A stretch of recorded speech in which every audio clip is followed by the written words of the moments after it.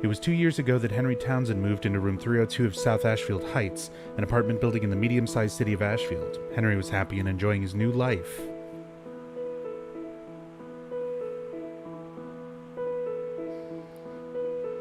But 5 days ago, something strange happened. He began to have a recurring dream each night. One other thing. He couldn't leave room 302.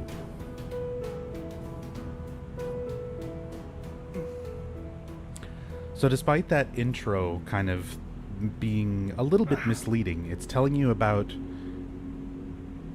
Henry Townsend, who can't leave his room.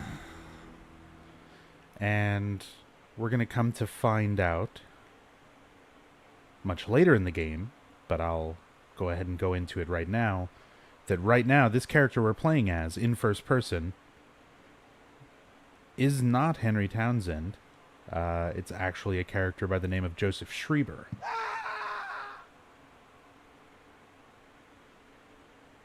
Frau Blucher. Oh well.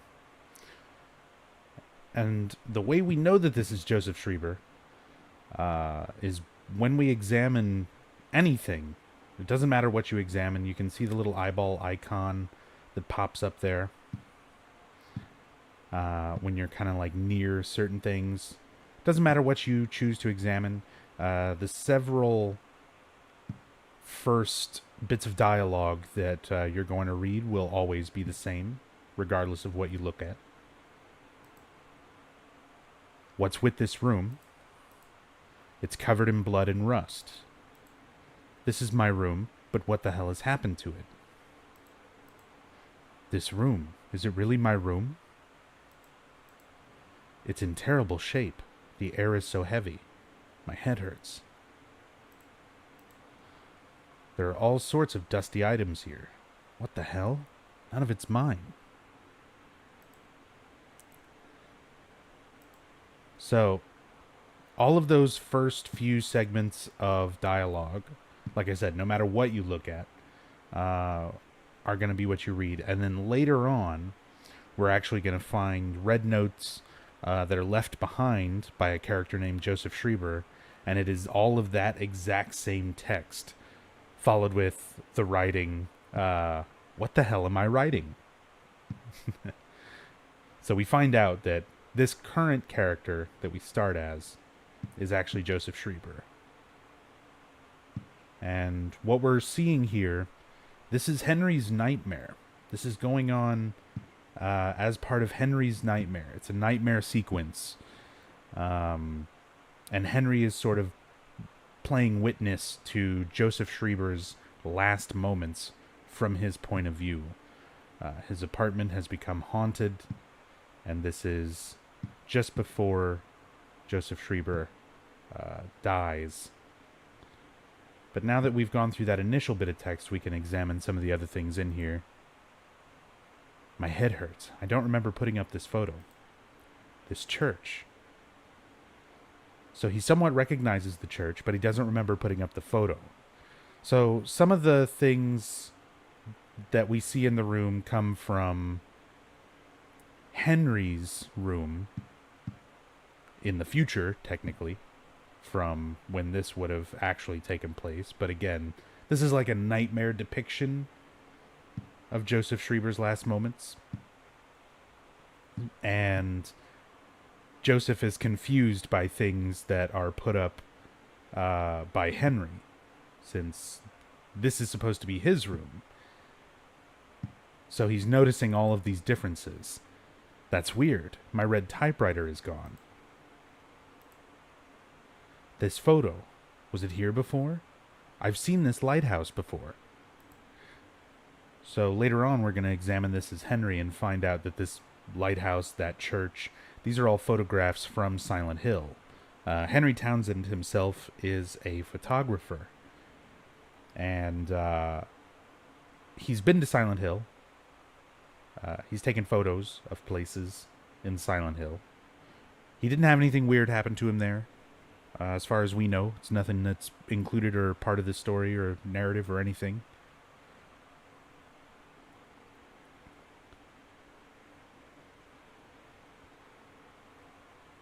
And Joseph is actually familiar with it. So he has also been to Silent Hill.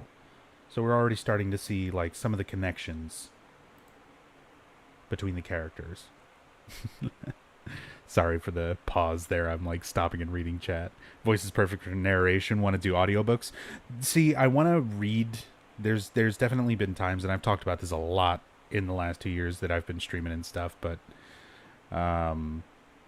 I wanted to like read books and things like that on stream, but as far as I know, it's against stream rules unless it's something that's like, you know, able to be read, public use, whatever. But I can't just read like whatever I want. Here, apparently. Take this. Risen with the 200 bits. Thank you so much for the bits. Much appreciated.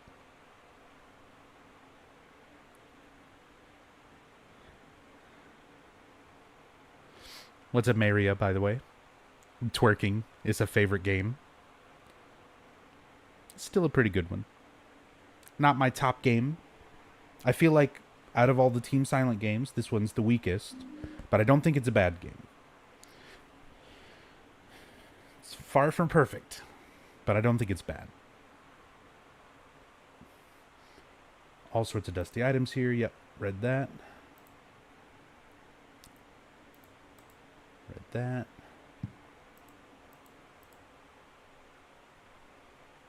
This is my bed. Okay. So the bed is his. The window, I can't get it open.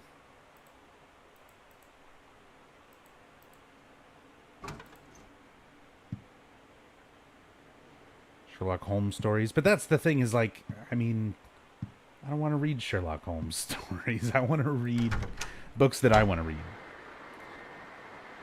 I want to read Ryu Murakami's Coin Locker Babies. I want to read Stephen King's 1408.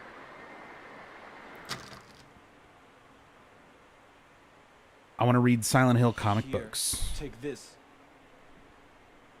And put like scans up. But that's definitely against the rules. Rodrigo with 200 bits. Thank you so much. Appreciate the support. It's going to be a long night, by the way. This is a pretty long game. So I'm already starting a little bit later than I had planned on, but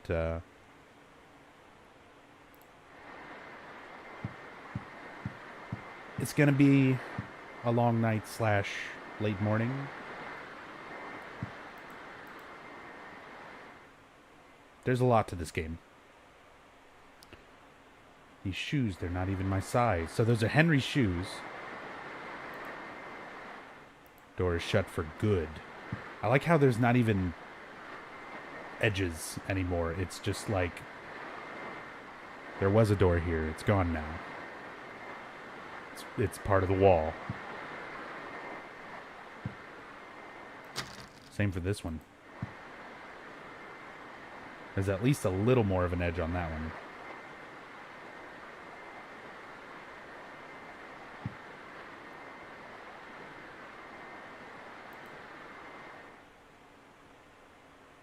Yeah, see, that's the thing, is it's like kind of a gray area, Ash.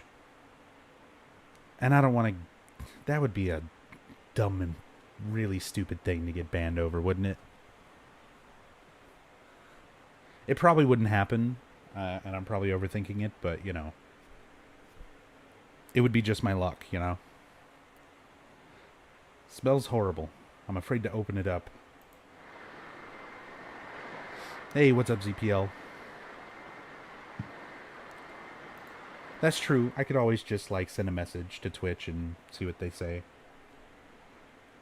The Half-Life Episode 3. Don't feel like washing my hands right now. Yoshio-kun, thank you for the host. I'm not interested in food at all. My head, it hurts.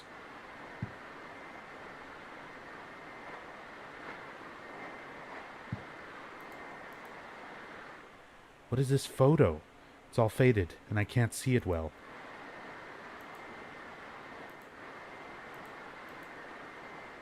I thought I moved this, but now it's back where it was.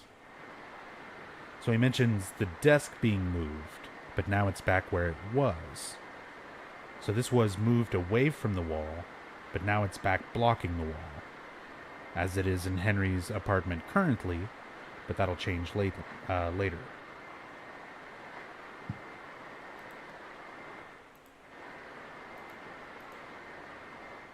You know, there's some DMCA troll out there just waiting for someone to read a sentence of their book without permission. I mean, there's somebody out there willing to clip a bit of your Tom Hewlett skit and re-upload it for less than 300 views on YouTube. So I wouldn't have called that, but there it is.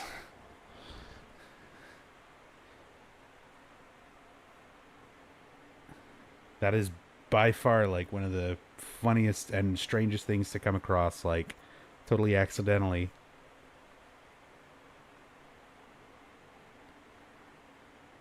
Creepy. Looks like a face. This is a good one. This gives a lot away. Who are all these people? 21 people. It can't be. Why are they here? So, the 21 people in this photo are supposed to be the 21 victims of Walter Sullivan, should he complete the 21 Sacraments ritual. And Joseph, who has been extensively researching Walter Sullivan, as well as the cult, and he sees this and immediately understands what this is. Who are all these people? But then he kind of realizes, 21 people, it can't be. Why are they here? So he kind of has that realization. There's a photo of Henry. Who is this guy? So it's definitely not Henry that we're playing as. We can tell that right now. It's just later on that we confirm that this is Joseph.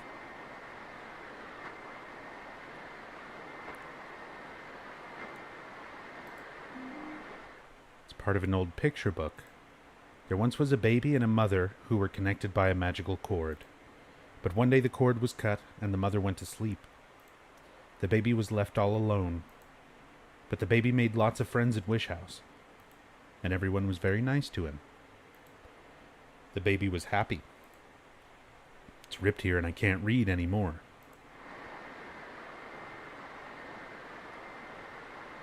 So we only know the first part of the story. This is a hint to the overall theme and the overall history of Walter himself. So there once was a baby and a mother who were connected by a magical cord. This is Walter connected to his mother before birth. But one day the cord was cut and the mother went to sleep. So this is where the story starts to detract from the truth that we'll find out eventually. But we'll get more into the details of that later on. The baby was left all alone, abandoned. But the baby made lots of friends at Wish House. So Wish House, we'll find later, is the orphanage that the cult, it's the same cult from Silent Hill 1, Silent Hill 3. Much the same way how there's kind of time in between each of the games. We don't necessarily know what order these games go in outside of Silent Hill 1 and Silent Hill 3.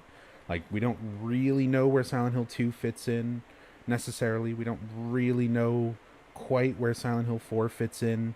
We can kind of tell which ones happened after which ones based on certain events.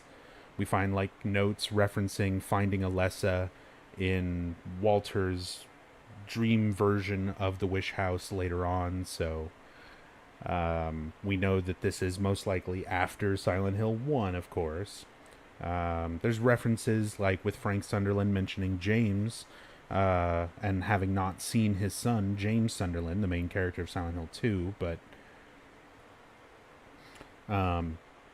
It suggests that this takes place after Silent Hill 2 pretty greatly, but it doesn't necessarily confirm it either, because we don't get a whole lot of detail into, like, what kind of relationship they had. Anyway, it winds up being kind of like a strange timeline, and it's tough to really put a lot of these games in order outside of 1 and 3. Hey all, and Nub, what's up, Warp? Curiosity gets the better of me. Did anyone notice something? Harvey Storm, how is it? Heard it on the news here in Europe. So I'm in North Austin, in Texas, which is pretty far from the coast. Like, it's central Texas. We got rain and wind. We were on the kind of like the very edge of the storm system of the overall hurricane. So it was bad enough. Like, the wiring and stuff in my apartments is not great. So typically when we get rain and like any kind of like more than a very light storm, my power will flicker on and off and stuff like that. And that was going on earlier. I was a little bit worried I might have to postpone the stream if stuff kept going out. But everything seems to have cleared up. You know, it's not like a dangerous situation. There's not flooding or anything. My garage is on ground level and water never even came up past like the garage door. So it's all good where I am. It got pretty bad close to the coast, but most of the people were able to be evacuated from those areas.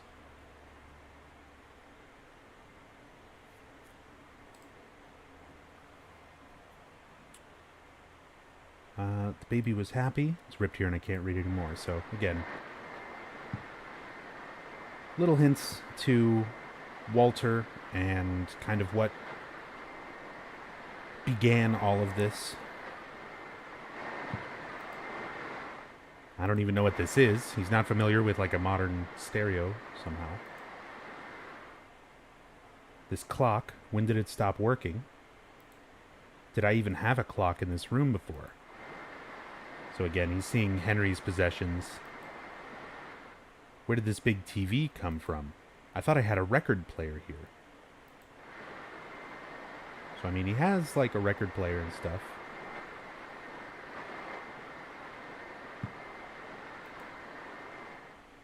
What's this? That's all he's got to say for that. And by the way, for those noticing, wondering, I'm playing the PC version. So I'm running this at higher resolution, even though the base textures of the game, especially in the room, a lot of these textures... Damn it. Where the hell am I? Oh, man. That's not going to get old. EJ20T, thank you for the 6 months in a row. Much appreciated. Thank you for the continued support. I was told there would be punch and pie. It's a punch in the face and a mathematical symbol. So, yes. You're welcome to it.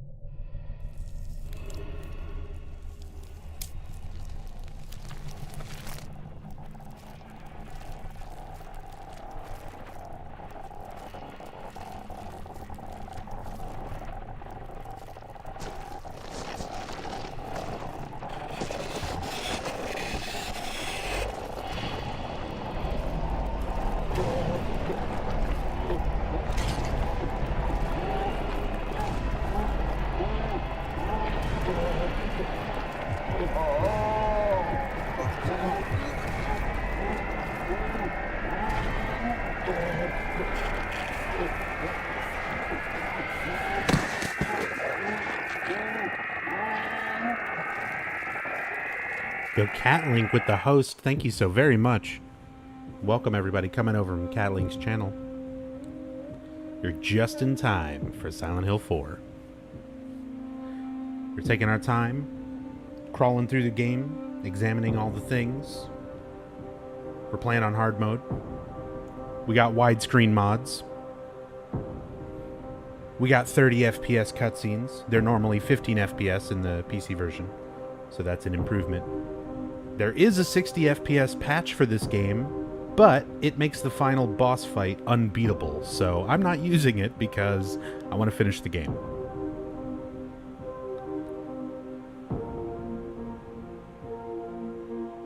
And for those of you who are willing to stick through this entire game, or for those of you who just show up at the very end, there will be something special to show at the end. Something very rare and unique indeed.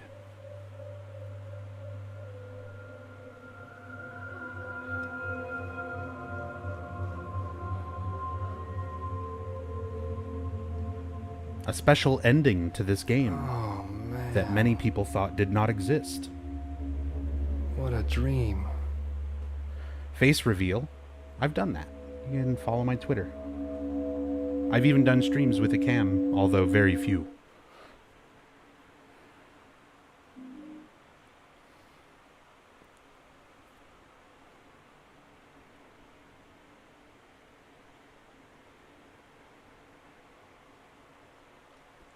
Yeah, there's an emote. Nub what? There's the face. So now we are Henry. We've woken up from the nightmare, and he's having a strange couple of days in this apartment. He's been trapped in here, in fact.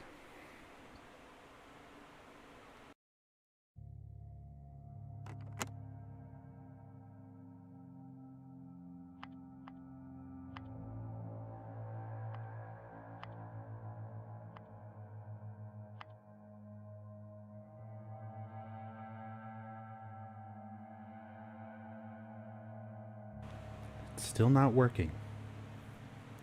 Using the Nemesis patch, I am.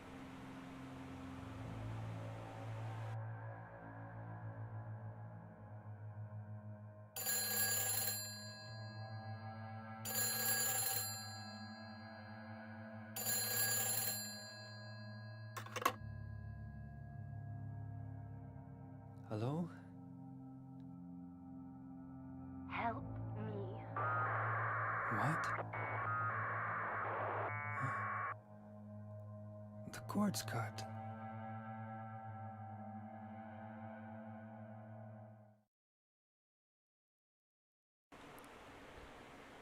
So a mysterious voice calling out, "Help me," despite the fact that the cord for the phone is cut. Call cops.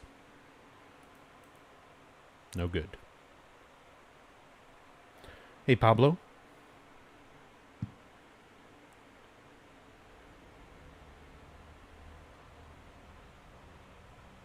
So this is downtown, South Ashfield. Nice view from our apartment.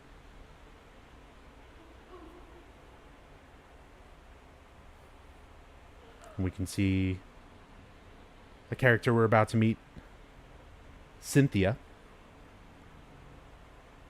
descending the stairs into the subway.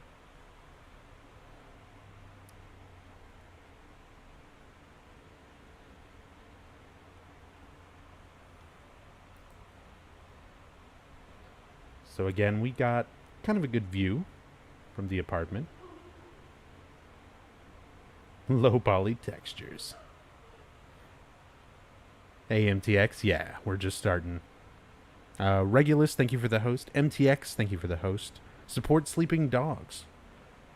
Thank you for the host. A lot of support. A lot of support tonight. Thank you guys so much.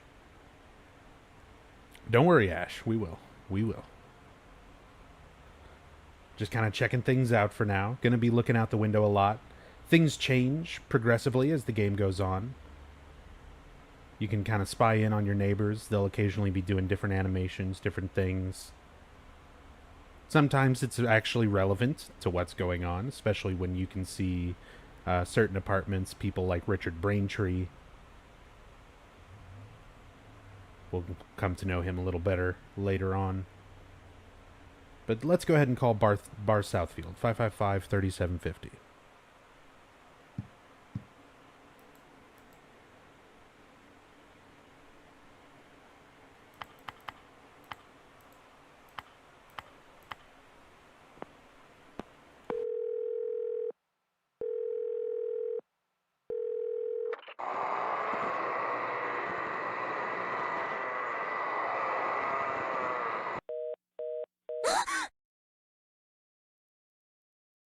That noise just now, what was that?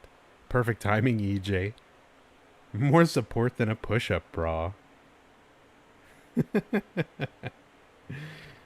Thank you for all that support. It lifts and separates. Thank you so much for the 10. Who gasped like that? Our neighbor Eileen. So, of course, I don't know if everyone caught when I was talking about this during some of my last streams, but I've got all of my alerts customized to each game that I'm playing. So, like, when I was doing the story playthrough of Silent Hill 1, it's all Silent Hill 1 sound effects. For Silent Hill 2, it was all Silent Hill 2. For 3, it was all 3. And for this game, it's all sound effects and voice clips from this game.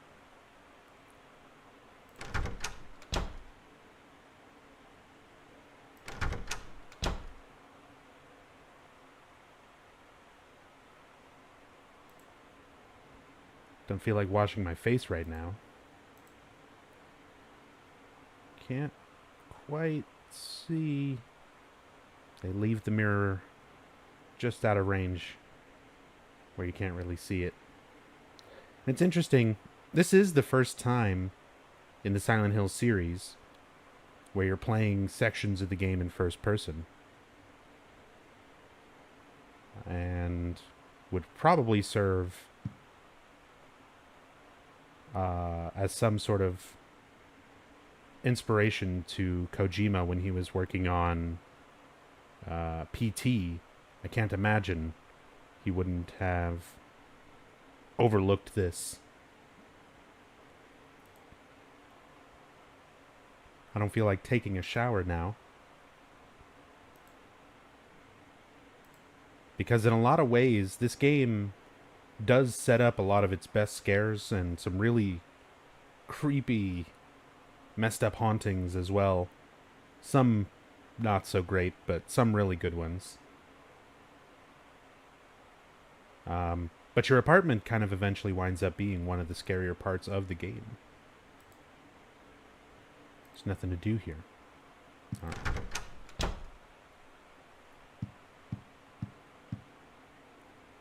That's a lot of work, man. Cheers. Thank you. Glad you guys enjoy it. Glad you appreciate it. 5 days ago, that's when I first had the nightmare. I haven't been able to get out of my room since then. The phone doesn't work. The TV doesn't work. Can't even get anybody to hear me when I yell. My whole world has suddenly turned insane. My door's chained up. The windows are sealed shut. And on top of that, someone's chained the door from the inside. How am I going to get out of here? Don't go out. Walter. What the hell? What's going on here?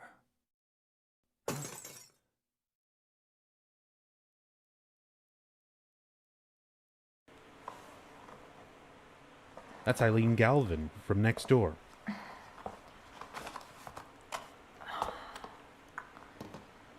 Oh man. Hope my luck changes before the party.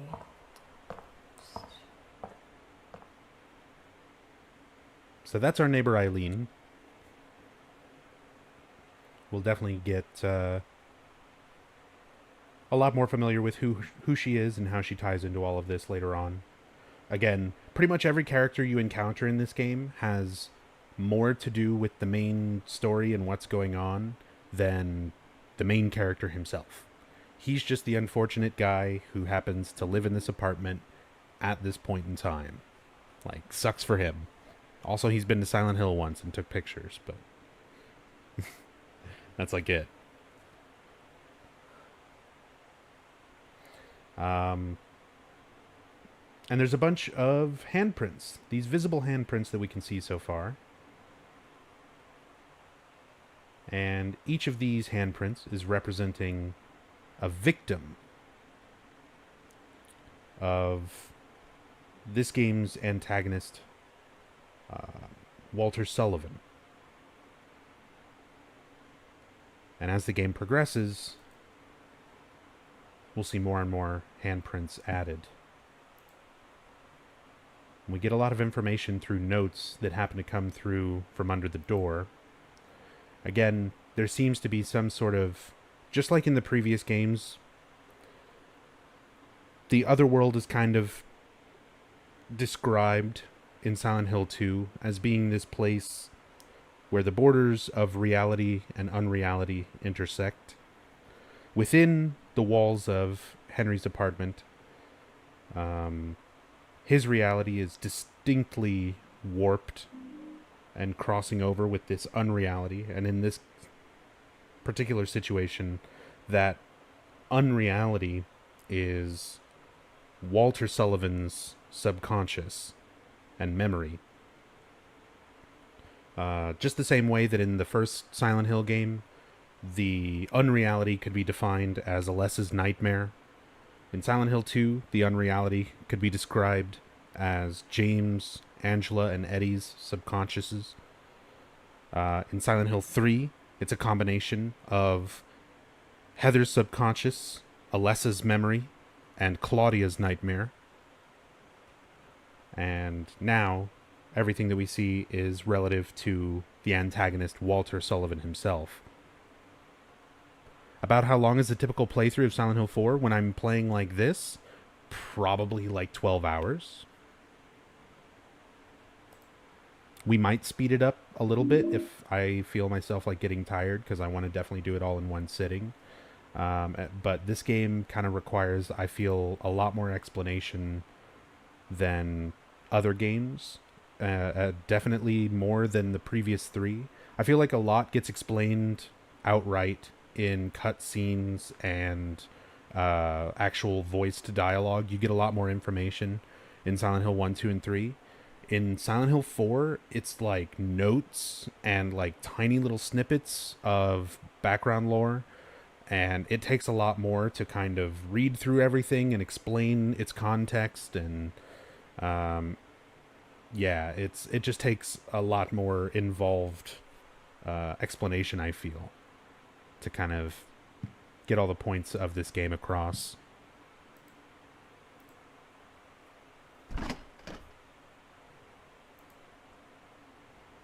There's chocolate milk here. Hell yeah, I'm going to take the chocolate milk. Chocolate flavored milk, very sweet. It was in the refrigerator at home. A speed run is a lot quicker. Yeah, if I'm speed running this game, I can run through this game and skip everything and like skip cutscenes and just play the game as fast as possible and finish it in about an hour. But that's not the point of tonight. We're getting the wine bottle, which is our first weapon, actually.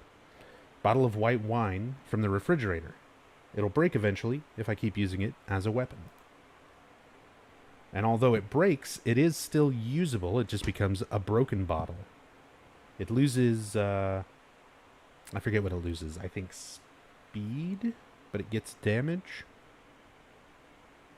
for being sharp. Don't really feel like cooking now. I don't know how you don't feel like cooking, because your refrigerator's empty and you've been trapped in your apartment for 5 days. Don't feel like washing my hands.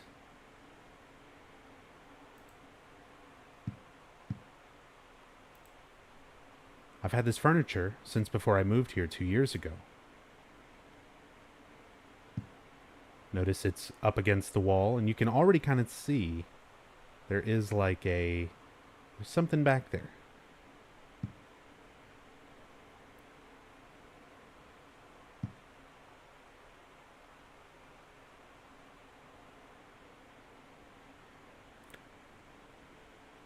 Yeah, Sir Crabmeat. These games definitely deserve this more attention. Like, especially the first 4 Silent Hill games. Those are some of the best survival horror games like made. And there's an insane amount of detail when it comes to these games that often gets overlooked.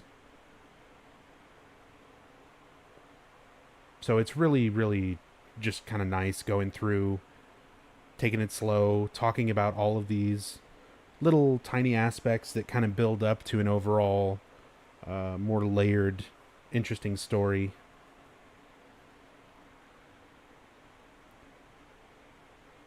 I got this photo from Frank Sunderland. This is the first time that we see that name since Silent Hill 2. Our protagonist, James Sunderland's father, is the super here at South Ashfield Heights. So South Ashfield Heights is the name of the apartment complex, or the apartment building here.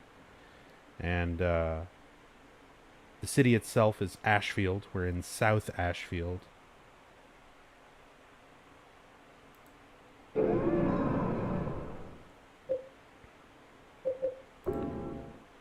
Which, you might be wondering, why are we in South Ashfield? This game is called Silent Hill, not South Ashfield 4.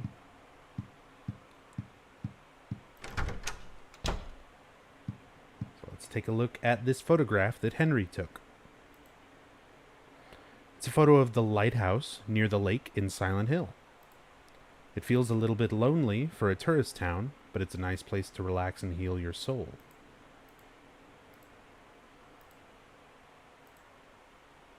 It's just a quick shot I took in downtown Silent Hill. It's a nice tourist town, about a half-day's drive from here. So, Silent Hill is about a half-day's drive, whatever that means. That can mean a lot of things. It depends on the distance and the speed that you're driving and all of that, but a half day, let's assume 12 hours worth of driving at an average, I don't know, 50, 60 miles per hour. It's not particularly close. It's pretty far. Especially when you consider that Silent Hill is in Maine. So you have to wonder... Ouch. Damn it. Where the hell am I? Probes, thank you for the 6 months in a row. Appreciate the continued support.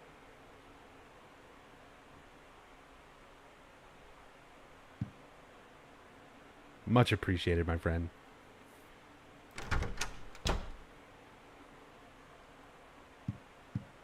But yeah, Silent Hill, it's not particularly close to South Ashfield. If you're in Maine and you drive 12 hours north, half a day, you're in Canada.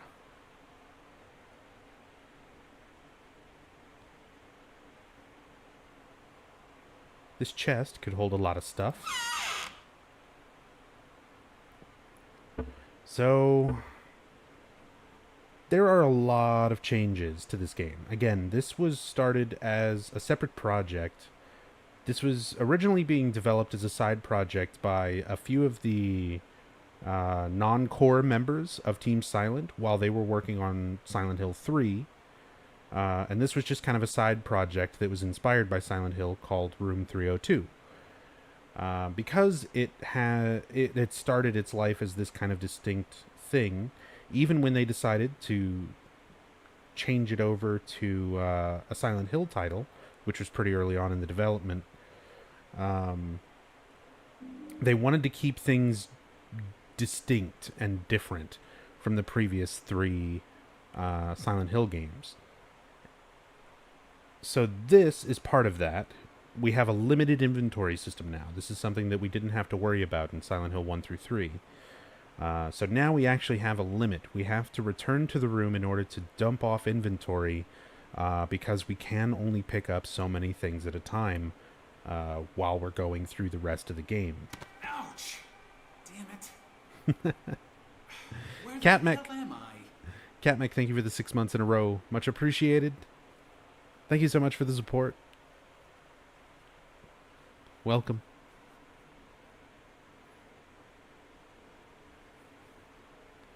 But yeah, there's inventory management. The best. And there's a couple other key things that are missing. We're not going to get a radio, and we're not going to get a flashlight. What was that?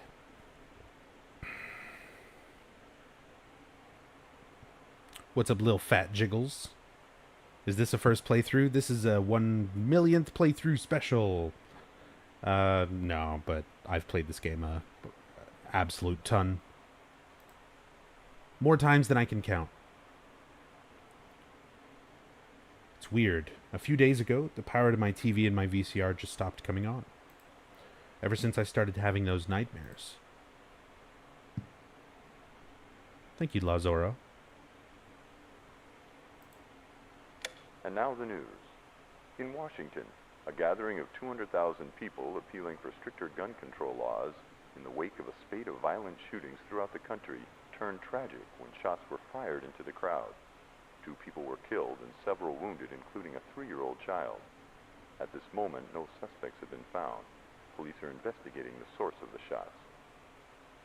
Oh my god.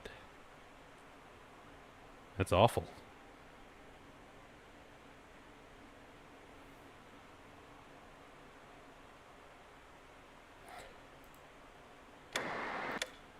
Well, and that's like unrelated. There's a lot of random things you can mess around with in the room. Some of them actually are relevant to the story and kind of what's going on. And then there's just random like radio broadcasts, things like that.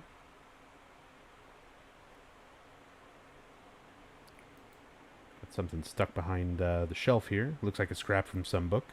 Man, this thing looks like it was written ages ago.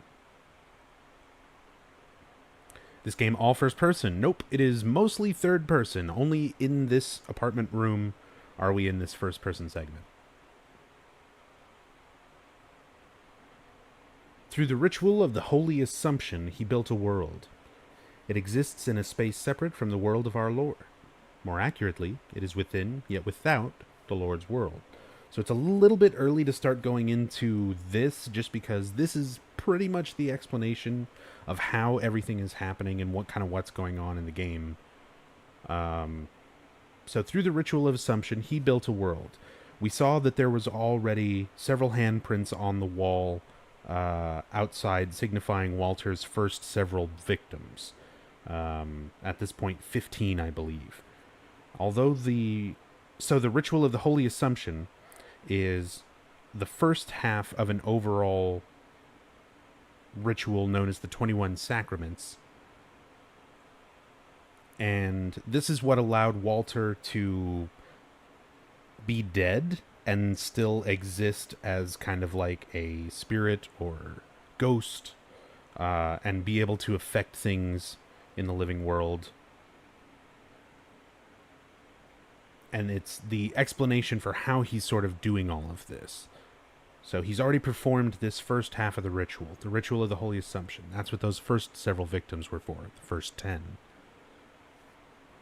It exists in a space separate from the world of our Lord. More accurately, it is within yet without the Lord's world. So it is part of reality. It's made from Walter's memories of reality, but it is completely in control by him. So it's twisted and distorted versions of Walter's memories and of reality. Unlike the world of our Lord, normal reality, it is a world in extreme flux. Unexpected doors or walls, moving floors, odd creatures. A world only he can control. Anyone swallowed up by that world will live there for eternity, undying. They will haunt that realm as a spirit. How can our Lord forgive such an abomination? So, again, this world is in complete control. When we enter these worlds, which we do by going through holes that appear in the apartment, and when we're in those worlds, Henry is not physically going into it.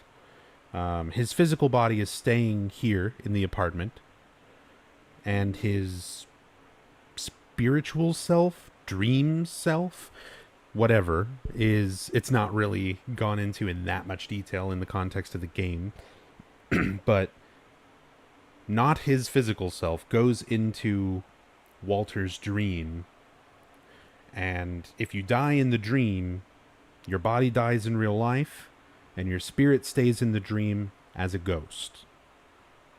And we're going to encounter several ghosts. They're a recurring enemy. They're all victims of Walter, and they cannot die.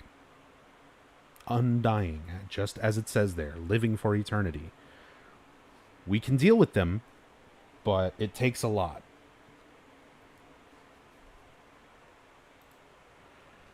This part of the book is too damaged to read. So then a little more info here. Brockwurst, thank you for the host. Gutless Fatso, who is the Lord? They're basically using that as like the Christian term, Lord. As in, this is somebody writing about this from an outside religious perspective, not part of the cult itself. Somebody who has information about the cult, but is not a part of it. It is important to travel lightly in that world. He who carries too heavy a burden will regret it. Again, this is some actual just advice for the gameplay, in the sense that you have a limited inventory. You have to be wary of how many things you're carrying.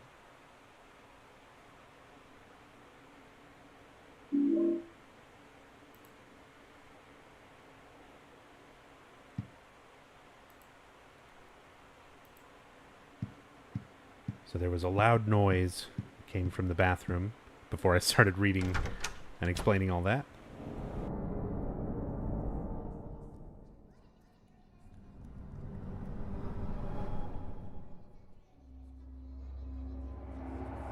What the hell?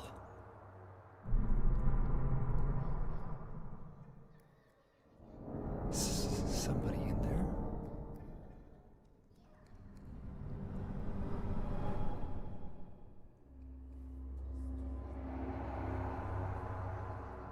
I wonder if I can get out this way.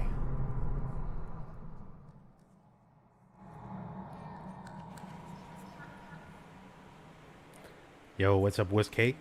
That's a giant peephole. It sure is. Because we gotta... It takes a big hole to peep into Walter's brain. Giggity?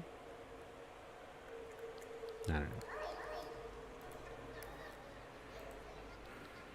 The sewage pipe's broken too. Pull on the part hanging down. Got a steel pipe. 3-foot long sewer pipe. Not very useful, but fairly easy to use. And, at this point, Henry's been trapped in here for 5 days. His fridge has got nothing in it but a bottle of wine and chocolate milk, which is now on me. This is his only way, potential way, out of the room. So of course he's going to try it.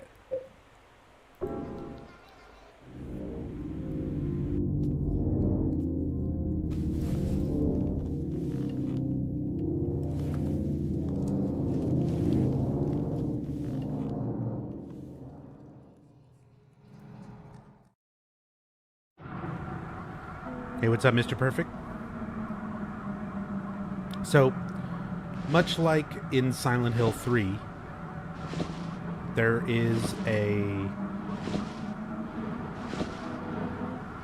there's an overall theme that kind of carries through the game. And in each of the games, there is kind of an overall theme. And the idea behind birth, pregnancy, impregnation has been a common theme throughout many of the Silent Hill games. It's there in Silent Hill 1, 2, and 3, and it's in this one as well. Again, a lot of Walter's psychosis stems from being attached to his mother through this umbilical cord from before he was born, being abandoned immediately after birth, And when we see this transition from Henry's apartment through the hole into Walter's dream, it is intended to appear as though we are being born into Walter's dream. And we even see Henry start off now in Walter's dream of the subway.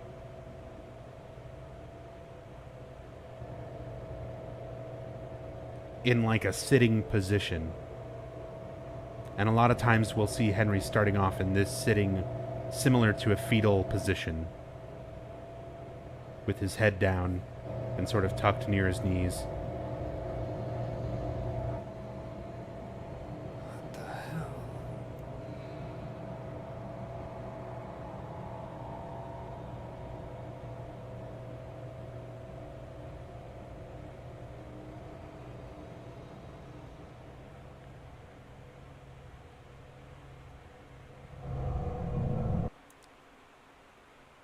Oh man, that kills the audio. So I can't alt tab out of this. Sorry, I'm catching up on chat. Saw a couple questions. Sleeping Dogs, may I know when you started your Twitch streaming career? I started streaming regularly January of 2015. So that was when I very first started streaming, like, kind of like all the time. Almost initially I was streaming about 4 or 5 days a week, usually for like 2 or 3 hours for the first couple months, where I was just learning to speed run Silent Hill 2. That was the first thing that I got started with, and kind of where my channel really started building. Before that, I've had my channels, or like this account and everything, since I want to say 2011 or 2012, and I think the entire time from then up until 2015, I probably streamed maybe like 8 times total, and I had a total of maybe 10 followers when I first started streaming in January 2015, like on the regular. Yeah, it took around 2 years. I've only been partnered now for, 5 going on 6 months, technically, since March.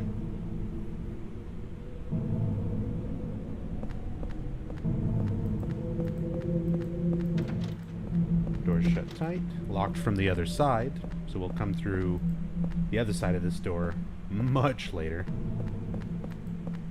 But it's a little bit of foreshadowing there.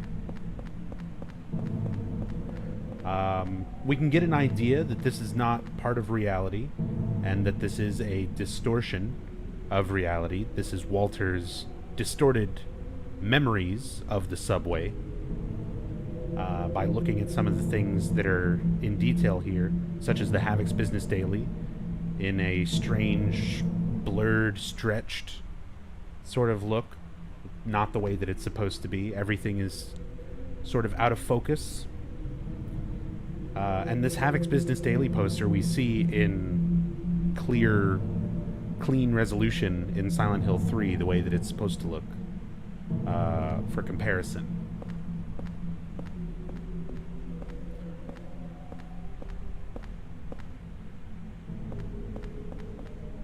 Do any of the Silent Hill PC versions have a no-clip mode? There used to be a program. I don't know if you can still track it down online. I might still have it on an old hard drive somewhere, called Silent Hill Fly, SH Fly. I think it worked for Silent Hill 2 and 3. I'm not sure if there was something for 4, but there's definitely ways to mess around with clipping out of bounds with programs and messing around with cam hacks and things like that.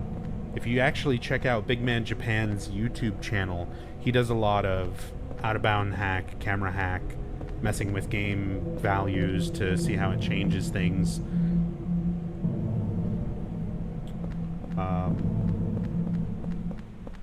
Yeah. Overall, Big Man Japan, very knowledgeable guy when it comes to like the technological side of like the build of each of the games and kind of the differences between each of the particular versions from like a technical standpoint. He knows how to really get in there and mess with a lot of the code and stuff. Sometimes to really funny results. What's with this? This looks like the South Ashfield subway station. But I don't think this should be here. No sexy outfit for Cynthia? No. I'm just doing a regular New Game playthrough. No New Game Plus. So no New Game Plus costumes or content. I haven't even unlocked them, to be honest, since I've last installed this game. That'll be a project for when I come back from San Japan. We'll play a lot of Silent Hill 4 and unlock everything. Just gotta get all the endings and do a couple other things. It's not too bad. Just requires multiple playthroughs, which I speedrun. It doesn't take that long. Anyway, so we've got Cynthia here in Walter's dream as well. Who are you? What's your name?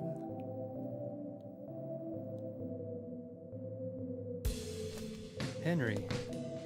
And you? This is my dream, and you don't even know my name. It's Cynthia.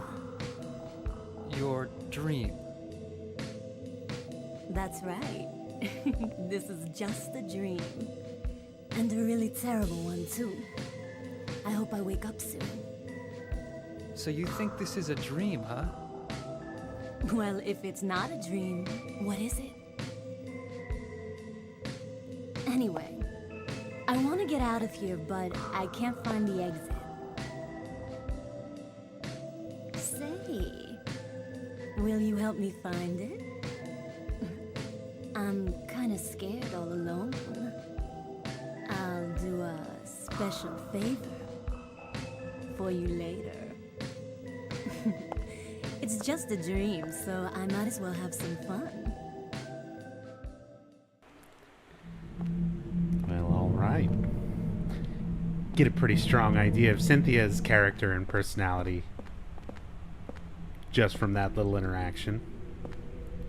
She thinks she's in a dream, and she's not very wrong. She's just not in her dream. We're in Walter's head.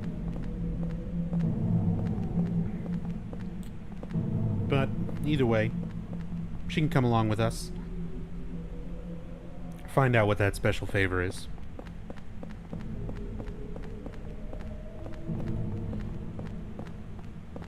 And Cynthia really is best girl. I'm sorry, you can't disagree because of one simple fact. Cynthia follows you no matter where you go. If you run super far away from her and go to the next area, she teleports right to you. You run way ahead and go through a door, she's there with you. She's always by your side. Reliable Cynthia. Not like a certain other girl that we're going to have to deal with for the entire second half of this game. We'll get there. Let's just enjoy this.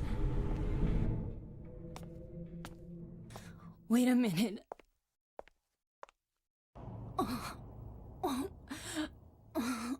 I think I'm gonna puke.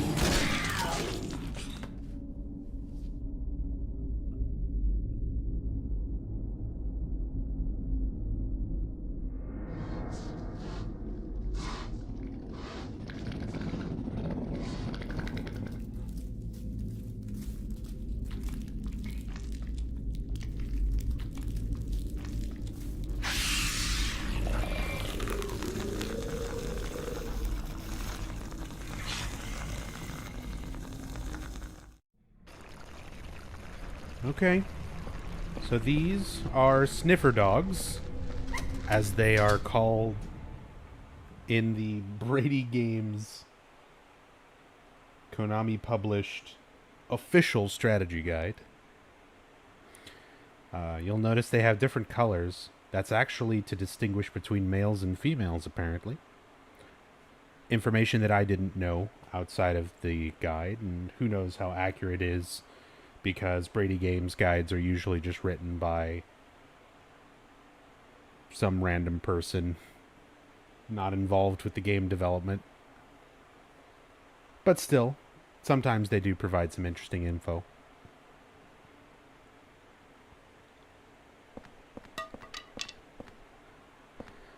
And that is like the weakest attempt at like a weird, creepy background noise, is that sound of like a piece of wood dropping. I always like think of that in comparison to like Silent Hill 1's random sounds of glass smashing, or Silent Hill 2's sudden crash and scream. It's like suddenly dropped a ruler. Super scary. Where could this crazy hole lead to? So we've got another hole. Cynthia's missing. She's not in this bathroom at all. Before we go back, there was one stall that's closed, but I don't think anyone's in there. At least Henry doesn't. He doesn't try to knock or look under it or make sure, but he doesn't think anyone's in there, and he's obviously pretty smart, so I'll trust him. And this hole, which leads back to the apartment, the waking world, if we were playing Bloodborne, has some recognizable symbols around the edge of it as well. Some references to the Halo of the Sun, and we learned the meaning behind that in Silent Hill 3 has to do with reincarnation.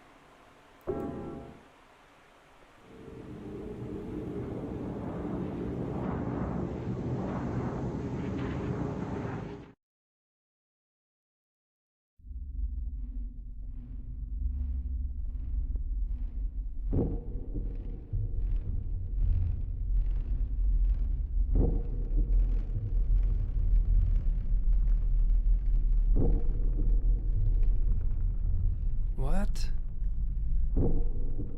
Another dream. But it seems so real. Or could it be? Was I really inside that woman's dream? Oh, that's just stupid. What am I thinking?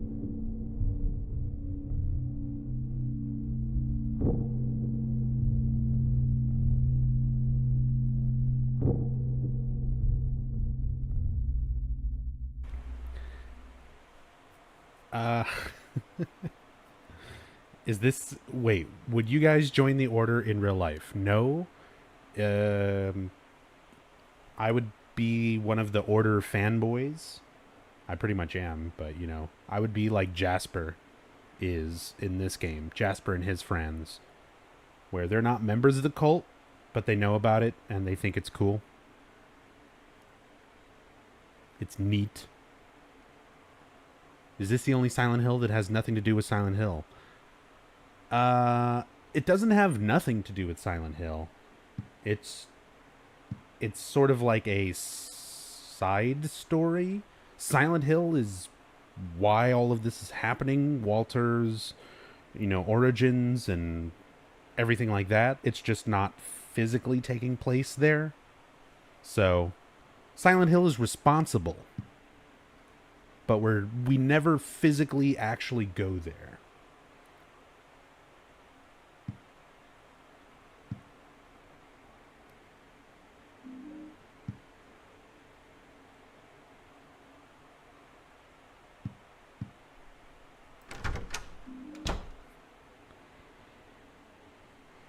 Book of Memory has nothing to do with Silent Hill whatsoever. I mean, we'll get into the Western games in the next several days. We'll be starting that.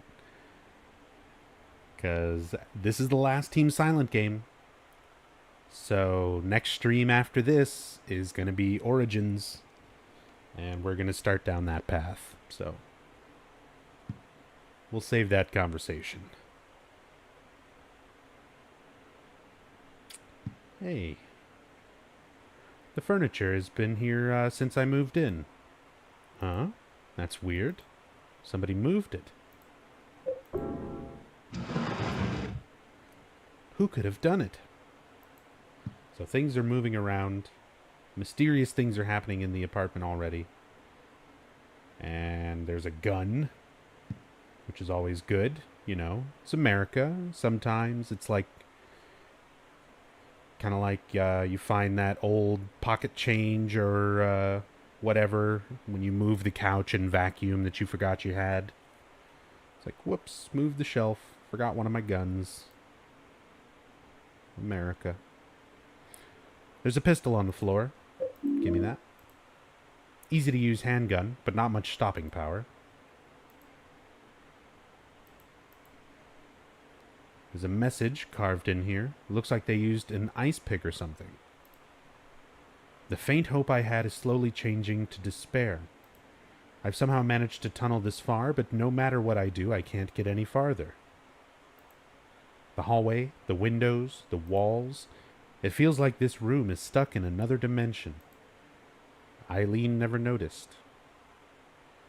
So this is a note left behind by Joseph. Joseph, who apparently used an ice pick to carve this message as well as dig this hole through the wall.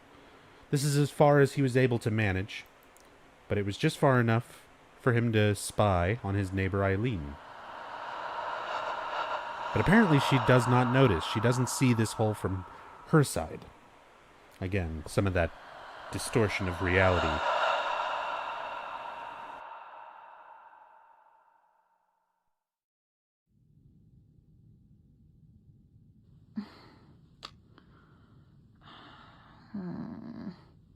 Where did I put that damn broom? Oh, there it is.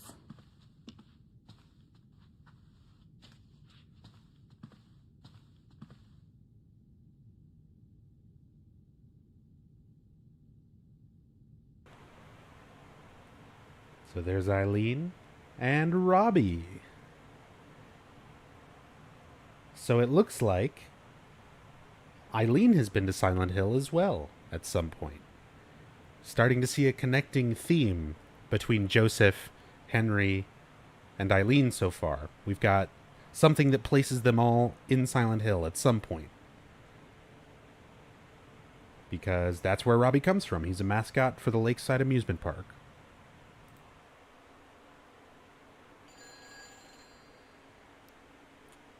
Phone's ringing. Just a minute.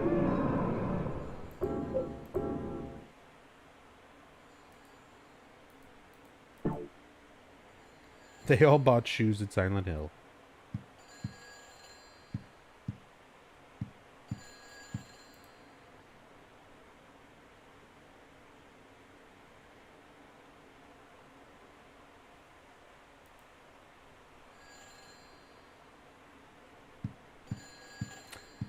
Very true, Yoshio. Robbie is kind of cheaply inserted into the game as fan service, but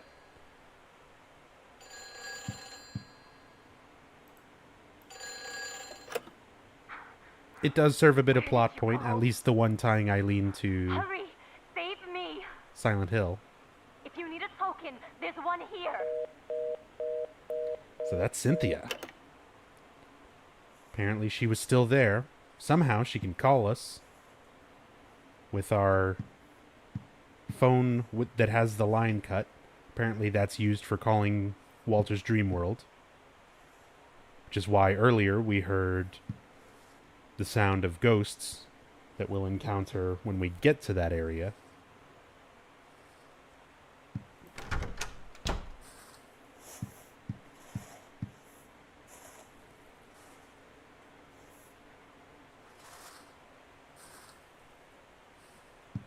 That sound.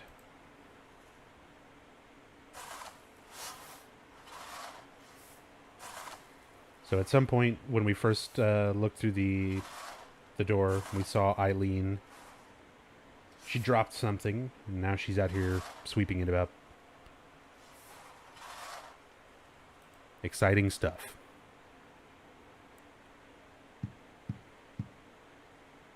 Let's try the radio again. Are you yearning for that special place to spend quality time with your loved one? Do you need to relax and get away from it all? Come to Silent Hill for the ultimate peaceful getaway. Has Andrew's head floated by the window yet? We just started the game. The apartment's not even going to start getting haunted for like 6 more hours.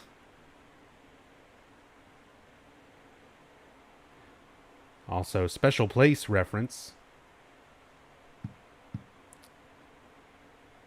Silent Hill, that tourism town. What a special place.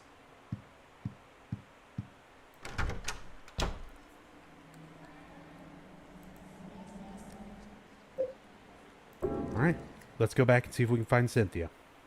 It's bizarre and really worth a read. Oh wow, all the way back here. That's fine. The benefits of being a speedrunner.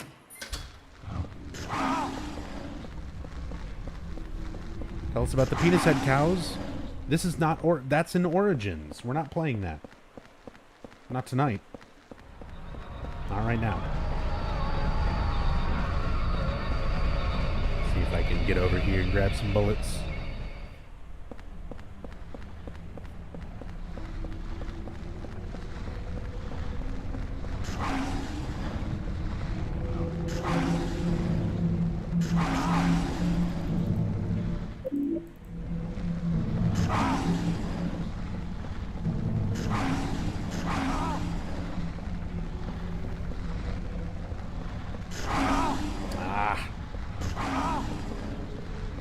Once again, taking way more damage than I wanted to, but I'm trying not to waste ammo. And as long as you can make it back to the room for the first half of the game, you heal while you're in your apartment. So during this early part of the game, it's far more worthwhile to conserve supplies. Don't use healing items. And just try to make it periodically back to the room to heal. In fact, if there's some things over here.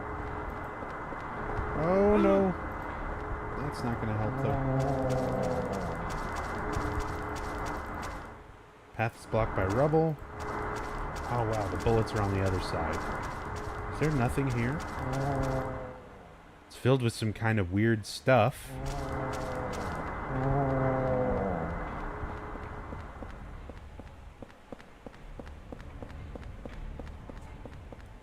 Hey, Forestero.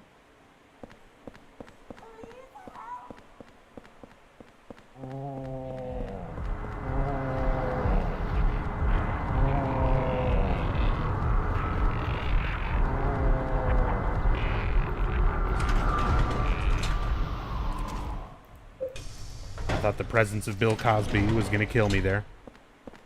I'm probably still going to die to the ghosts here. Just by being near them. Oh wow, all three. Right here.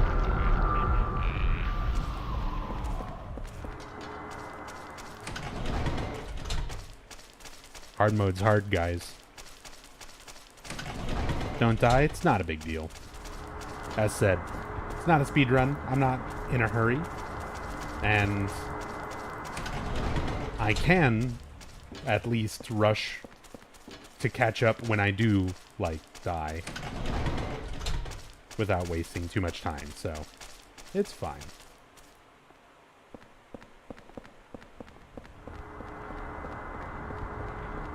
Let's go up here.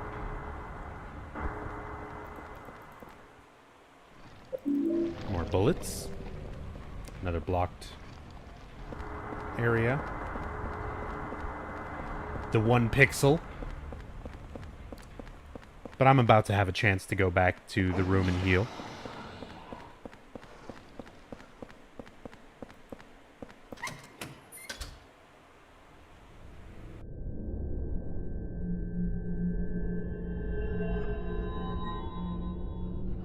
Cynthia.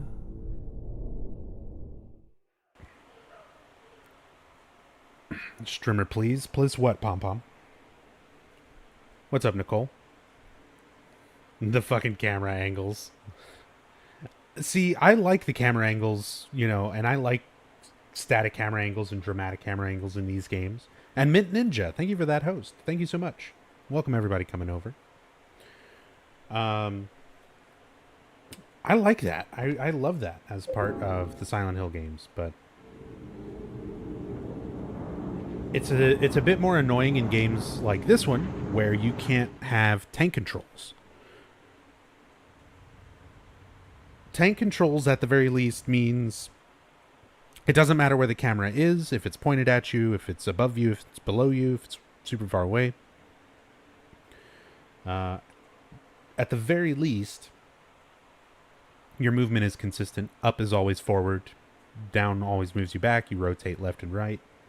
And I feel like the removal of tank controls kind of didn't help this game as far as feeling kind of fluid in the way that you move through it, but maybe that's just me. I've always preferred the tank controls. A lot of people don't have a problem with directional controls, so it kind of comes down to personal preference. And hey, Maxie, how's it going?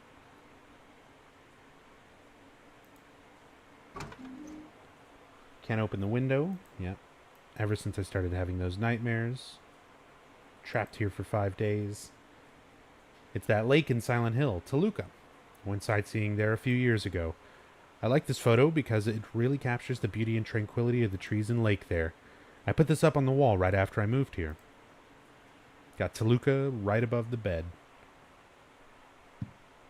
What a nice place, that Silent Hill resort town.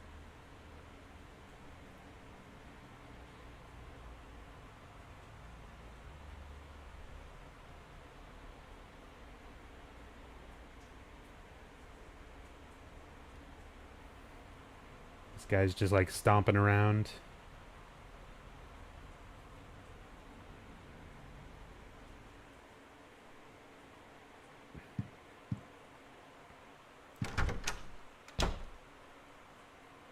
Alright. Let's see if anything is going on.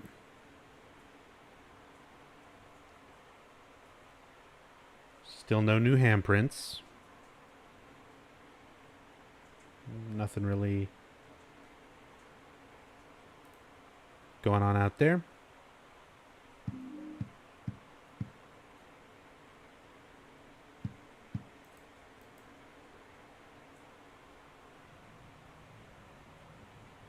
Still no Eileen. Robbie's hanging out.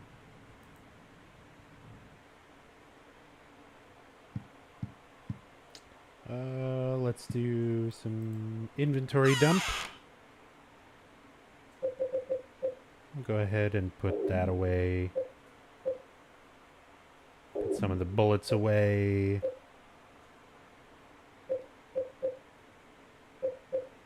The rest of that's fine for now.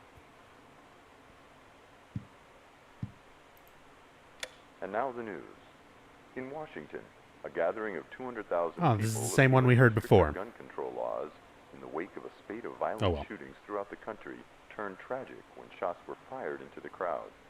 2 people were killed and several wounded, including a 3-year-old child. At this moment, no suspects have been found. Police are investigating the source of the shots.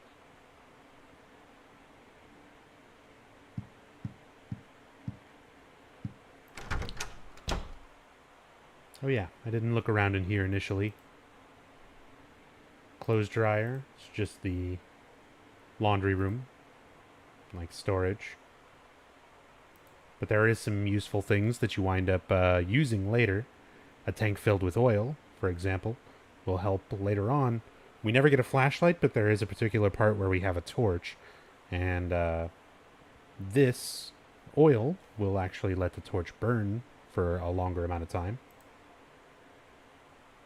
Tools and things on the ground. Cool. Just for the sake of being thorough, Sometimes stuff shows up behind the shelves and notes slip up under the door. No. This one.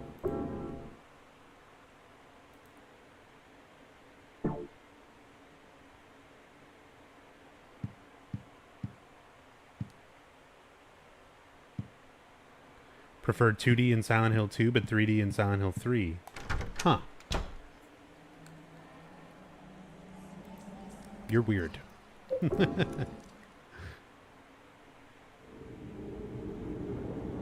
Henry washes his clothes with oil. You don't? Hi there, Silent Hill 4 is my favorite. What's up, Samuel? 2 is my favorite. But I still like the story of this one a lot.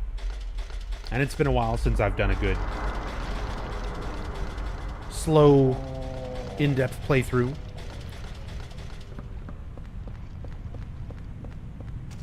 Let's go ahead and use this.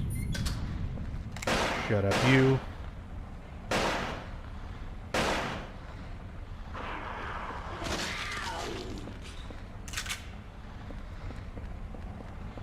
Two makes you cry. It's supposed to. I found the exit.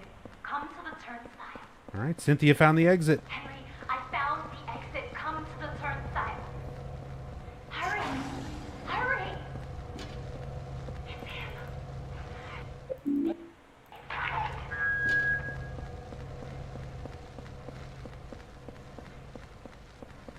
I'm going to try going back to the room here.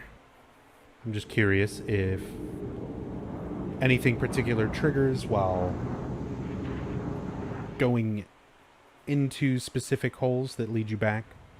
Not to mention it creates a more recent continue point whenever you go back to your room. That's where you'll continue off from. Hey! And it was totally worth it already, because we came back and got the Robbie Head hot air balloon Easter egg.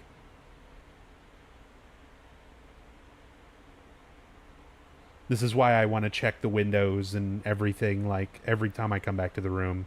It's so easy to miss some of the things that can happen in all the things that you can, like, look at. There's lots of little animations that Eileen does. Lots of voice clips on the radio. Things that happen outside the front door that you can see through the peephole.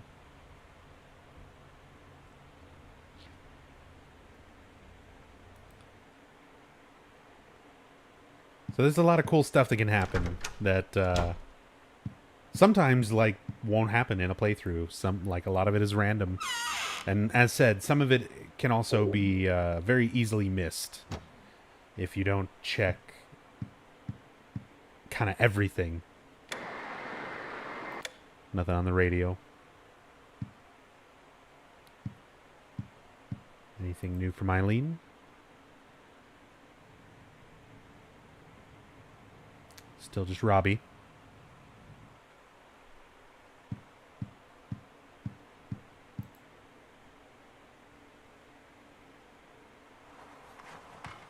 Oh.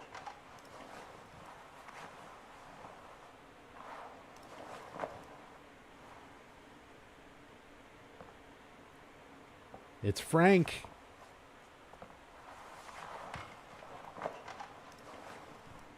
Frankie Sons. Frank Sunderland. James Sunderland's father. The superintendent of the apartment building. Seems to be helping out cleaning up whatever Eileen dropped. Cleans everything except the handprints. Nobody sees those handprints except for Henry. Henry can see them since he is in a more, as said, distorted reality, being inside room 302. But the people out there, they don't see those.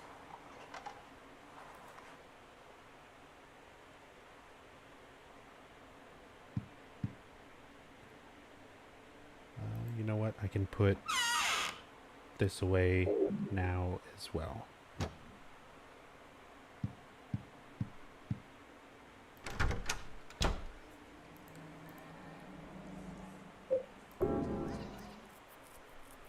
Hey, Turtle. How's Storm treating me? At the very least, it's made the temperature go down, so it's not so hot. But it also knocked my power out several times. And I wasn't sure if I was actually going to be able to stream if I kept getting power outages.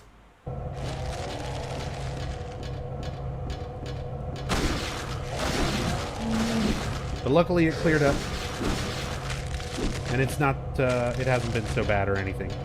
Not where I'm at. I'm up in North Austin, so I'm like nowhere near the destructive area of the hurricane.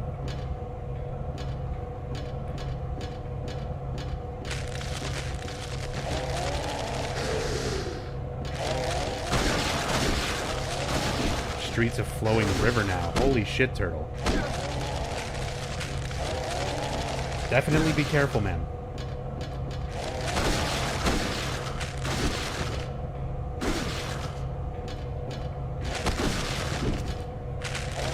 I'm killing all of these.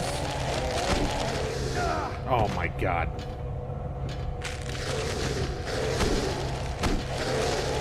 There we go. Don't hit me. Crap. I hate these guys. They ruin speedruns. And they're slapping the shit out of me right now, too. Oh my god. Alright. Gun time. Iframes.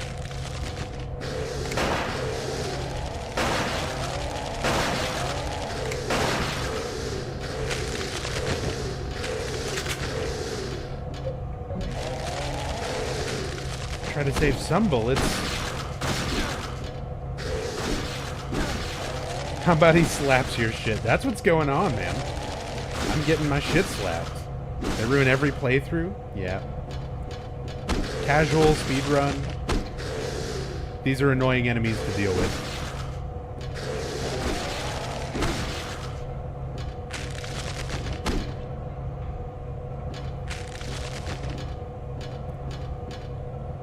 How's the garage when winter comes? Does the cold? It gets cold, but I mean, I like it to be cold, so I mean, it's perfect for me. I actually enjoy the cold.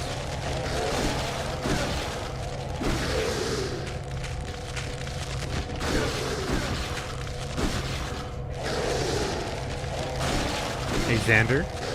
Yard's a creek from all the rain. Trees have lost some branches, but that's the worst of it.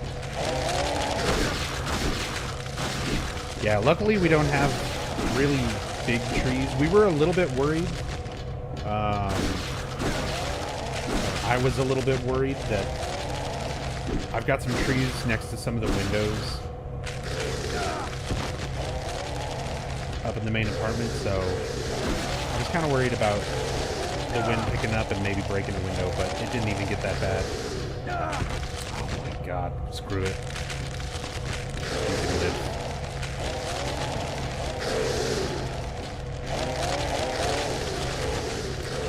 Taking too much damage now. I just want to try to make it up so I can get back to the room and heal.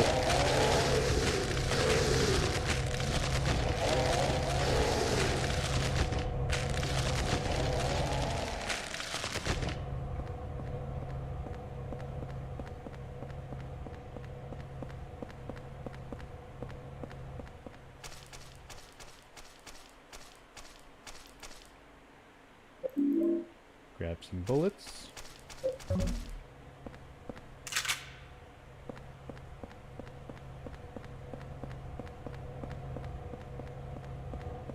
If it gets cold here, I mean, it gets cold here occasionally in the winter. We just have a very short winter season, but it does get cold. Not actual cold, not what people who live anywhere further north call cold, but it's the best we get, damn it. Women's makeup items are scattered on the ground. These must be Cynthia's. And judging by the blood spattered on that window and outside here, I'm not sure Cynthia's going to be needing them for very much longer. The King Street line exit. King Street, reference to Stephen King, horror author. Again, lots of inspiration from his works influences the Silent Hill series. And we were mentioning the themes of murder earlier. Each of the Walter's victims having a different role that they essentially fill for the overall ritual, the 21 Sacraments. And for the victims that we encounter ourselves throughout the game, we find these plates that explain their role, such as we're about to find Cynthia as a victim of Walter, and she represents temptation, which we get here. Placard from Subway World shows a woman and says temptation. Notice that the description of this area that we're in is not Ashfield subway system. It is Subway World. This is not, a physical place where we're actually running around. This is a world created in Walter's mind that he can essentially control and bring people into. And for his victims, if they die here in this sort of world, this dream of his, they stay here as those ghosts we've been encountering.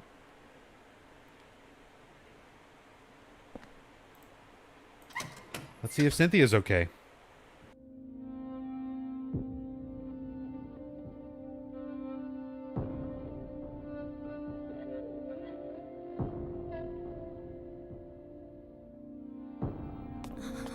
Are you okay? It's just a dream, right? I think I drank too much last night. I never got to do that special favor for you. I feel like I'm dying. Okay. It's just a dream.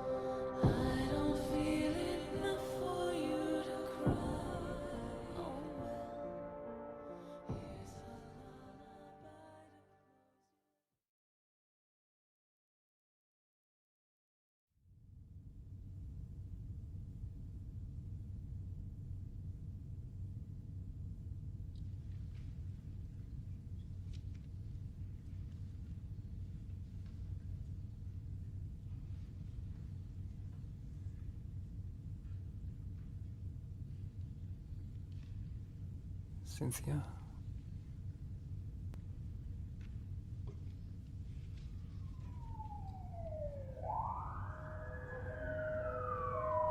Man, what's that noise out there? It's called a siren, genius. Usually belongs to emergency vehicles. Henry's a little slow. There's a lot of things that should make sense to him that don't make sense to him. And I wonder if that was meant to be part of his personality, if it's supposed to be something to do with his mental state going back and forth between reality and Walter's worlds. That's like messing with how he kind of acts and perceives things, or if he's just really, really stoned and, like, doesn't know what's going on, man. Do you have any rolling papers? Henry, personality, and I get the idea of wanting to have like an everyman. I get that. But there's better ways to do that and still have the character have a lot of personality.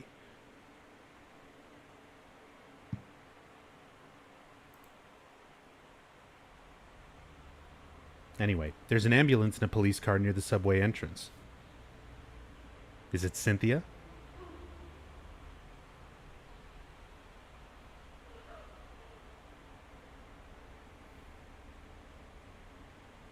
It's kind of interesting sometimes when you sit and watch a lot of the random traffic and things that happen out the window. Occasionally things will kind of glitch. I've seen models and stuff clipping through each other and walking through other objects. I've seen cars clip through each other and stuff.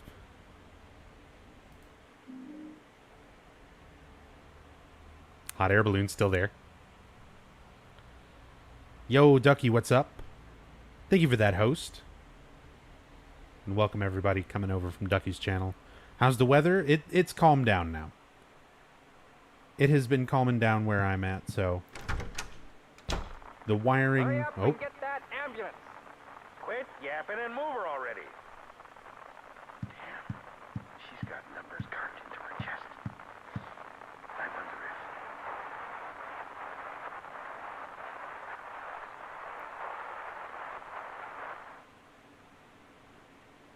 if. Okay, so going back to that, Cynthia had numbers carved into her chest. 16121.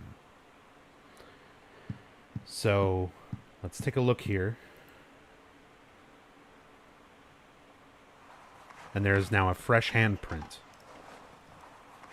A representation that Walter has taken another victim, Cynthia.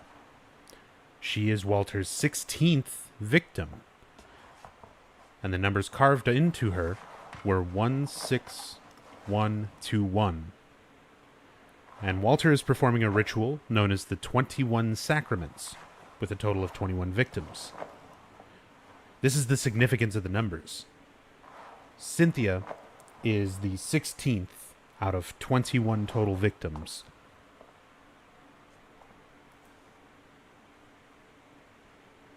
And this is how we can tell how far along Walter is progressing through this ritual. And essentially how much time we have left to figure out what's going on and how to stop him. So let's put some stuff away. That's fine. We still got Frank out there sweeping up. Anything going on in Eileen's?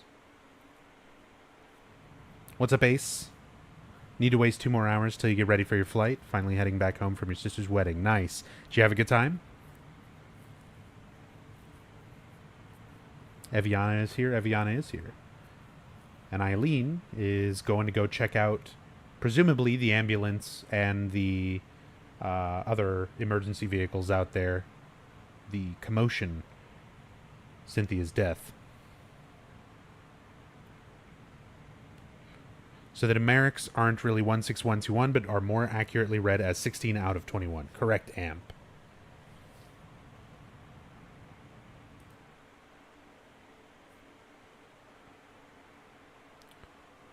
"21 victims, hold up, that means there are 5 more. Math. Mathematical.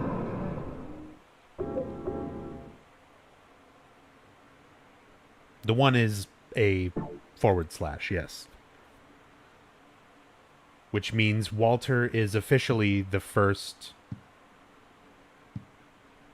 Silent Hill protagonist to use leet speak? In a way? Protagonist, antagonist? He's kind of a hero. Somebody mentioned what ending am I going for, and to be honest, I really prefer the bad endings in this game. I like Walter winning. He's had a shitty life. He needs a win. Let him have this. You know?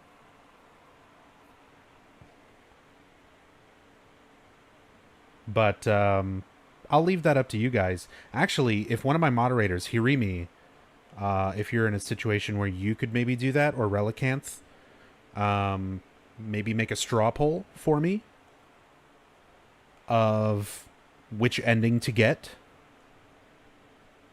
which ending to go for. We have until the halfway point of the game to decide, because that's when hauntings will start, and that's when the escort mission starts. And the only two things that factor into the endings are if we save Eileen and if we clear all the hauntings. So we have the entire first half of the game to let a poll run and see which ending people would rather see.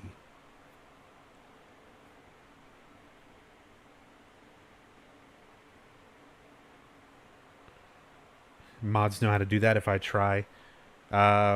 I mean, it's just like a straw poll website thing. I can make it myself if nobody else knows how to do it. That's fine. Just let me know. What's up, Action of Loss? Just found this channel. Now I'm regretting using my Prime subscription this month. It's all good. Give me a follow. I'll see you in September. We play a lot of Silent Hill here. We have a good time.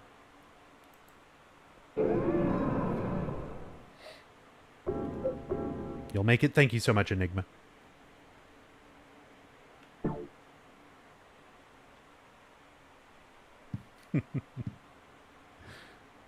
All right. So we got another thing under the door. Scrap of red paper. And this is how Joseph Schreiber is feeding us information. Joseph Schreiber, again, was the tenant we saw die in the intro of this game via first person.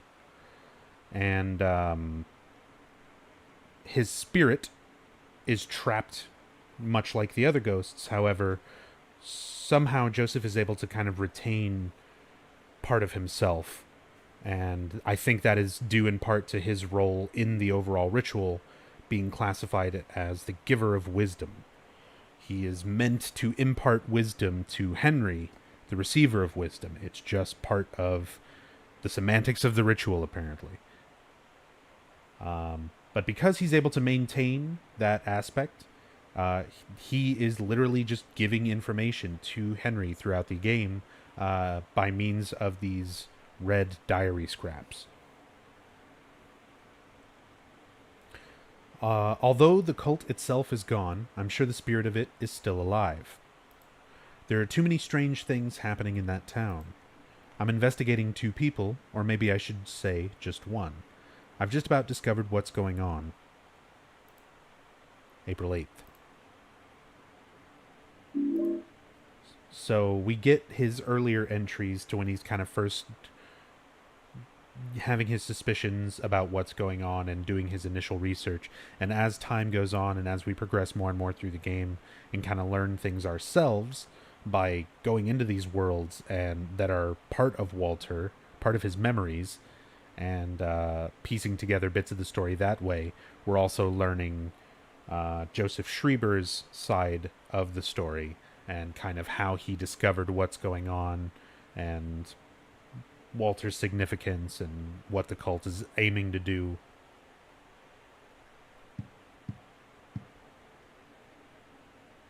All right, and with that, let's go ahead and get to the next world of Walter's. The hole has changed. It's getting bigger. So each time we finish one area and progress more, the hole into this reality opens up more and more. Reality distorts more and more.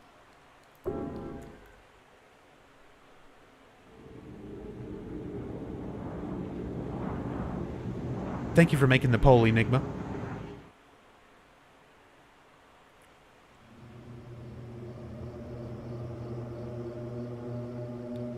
Much appreciated. And by the way, for everybody here, if you're not already following an Eternal Enigma, he's a master of Silent Hill 4, a huge fan of the series, and longtime streamer, content creator, an amazing streamer to watch, one of the most entertaining people on Twitch, the most electrifying man on Twitch.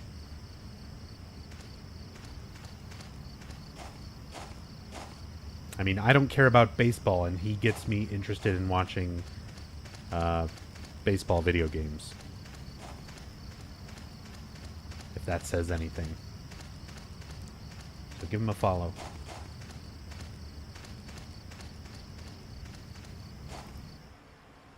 It's too dark to see. So we can't see inside that well, and I mentioned we're going to have a torch. This is the segment where we'll get that torch, but it's not until we revisit it much later. It's a cliff. I can't go on. Can't go forward here.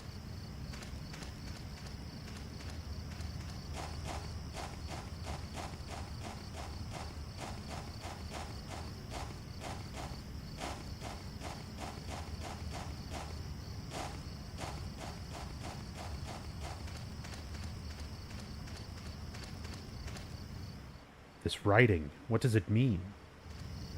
So there's some writing that Henry can't make out. I don't know if that's just because he's unable to read, like naturally, or if it's because that writing is specific to Walter. It's part of his memories. And the opportunity you get to read those bits comes later, when you've got Eileen accompanying you. And she has to at least be a little bit possessed by Walter. We'll talk more about the possession stuff later on when we get there, but she has to be at least a little bit possessed in order to read those. So if she's not kind of having that connection with Walter through that possession, you're unable to read a lot of that writing. Okay, not much has happened yet. This is just a forest world. This is Walter's memory and created dream world based on the orphanage, the Wish House, also known as Hope House, and the surrounding forest. So this is the orphanage that he was raised in, that we're going to be going through, and the surrounding area.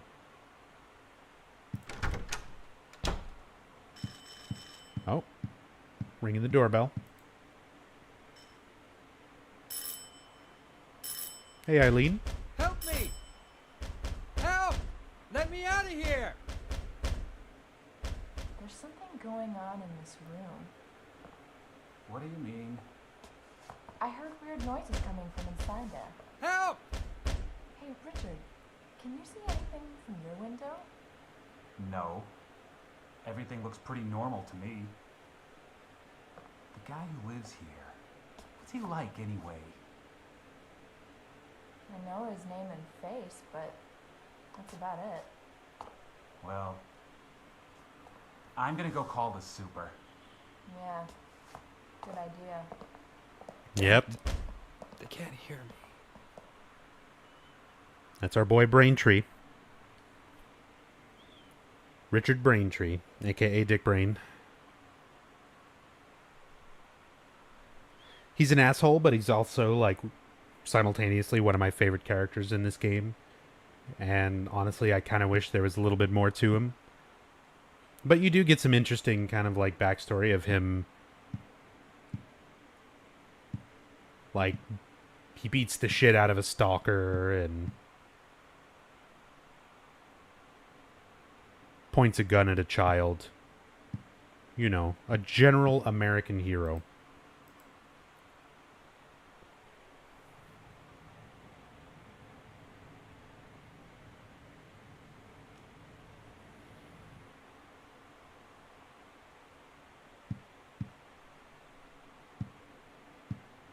All right.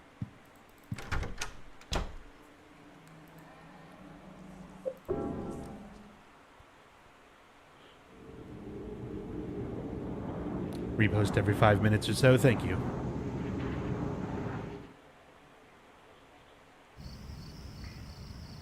I can actually make a bot command really quick if that'll help.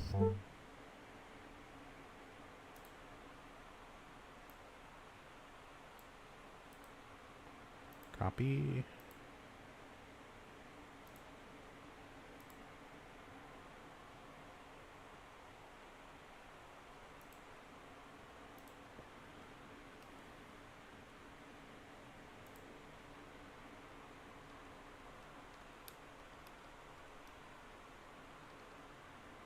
Vote on the ending to go for.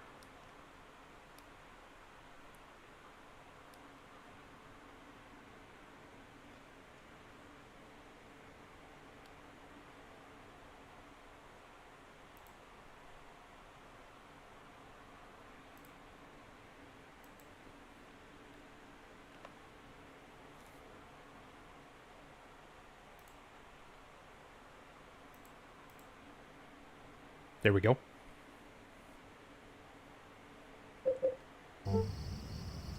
So that way, if anybody needs that link later on, you just say !poll, vote for the ending, what ending to go for.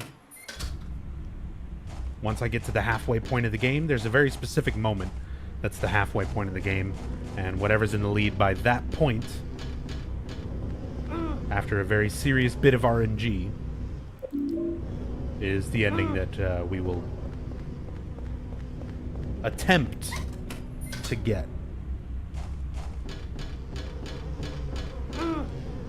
I'll do my best to protect Eileen if we wind up getting a good ending voted for. Maybe not. As said, I prefer the bad endings. Walter's had a tough life. He needs a win. There's no item over here.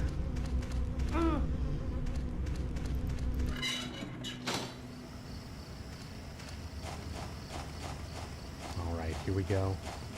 We're coming up on one of my favorite characters. I'm actually going to come back to this car. There's some notes and things that are inside this car that we can read, but they're written by this gentleman that's up here, so we're going to talk to him first, see what he has to say, then we'll come back and read what he wrote down. Sometimes this part's a little bit quiet. I'm going to mute my mic just to kind of keep from mixing the background noise and stuff in, and so we can properly hear him.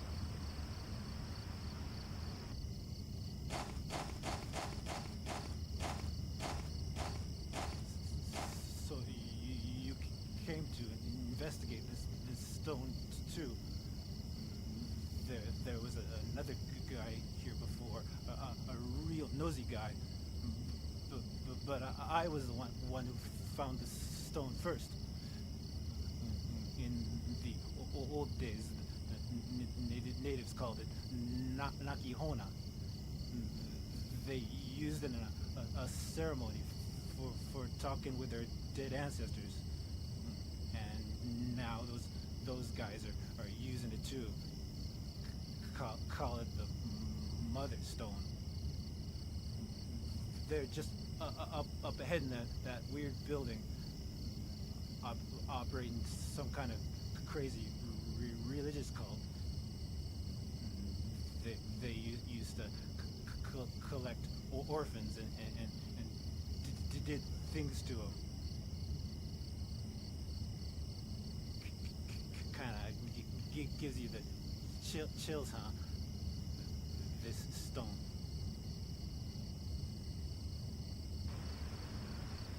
So he gives us an idea of the cult. He knows about it, and this character I mentioned earlier, Jasper Gain, is essentially a fanboy of the cult. Him and his friends are just interested in the occult and things like that. They research it just out of hobby, and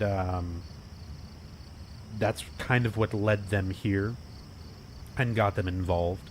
Was they got a little bit too close. They came by and were poking around in the woods in Silent Hill around the orphanage, that is supposedly run by the cult that Joseph Schreiber published an article about.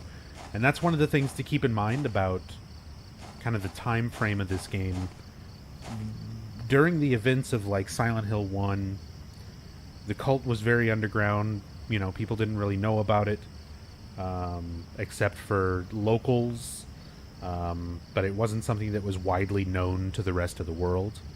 At this point, Joseph Schreiber, you know, the journalist who is feeding us information in this game, is, and one of Walter's victims, published, you know, a public article about the cult. So at this point, everybody in the world, including Jasper and his friends, knows about it.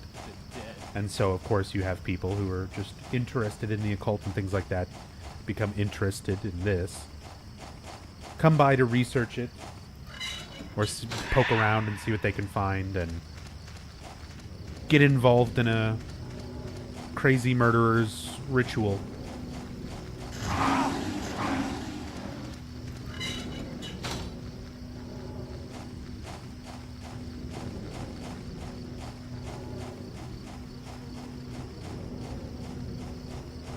Oh, leave me alone.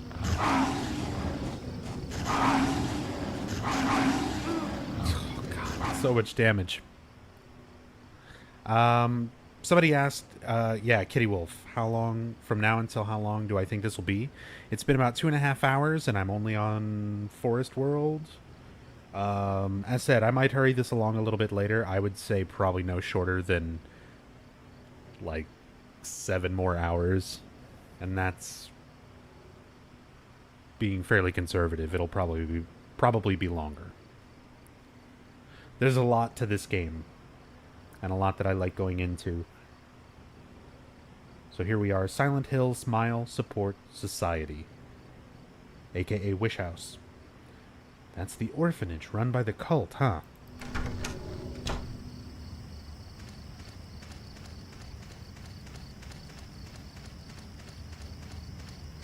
Got some more weird writing. You can see this is the orphanage itself, and there's all sorts of, you know, kids' toys around,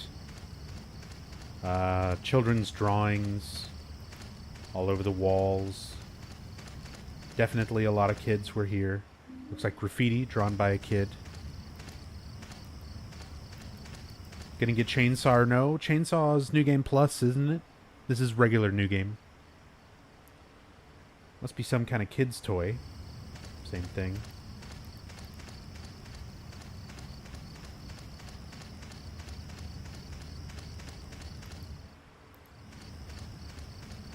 Think I'll be heading to bed then? Love your streams. Favorite Silent Hill game? Oh, it's all good. That's what the VODs are for. I never expect anybody to really sit through the entirety of the stream from, like, beginning to end. Although a surprising number of people always do. But that is what the VODs are there for. Locked.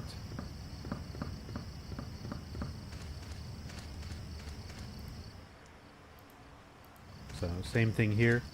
And, by the way, if you take a look at that Wish House sign, take a look at that font.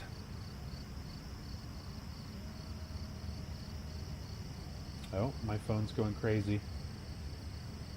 Flash flood warning. Until 5 a.m. Not quite in my area. I'm okay.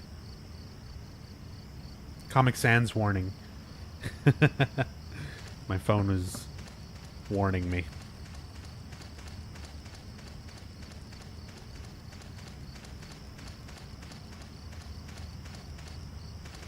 Actually, I got eaten up by those dogs pretty bad. I'm gonna go back to the room, heal up, maybe drop some bullets. I think I pick up some more ammo here, and I'm not really trying to fight too many things. Honestly, it winds up becoming kind of a waste. There are more dangerous enemies that I have to deal with more directly later on that I want to save a lot of supplies for.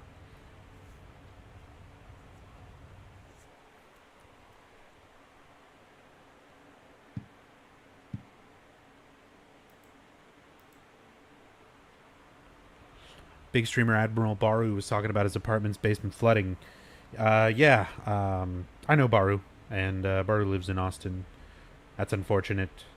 As said, there are some parts of Austin and stuff that got it pretty bad. We did get a lot of rain and wind here, and as said, I had power going out and stuff. But where I'm located right now is, I'm not in a like a flooding danger zone. Danger zone. Shit has basements around here? Yeah, a few places, but not a lot. Basements are extremely rare in Texas for people who don't know, because we have sheet after sheet after sheet of limestone just under the surface of the ground. So it is usually more work than it is called for when it comes to basements and things like that. It's much easier to build things upward for storage. Not that there aren't basements, as said, they're just extremely rare.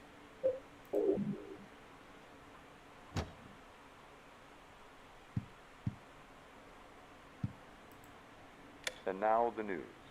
Yesterday, Wally the walrus, a longtime resident of the Springfield Zoo, gave birth to a healthy baby walrus pup named Buttercup. Aw. Mother and child are doing just fine. How nice. That's great. Wally, a reference to Walter, perhaps. A mother and child doing fine. Something that Walter desires. Something he never had.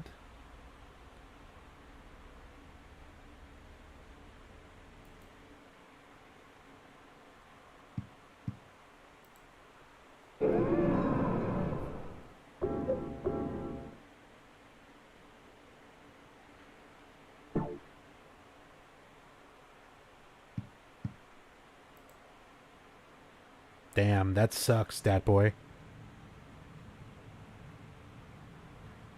That's good that they're okay, but that still is a shitty situation to have to live with.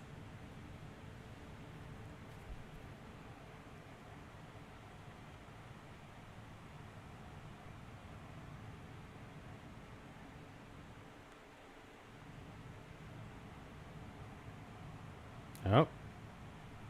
Looking right at me. But not really. I mean... Yep. It's funny because there are some animations where it seems like she notices the hole. But never like heavily questions it.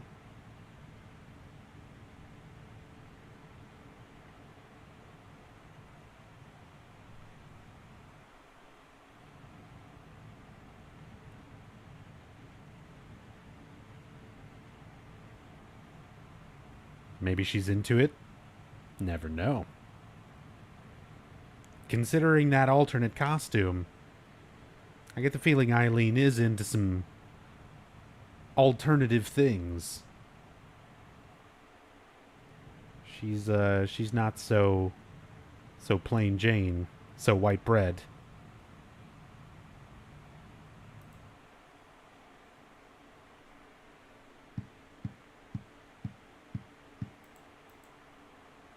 Makes you wonder what kind of party she's talking about going to. Ah! Dick brain.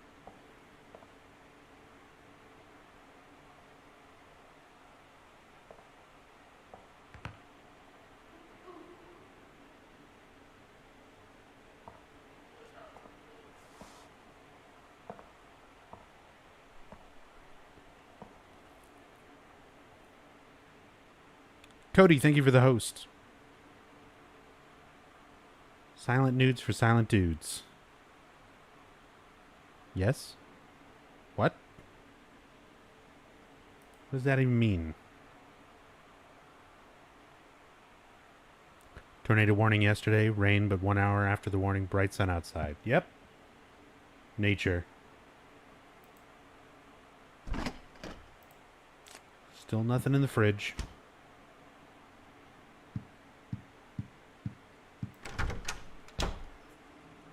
It means whatever you think it means. It means you're still not allowed within 250 yards of me.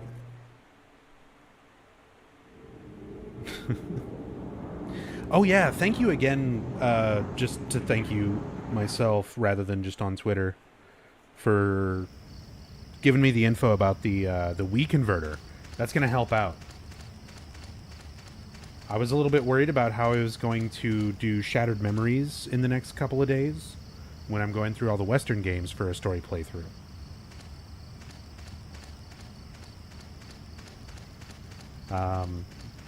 Because, yeah, my Elgato only captures HDMI right now, and I don't have a Wii U or a Switch or anything. I just have the original Wii, which doesn't have HDMI out. So that HDMI converter you pointed me out should be arriving today, actually, later.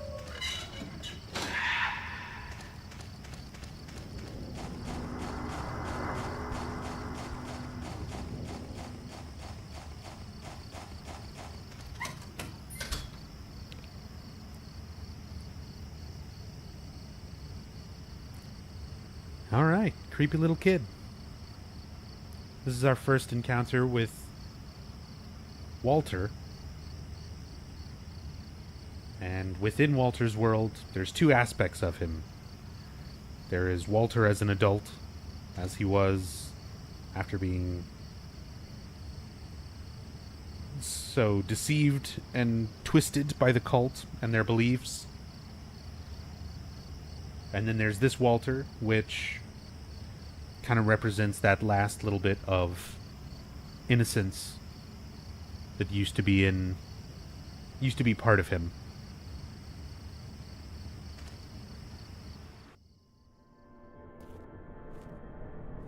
Hey, little boy, what are you doing here? You're finally the third revelation. Something's gonna happen. Jasper's That shirt. nosy guy that was here, he said it too. Something big is gonna happen. Finally, it's gonna happen.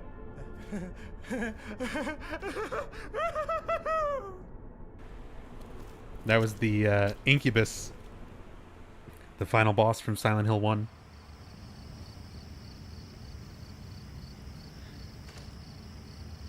And the lettering on his shirt says Hauros, which is a slight mistranslation of Flauros.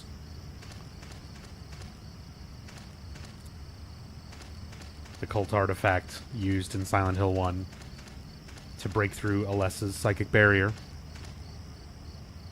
And Jasper, as a fanboy of the cult, he realizes he's part of this now. And he realizes something big is going to happen.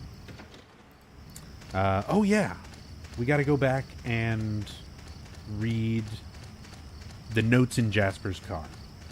Gonna go do that. But first I'm going to take a look at this grave. On the bottom of this coffin are the numbers 11121. So the significance of this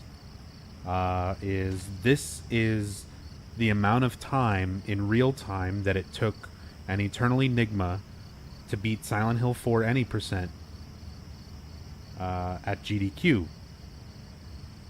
It took 1 hour, 11 minutes, and 21 seconds. I'm not joking, by the way. That's a fact. You can look that up. But no, as we were talking about earlier with Cynthia, the third one is actually read as a slash, and it represents the number of the victim out of the total 21 Sacraments. The 11th victim being Walter Sullivan himself. He killed himself and was the 11th victim as a way of completing the first half of the ritual that lets him continue to exist after death and affect all of these things, create these worlds, essentially gain the power of Silent Hill. He harnesses the power of the town itself by doing this ritual.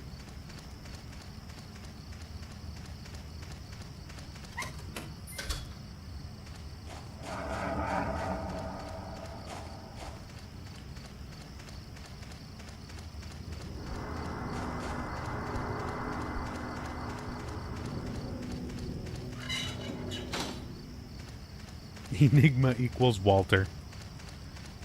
That's why he's got that long hair.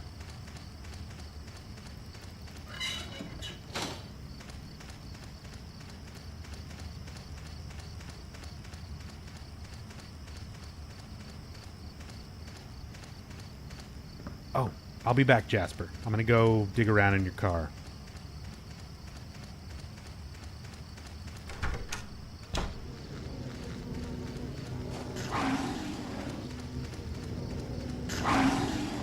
Hey, what's up, Rob?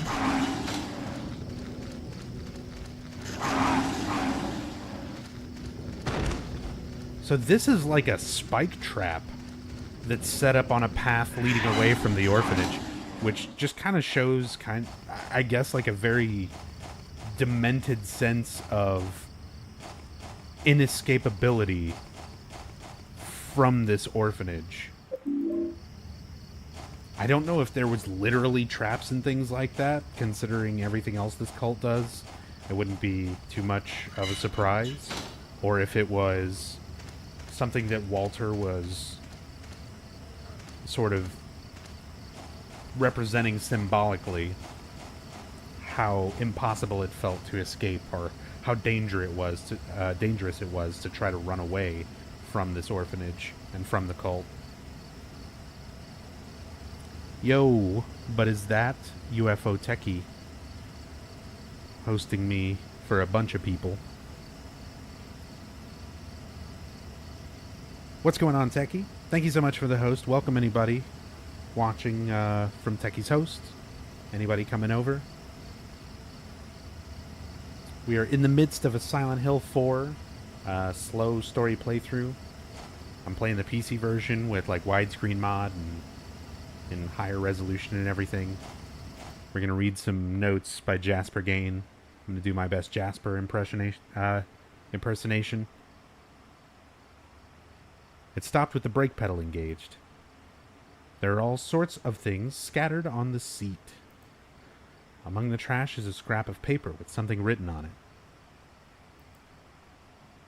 It's been a while since I came here to Silent Hill. Maybe I'll meet the devil this time. But whenever I come to a cool place like Silent Hill, I always get real thirsty. Jasper Gain. There's a memo pad in there too.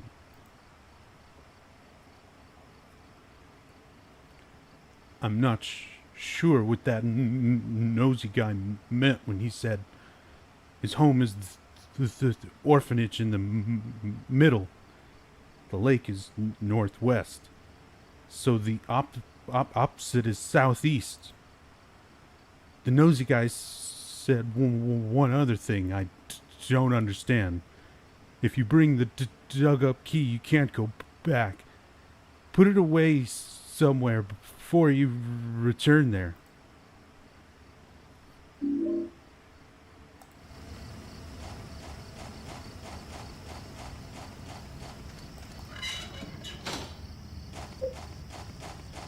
So he gives us a hint what we're going to do with the key when we get that key. And the nosy guy that he's referring to in that message is journalist and former tenant of room 302, Joseph Schreiber himself.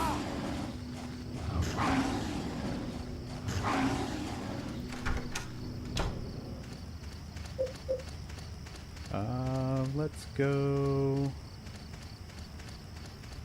I don't need to put that up yet. It's fine. I'm going to mute my mic again so we can listen to all of Jasper's dialogue here.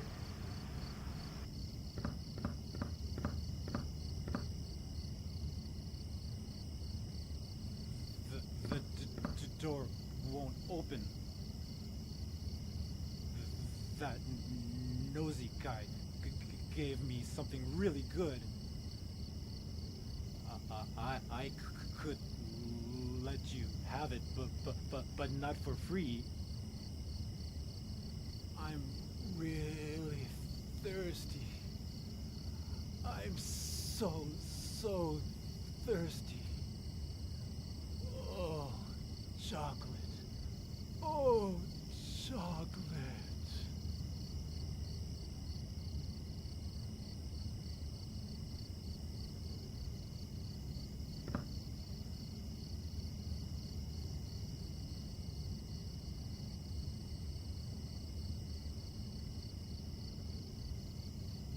I'm really thirsty.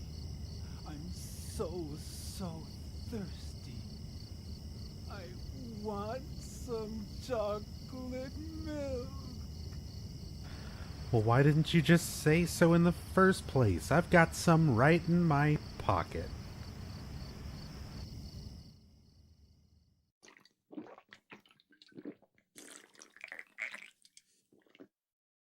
Oh man, that was awesome. Here, take this. There's something written on it. Yeah, thanks for handing it to me, asshole.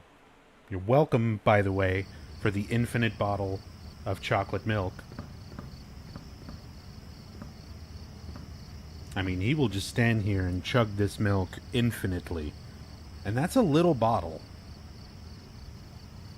That's like a Lunchable milk.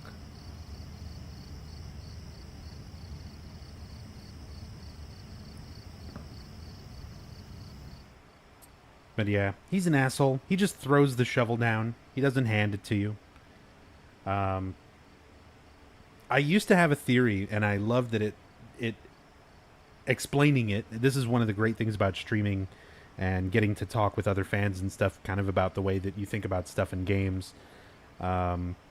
Where I used to think it was a mechanics thing, because you have limited inventory space, so you don't always necessarily want to take an item just because you've encountered it. Sometimes you want to wait and do item management, go back to your apartment, sort things out, and then come back and pick something up later. So I figured that was why he throws it down on the ground, and that he doesn't just hand it to you. Because essentially, what could happen is he would try to hand it to you, your inventory would be full, and then you'd have to deal with that. But then somebody pointed out, your inventory, even if you have your inventory maxed out, one of the items in that inventory is the milk, which disappears from your inventory as soon as you give it to him, so the shovel could just replace the milk, and he could just hand it to you, no matter what. But no, it's just part of his character now. He just throws it on the ground to be a dick. It's a small spade with a bloody inscription. Written in blood is opposite where the lake and house meet, inside the hand, holding on to the ground.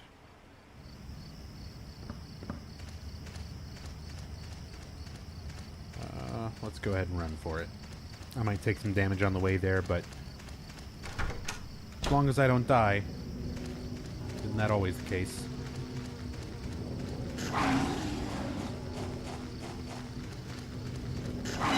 Wow, not a single thing hit me on that screen.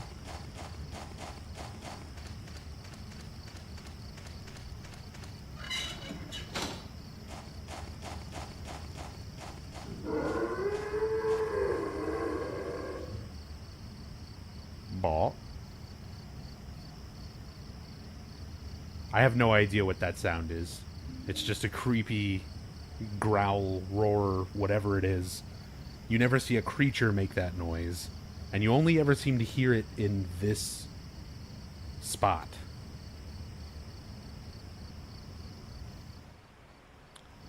Whoops. An arm coming up from the ground. Oh man, thank God, it's just a tree root.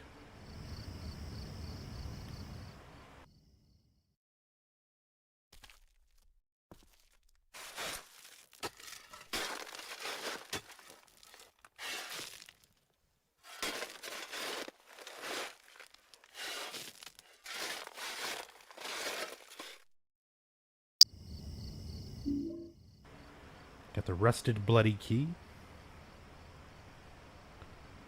Rusted and bloody key, inscribed on it is, the holder of this key will wander for eternity. So, if you try to just take the key directly back to the orphanage to open up the door,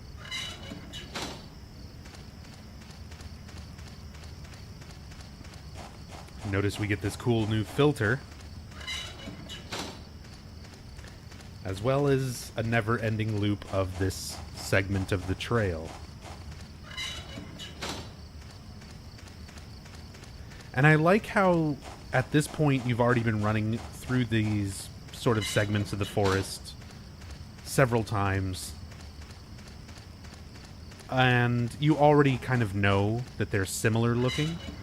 And it's just similar enough that when you kind of play this the first time, it probably will take you a moment, like a few loops, to figure out what's going on. EJ, thank you for the 5. What is that sound? As Enigma points out, it is used on the rooftop of Silent Hill 3, the rooftop of Brookhaven.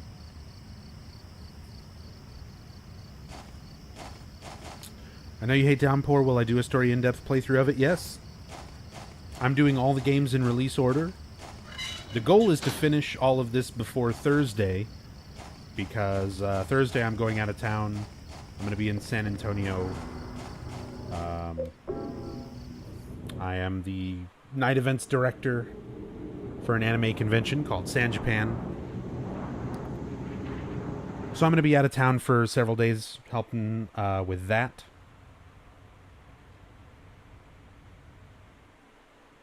So I'm going to try to get through the whole series before I leave for that. At the very least, the main console games. So Origins, Homecoming, Shattered Memories, and Downpour after I finish 4. Not tonight, obviously, in the next couple days. Aras Gel. Aras? Ara? Aras Gel, thank you for the Twitch Prime fresh subscription. Thank you so very much for the support.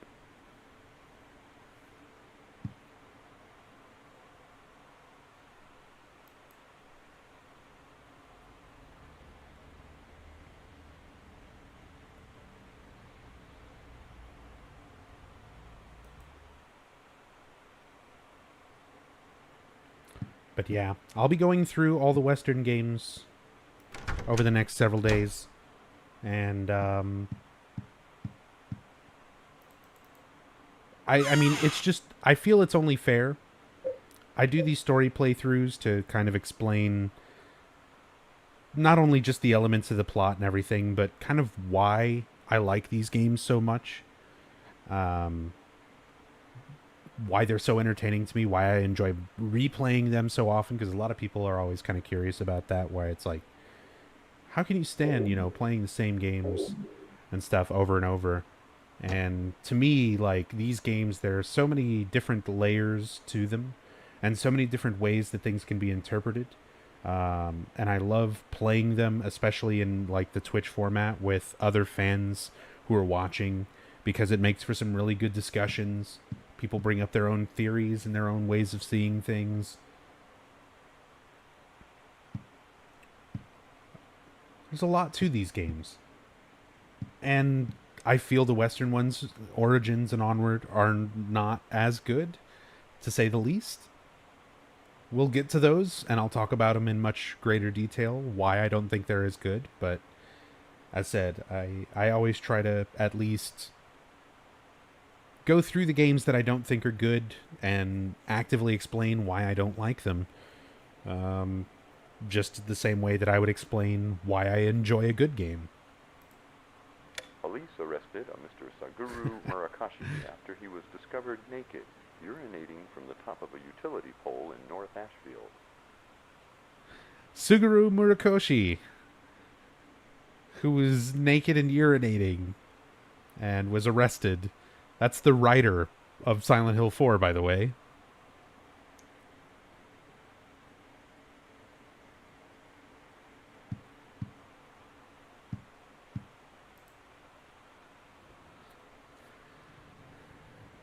Oh my god. And she's gone. What was that all about? What's up, Psylocke?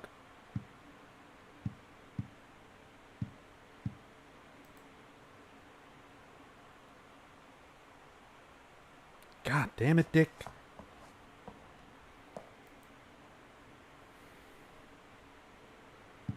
All right. So we put the key away, which means now we won't be looping for eternity. And admittedly, I kind of like these segments. I wish they were a little more thought out, a little more clever. But I do kind of like these segments where you use your ability of being able to go back and forth from your apartment into Walter's world as a way of getting around obstacles.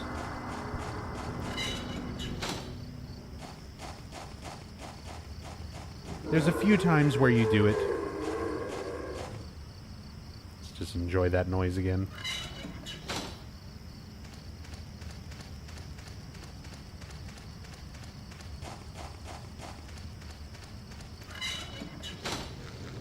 Oh God, don't. Don't.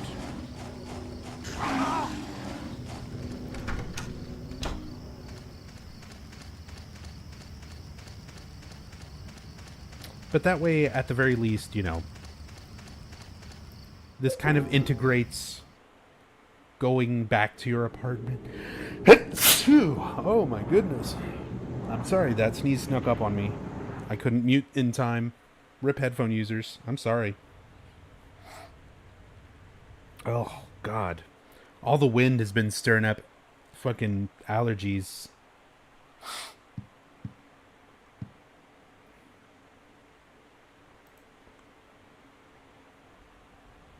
Oh, thank you, everybody. And again, sorry.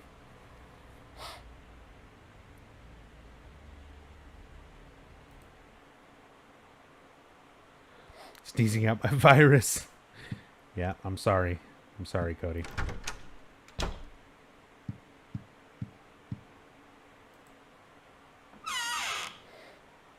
Oh, yeah, and so I picked up a golf club here. Should also point out, this is the first game that has a breakable Here, type take of weapon.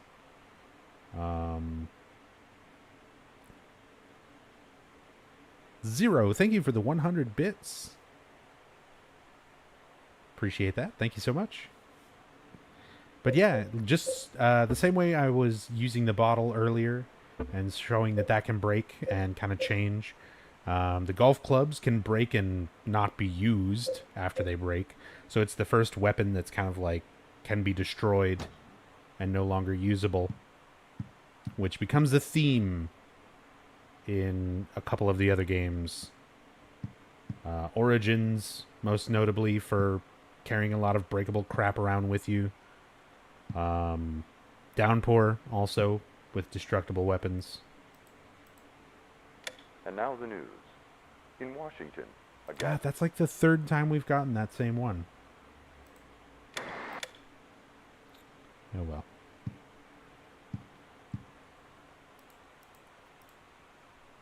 What's up, Stealth?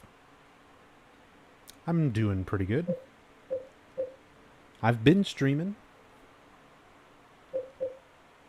Had a lot more time to do it again. Let's put that away. I'll keep that.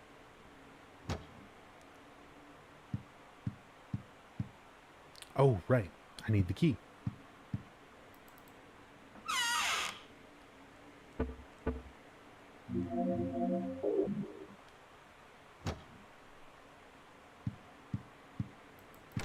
Yeah, this week I've been going through doing in-depth story playthroughs. Last couple of weeks, I was doing some speed running and stuff like that. Still been doing the occasional semi-regular Metal Gear Solid 5 nights with Hirimi, which will return at some point. Probably, I guess, just the week after I get back from San Japan, Hirimi. You found it, huh? Oh. Gives me the chills. gives him the chills. So he knows about this key. And from that reaction, it seems like he's already tried taking the key and opening up the orphanage and was going through that infinite loop. And that's what, like, creeped him out, gave him the chills.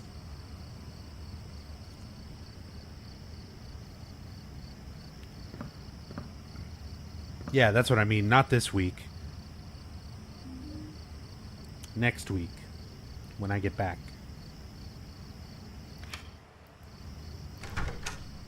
Do I like XCOM 2? I do. I've done a full playthrough of it on stream, although it's been quite some time since I did that. I haven't even played it since, like, the last couple of expansions and things.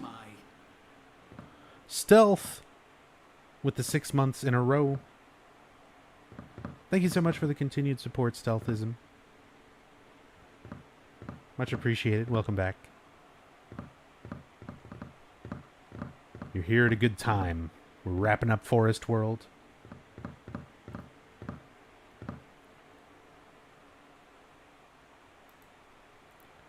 Child's drawing. So, again, just more instances of children being prevalent in the orphanage. Go figure. Broken lock. I always thought it was interesting how they have this, like, area right here. Because you never can open this. And it's got, like, a unique camera angle and everything, but it's just a dead end. There is a note right here that is of some interest and worth discussion. There's a scribbled note. Have you found Alessa yet? How is Walter's progress coming along? Send me a report. So we learned from some of the texts later on that Eileen will be able to read when we revisit this area that Dahlia Gillespie is a regular here at the orphanage. She comes by and talks with a lot of the children, as well as helps to instill them with the cult's beliefs and teach them the various cult religion. And, like, at this point, we have a note that is most likely from Dahlia Gillespie requesting information on Alessa being found. So most likely this is at some point when Alessa had split her soul, and she's referring to finding the missing half of Alessa's soul, Cheryl. And how is Walter's progress coming along? Walter as a child, his brainwashing, essentially, being the progress that is being referred to there, since Alessa was being used in kind of a different type of ritual for a different god to be born.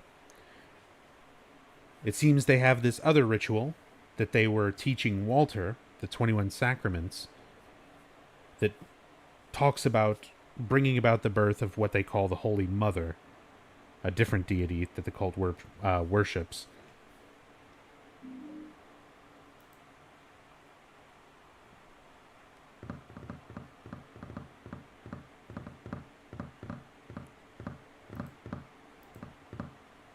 So that one little note, very short and simple, but there's a lot to kind of draw from it. Wonder what was going on here. Here's a reused prop from Silent Hill 3.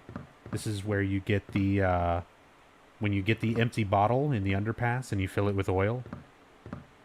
This is the same model heater that you get the oil from.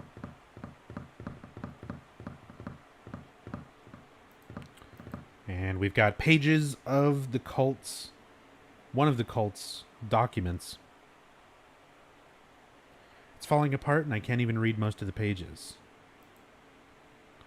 Here's a part I can read. James Sunderland emote. Maybe one day, Stealth. Maybe one day. Smoke coffee. I don't recommend that. Smoking is bad, okay? It's time for bed. Alright, have a good night here, Amy. Take it easy, man.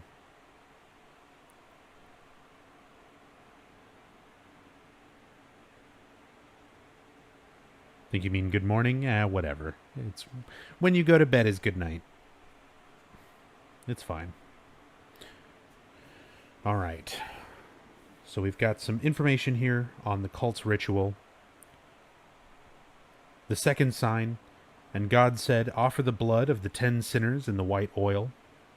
So I mentioned earlier Walter having the ability to do all of this, to be dead and still affecting the real world, living people, creating these dream worlds, being able to pull people into them. He's able to do all of that thanks to the first half of this ritual, which involves the first 10 victims, aka the blood of the 10 sinners, and the white oil, which is a ritual item that we're familiar with from Silent Hill 2's Rebirth ending, an item known as white chrism. Be then released from the bonds of the flesh and gain the power of heaven. From the darkness and void, bring forth gloom, and gird thyself with despair for the giver of wisdom.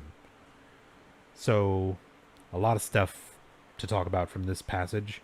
Be then released from the bonds of the flesh and gain the power of heaven. So, the first part of the ritual, gather up the blood of the 10 sinners in the white oil, the first 10 victims, the white chrism. Be then released from the bonds of the flesh. So, this was Walter's suicide. He himself is the 11th victim, as we saw the coffin, his actual grave, back in the forest world. And gain the power of heaven after this. So after he became the 11th victim and took his own life, he gained the power of heaven. He essentially had the power of Silent Hill. He had the same capabilities that the town had, where it can blur the line between reality and unreality, as the note in Silent Hill 2 puts it. He can create these dream worlds and be capable of all of this, thanks to this part of the ritual. Now, to continue with this, notice there are capitalized words throughout the rest of this passage. From the darkness and void, bring forth gloom, with despair, and the giver of wisdom. Each of these are the representatives that are part of this ritual. So the first several of Walter's victims coincide with these elements. So darkness, void, gloom, despair, these are all referring to particular victims of Walter's. Most notable out of these is the giver of wisdom. That's Joseph Schreiber himself. The third sign, and God said, return to the source through sin's temptation. Source we're about to find actually is Jasper. Sin's temptation, that's Cynthia. Under the watchful eye, watchful is Andrew DeSalvo, we'll see him later. Eye of the Demon, wander alone in the formless chaos. Chaos is Richard Braintree. Only then will the 4 atonements be in alignment.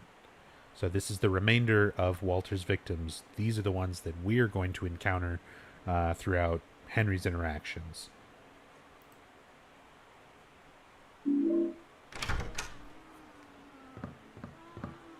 So we can already see there's like smoke coming from the door, and screaming can be heard. Jasper's not having a great time in there. Something is not right. Just like with Cynthia, there's a plate on the door, the source placard. The placard with a symbol referring to their role in the sacrifice. It shows a baby and says source.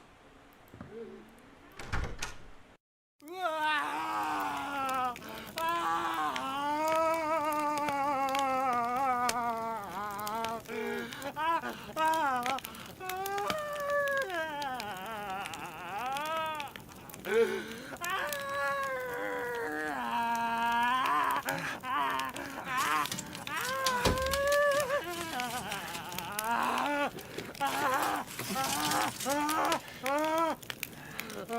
finally met him!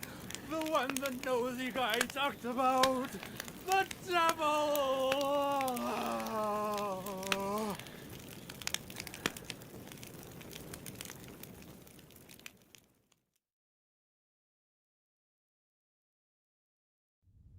A special news report. In a forest near Silent Hill, the burned corpse of a 30-year-old male was discovered earlier today. The police have ruled it a homicide and are investigating. The numbers 17121 were reportedly carved into the man's body. Due to the marks on the victim, the police are investigating possible links to the Walter Sullivan case 10 years ago. So we now have our 17th victim, Jasper Gain, represented as Source. He finally met the one the nosy guy talked about, the devil.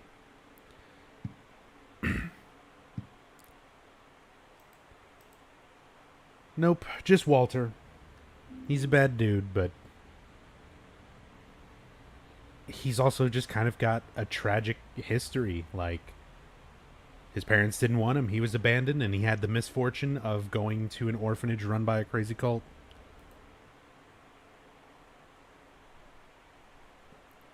Talk about shitty life situation. Yeah, the Robbie balloon. It's been out there a couple times already. This is the superintendent. Are you in there, Henry? Help me! There's something wrong with this room! Help! Let me out of here! Is anybody home?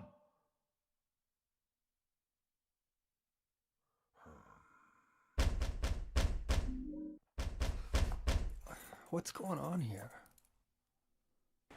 All right, Regulus, have a good night.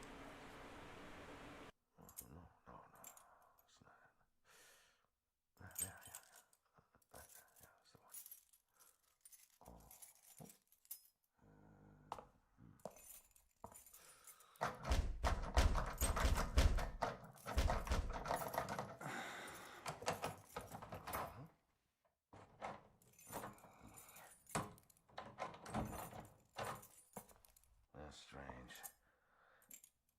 It's the right key. I'm sure I heard something in there.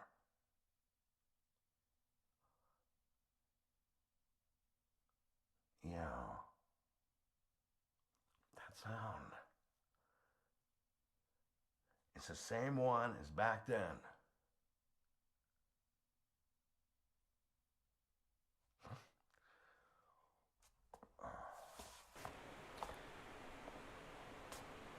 So Frank is familiar with this.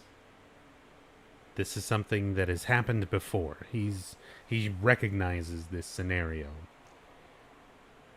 And Regulus, to answer your question, I really don't know. As said, the distance that they seem to describe as being a half day's drive seems way too far away for it to be connected to like the same subway system as Silent Hill 3 with Portland and Silent Hill and like all of that being somewhat connected. It's hard to know like the actual distances between these places. For example, St. Jerome's Hospital is the hospital that Walter Sullivan was sent to. We don't know where that is in relation to Ashfield and South Ashfield, and why a baby that's abandoned in this area sent to that hospital would wind up at an orphanage so far away. I don't know. But we do have one more bloody handprint there. One more victim. Oh yeah, Dark Healer. We've already covered it. Welcome. Let's check on Eileen. Or not, if she's not around.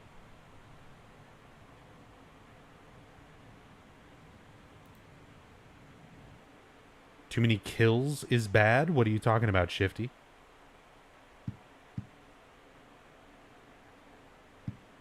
Killing is bad.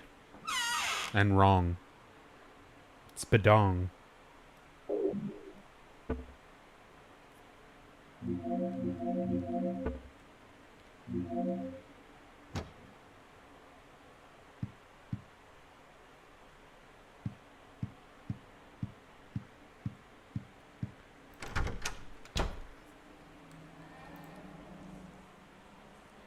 Alright, so the hole is growing in size even more.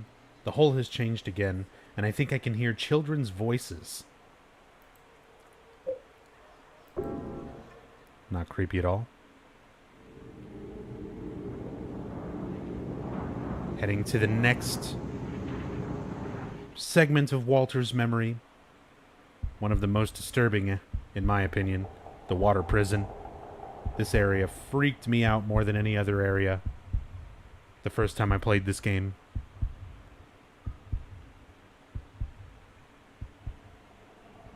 From now on, Henry stands for the opposite of Badong. Gnadab.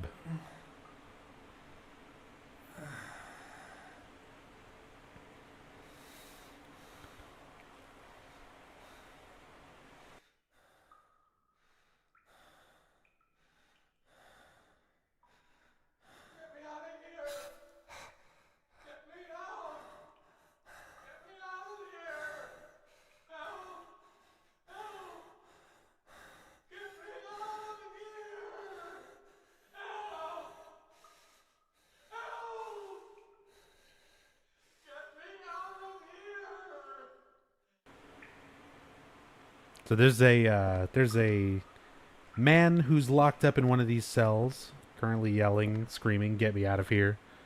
This is Andrew DeSalvo. He worked for the cult as one of the guards for the water prison. The water prison here is a magical place where the cult would send the children who were misbehaving or just not following their teachings well enough. And several children were sent here pretty much to their deaths. Some of them, however, would be essentially forced into reading and practicing rituals and things that are required by the cult. And DeSalvo is the asshole who worked as a guard and mistreated the kids who were sent here. Out of all of Walter's victims, he's one of the ones who definitely really deserves it, in my opinion. Graffiti still looks like a kid's writing. I'm being watched from the middle room. So the kids are being watched. You can see it's a cylindrical prison with individual rooms that can rotate around the center. And it has these portholes so that a single guard, many times Andrew DeSalvo himself, can peer in and watch the children. You can see there's even a shadow moving across the light to symbolize what Walter remembers being locked up in these cells and constantly seeing these things, the images of shadows moving past and footsteps, and people watching him constantly. Where the hell am I? Psylocke, 5 quick and awesome months. Definitely quick. Definitely quick. It doesn't feel like it's already been that long, but Psylocke, thank you so much for the resub. Appreciate that support. Yes, panopticon is the term used for this type of prison, and it is actually something used in reality. It's based on actual prison designs, some of which I believe are still in use today, not very commonly.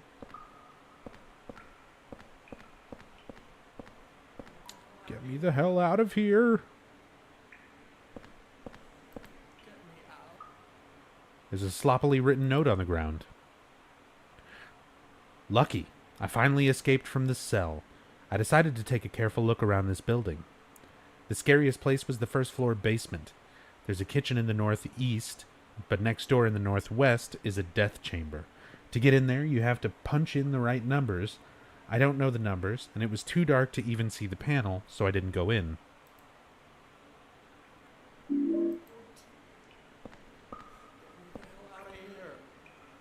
Oh yeah, let me point something out about the map really quickly. Notice as we've been going through these areas, I'm not like in previous playthroughs, story playthroughs, I would stop and usually pick up a map kind of when I entered an area. You don't do that in this game. You have to explore, and in Henry's notebook, he's essentially drawing out his own map as he explores things. And I really like that concept, the idea that he's just kind of drawing everything out as he goes, rather than just picking up a convenient map for this area. Oh, there's Andrew.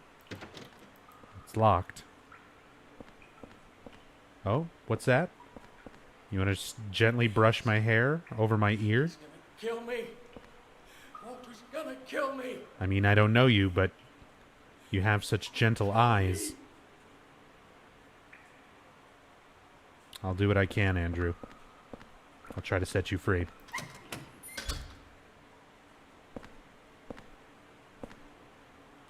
These leech-like enemies.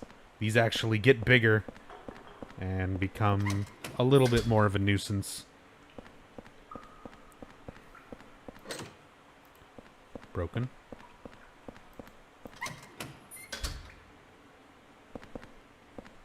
A note and a noose. And again, someone... the representation of someone watching from the middle. Something's written. I'm sick of being watched.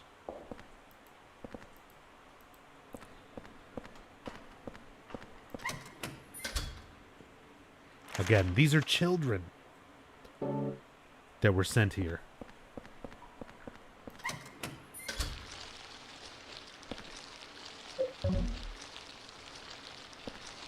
And toadstools, as they're referred to in the Brady Games Guide. These represent elongated umbilical cords with underdeveloped fetuses forming the head of the mushroom on top. Again, a lot of symbolism around Walter's birth and separation from umbilical cord. Time spent in the womb. General pregnancy and birth themes tend to carry throughout the entire game, as it's obviously a core part of Walter's psychosis. Take this. Dark Healer, thank you for the 85 bits. No kappa. Much appreciated. I mean it.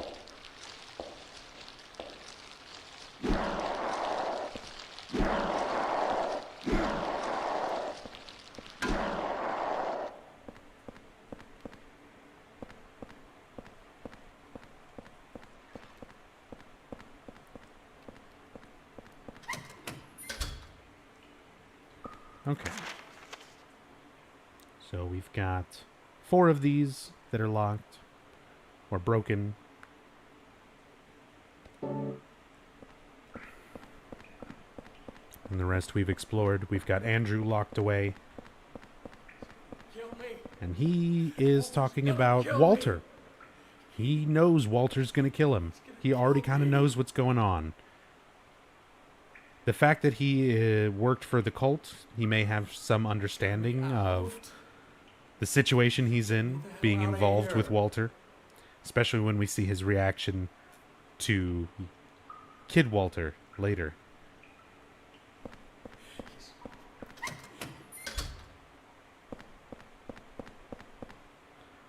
A sloppily written note. To get to the surveillance rooms in the middle of this complex, you have to use the corpse disposal chutes in the cells. However, on the first and second floors, these cells are locked. That's so the kids wouldn't discover them.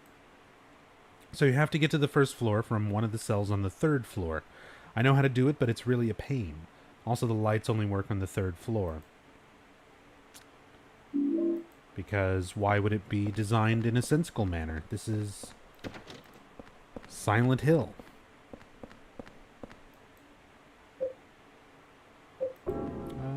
I don't need to go back yet. Well, I'm going to go ahead and go back now and see if there's anything new in the apartment. Might as well.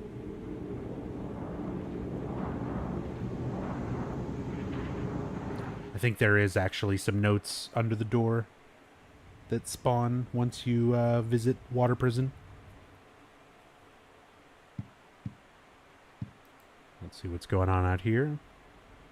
This guy's still stomping around. Braintree is laying there sleeping.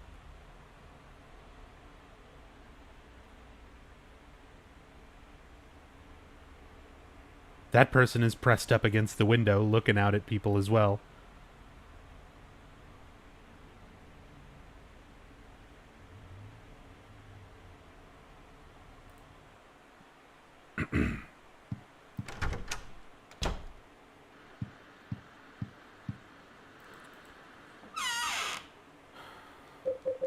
Let's put that away. Got two of those.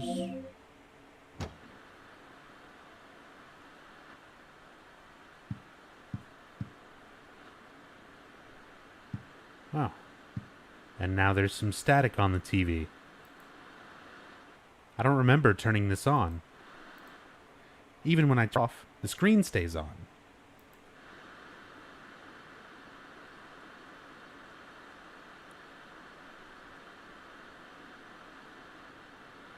Keep that in mind. This isn't technically a haunting yet. It's not like a proper haunting, but it's one of the first more heavy-handed signs that things are slowly deteriorating here in the apartment.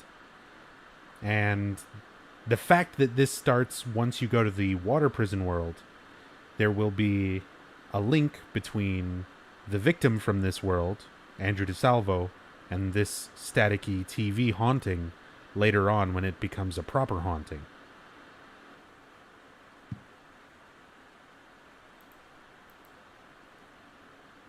Are you yearning for that special place to spend quality time with your loved one?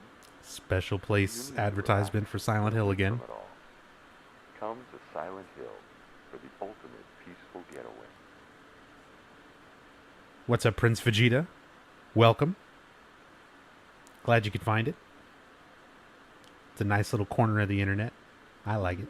I'm glad you're enjoying it. And everybody else who's here hanging out, enjoying the stream. Appreciate you spending your time here with me. Means a lot. You could be doing all sorts of other stuff, watching many other people on Twitch, and instead you're spending your time here with me. It means a lot. And I'm glad you guys are enjoying the channel and the stream.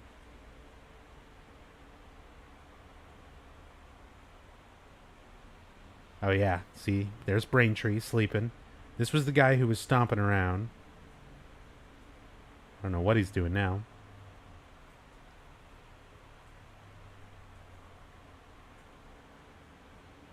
This woman getting up and looking out the window.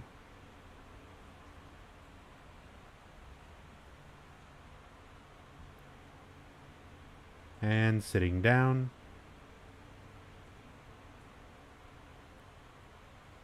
That's a little kid climbing around on the furniture. In that one. It's like climbing over the couch.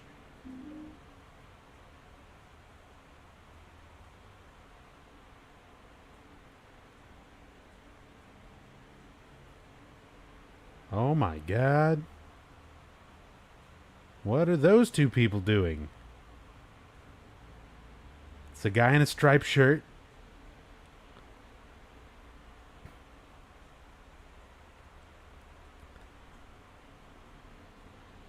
I think he's getting his dick sucked. It looked like he was for a little bit. He leaned back.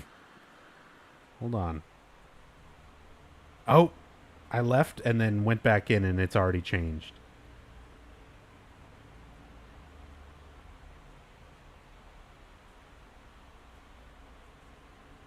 Yeah, see those little kids playing around on the furniture there still. There's nobody in this apartment now.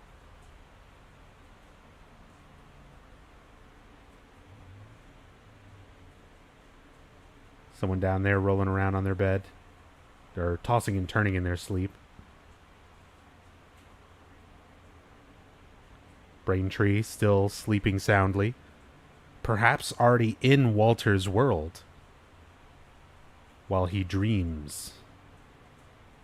Just the same way Henry wakes up from a dream every time we exit Walter's world. One would presume that his physical body is staying where it is, here in the apartment. So, Richard, we could be seeing his physical body there sleeping while his mind is in Walter's dream already. There's a scrap of red paper stuck in here. Lately, I've been feeling like my life is in serious danger. I've been through a lot in my life, but I've never felt this kind of pure animal fear. In case something happens to me, I've decided to write down what I've learned for whoever you are that's living in the apartment now. I've been investigating the mass murder that took place 7 years ago, in which 10 people were killed in 10 days. They were killed in a variety of ways, but the one thing they had in common was that each corpse had the following numbers in order of their deaths carved into them. 1 of 21, 2 of 21, so on. The name of their killer, it was carved in as well. His name was Walter Sullivan. April 4th. So he's still putting together the number significance at this point, as well as pinning down the name of the killer, Walter Sullivan. As said, we get to watch the progression. Oh my god! The bees are chasing Eileen. Even though you can't, like, see anything. She's, like, freaking out.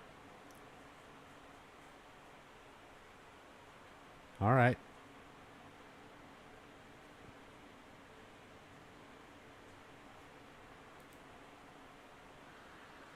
Ouch! Damn it. Where the hell am I? BJ Skillet, thank you for the 3 months. Welcome back. Appreciate the continued support. 3 months, baby. Love you, bro. Keep it up. Oh, we're keeping it up. Giggity. And we're staying up entirely too late. This will be a full playthrough, by the way. All in one sitting. We're not going to split this up. It's just... It's not one of the things I like doing with story playthroughs.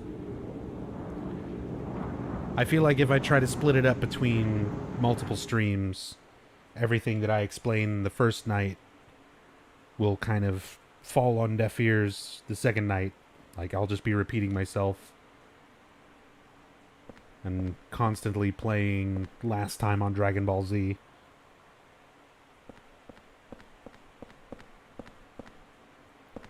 Alright. So that's locked.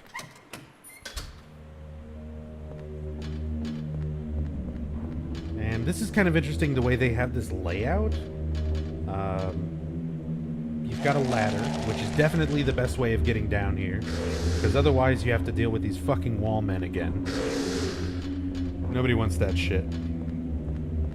And unless you're going for kills, which... If you're doing like 10-star or 10.2 star rank playthrough, which I don't care about my rank on this playthrough, I'm just going for the sake of story. You can go that way and get some extra wallmen kills, but if you're just trying to get down here and see the rest of your places to go, you can just use the ladders and completely forego all of those wallmen.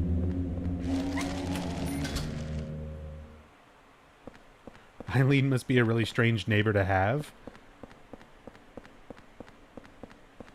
I feel like Henry's somewhat strange as well, but I don't know. Everybody in the apartment building is, shall we say, unique. They are some real human beings. Previously on Battlestar Galactica.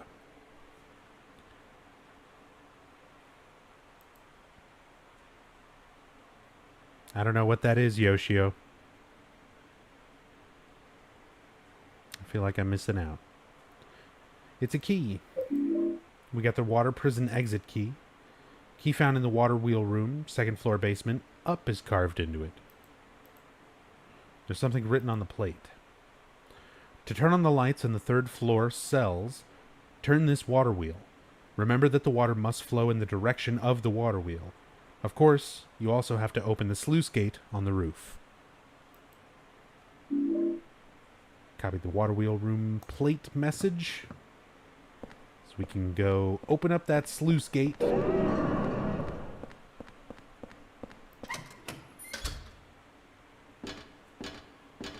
Yo, Nico. Nico, thank you for the sub. Appreciate the support.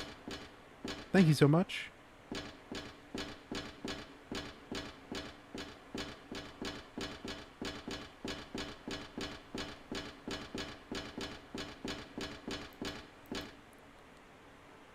Can't open it very wide.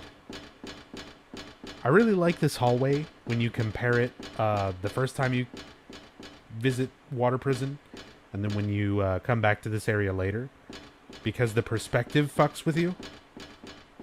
Like, they completely changed this hallway's actual dimensions later on. Because it looks like it's a long hallway, you know, with a normal sized door, but as you approach it, it's a much bigger area than you realize, and in like a gigantic door. However, when you visit later, it's a properly perspectived hallway with a normal sized door. And a shit ton of angry twin victim enemies, but we'll deal with that when we get to it later.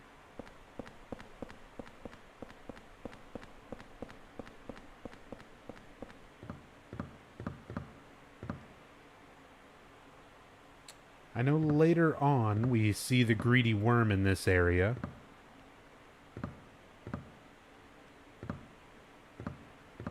For now, it doesn't appear.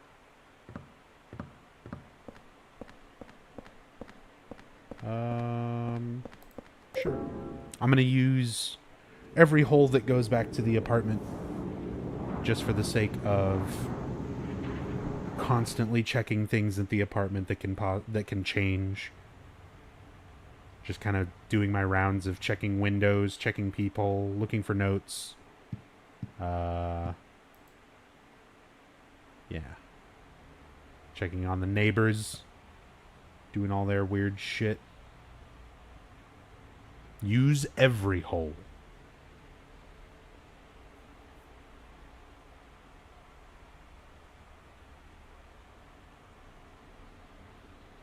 Live life to the fullest. Use all the holes. Hawk. Hawk. My log has a message for you. Thank you for the sub. Really appreciate all the support, guys. Thank you so much, Hawk.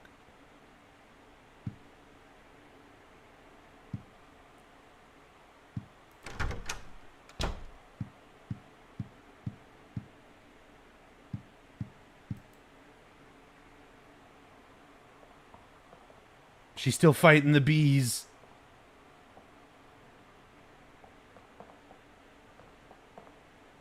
She almost looks like she's going into a martial arts pose when she starts backing up the other way. It looks like she's doing like a Bruce Lee kung fu pose.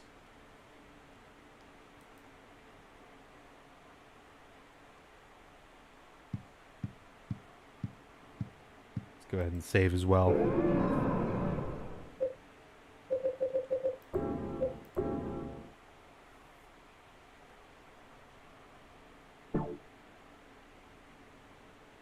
Kata stands.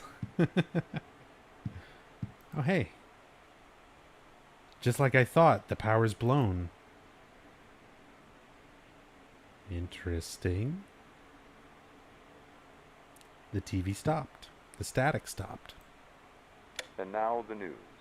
Yesterday, Wally the Walrus again. A longtime resident of the Springfield Zoo, gave birth to a healthy baby walrus pup named It sucks that Buttercup. these repeat so often, that there's not more variety to them.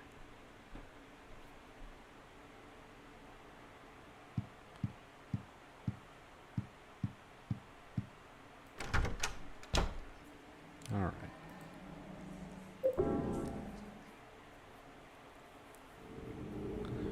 Tried watching the new Twin Peaks. I'm so lost, so confused. Good. Watch it again and again. And then watch it some more and try to figure it out. You have to try. David Lynch does not make it easy on you to understand his work. Much like Team Silent does not make it easy on you to understand these games. Like, there's a lot of elements to them that are a bit more obvious and that you can kind of follow, but there's a lot of really subtle things that are easy to miss and require kind of a bit of a deeper analysis to really understand. A lot of Lynch's works are like that. Probably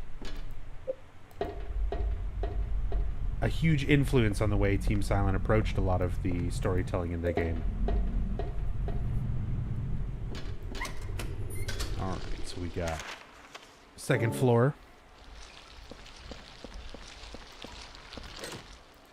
Broken lock. Some more toadstools.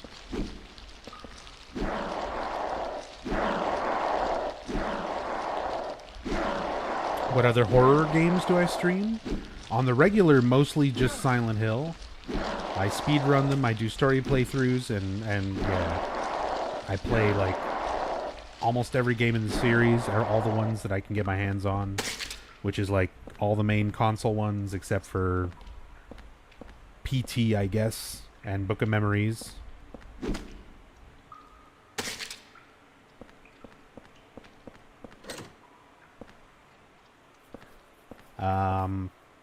I do the occasional other game. I like a lot of horror games, so I just don't really focus on streaming a whole lot else, like, regularly. Silent Hill is always kind of the main focus, but, like, I did a playthrough of Until Dawn not long ago. I've got a playthrough of The Last of Us in progress, which I'm going to pick back up and finish in October. I play the Resident Evil games, just, you know, not as often. A lot of things planned for October. It's a diary. I've been watching the surveillance room's peephole the whole time, and sometimes he's there. I can tell because I see a shadow move or hear his footsteps. Dead Space? Maybe Dead Space.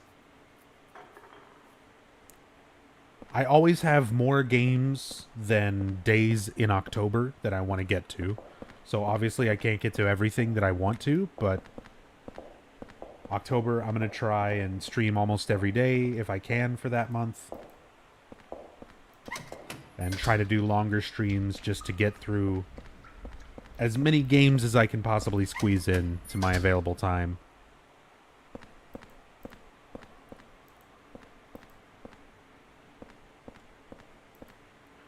Graffiti. Doesn't look like it was written by an adult. Picking my nose a lot. Alright. Some bottles filled with black powder. So, this is something that I wound up learning about through Metal Gear Solid, of all things.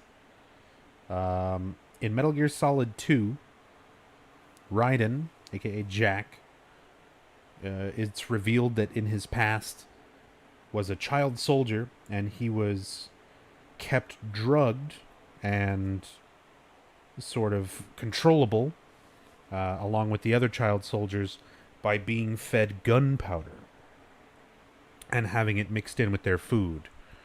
And potentially, this could be a reference to something similar happening here with these bottles of black powder that are around.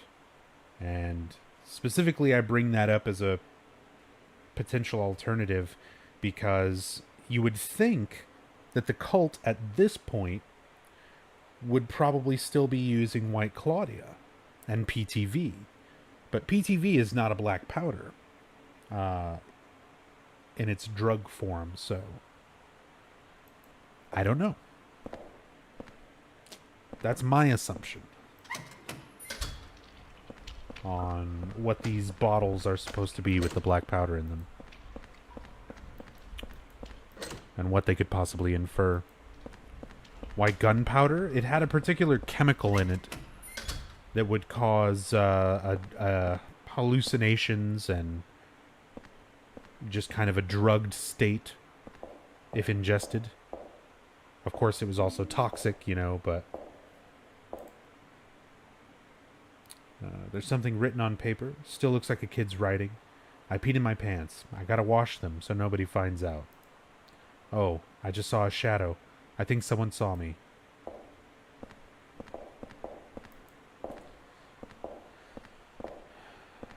Death by pee pants. It's a rough way to go.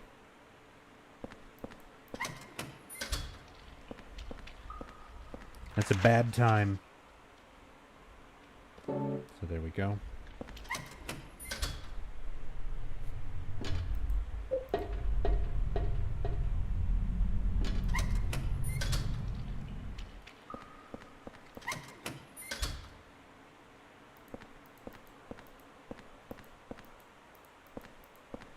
Some books scattered everywhere. Can't seem to interact with any of them. We got some more graffiti here. I'm a boy genius, and I figured out the answer to the surveillance room puzzle. It's light and water.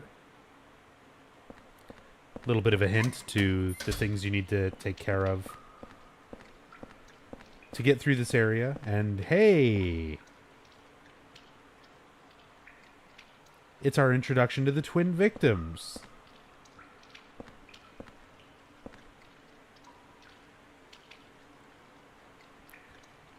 So this is one of my favorite enemy designs in like Silent Hill overall.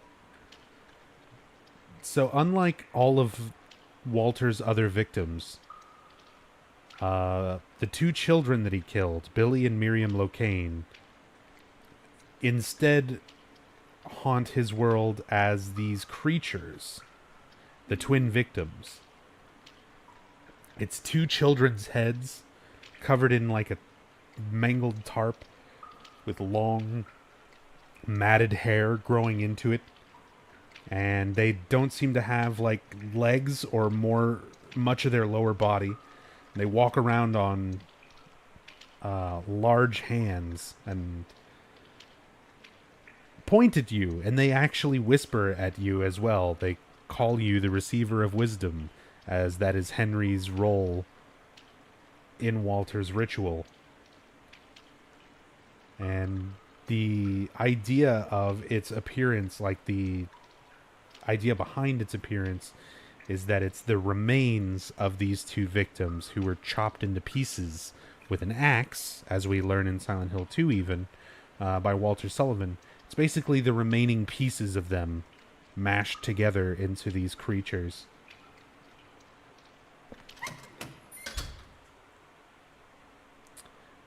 And there's a hole.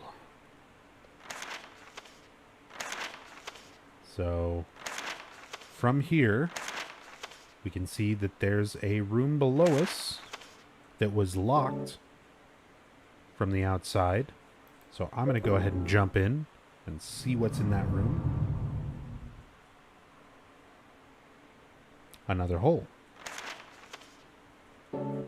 So that at least marks it on the map. Door is broken though, so you can't open it. You can see the shadows still passing in front of the peephole in front of each of the cell rooms.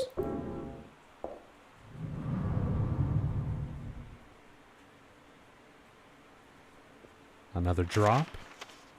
Another marked hole on the map, and another door with a broken lock. Nothing in here either. So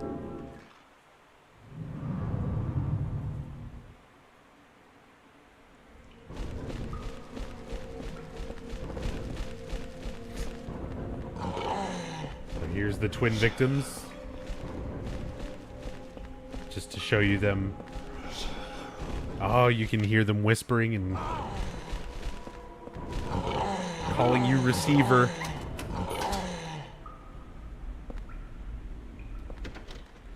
Definitely one of the most disturbing enemies in the Silent Hill games, in my opinion. Alright, we'll come back to this. We unlock this door. I'm going to finish checking those rooms.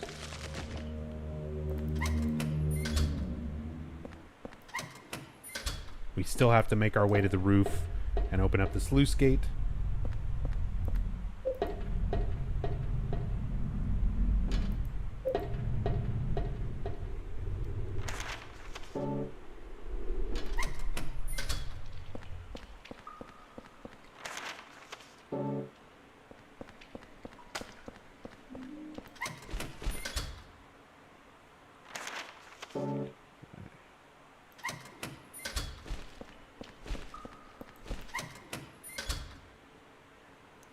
But why did the twins try to kill you?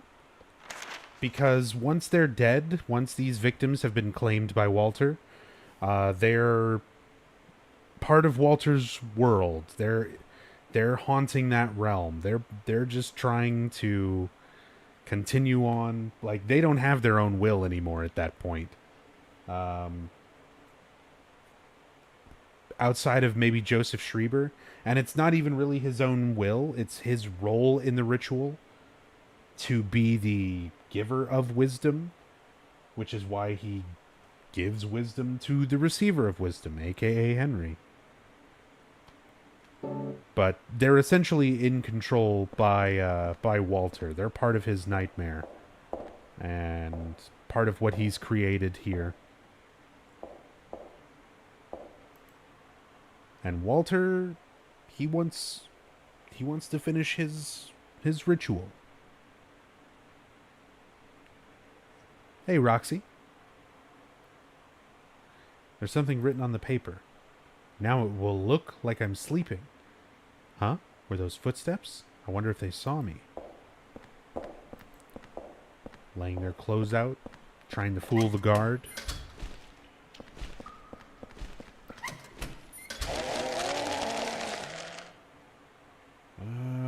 Some handgun bullets if I... it's already not worth it. I hate Wallman.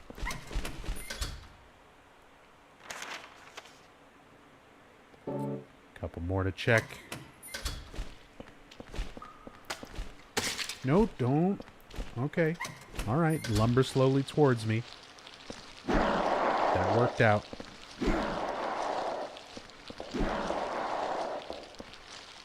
Nub confirmed this for me. I heard they weren't able to be turned into ghosts because of their purity. Most likely. All of the rest of Walter's victims all seem to be involved with, you know, more going on with the cult, where some of them could be still considered innocent, but not the same way as children. Children seem to be viewed as a different kind of innocent by the spiritual powers that are Silent Hill, much like Laura not being affected by the nightmare at all in Silent Hill 2. So it would make sense that they aren't tormented to exist as ghosts, but instead, I don't know, this existence as that creature isn't much better. But yeah, that is definitely a common theory. There's nothing, I think, to really verify it one way or the other, but it makes sense that the children would be manifested in Walter's world as something other than the ghosts of all of the rest of Walter's victims. What is this place? This is the Water Prison, a prison used by the cult of Silent Hill to brainwash, torture, torment, and otherwise ship off to die small children. Will I play The Suffering? I've played it before. I might stream it at some point. It's a diary. I'm in trouble. I stood in front of the surveillance room and yelled as loud as I could, but nobody came out. Imagine being locked in here and people stop watching you and letting you out, which is what happened to a lot of these kids. A diary. We had beef stew yesterday. In the cafeteria, I heard there's a death chamber behind the kitchen, and they take meat straight from the dead people and cook it. That really scared me. So there is a death chamber, and they are taking meat from the dead kids and using it to feed the other kids.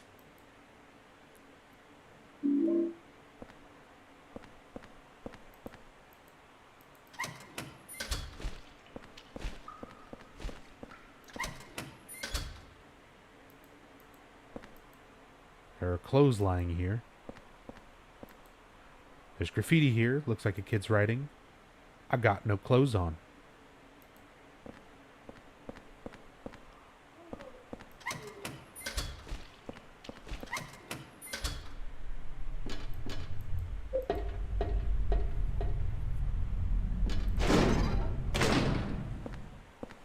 Again, we see a door marked with the halo of the sun. Door won't open. Seems like it's locked from the inside.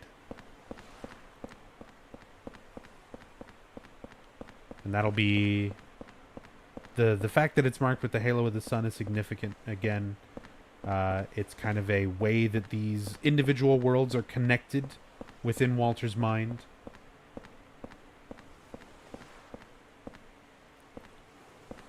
And it will be used when we revisit these areas later. There's a handle here. So this is the sluice gate we need to open on the roof. And then we can go back down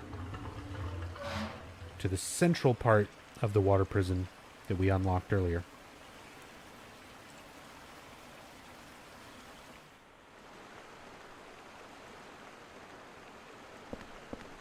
Thought The Thing was an interesting Xbox game. Don't think I would call it survival horror though. I mean, The Thing was interesting and it was alright for what it was. The problem, like, I was actually talking to my friend Jubes about this recently. We were discussing like horror properties and things that could be converted into game licenses and kind of what would be an interesting way to make them. You know, like if you were tasked to make a game based around The Thing, how would you do it? And one of the ideas that we started kind of like kicking back and forth was, imagine it being like an asymmetrical multiplayer type of game, almost like Dead by Daylight or Friday the 13th, except everybody is a human. You just don't know who's a host. And imagine there's several different mechanics that kind of focus around trusting each other and people each other's decisions and trying to work out who's a host and not get infected yourself or anything like that. And if you do get affected or infected by someone else, trying to hide it from the other players. So if you have, like, say 2 units of health and you can spend 1 unit of health to take a test to prove if you're infected or not, but you might want to just keep your 2 units of health in case things start going badly and you want to survive. So you would be like, hey, I want to subject you to this test to prove that you're not a host. And I'd be like, no, I would much rather keep my health. And you start raising paranoia between the players. It'd be a fun way to do it. It's a shame, you know, the actual game wasn't anything like that. If I got to make a Thing game, that's how I would want to do it. Sounds like Deception. Game was called Deceive. Pandemic. Oh man, apparently this is like a lot of things that already exist. Deceit. Yeah, based on John Carpenter's The Thing. Is this a StarCraft mod? No, I'm just kind of talking about an interesting idea. If this is a thing that already exists, apparently it is. Anyway, document here. I'm sleepy. So we're playing on hard mode, and that actually takes away some information that the game gives you. Normally you get a much more in-depth bit of note here about somebody talking to a chief, explaining how to rotate the rooms and line up the holes, which they use as corpse disposal chutes. That's how you know that they're dumping the bodies of the kids down into the area where they prepare the food and feed it to the other kids. All of that information comes from these notes that are hints on how to solve these puzzles. But when you're on hard mode, all you get is I'm sleepy. You don't get a hint. But in losing the hint, you're also losing some of the story. Which, a lot of times when I play this game and do story playthroughs, I will intentionally play on easy just to keep these notes intact. But it's been a while since I've done a hard playthrough of this game, and I figured why not.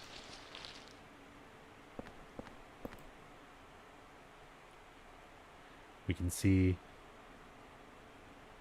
the view from the center of all of these rooms that we examined, what it looks like from that point of view. And more importantly, you can see where there are rooms with holes in them, since we're going to need to line up a few particular rooms here. There's a document here. I want to go home. Another note that's normally much more involved and tells a lot more, but because it's a hint towards solving the puzzle, and just kind of solving the area in general, it's left out in hard mode, and you get no info. Alright, it's bedtime. Alright, Zig. Have a great night. Thank you for hanging out.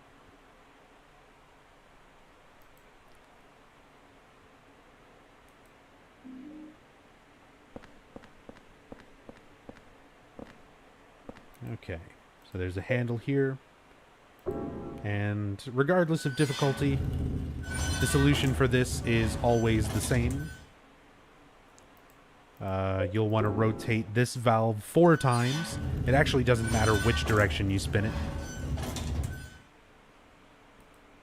Whoops.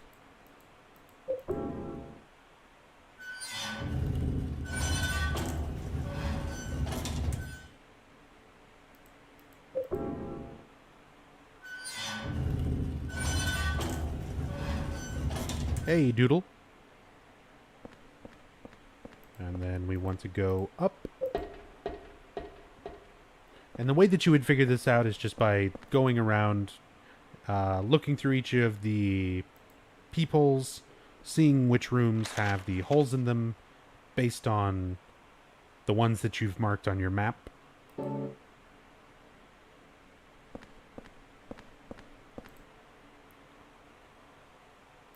Some kind of memo. Secret number for getting through the door in the back of the kitchen this month is 0302. Thanks for your cooperation. Again, these worlds that we're in we're not physically here. These are places mentally created by Walter. And because of that, a lot of other aspects of Walter seep into the sort of creation of these worlds, such as the code for getting into this kitchen is 0302. The room that Walter was born in, that he believes is his mother, is room 302, the apartment that Henry currently lives in. So that significance of that number is so important to Walter that it bleeds through into his representations of these places. And we just need to rotate this floor to the right twice. The first time will unlock Andrew DeSalvo's cell, And then the second time, we'll align everything the way we need it.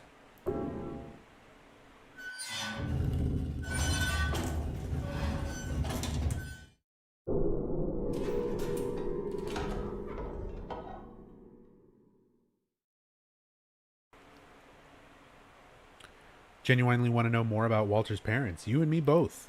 You and me both. All we get are a couple very, very small bits of info from Frank Sunderland's diaries, talking about them a little bit, and from Walter's vague memories that you, when you're interacting with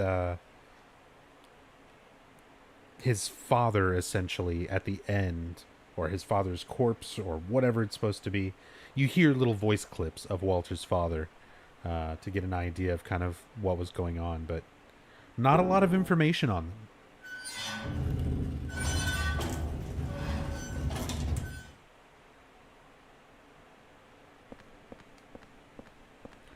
Horror games to watch? I mean,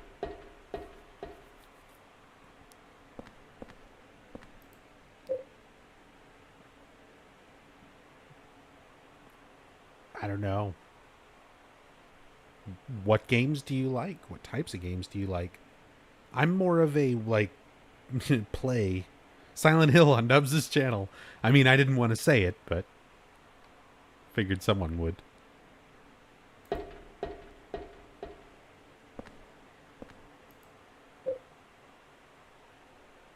I'm trying to think of, like, what, I don't know. Silent Hill games. Silent Hill games are good to watch. Good horror games are fun to watch, I bet. I'm not making it me standing anymore. When we stand there, I can't make inside. Me inside. No, the movies are totally separate from the games with Silent Hill.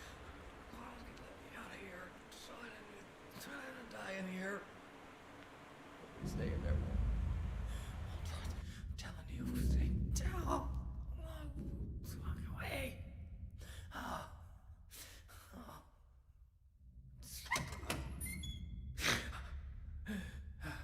Who is that boy? And who are you? His name's Walter. Walter Sullivan. I used to work at the orphanage watching the kids. I'm Andrew DeSalvo. They tried to make it seem like an orphanage, but according to that town's holy scriptures, it was actually the center of their religion. And that kid Walter, he was really into that mumbo jumbo. Especially that descent of the Holy Mother business. It was scary. Oh, God. Oh, my God. Oh, my God. Oh, my God.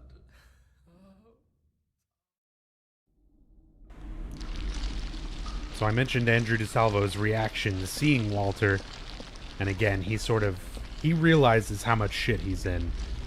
The fact that he's here. He knows he's dead. He knows Walter's brought him here to kill him. He's part of this ritual. Norm, would I ever play Animal Crossing or something else as fluffy? Sure. I haven't played an Animal Crossing game in a long time, but I don't see why not. I think as the stream goes on, I'm going to try to do a little bit more variety. I'm always still going to kind of focus on being a horror streamer. It's just one of the things that I've kind of established myself as, and honestly, it's one of my favorite genres to go through and stream. But I'm not, like, exclusively a horror guy. I play a lot of variety in games, off-stream and in general. And, for example, like, I'm a big fan of Jet Set Radio. That's one that I play that's very bright and colorful and happy and has an amazing soundtrack.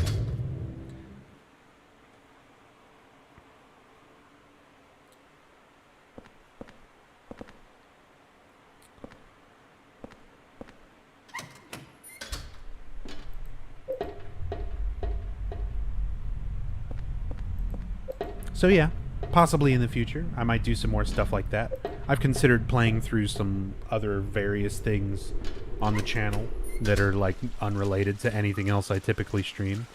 I'm a big Final Fantasy fan, and I've never streamed any Final Fantasy or other types of like RPGs on the channel, so I could do that at some point.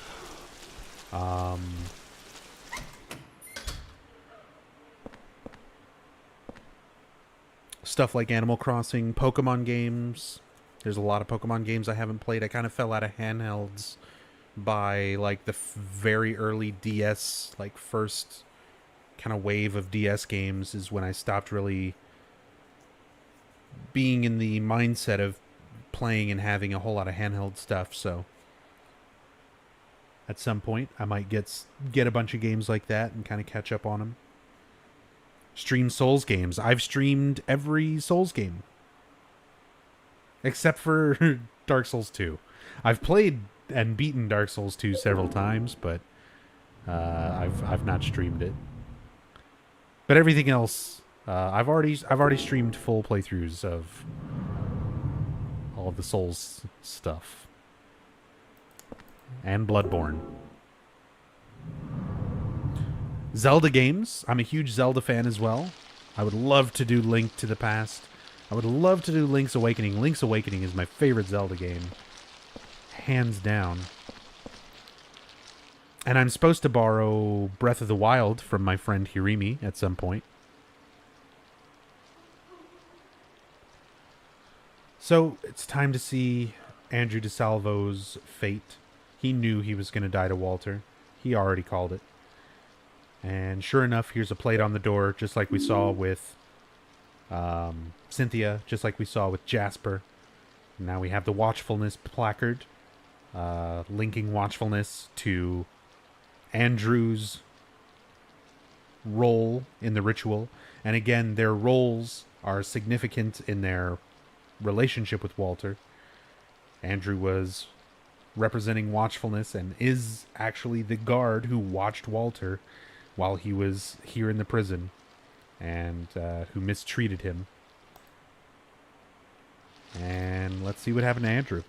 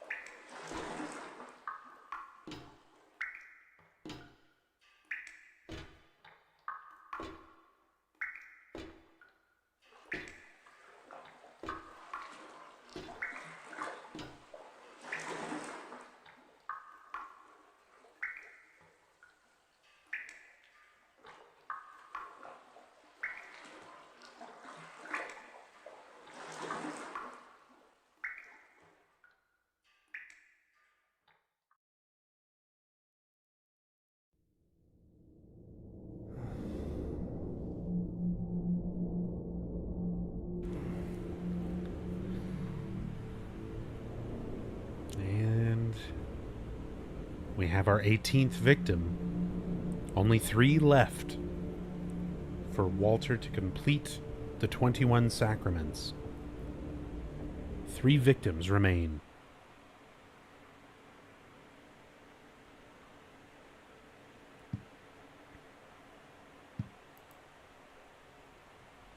Streamed the BioShock series? No, I have not. I've played BioShock 1, I've played BioShock 2.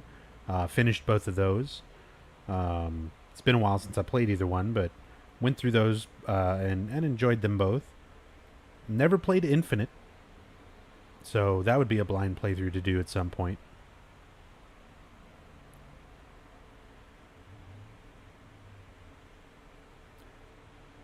So he locked himself into the room to stop killing. What are you talking about, Seigaku?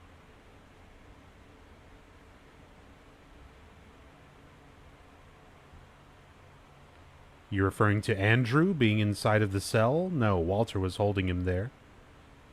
Andrew didn't lock himself in there. He wouldn't lock himself in there and then say, get me out of here.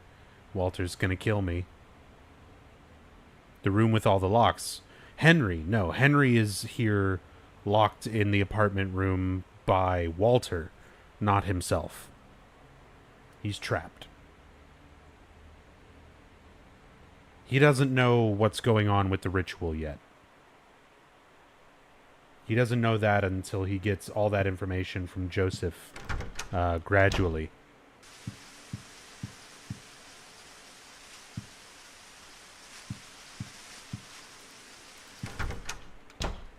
Can hear the shower head spraying out from outside. And there's now blood all over the bathroom. Blood. It's stained with blood. It smells horrible. Just like that water-filled room under the cylindrical prison. So elements of Walter's world, all of these places that we're visiting, are starting to affect this area, this bit of reality around room 302. It's being very messed up by Walter's influence.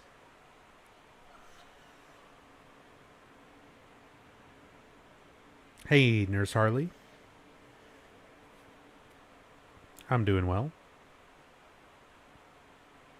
How did Walter kill the last guy? It's implied that he's drowned.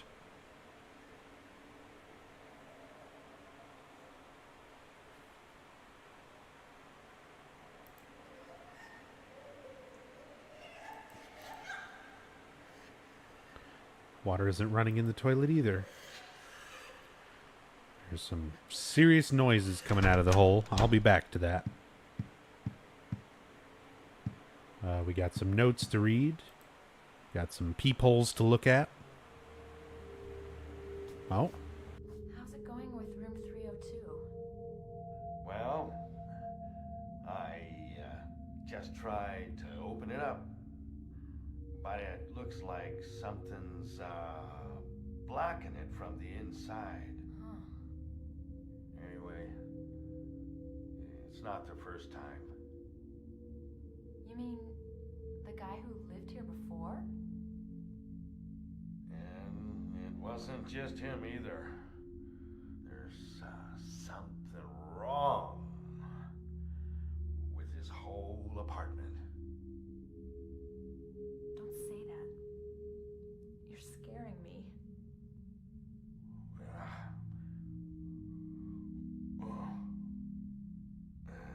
Well, anyway, I just slipped a note under his door. Don't worry about it too much. There are a lot of strange things in this world. The umbilical cord I keep in a box in my room. Lately, it's started to smell terrible. Huh? Umbilical cord? Oh, well, I forget I said anything. But still. These noises. That's some weird shit to try to forget, Frank.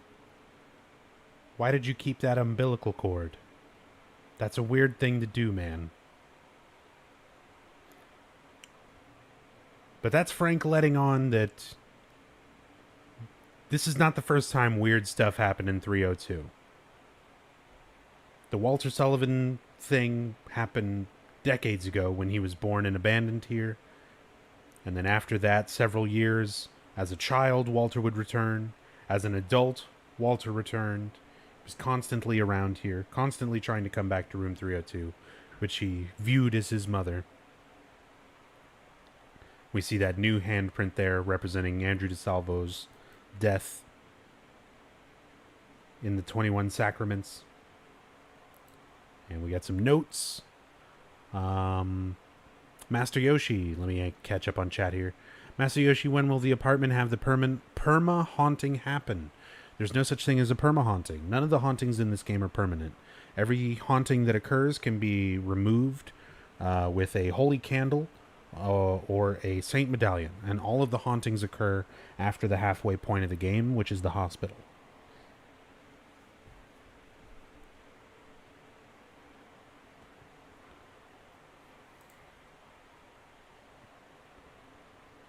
So another note from Joseph. I found something that's extremely effective against the ghosts. It saved my life. It was stuck into the huge rock in the woods near the orphanage. It's a sword blade with a handmade triangle-shaped wooden handle that has some kind of spell written on it. As a weapon, it's heavy and hard to carry, but somehow it seems to change in response to the ghost victim power. Strike when the sword is energized. If you don't reduce their power, your attacks will be repelled. As far as I know, there are only 5 swords in existence with that kind of power. It's extremely valuable. July 23rd.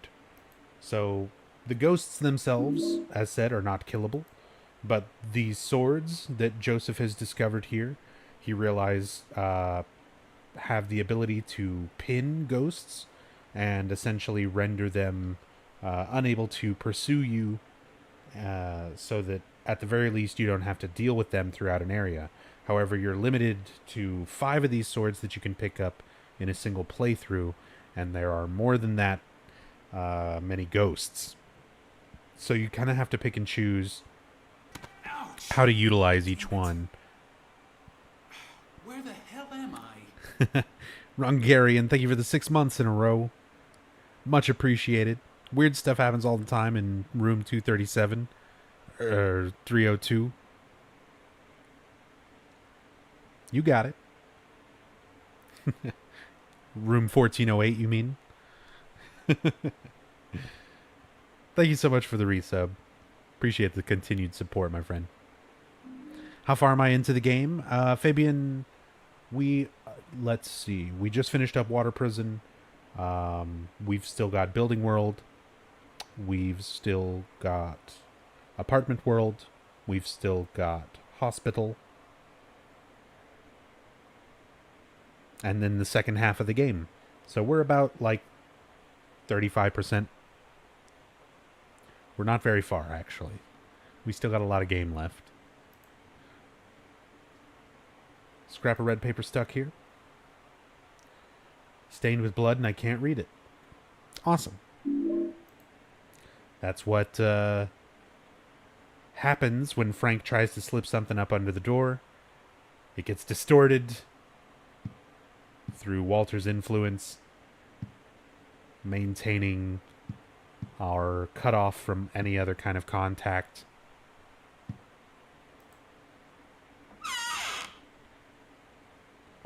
Go ahead and put that away. Take this. Enigma, thank you for the spooky bits. 302 spooky bits. Thank you so much, Enigma. Much appreciated. I'll have to really think about what I'm going to do for my alerts during Halloween, because I'm going to be playing way too many games to do custom themes for all of it, but I definitely want to have some Halloween-themed alerts and stuff this year, I think. So we can really have some spooky bits.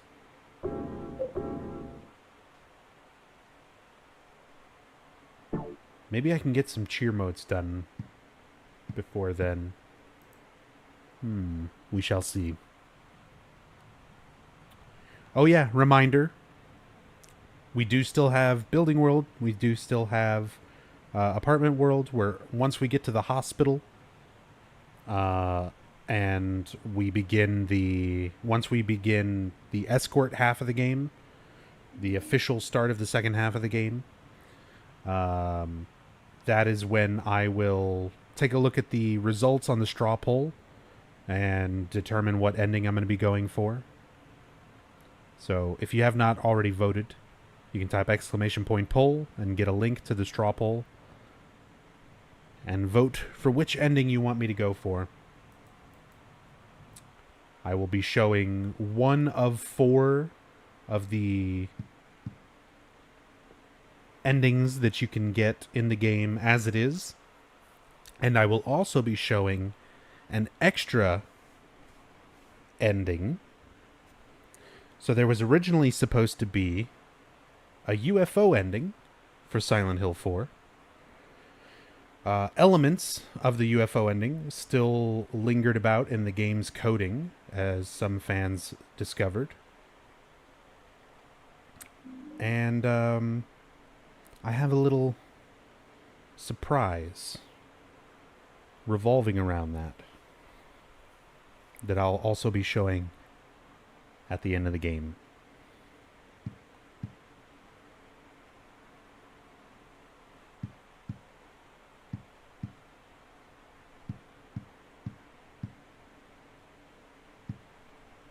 Oh yeah, did I look at Eileen's room yet?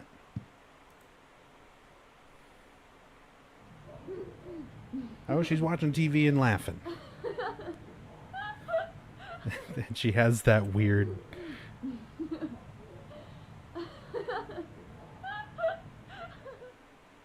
like choking sound when she's laughing. That high-pitched sound. I have awoken. Welcome back.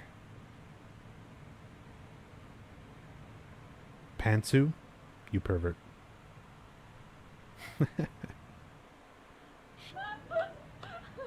That's spooky.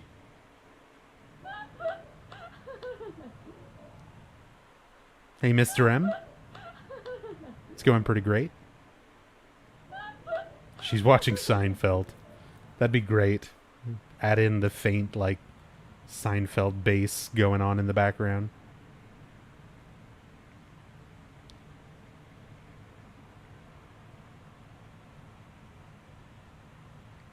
She's like a fucking seal.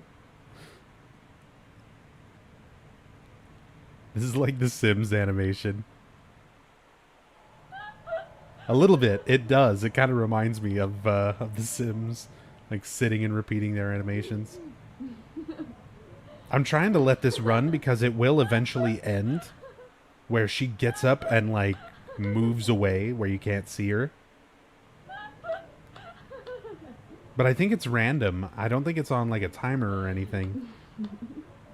It's just kind of like random which animations she'll do out of a particular pool of animations. Oh, there she goes, like staring at the hole again.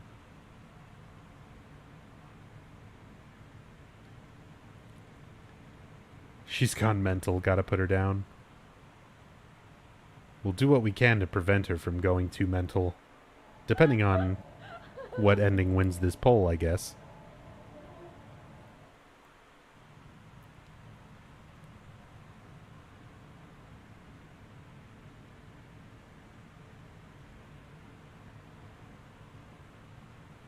Just finished playing some Sims 3. Nice, Masters.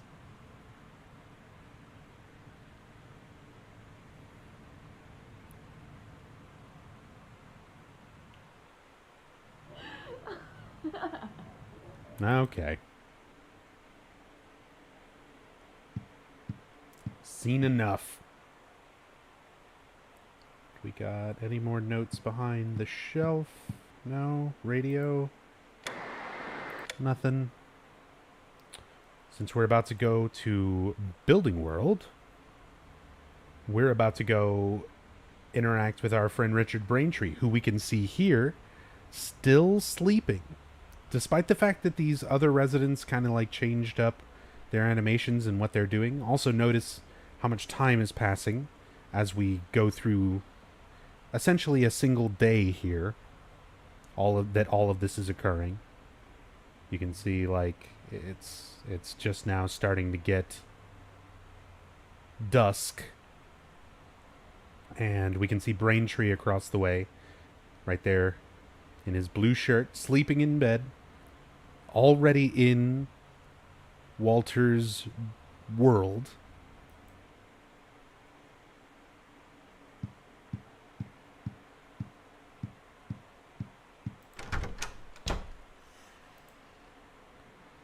So let's go see what he's up to. The hole's even bigger now. There's a lot of noise coming from the inside the hole. Good typo. Let's go.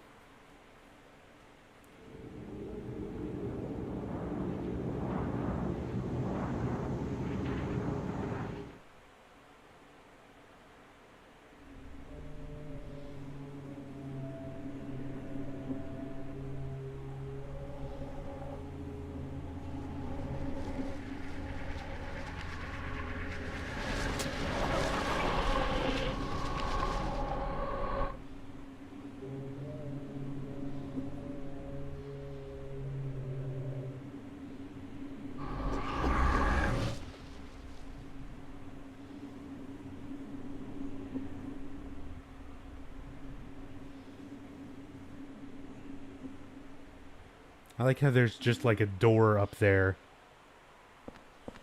that just kind of like goes to nothing. Just like a bright white light.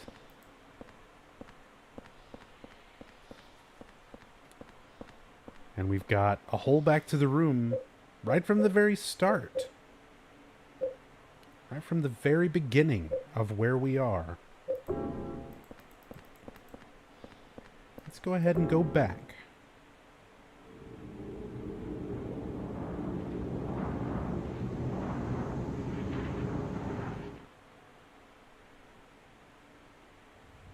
So if people die in this world, what happens to them in the real world? They die. Their body in the real world dies the same way. They have numbers carved into their body. And their spirit remains trapped in Walter's world as a ghost.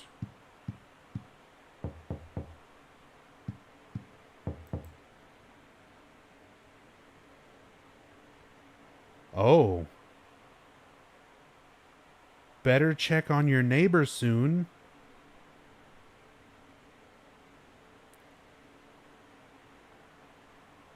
Written in blood over the handprints. We're getting some very distinct messages from Walter now. More than just letting us know how far along he is in the ritual.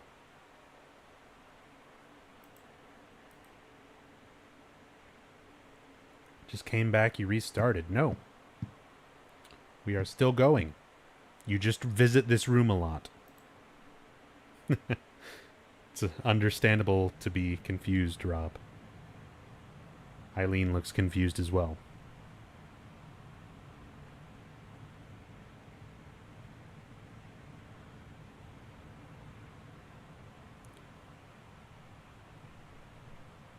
I like how she sometimes kind of quickly turns. Oh. Didn't want to see that. Wonder what she's watching now. That is some weird porn.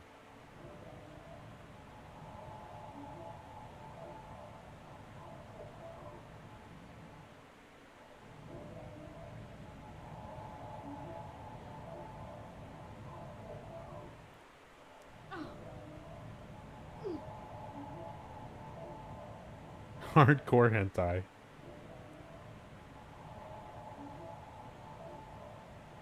Her animations are different, though. She's not watching something funny. Oh, look, she's leaning towards the hole now. New animation. A little more like she notices it. And then just kind of, whatever. Back to Backdoor Sluts 9. She's watching Corky Romano. God, Calatus. Never gonna live that down.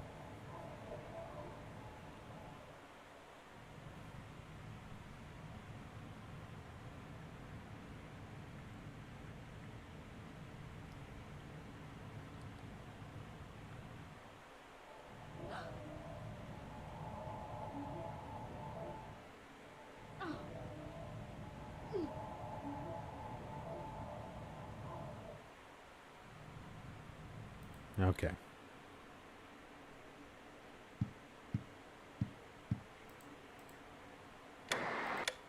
Static. Not getting much from the radio anymore. Nothing else going on too bad here.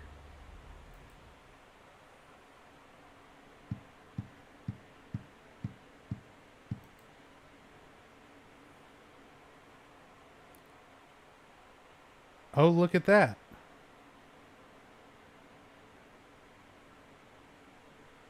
I checked on Eileen. It said better check on your neighbor soon. Written in blood on the wall. I checked on her. Came back. The writing is gone. What's up, Roller?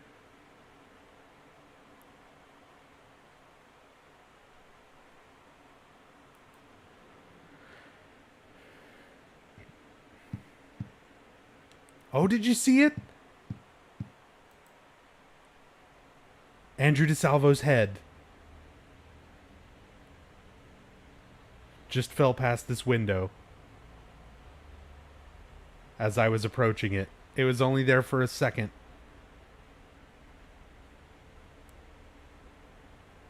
Somebody clip that.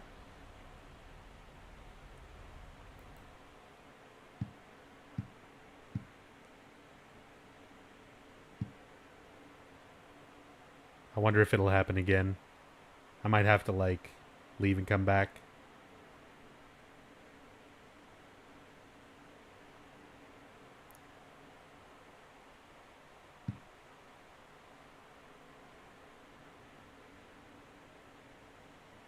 Here, let me see if I can see it in the bedroom.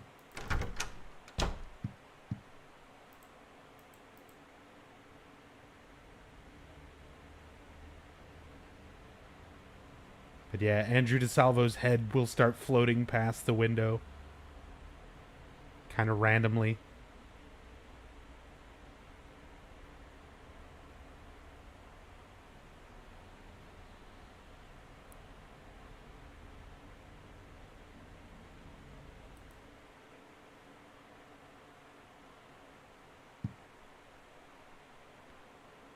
Ah well, hopefully we get a chance to catch it later.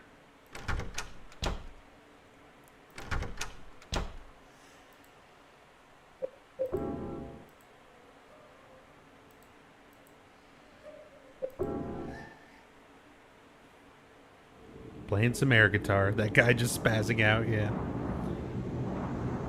Stood up and had a seizure. Maybe. So you learn a little bit about the people who live in the apartment as well. Like, they all kind of have their own little quirks and character types and everything. So, like, one guy is a huge audiophile and listens to music and has, like, a huge record collection, all this stuff. So you usually see him, like, dancing around in his apartment.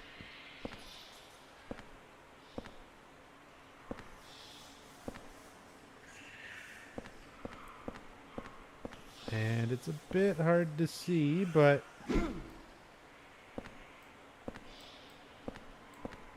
there are gumhead enemies, monkeys, up above where we're at right here, that are jumping from roof to roof.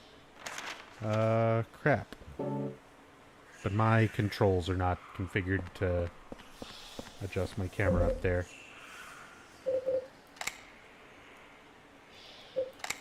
Dang it. Oh well. You can hear them. And eventually, once we get up here, you'll also start hearing gunshots. The signs that Richard is fighting them. What's that enemy's name? Gumhead. Hey, Marlu. Thank you for the host.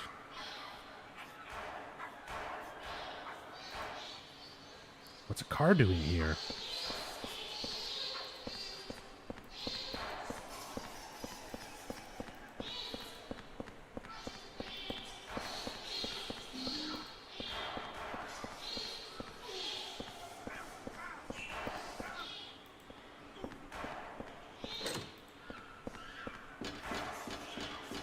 It's all good, Shifty. Have a good night. Take it easy. There's nothing over here. Oh, okay. The monkey jumped through me. It's all fine. And the door is nothing. Not even giving me a broken prompt. Alright, best cutscene in the whole game right here.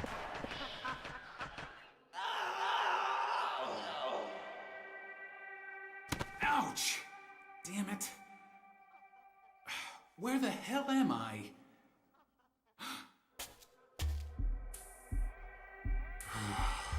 You're a real person. Hey, you're the guy that lives across from me. Yeah, my name's Henry. I'm Richard Braintree, from 207. What the hell's happened to us?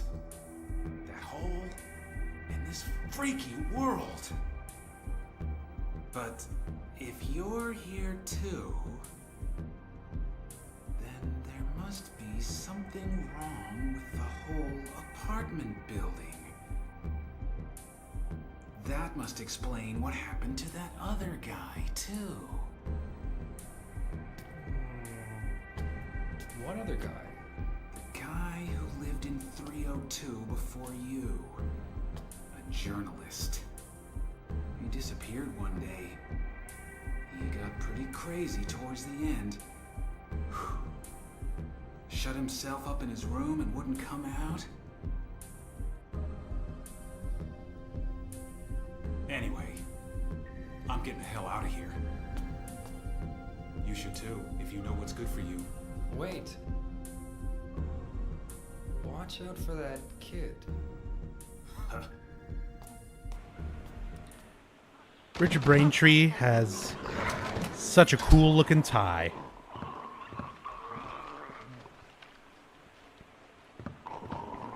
It's like a biblical painting.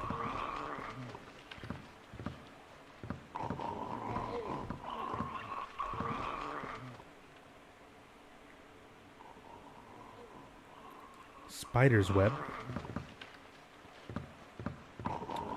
How far did he fall? Well, the thing is, like, Henry was, like, also jumping through holes in the water prison. So, obviously, physics and things don't work the way that they are supposed to when you're inside Walter's dream worlds, essentially. But that scene still comes off as, like, really funny. Notice he also makes mention of the hole. Getting here to this crazy world and that strange hole. So he's getting here the same way you are. He's going through a hole to wind up in Walter's world, which is interesting. We see him earlier, so it makes you wonder if at some point, did he become trapped in his apartment? How did he manage to stumble across this hole that brought him here? None of the books in this bookshelf look particularly interesting. And this guy gurgling, being super rude. Let me take a look here. I'm going to tab out. Sorry, it's going to kill the sound. Whoa, why is my connection dipping? That's weird. Let me pull up my victim files here, so we can talk about our new ghost. It's been a while since we've seen a different ghost. Back in Forest World, we saw Steve Garland, who was the ghost in the overalls, the owner of the pet shop. I believe this is Sane Martin, one of Jasper's friends.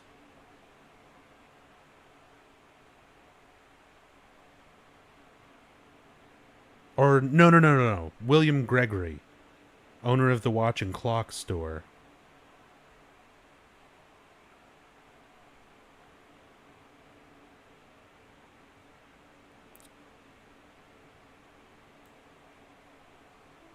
Actually, see, this is the problem. I wish this was information they put in the games so that you could correctly identify each of these ghosts. Because here in the building world, we're going to come across a couple new places. There's a bar. There's several different stores and things. So I'm looking over the victim list, and it's like victim number 10 is Eric Walsh, who's the bartender here. William Gregory is the owner of the watch and clock store.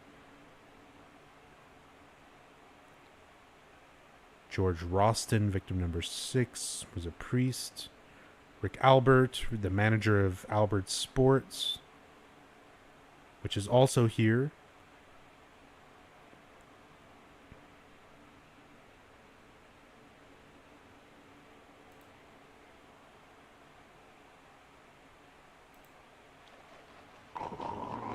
Does that mean Henry is sleeping too? Yes. Every time you come back from Walter's world, Cosma, it's a cutscene of Henry waking up in bed. So his physical body, like, it stays there in the real world, essentially, while your mind, spirit, whatever you want to call it, goes into Walter's world. Lydia, thank you for the host.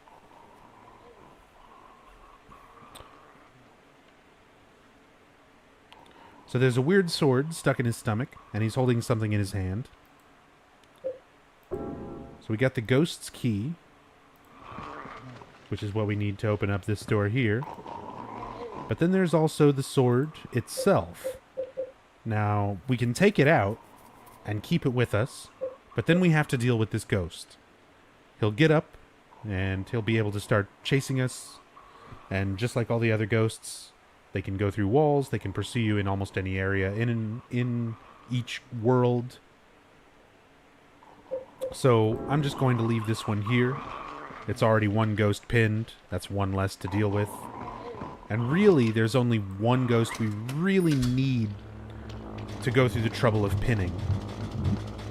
And that's Andrew DeSalvo, when we encounter him later.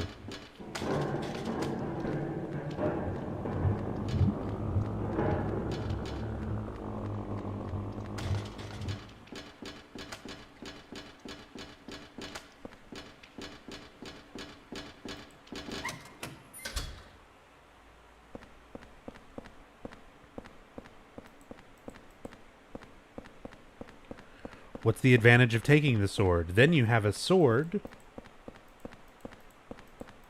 that you can use on another ghost.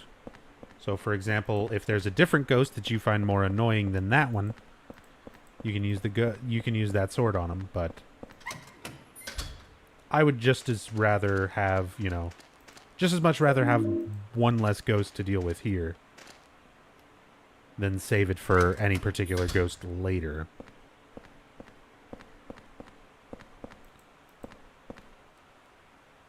Bunch of golf clubs in here. Looks like they're all bent and broken. Golf club looks like a 5-iron, so we got another one of the breakable golf clubs. By the way, the golf clubs that you collect throughout the game all have different stats. Some of them are more damage, some of them are slightly different, but they do have varying stats. You'll look cool with the sword. You don't get to use it like a regular weapon. It's only for pinning a ghost that's already down. And downing a ghost is no easy task. The easiest way to do it, and the surefire way to do it, is with a silver bullet, of which there are only 2 to pick up in a playthrough. The other way to do it is to actually just fight ghosts, which they harm you just by being near them, unless you have saint medallions and holy candles to weaken them. They're a huge, huge pain to fight without silver bullets, so pretty much the best thing to do with ghosts is just avoid them. Golf bag, nothing inside.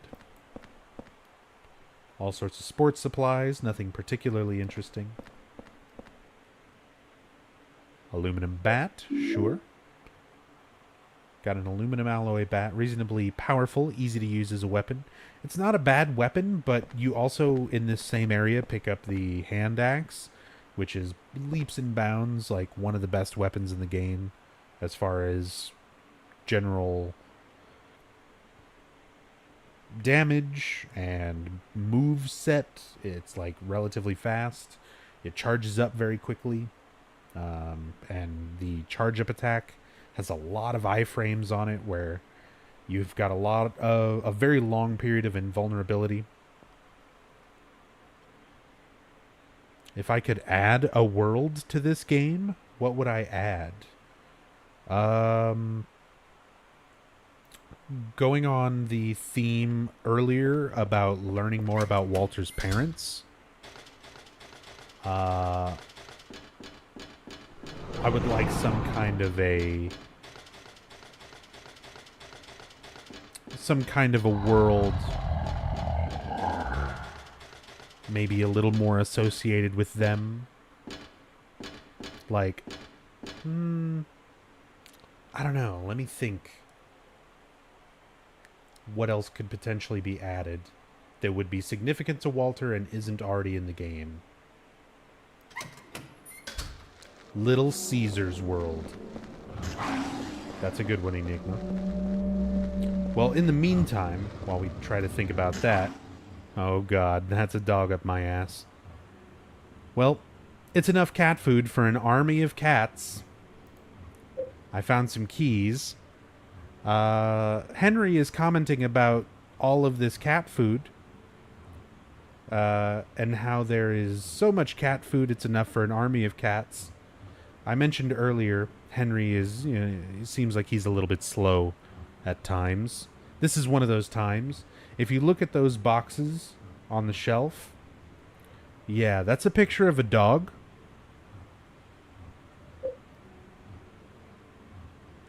That is 6 boxes of dog food. Enough cat food to feed an army of cats, apparently to Henry. But that is 6 boxes of dog food. I don't think Henry knows what he's talking about. Ah. Oh, hey. Hello there.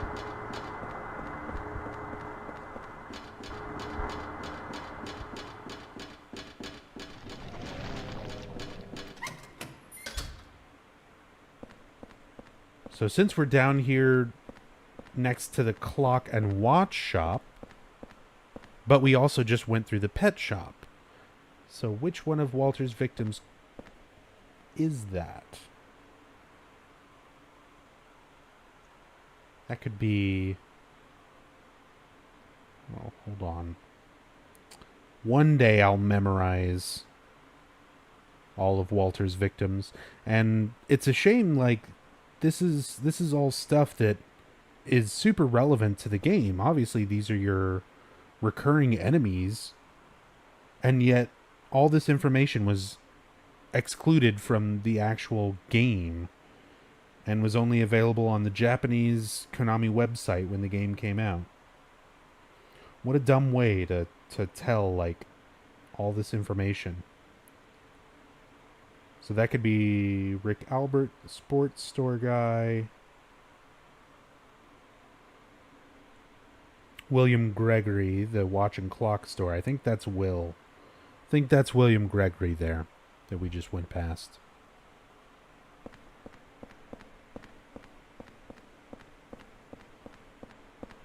What's a bananan? Ananas? You shouldn't feed your cat dog food. Yes, that's true. In a real life situation, you should always check with your vet about the proper things your pet should be eating. Make sure to add that to the Silent Hill wiki so that people know that this game teaches improper pet care advice. An upside down clock. Hands aren't moving, doorknob's rusted shut, and I can't get it open. This room is also completely upside down.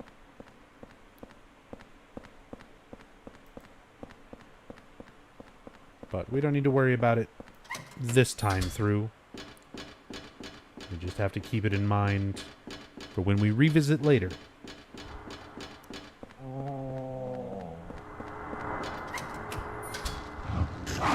Now.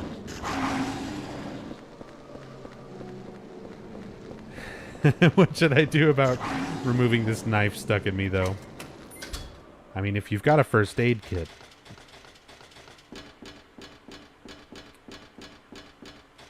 Yeah, for those who don't know what I'm referencing when I'm talking about teaching improper pet care advice, on the Silent Hill wiki, which has a lot of absurd, quote-unquote, information that is added to the wiki, if you look up Silent Hill Homecoming on the Silent Hill wiki and scroll down to the trivia section, there's some very good trivia there about Silent Hill Homecoming. Did you know that pulling all of the knives out of Wheeler, which is what you do if you choose to save Wheeler at the end of the game, pulling all the knives out of a stabbing victim would complicate the injuries and make things worse, and it's recommended that you leave them in. So don't take your medical advice from Silent Hill Homecoming, everybody. It's a good thing they put that on the wiki. Ever gotten the Sailor Moon costume in Silent Hill 3? Of course. Of course. All you have to do is beat the game once and then type in Princess Heart in the typewriter.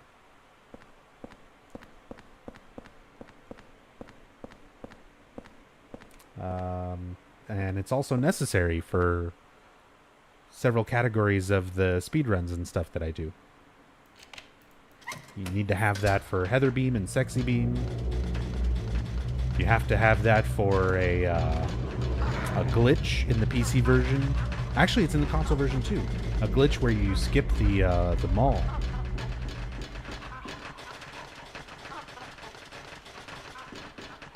You have to have the Princess Heart outfit.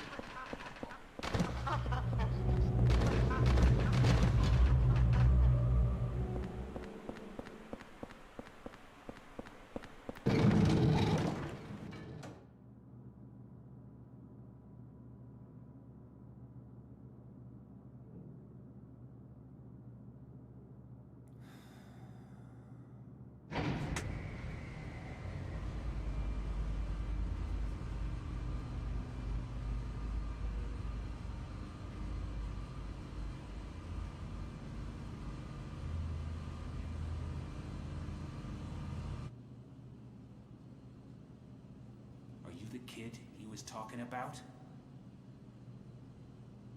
You live in that apartment too, huh? Say, you look a lot like a little punk that I once caught sneaking around there. Do you know something about what's going on? Hey, you! Stop! Oh shoot, hey Nubs. Hey Lulu. What's up? Only thing I ever got from Homecoming was disappointment. Yeah. Well, there was Braintree again. Whoa, whoa. What is happening? Forget it. Why did my keyboard suddenly decide to... That was weird. I might have to switch over to my other wired keyboard. I don't know what's been going on with my wireless keyboard. Been freaking out on me a lot. Richard is great with kids. Yes, isn't he just?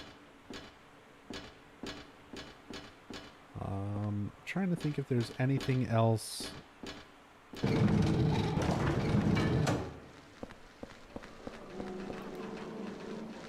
Yeah, there's some stuff I can go collect. Nothing over here. This elevator's not here. Look at these dogs freaking out trying to get me. You'll never get this. You'll never get this.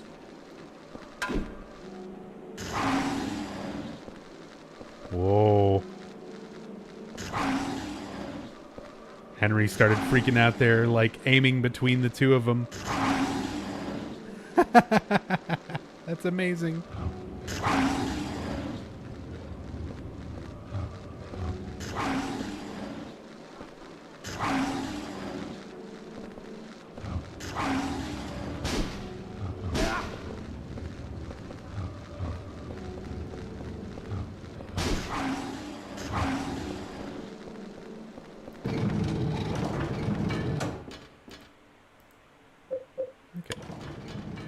Try going some different places. See where the elevator takes us. Just to make sure we clear everything out. Was on Marlu's stream, got modded there. Pretty cool stuff. Nice. Congrats.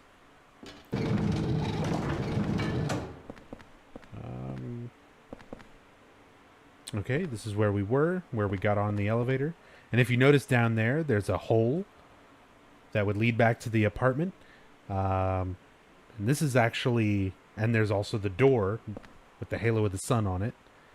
So when we return to Building World, this is where we enter from, is down there. And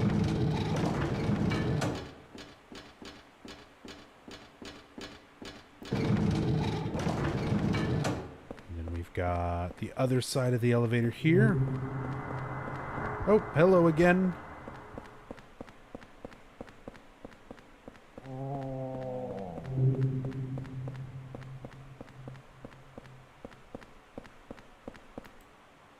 A large spade.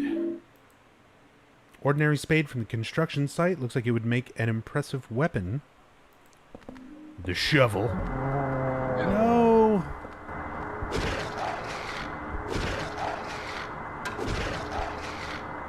Shovel Knight.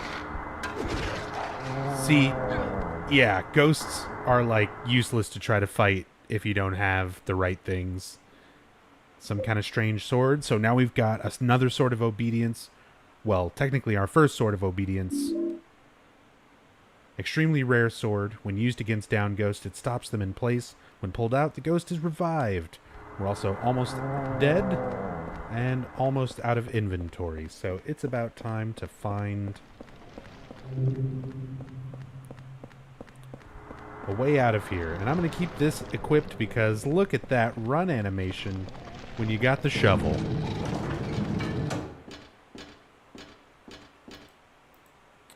Let's try the middle button.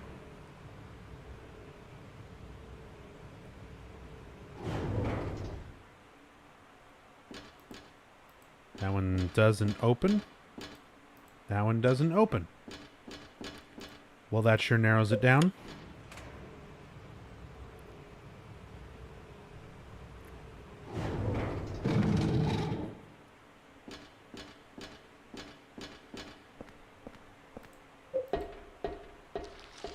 Oh, wait.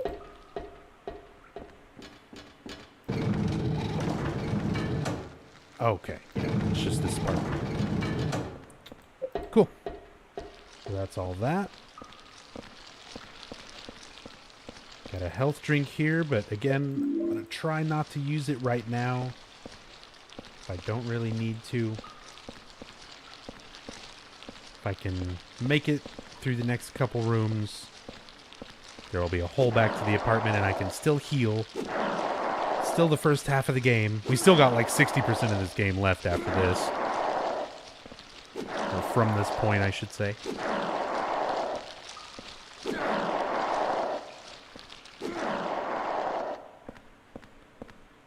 In all my life, never randomly come across a 3-foot section of pipe with a 90-degree elbow that you see in 10,000 video games. Seriously, me and an ex-girlfriend, like we cosplayed from Silent Hill as I was Pyramid Head, she was a nurse, and her prop as the nurse was one of the steel pipes, and we went out and got like a real steel pipe and everything, and we had to get a custom like elbow joint and everything to give it that proper 90 degree. It's not the kind of thing you just find lying around, you know.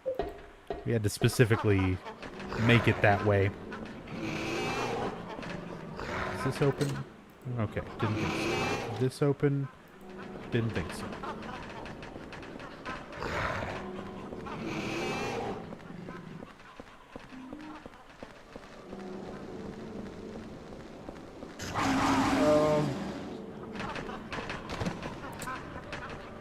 That hurt. Oh. Okay. Close, but we've got... There should be a thing right here. Where I'll be able to go back to the room.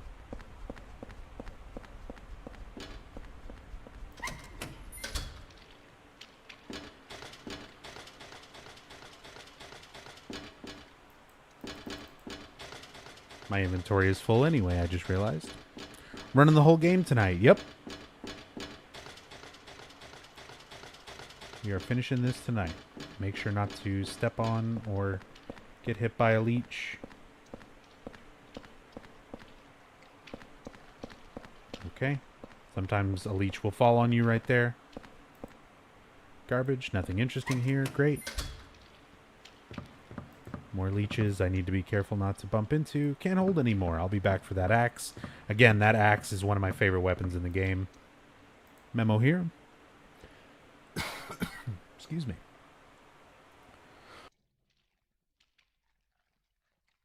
Ooh. Excuse me. Sorry, my throat was a little bit rough the last couple days, and I just realized it's been about 5 hours. I haven't taken a proper break yet, so definitely coming up on a break here. We're almost done with this area, and then I'll do that. Actually, I'll just do that when I go back to the room here. The boss said that the number this time is the last 4 digits of this store's phone number, but the phone number is written right there on the sign on the roof. We already called this phone number. 555-3750 is the 4-digit code. 3750 is the code right now. Anybody could see it from South Ashfield Street. Is that really okay? Yeah, it's fine. Works out. If you look here at the state of the bar, there is blood all over the back wall.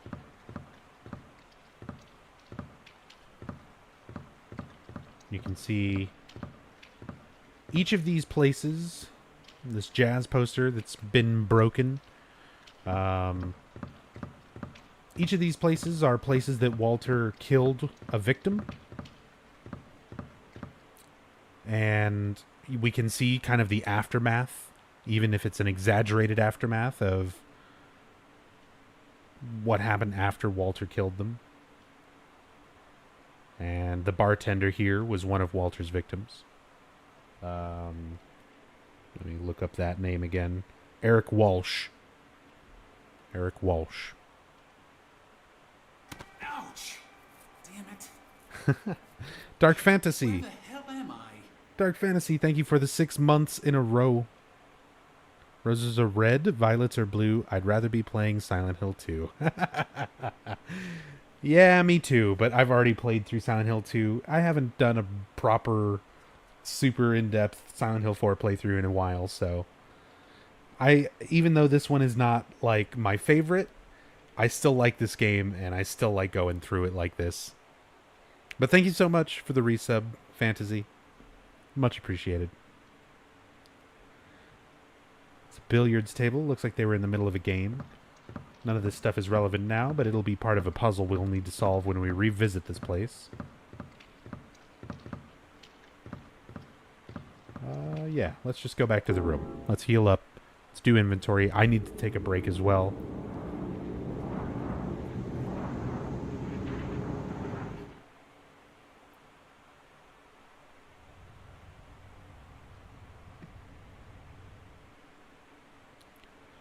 Oh, don't worry about it, MTX. Definitely take care of yourself. Put yourself first. Don't ever feel like you're obligated to sub or support in any other way other than what you're capable of. For a lot of people, you know, just by being here, following the channel, hanging out, and being a part of this, that's all the support I can ask for. Seriously. Thank you. It means a lot to me just that you guys are here and spending the time on the channel and enjoying the stream, you know?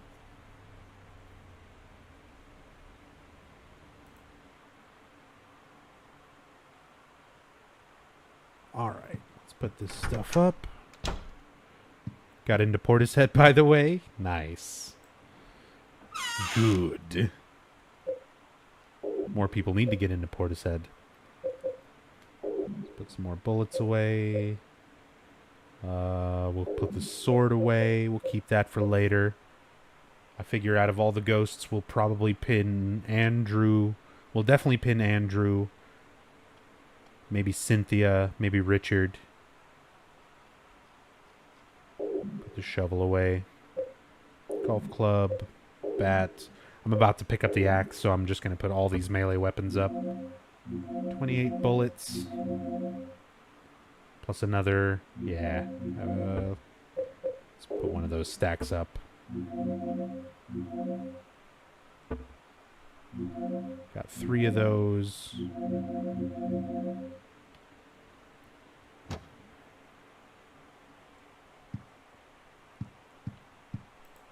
Andrew's head.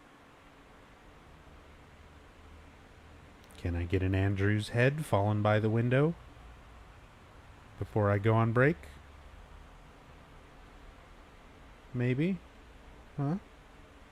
What do you think, Silent Hill 4?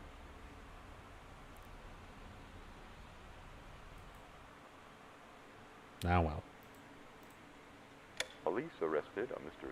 Oh, Suguru Murakoshi, the game's writer, naked and urinating on the utility pole again. Mr. Murakoshi.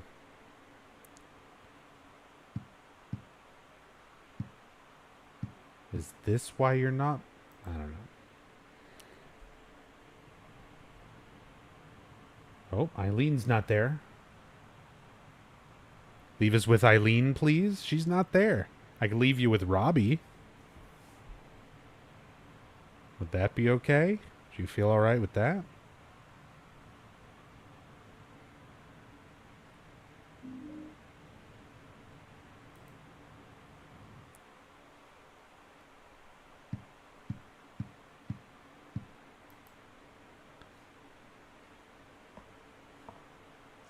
Hey, Frank.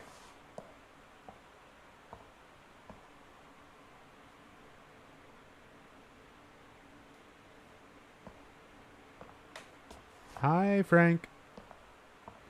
You just gonna pace back and forth in front of the apartment?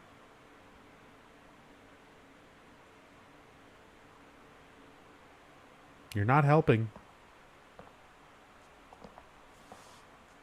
Mm-hmm. Yeah.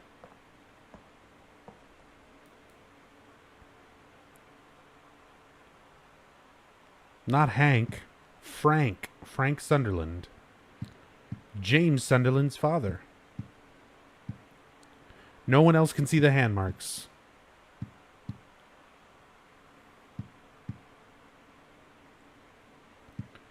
Alright, I got that stuff put away. There's nothing else in there. Perfect. I think that's everything to check on. Just a little longer now. Actually, a lot longer now. We got a lot of Silent Hill 4 left. Let's go. Let's go.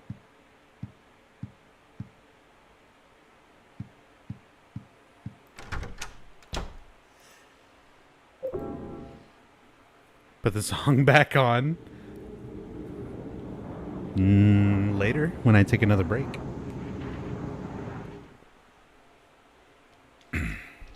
Or maybe I'll use the Dancing Chicken one, which has a different song. It has the result screen music from Silent Hill 1 instead.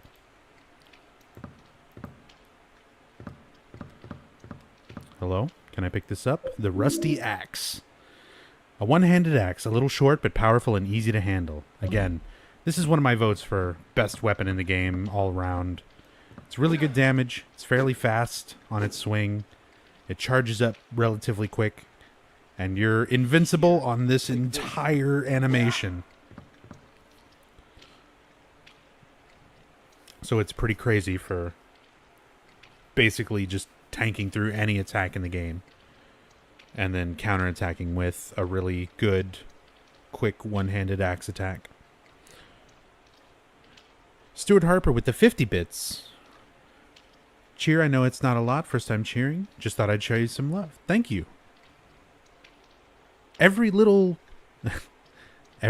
bit. That's fucking stupid. I'm sorry. Everything counts. It all adds up. Seriously. And everything helps greatly. Means I don't have to do so much actual work. It means I can stream more and be able to support myself easier and do more of this. It all counts towards it. So thank you so much.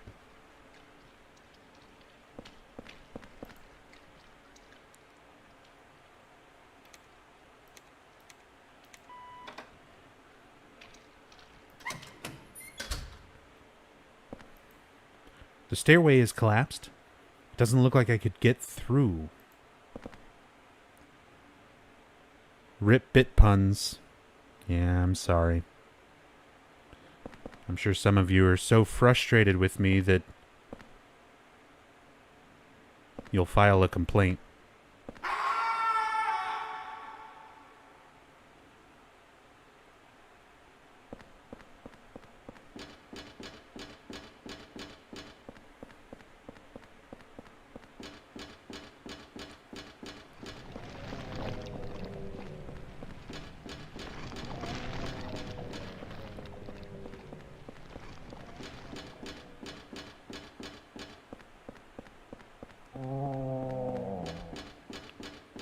You were gonna do it? Do what? I'm gonna go check on my friend Richard Braintree because he's screaming. He sounds like he's in trouble. There's also a ghost chasing me, so don't want to deal with that. Do I have a Japanese copy of Silent Hill 2 for the Xbox? I don't. That's a very specific question. No, I don't. I just have the US release Silent Hill 2 for Xbox.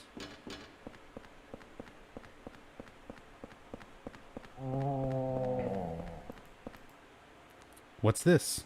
It's door number 207 from my apartment building. So, once again, we find another plate on the door. I'm guessing Richard is not going to be doing so well on the other side of the door. And this is the Chaos placard, again, representing that element in Walter's ritual. And, of course, Richard Braintree would be Chaos. Makes sense.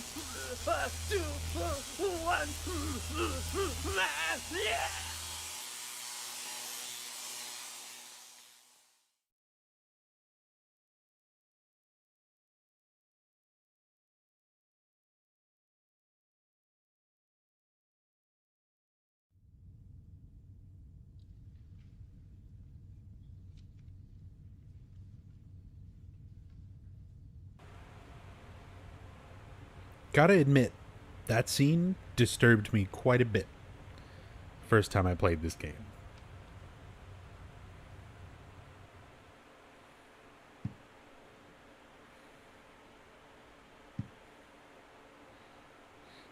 Like, now I've seen it I don't know how many hundreds of times, and it's comical to me now. Like, it's funny. It's become funny because I'm just so used to how weird he sounds and moves at certain points. Walter's there. He's pointing at room 303, Eileen's room. And he's over there in Braintree's apartment. Who just died.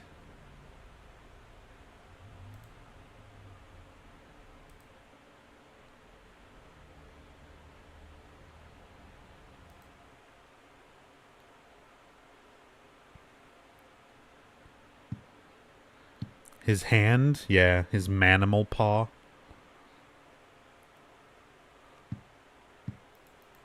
It's not the best. They didn't do so good rendering, making it just that one finger, but you know.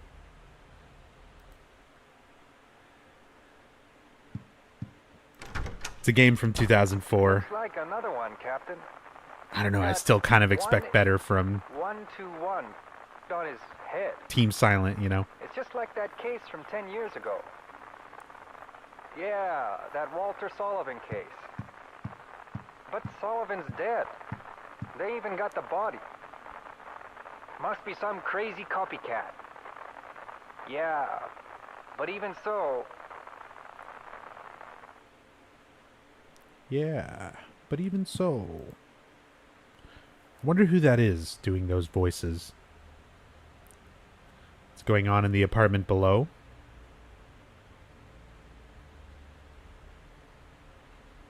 What do your elf eyes see? I can see the guy in the top left there. Just kind of standing around. Oh, yeah, and there's somebody moving in there, too. Can't quite tell what they're doing. Oh, it's the kids, like, jumping around on the couch. Oh, yeah, there's somebody down there. Tossing and turning.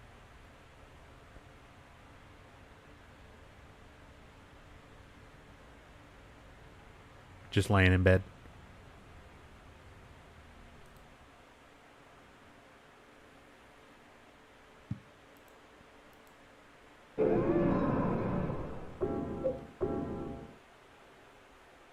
PS1 hand. Voyeurism. Yep. The game. In fact,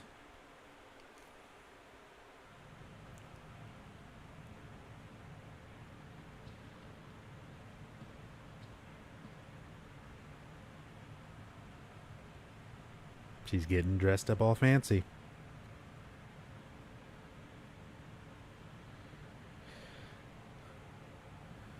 Just wait till we take the time and unlock those New Game Plus outfits.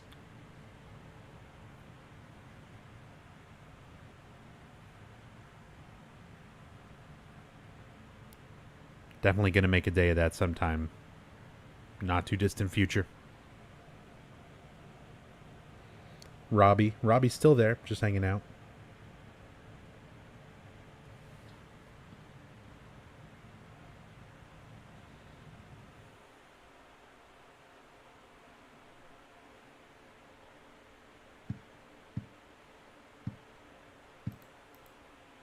And now the news. Yesterday, Wally the Walrus again. A longtime resident of the Springfield Zoo, gave birth to a healthy baby walrus pup named Buttercup. Okay. Sucks we've heard all these so many times now.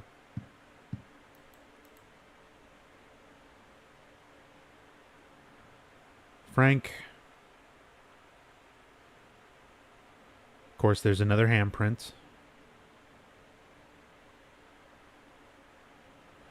There's only 2 now. Richard Braintree was victim number 19. So only victims number 20 and victims number 21 for the 21 Sacraments remain.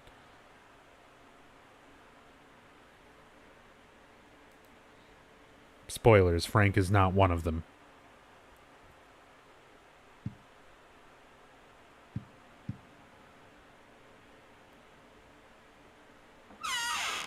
Is he going to do something? No, he's just going to stand around. Be weird. He's a Sunderland. That's what he does. This hole, it doesn't look like a human made it. It's getting bigger and rounder. I think I've seen this pattern before. He's starting to actually recognize, since he's seen it at each of these places, marked on several of the doors and on the cult pages and ritual information and stuff.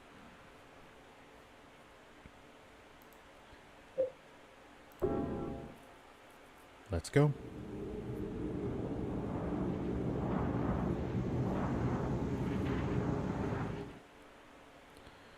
This hole was made for me. Classic Junji Ito comic.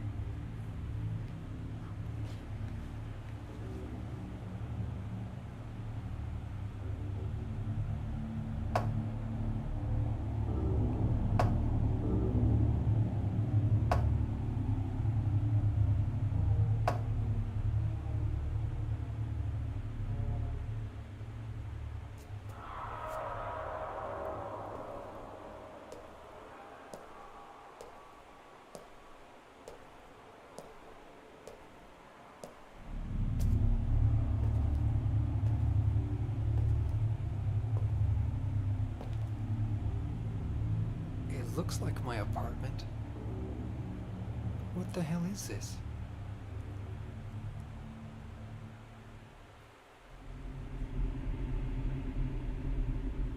The worst day your apartment has ever seen. Again, we're not actually in Henry's apartment. We're in Walter's mental creation of it. I like that the floor is graded and you can see the lower floors below you as well. Well, we're going into all of them. So let's start with this one. Wow. Look at all these porno magazines. Yep.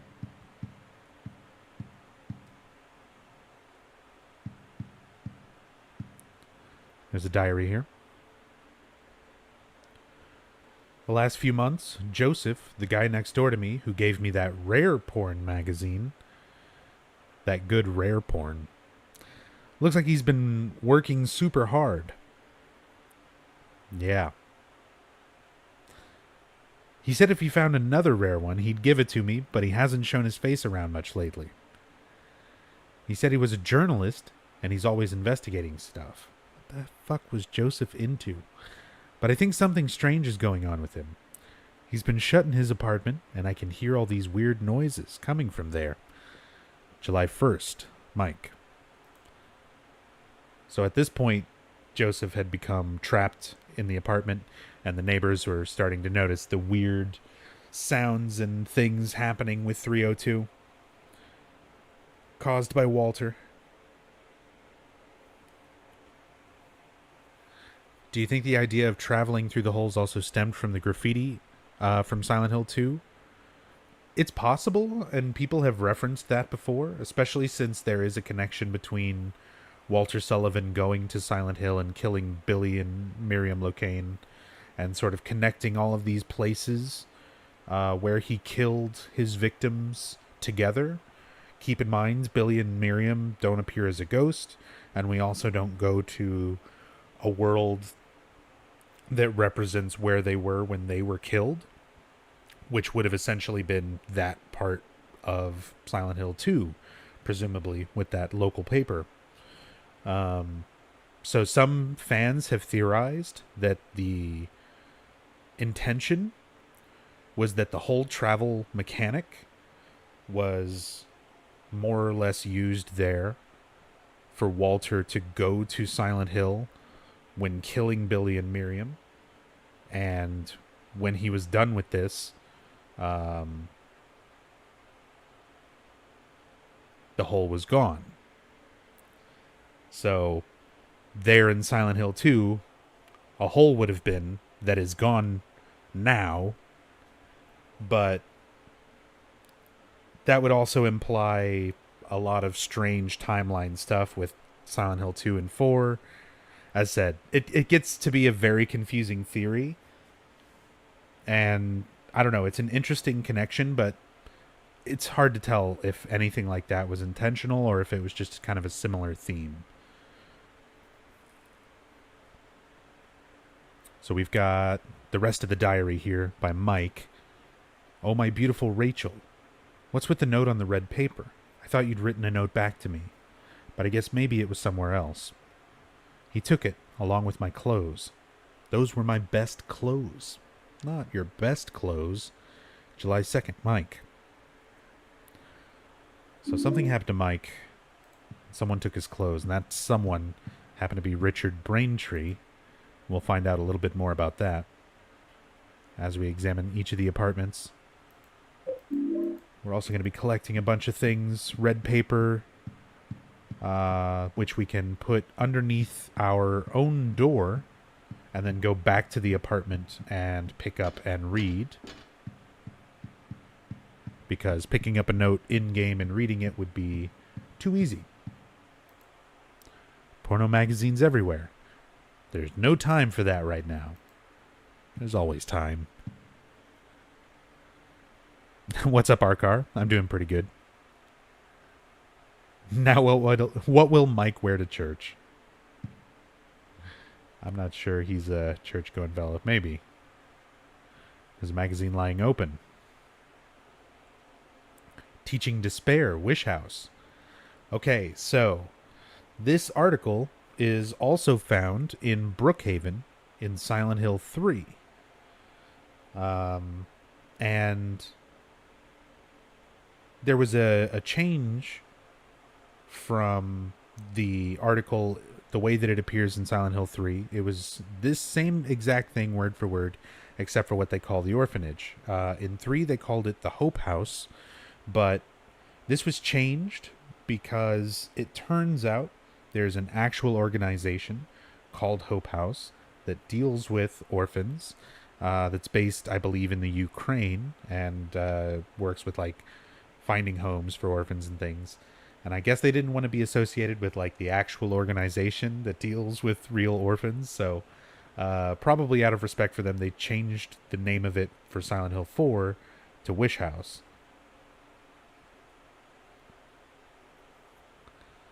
So here we have Wish House, an orphanage on the outskirts of Silent Hill, but behind its false image is a place where children are kidnapped and brainwashed. So this is the article that Joseph Schreiber published that went public and essentially exposed Silent Hill's cult to the rest of the world and showed everybody that it existed and kind of what they were doing out there. It was no longer a locals only type, no one really knows hush hush thing anymore. What's up, Mercurius? Talking about the Billy and Miriam as not victim's ghost, them being the two-headed large-armed monster. So is Joseph the other large-armed weird monster? The ones that you see, like, later on, they're in the Brady Games guide, they're referred to as bottoms. Joseph is just the upside-down ghost in 302. I don't think he's represented in any of the particular creatures.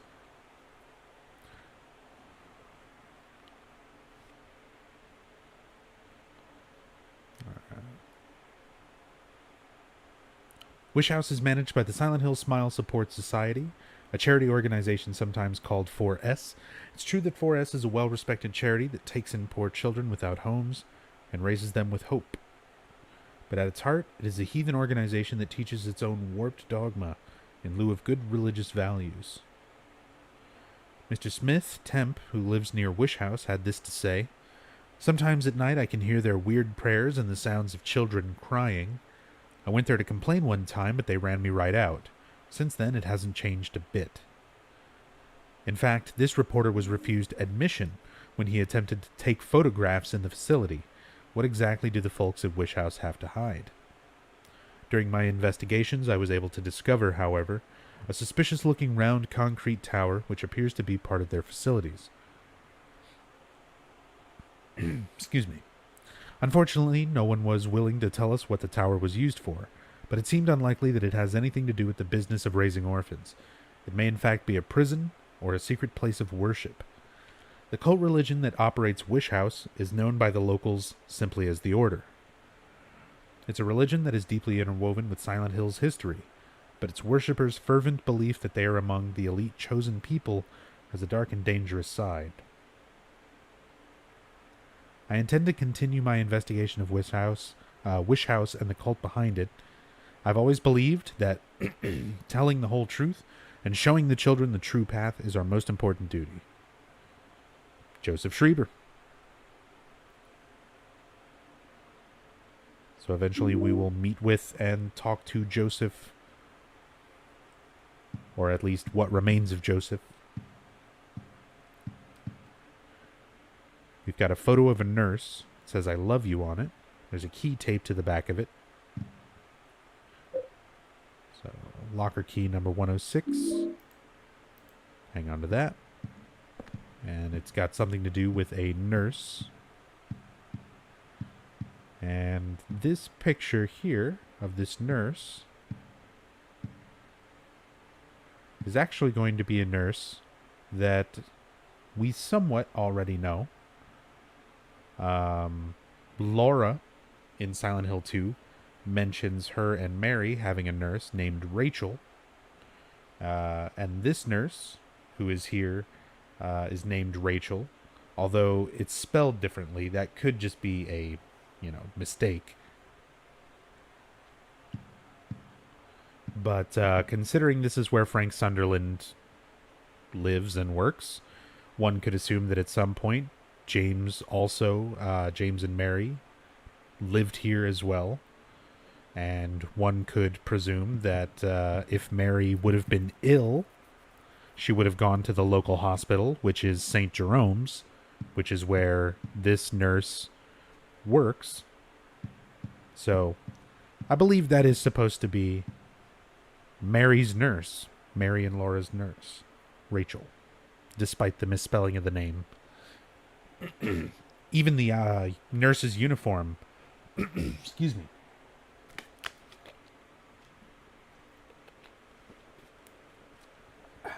Even the nurse's uniform that you find in Rachel's apartment is the Silent Hill 2 enemy nurse uniform. This guy, is it the super?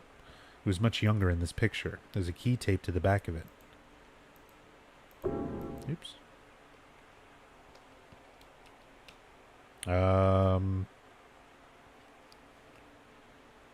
I think my keyboard might be giving up.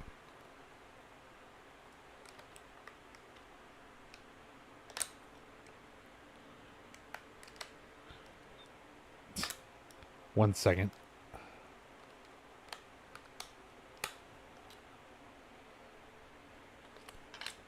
Yeah, rip keyboard. There we go. I've got a wired one that I can swap it out for if it starts giving me any more trouble. Alright, so we got Frank's key.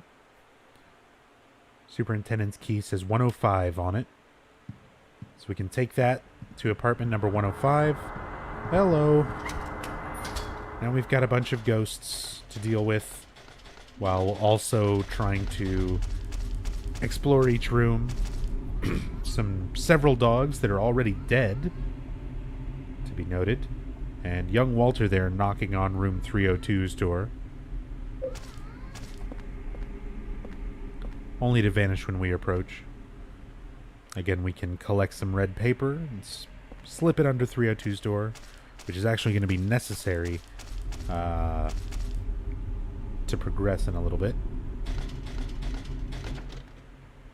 Eileen's door is locked. What was that guy doing here? Could he be the next victim? Or could it be... Could it be what?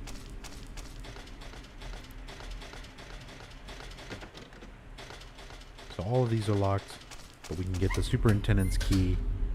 We've got the key to his room. And hey! Hey there, Walter. Good for you, Johnny. I'm proud of you. Alright, let's talk to Walter. He's got some interesting things to say here.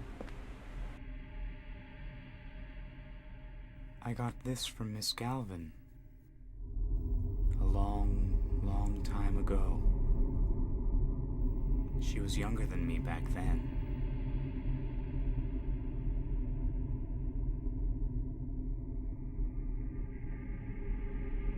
She looked so happy, holding her mother's hand. Here. I'll give it to you.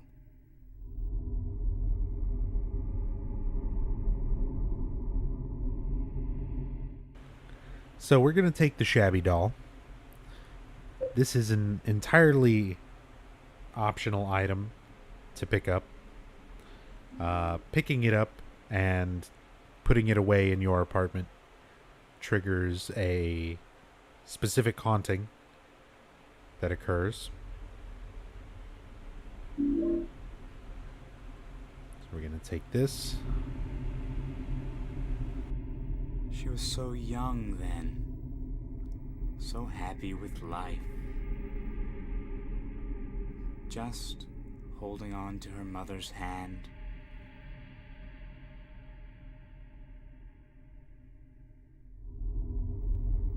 She was so young then. Alright, that's all he's got to say. Just holding on to her mother's hand.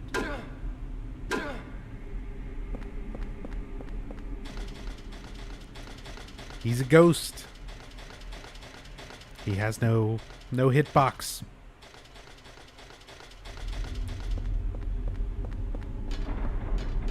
He's creating this whole world.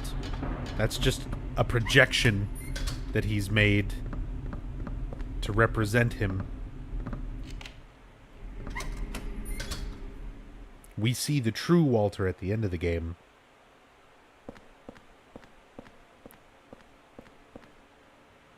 There are keys for each apartment here, so we're in Frank's apartment right now, Frank Sunderland's. Just take those.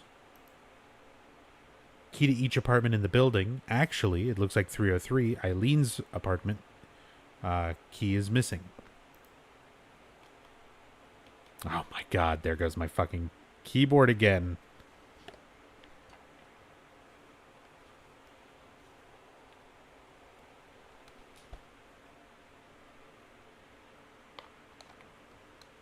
I think this thing is broken.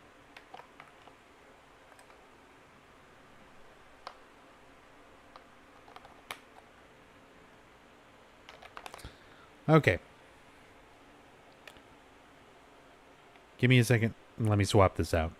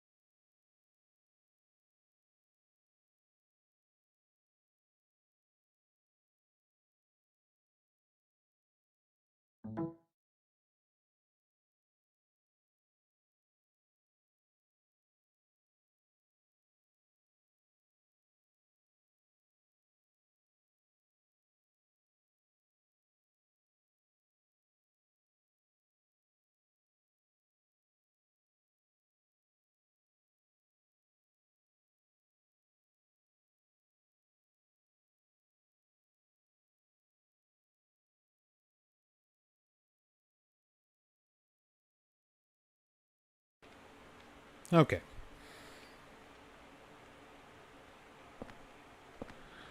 Should be good now. It said change the battery. I already swapped the battery the first time, and then because I thought it was just a dead battery, or a dying battery, I put a fresh one in, and then it just died on me again with a fresh battery in it. So I think that keyboard is just fucked. That's fine. That's why I got my wired one. Got a piece of red paper, another thing to put up underneath the door. Several red papers.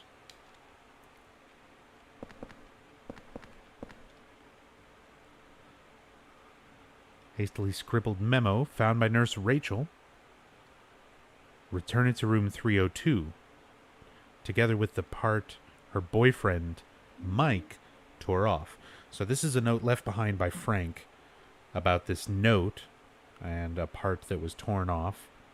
And Frank assumes that Mike is Rachel's boyfriend. Mike is actually stalking Rachel, as we'll soon find out. Okay.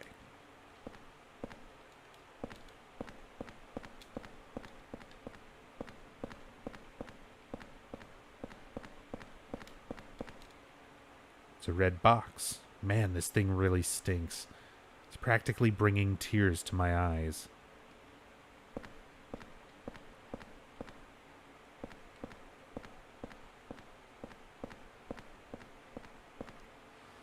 I don't know, Bude. I never really take a whole lot of the stats and things to heart. There's so many factors and various things. It can just be because I've gotten more significant hosts this time around than the last couple nights, or who knows what. I don't even look at viewer counts during streams anyway. It's not until after streams that I even see if there's any kind of trend of how many people are watching what.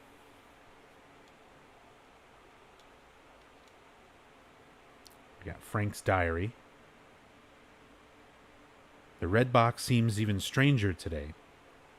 Thing that really stinks. It's giving off a terrible smell. It's disgusting, but I just can't throw it away.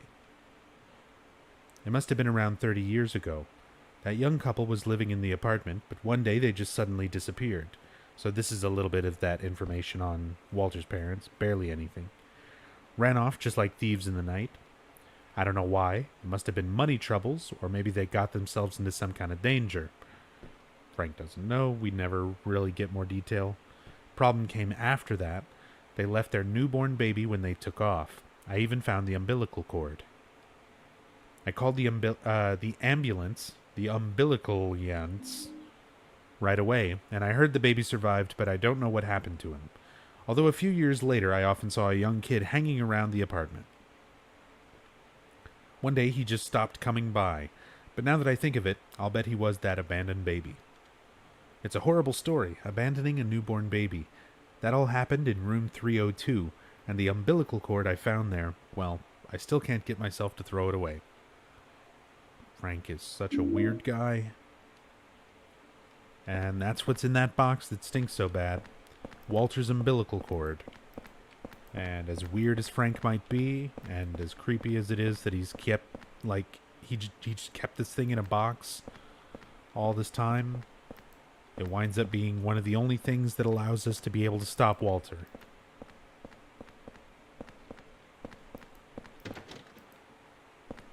If only we could just pick it up right now.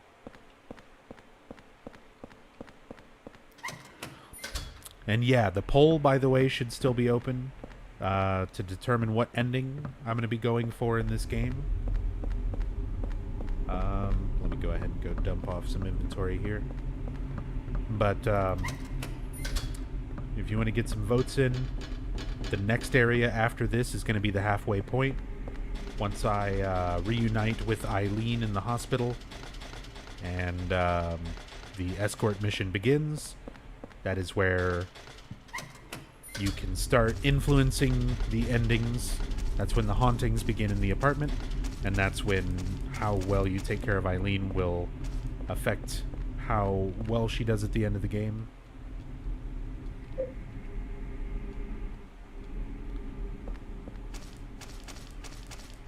So once I get to that point, whichever ending is ahead is the ending that I'll be going for.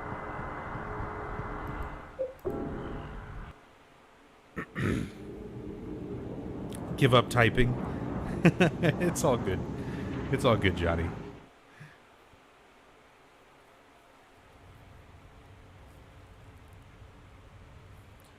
Y'all are right about the Silent Hill 4 OST being good, by the way. Never noticed it.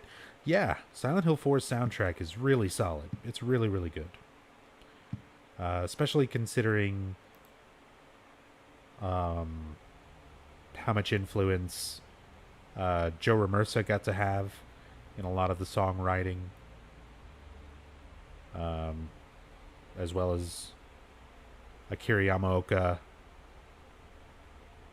and his kind of classic Silent Hill style at this point is still really well represented.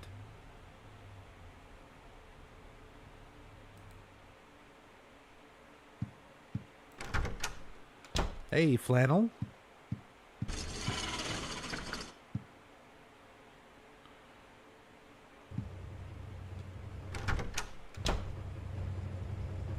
That can't be good. What up, Felix? What the hell is this? The dryer sprayed blood all over the place. Ever listen to the Japanese Silent Hill 4's second disc soundtrack with the traditional drama? I've listened to, like, part of it, but I've,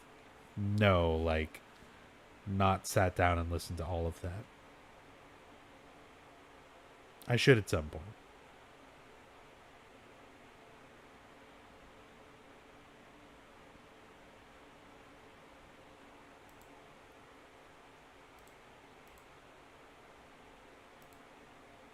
Yeah, my dryer was murdered.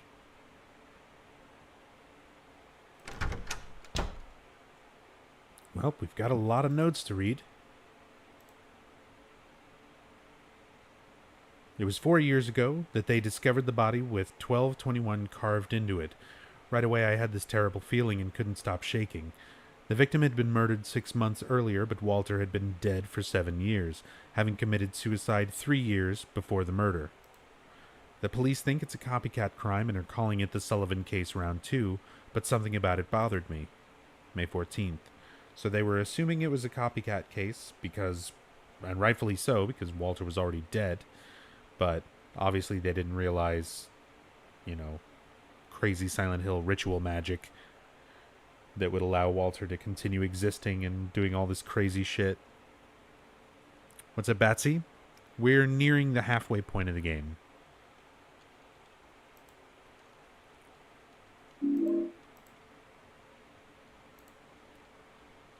We're about 45% through the game, I'd say, at this point. Lost the key to Eileen Galvin's room. I've got to find it and bring it back. Let me think. The last place I saw it was... It's ripped here and I can't read the rest. There's red paper stuck in here. I figured out the riddle behind the numbers. 01121 is actually 1 of 21. In other words, 1 out of 21. So Walter was planning on killing 21 people, but he never finished the job. He was convicted for the murders of Billy and Miriam Locane, the 7th and 8th victims. Afterwards, he committed suicide in his jail cell. The grisly mass murder of 10 people shocked the world and came to be known as the Walter Sullivan case. There are 2 big puzzles here. The first is, what was the motive for the murders? The second is, why did he kill himself before completing his task? Was he simply insane? May 2nd. So they didn't realize at this point yet that Walter's suicide was part of the overall ritual, one of the sacrifices.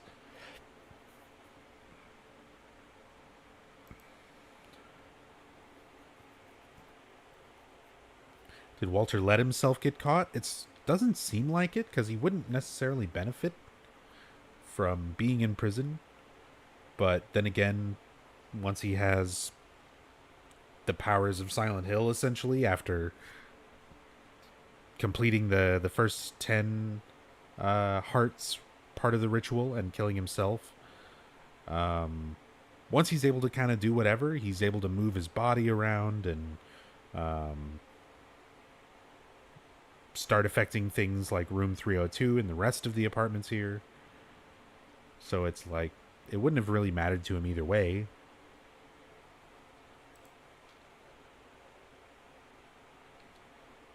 But it doesn't help him in any way either. The powers of South Ashfield. No, it's the powers of Silent... I mean, it's their rituals and stuff that cause this. It's just that he's focusing that power here in Ashfield.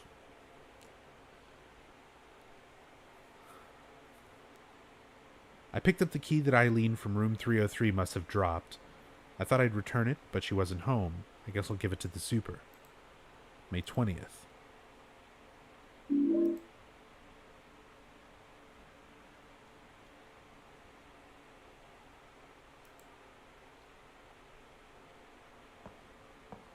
Oh, hey.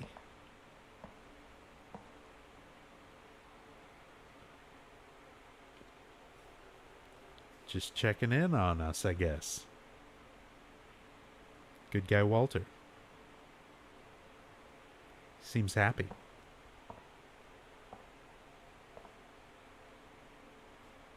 No new handprint yet.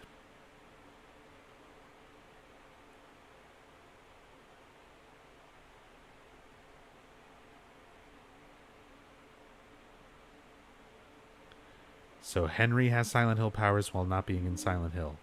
Henry doesn't have powers. You mean Walter? Yes. Walter has Silent Hill powers while not being in Silent Hill. He killed 10 people and himself to complete the first part of a ritual that is from the cult of Silent Hill, the Order.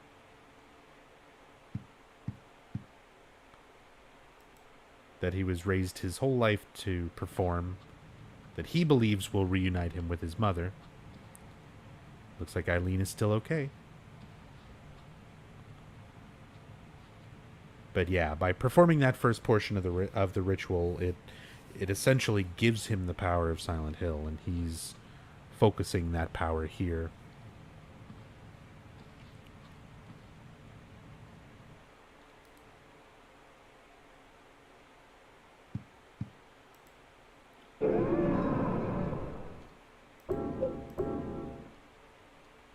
Sick peephole.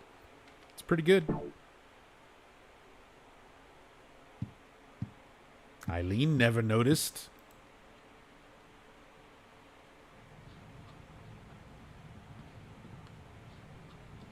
Okay.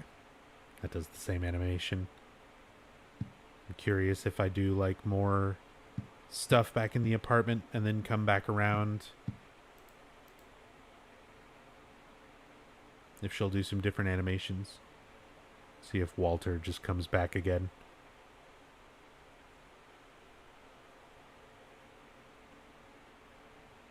Hey, Umbreon. Played this with a friend when it came out and loved it. We got through it in a day. Memories. Yeah, I can actually remember doing the same thing with a friend of mine. Was really excited when this game came out and sat and played it pretty much an entire weekend, essentially. Trying to get each of the endings.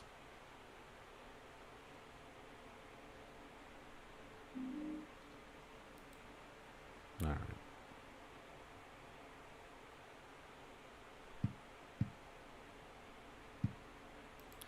She never noticed apart from the time she stared right at it. I mean, yeah.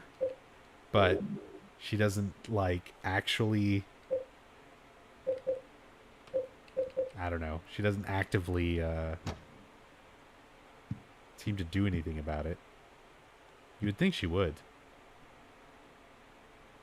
But again, it's hard to tell if she's even really seeing it or what.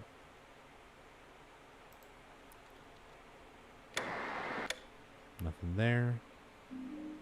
Keep hoping we might get her lucky Andrew DeSalvo head floating past the window.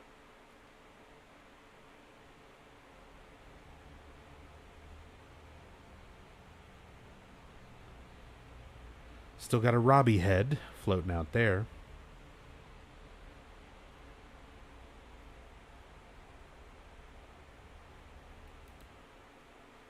Hey, Snarky Jane. Two ghosts in this game that freak me out in the game are the creepy long-haired girl and the rewind fast-forward ghost. Cynthia and Richard Braintree, yeah. Two of my favorite ghosts in this as well. I like Jasper also. Gurgling on chocolate milk and set on fire.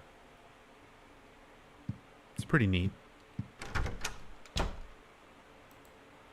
I wish some of the other ghosts were as unique. Because some of them I honestly have like a hard time telling apart.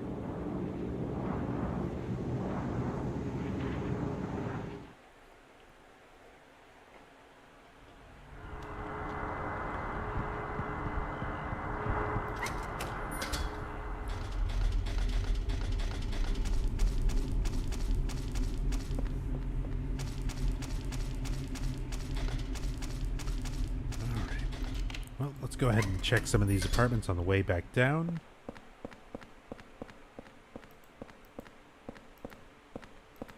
Hey, another reused prop from Silent Hill 3. These Dalmatian statues. You find them shortly before you examine the bathtub that takes you to the otherworld.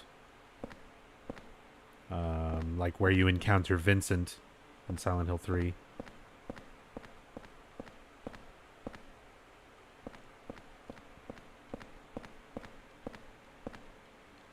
Nothing to say. Yeah, the long-haired ghost was Cynthia. Is Cynthia. Can you pick it up? Thank you. Might as well try and stock up on some things here. There's a lot of supplies that are worth checking out the apartment rooms. Not to mention there is some more world building type stuff. It's not really related to lore, but there's all these other little subplots going on with the other tenants in the apartment. Like there's a crazy guy who shot another woman's cat, and Mike the stalker stalking Rachel and her boyfriend the painter, and like all this other stuff that you find out about that doesn't really have any bearing on anything. It's just to kind of build, as I said, kind of world building. Make it seem like actual individual people lived here in the apartments and kind of had all their own shit going on top of all the weird supernatural stuff. Plenty of cooking tools, but there's nothing I need right now.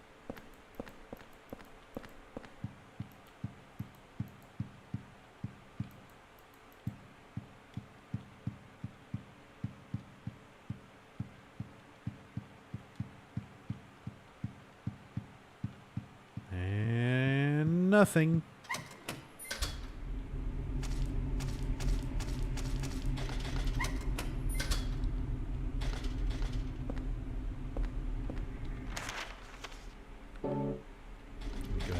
Just checking this side. Hello.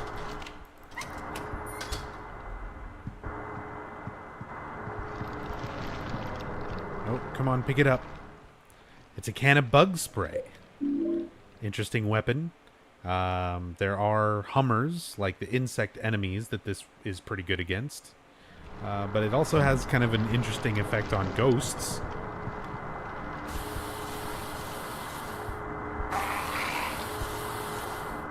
It stuns them momentarily, and they kind of make like a weird noise.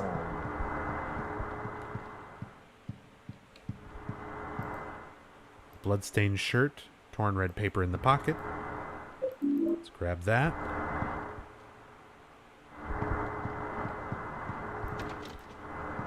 And let's get out of here before taking too much proximity damage.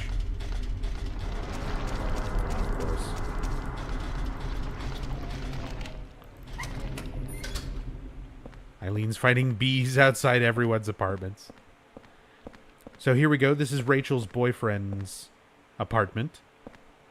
When we get to Rachel's apartment, there's a notepad with a phone number on it. When you dial it, it will make a sound, like you'll hear this phone ringing from everywhere in the apartment. It will always sound like it's right next to you. And you basically have to search around to try to find which room the phone is actually in. It's 202. A painting of one of the tenants. He listens to great music, but I feel sorry for him, having to live under Braintree. Painting of a young man. So this is the guy who lives in 107. He listens to great music.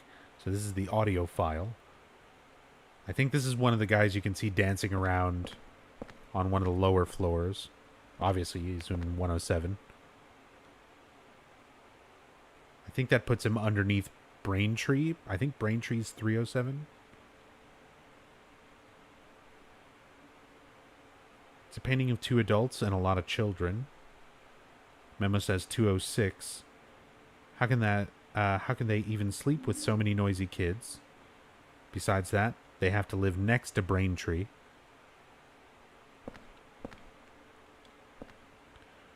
Painting of a man holding a brush. Memo says 202, self-portrait. So, the artist himself, whatever. It's a painting of a nurse. So, Rachel. On the memo it says 106. My beautiful darling. Lately she's been bothered by a stalker. This is Mike, who Frank Sunderland wrote about in that note and assumed was her boyfriend.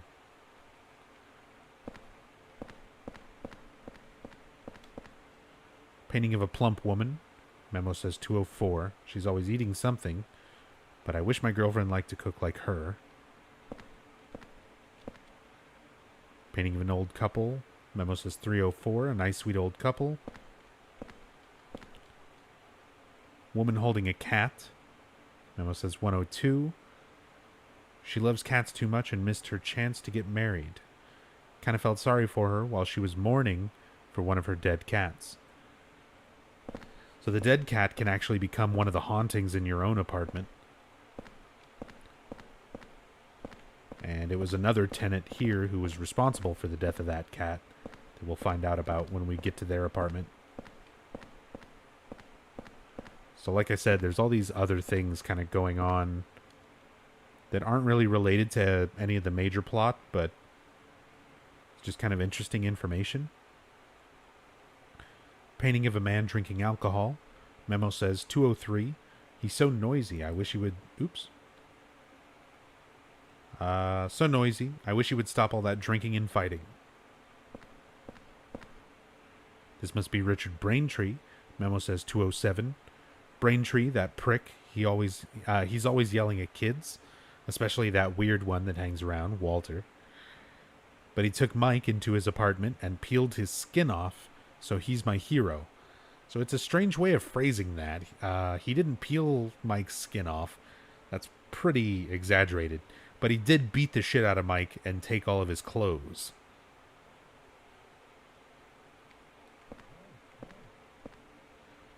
Painting of a man with a gun. Memo says 101. A gun maniac. He's always coughing from his cat allergy. This must be the superintendent.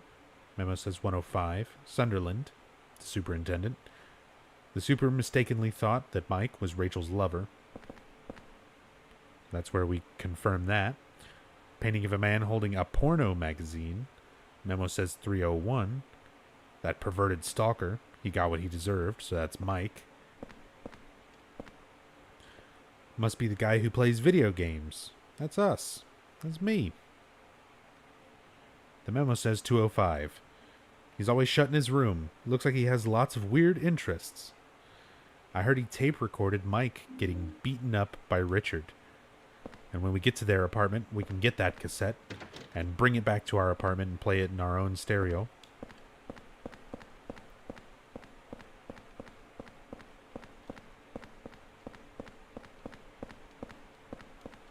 And nothing. Just some world building. A lot of world building here. Double check there's nothing else to pick. Nope. That's it.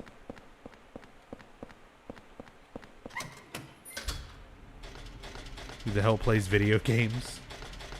Nerds. What?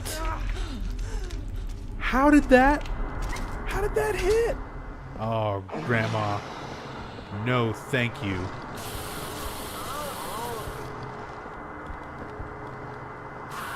I will spray you with bug spray right in the face. That was some bullshit.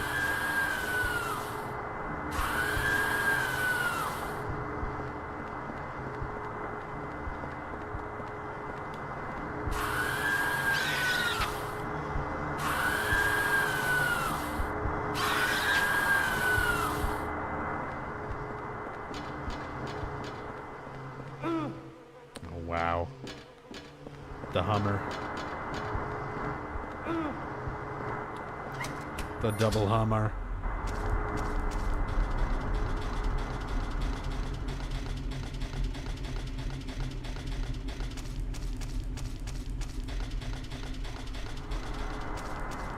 Okay, I checked everything here.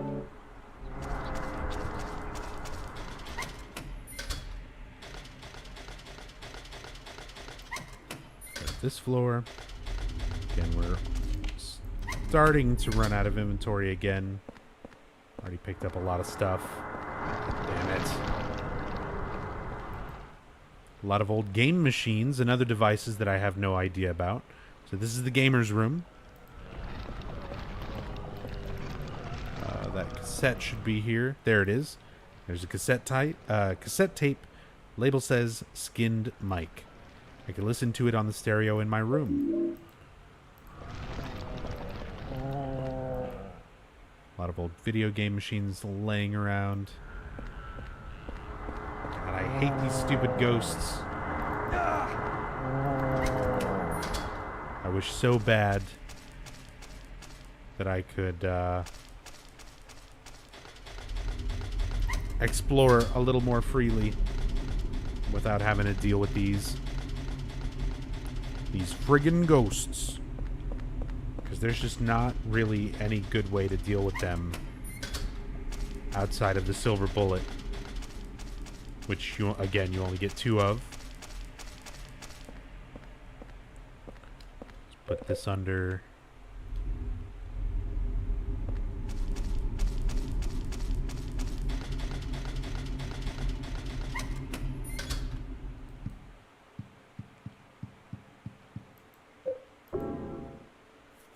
Put some stuff away. Go listen to the cassette.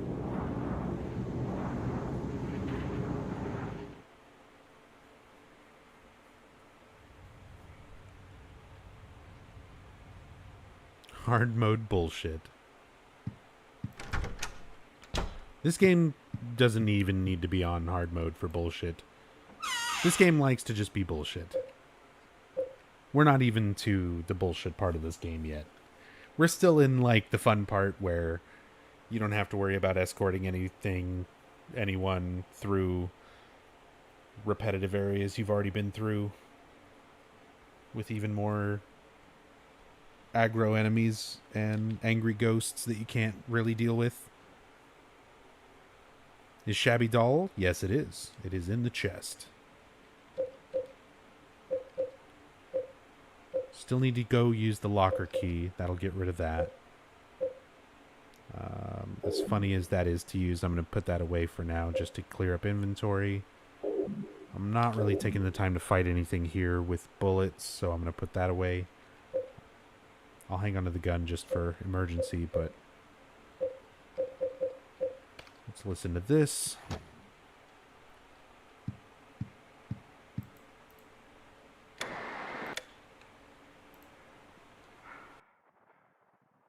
How do you like that, you sick little freak? You had it coming to you. These clothes are disgusting. Get them out of my sight. I know. It'll be perfect to wrap his body in. Hold it.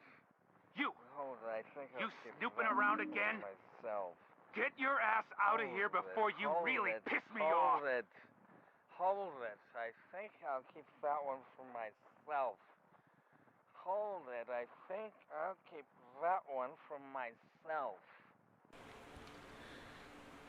So we hear kind of part of the commotion of Mike, the stalker, getting his ass beat and his clothes taken by Richard Braintree, while one of the apartment tenants, the one who drinks, opts to take some of Mike's clothes after this incident. We also hear Richard Braintree mention it'll be fine to wrap his body in. He's referring to the body of the dead cat that was mentioned in the painter's description of the cat lady tenant.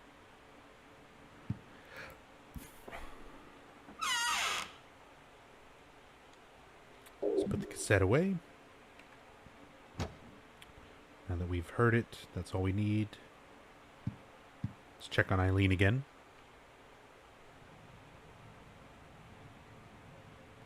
I can't see her. I wonder if something happened to Eileen. So now that we've progressed and checked more of the rooms, Eileen is no longer actually there.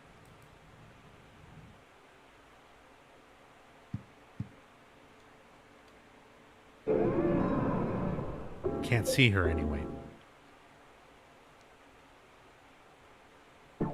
Which is strange, to say the least. Anything significant?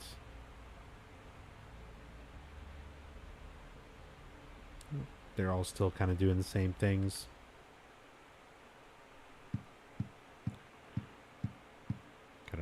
paper. So bloody it's hard to read. Rachel, love you, always. Watching window. Protect you with love, Mike. All right. Mike's creepy stalker love letter. He's got nothing on Stanley Coleman, though.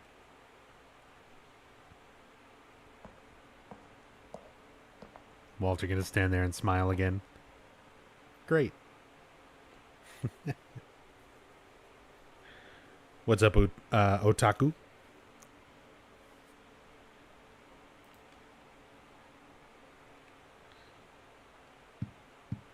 Let's see. I know at a later point there are some notes that pop up in here that are pretty easy to miss. Alright, those haven't cropped up yet.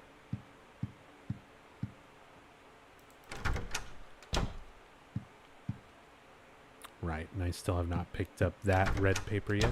There's a particular red paper that when you pick it up and put it underneath the door, come back around and read it, it spawns a key in your bedroom.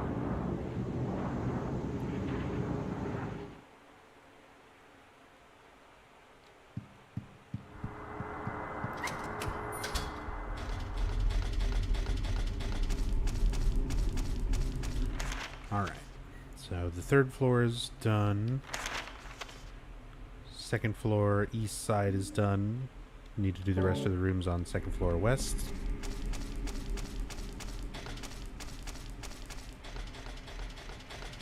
And then first floor.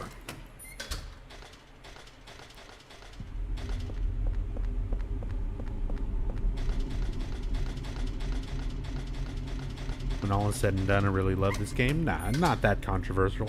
See, the thing is, this game is very divided. There's a lot of people that love it. There's a lot of people that don't. And, I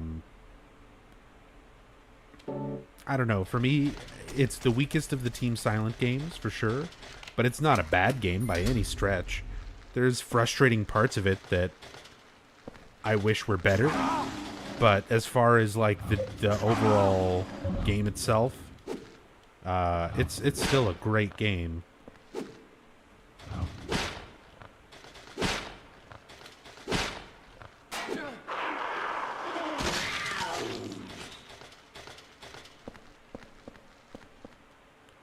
It's a baby bed. Hey, Blod. New mic? Yes, sir. Got a whole new audio setup, actually. Everything running through a mixer and a little more proper setup. Things were kind of ghetto rigged for a little bit. Looks like kids' graffiti. The writing is so jammed together, it makes me feel sick. So this is the apartment we keep seeing from looking out the window. A couple of kids usually jumping around that we can see from the window. This is that apartment.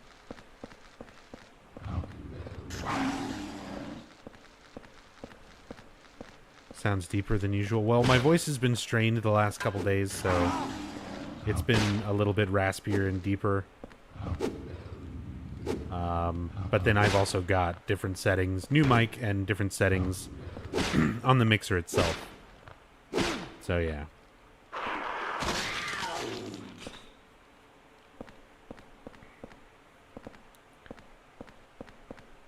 Okay. The silent stomp.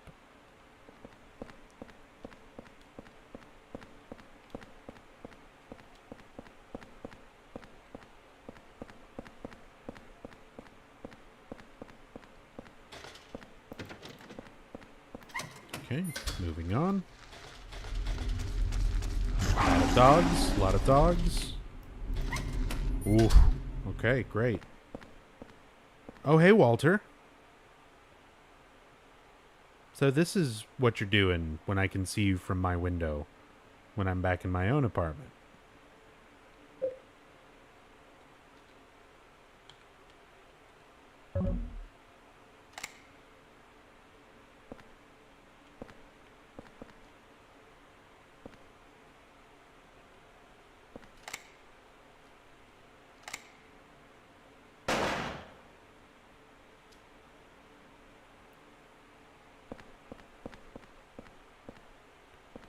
Just like that, he's gone.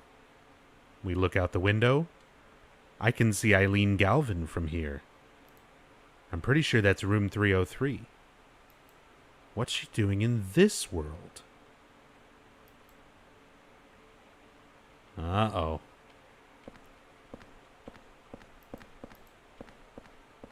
We've seen this happen. This is the gun Richard was using. Richard's revolver. A much better gun.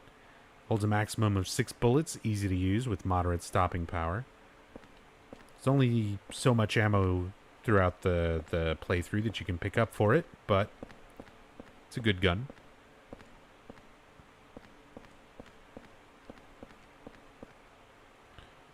There's men's bloody underwear and a torn shirt sleeve in the garbage. So there's Mike's skinned clothes.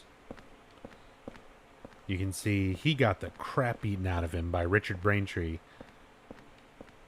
And some of his clothes and stuff are still there in the trash can.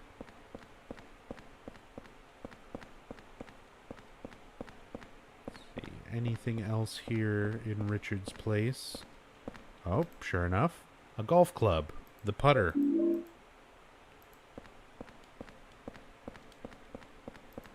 Nothing here.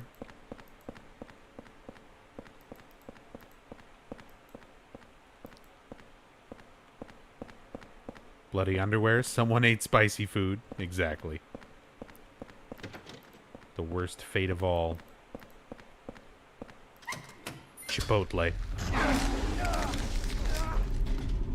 Cheap hit. Stop.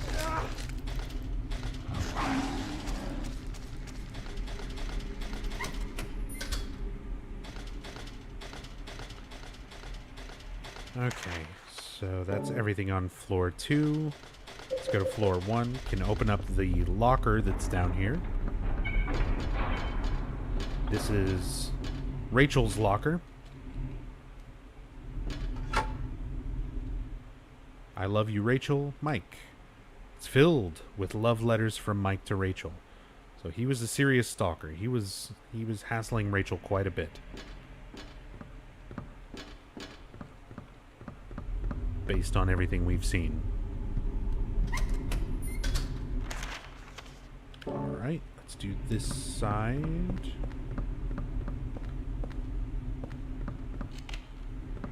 Try not to take damage.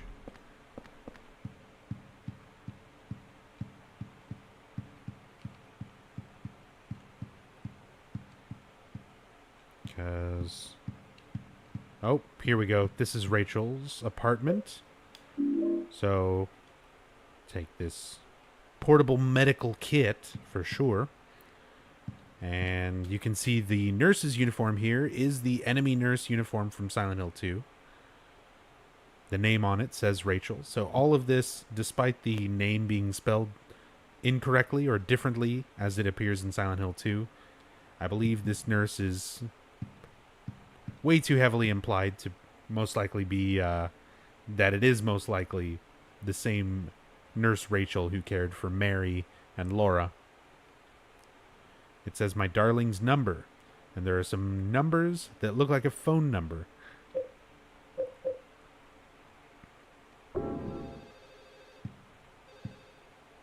There's a phone ringing somewhere, and it's just going to keep ringing until we go back to the painter's room.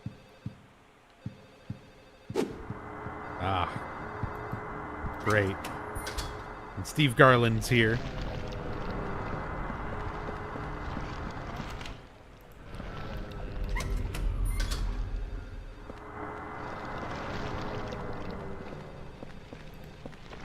This is the audiophiles room. Turntable, record collection.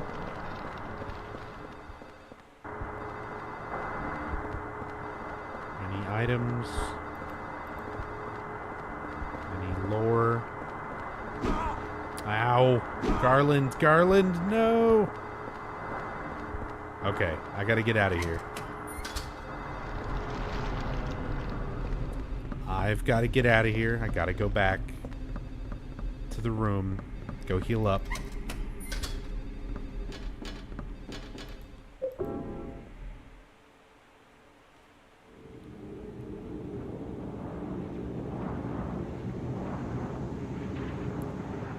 Hey, Alvaro.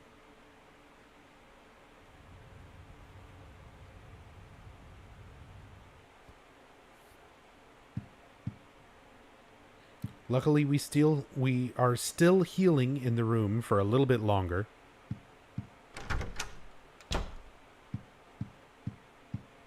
We're almost at the point of the game where we're going to lose that benefit. Hey, Ty. So let's just keep stocking medical supplies while we can. 1 of those, 3 of those. That's nice. Got 52 regular handgun bullets now. Collection of melee weapons I'm not going to use. Got the Magnum.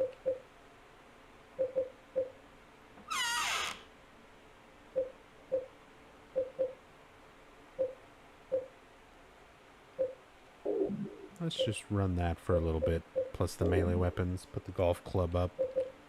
Still got a few more doors to open. Why limited inventory? Yeah, I know. Strange design choices. They wanted things to be different. They wanted things to be different from every other Silent Hill before. So, this is how they did different. Hey, looks like Eileen is back. We couldn't see her for a little bit. Seems like she's okay. On our way to playing a full game of golf.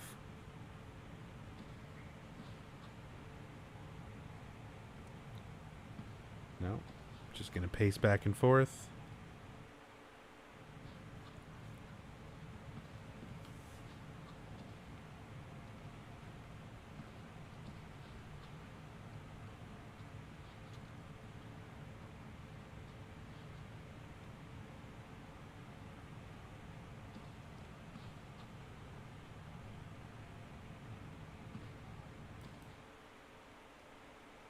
Great.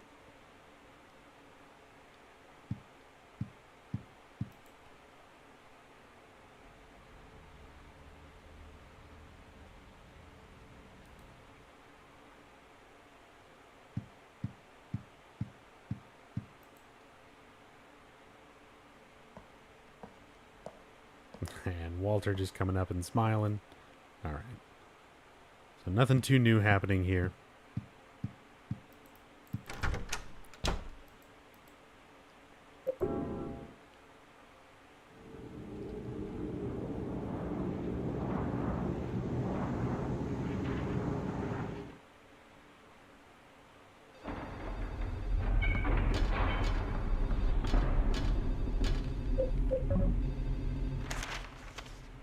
Okay, so that side's done. We got one more side here.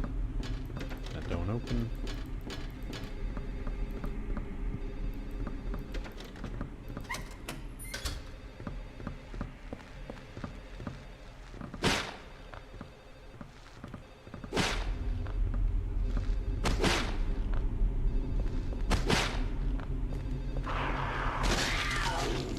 Go ahead and get you out of the way.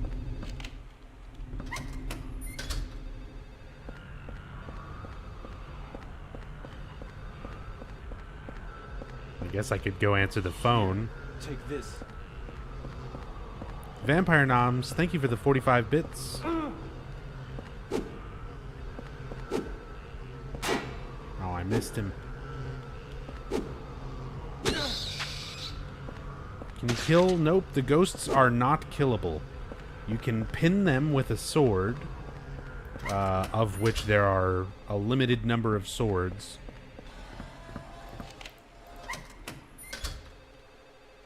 But they cannot be killed. The cordless fluorescence giving off an eerie glow.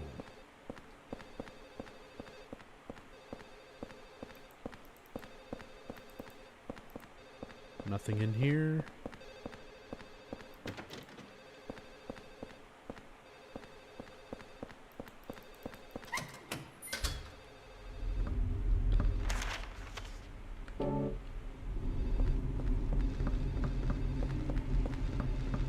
dog.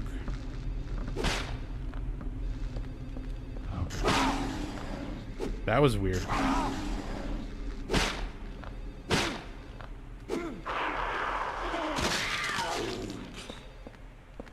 Aren't there 2 more ghosts than swords?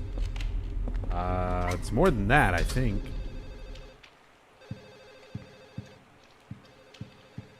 Because there's 5 total swords, I believe, that you can pick up. And there's...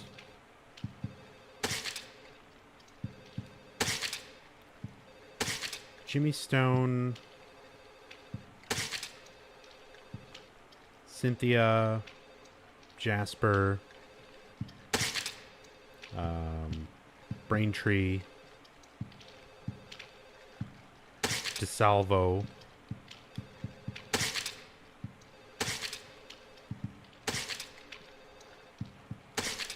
Garland...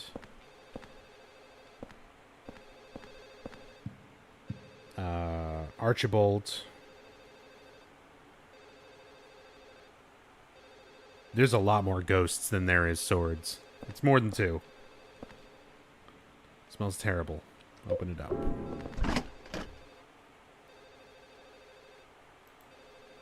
Will someone pick up the phone? No. This is what happens. It's wrapped up in these torn, bloody jeans. It's the body of a dead cat. There's a torn red paper in one of these pockets.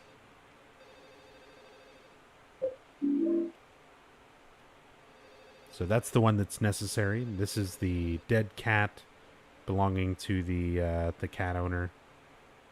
It was killed by one of the other tenants.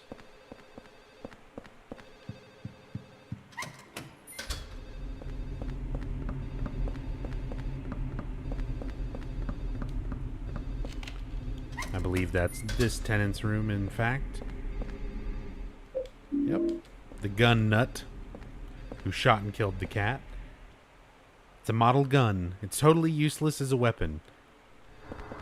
Ah, damn it. I wanted to look around, but Garland, of course, is going to not let me have the time. So all the guns here are just models, and specifically all the guns here are from Silent Hill 2 and Silent Hill 3.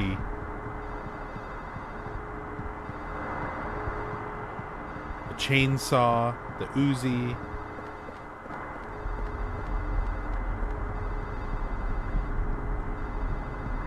the rifle, shotgun, but none of them are usable. None of them are real. And back here there's a little bit more on this kind of like world building going on between these apartment tenants. Nothing but books about guns, but one of these magazines has something written on the back cover. My eyes and skin are so itchy. That stupid cat next door made my allergy go crazy. I was so pissed off I took my converted model gun and blasted away at the thing. At point blank range, it was way cool. The thing just dropped like a stone. By the way, that revolver that Richard in 207 carries, it's the real thing. That guy's dangerous. So he had a cat allergy. And that's why he shot the neighbor's cat. Why we find the body of a dead cat wrapped in the clothes. So it's like all these things kind of coming together. All these different little incidents happening between the tenants. So let's go to 202.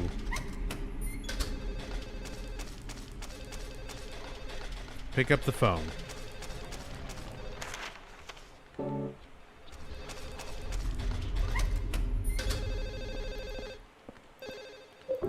There's no one there. Yeah, because we pressed the numbers. Alright. And now there's more ghosts around anyway. Like, both of them just showed up here.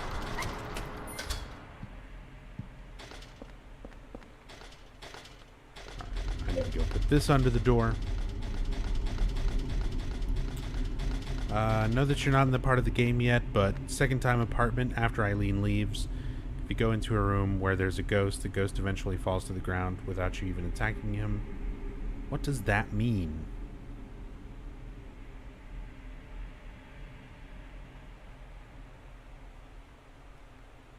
I'm not even familiar with what exactly that is, or if it necessarily has a particular meaning. I would have to see it.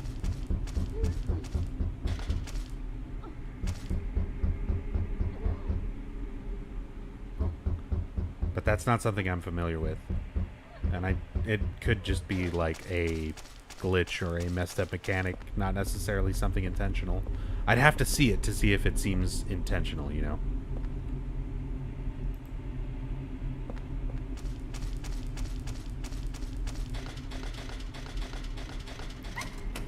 Unless I'm just, like, not understanding what you're describing. Second time apartment. After Eileen leaves, you can go into a room where there's a ghost. The ghost eventually falls to the ground.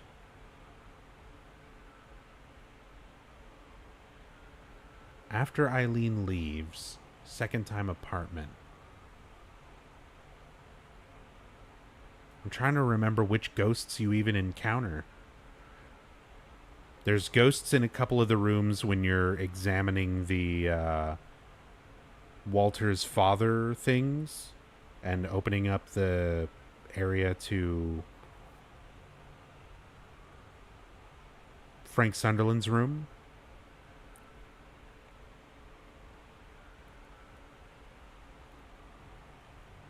But again, I don't know if there's some particular significance behind it.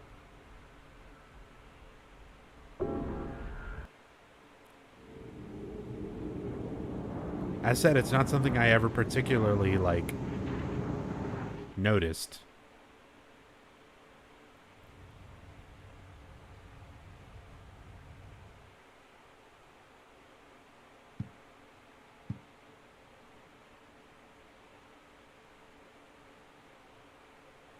Go ahead and keep healing up. Let's check on Eileen again. Yeah, exactly. I mean, I'll check it out when I get there.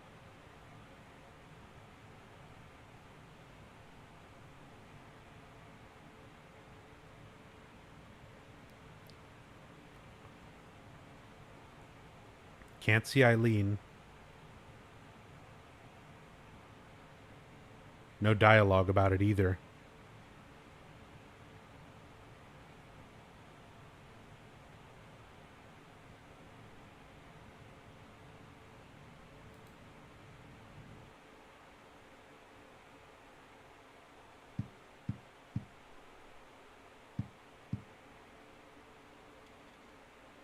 And now the news. Heard that a million times.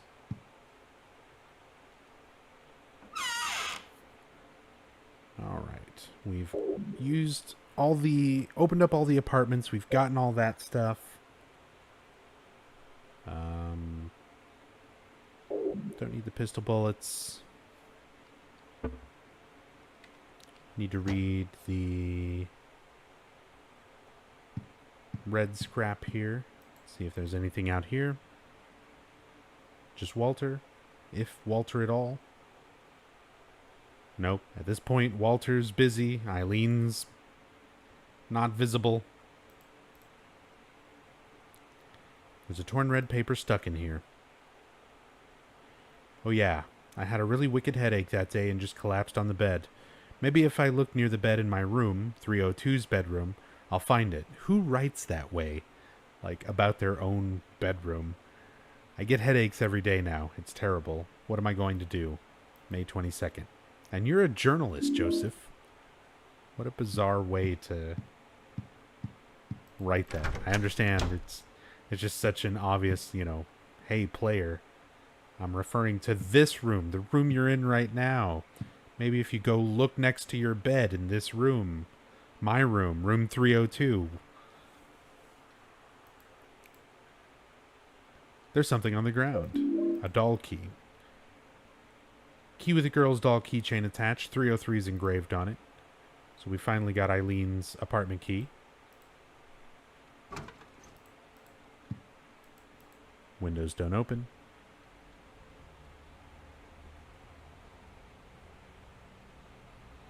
Can't see if anything else is going on there.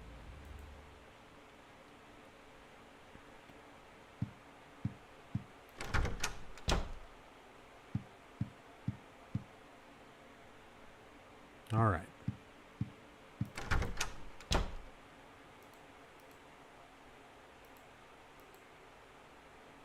Oh. Nice. I missed this a lot of the time. There's something in the toilet. Should I grab it? Yes. I'm not brave enough to do it.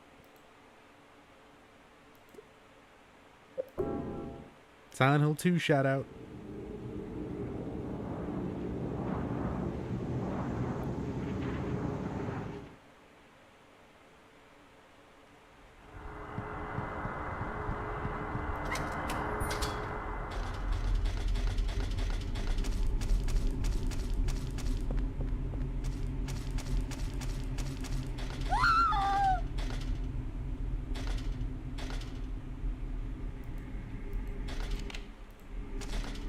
I'm sure she's fine.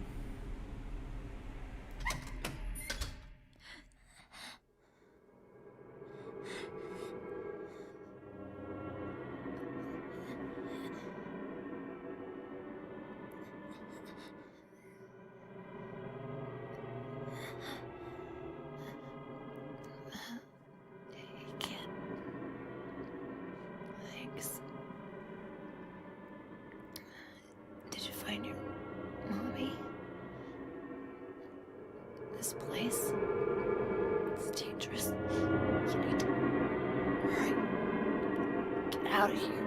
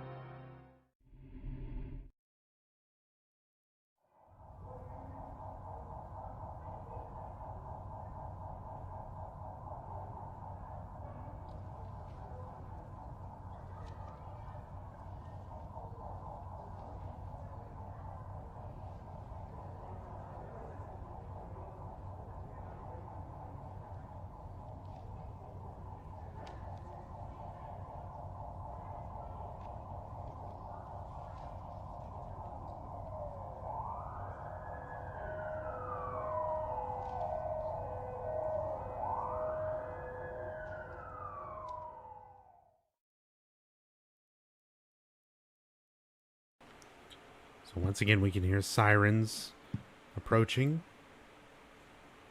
And an ambulance is here. They're taking Eileen. She is still alive, but she is severely injured, nearly killed, and currently in a coma. But keep in mind, you need to be asleep to be in Walter's world anyway. And she's essentially stuck asleep, being in a coma, being in her current state. So she's more or less trapped inside Walter's worlds at this point.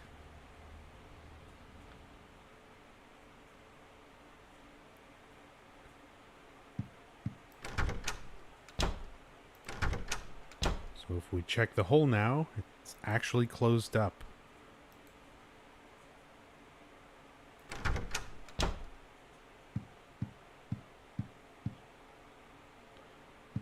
Few new things under the door.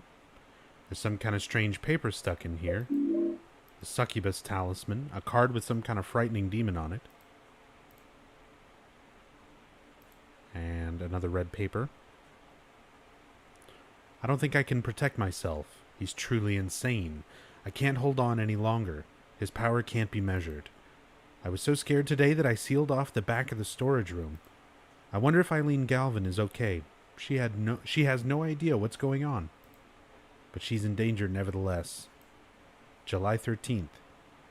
So Joseph, more and more aware of just how powerful Walter is, everything that he's capable of now, in all the information he's leaving behind and giving to Henry.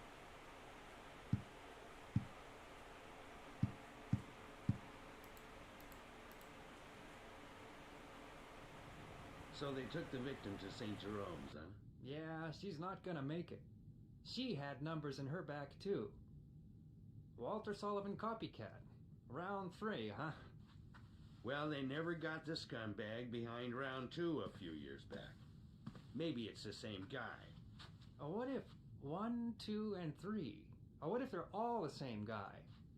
What the hell are you talking about? You know Sullivan killed himself. The weird thing is, there were no clues. Crime scenes were always spotless. No fingerprints, no fibers, nothing. Just the numbers. 20121.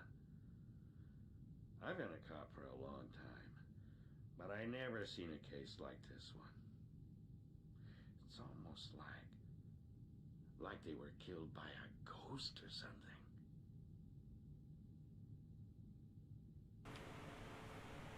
I love how the conversation of the cops kind of trying to work out what's going on. And they're not even partway as informed as Joseph Schreiber was long ago. What's up, Specialist? Is this on PC or emulated? This is the PC version. Thought only Homecoming's on PC. Homecoming is the only one that's on Steam. There were physical versions, PC versions of Silent Hill 2, 3, and 4, but Konami never released them digitally in any form, so they're not on Steam, Good Old Games, anything like that. Some of them are somewhat rare and expensive at this point. But this is the Silent Hill 4 PC version.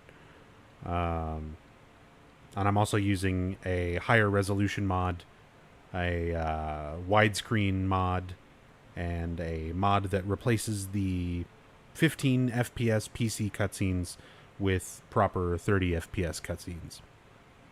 And also Robbie. If any subscribers, if you're a subscriber, I want to see Nub you in chat. After the murder scene, we've got... Yo, Big Wet Flannel. With that fresh prime sub. And some nub yous. Thank you so much for the support. Much appreciated.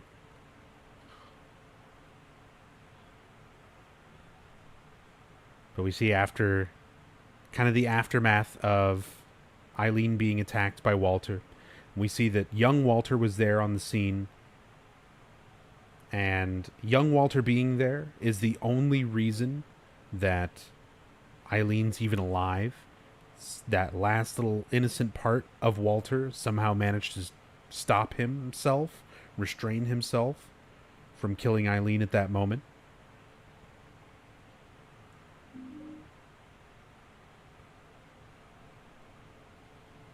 Do you think it's worth to get a used PS3 for other Silent Hill games? No. Not really. So, like, here's the thing. I would say get a PlayStation 2 for, like, Silent Hill 2, Silent Hill 3, Silent Hill 4. Plus, it'll work, backwards compatible with... Although PS3s are backwards compatible with Silent Hill 1. With PlayStation 1 games. So, you can always do that. But for the games that are on PlayStation 3, such as Homecoming, well, it's just Homecoming and Downpour. Technically, the 360 versions are a little bit better. I think PS3 has Silent Hill 1 through 3. Here's the problem. PS3 has the HD collection, which is how they have 2 and 3 on there. And the HD collection is awful. It is absolutely awful. I would recommend emulating or pirating the PC versions, or buying a PS2 and playing the PS2 versions. Anything over HD collection. And the digital PSN version of Silent Hill 1 has a lot of problems as well. You've got much better options for playing all of those games.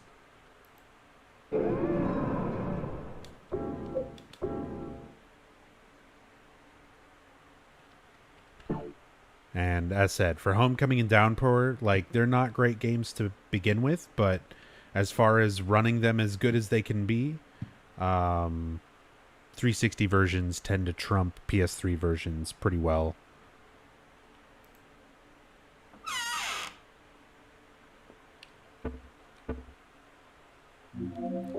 Alright, so we finally get to make use out of all of these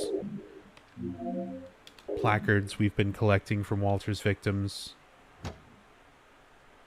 Eileen, as we heard from the officers in there, has been taken to St. Jerome's Hospital, which is where we need to go next. We're also getting close to the point where I'm going to determine which ending I'm going for. Type ! poll if you want to get a last minute vote in, if you've not voted for which ending you want to see yet. You can see a faint handprint there. There's a very, very faint 20th handprint representing how close Eileen is to death and being counted as part of the ritual.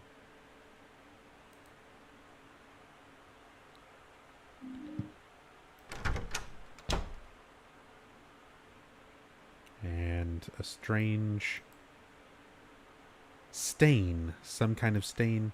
Come to think of it, it also looks like an evil demon. Much like this card that was mysteriously appeared under the door just a moment ago. The Succubus Talisman. So using this sets up something new. What the hell? After he did the ritual of the Holy Assumption, other worlds began to force their way into his universe, and it began to swell horribly. So this is more information on the worlds that Walter has created. But his universe is different than ours. It has limits. And in the limits of that universe, he rules as a king. And in the deepest part of his kingdom is his mother.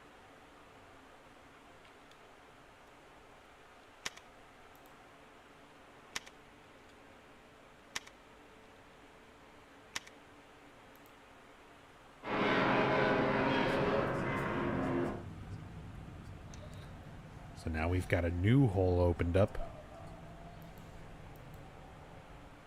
The hole. Where will it lead to this time? Eileen, I wonder if she's okay.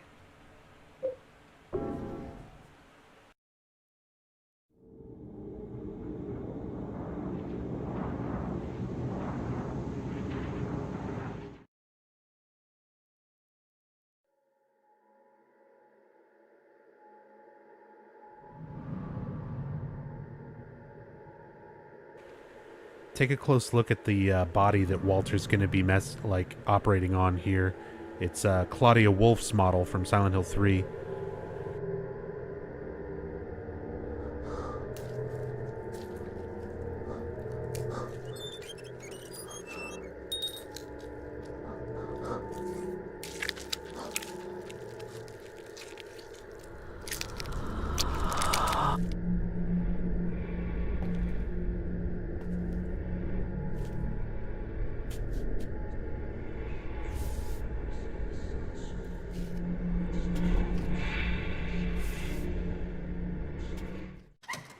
I love that creepy walk that Walter kind of does there as he approaches Henry. And of course, if we go back in, the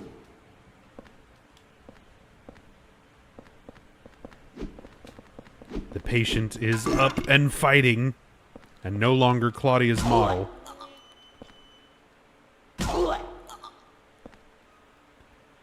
And a lot of people mistakenly call these nurses. But there actually is no nurse enemy in this game. The closest we get is these, which are, again, patients.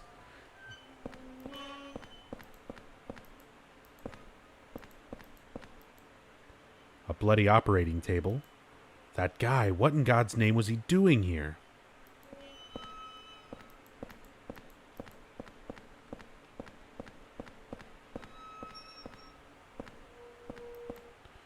Operating table, there's a blood-stained cover on top of something.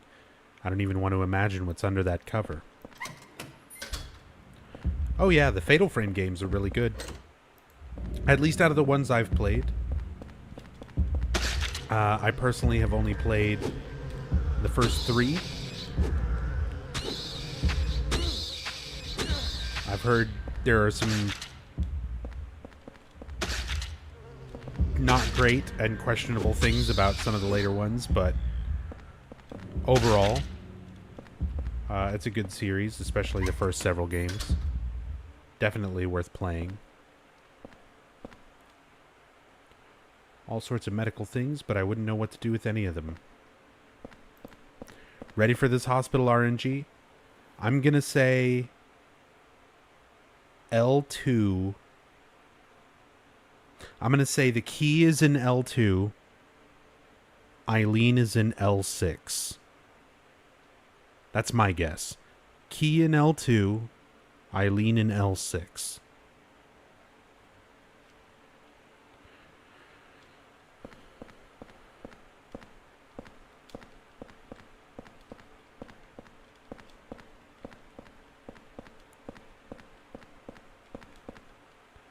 A paper cutting knife. Interesting weapon. It's one of the fastest. It charges up super quick. You've got iframes on the stab. You can actually fuck some things up with this, even though it's one of the lowest damage weapons in the game. You can stun lock things with it pretty handily and get a lot of iframes pretty often. Not as many iframes as the axe gives on the charge attack, but it comes up often enough and quick enough that this can actually be pretty useful. If you don't mind taking a lot of hits to kill an enemy, at least. Yeah, again, getting close to the moment where I'm going to take a look at the results of the poll and decide on which ending we're going to be going for. Once we get to Eileen's room, that'll be the cutoff on the poll. A nurse's memo.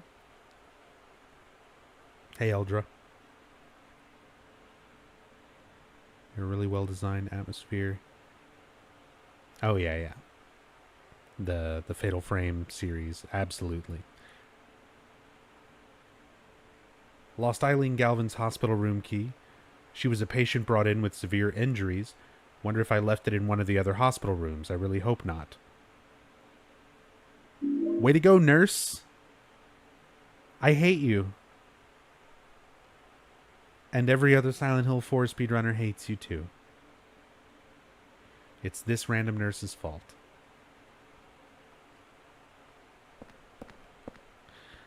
A bunch of medical equipment and stuff.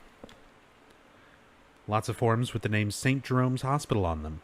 St. Jerome's Hospital, that's not too far from my apartment. So this is the hospital that Walter was brought to after he was discovered. After being born. This is the hospital that Eileen has been brought to for her injuries.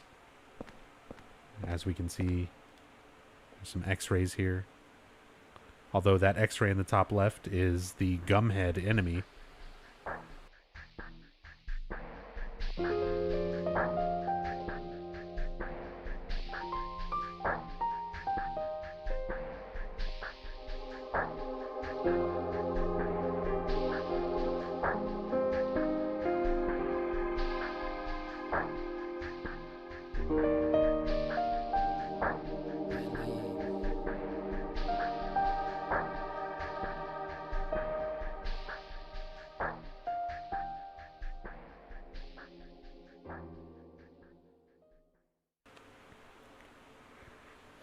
Have you tried the Haunting Ground game? I have.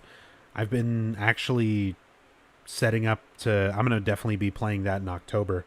And I've been setting it up to play it via emulation, because copies of that game are super rare and very expensive. So it's one of those ones where I just can't sink that kind of money into a game just to have a physical copy paying that much to a collector. But I've been tweaking the emulator and trying to get it running as nice and close to the PS2 hardware as I can with the emulation.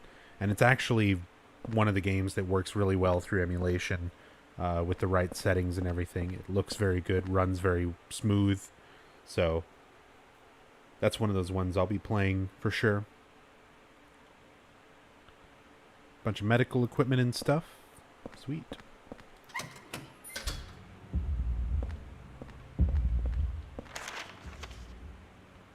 So that's everything on that side. Let's finish checking these rooms.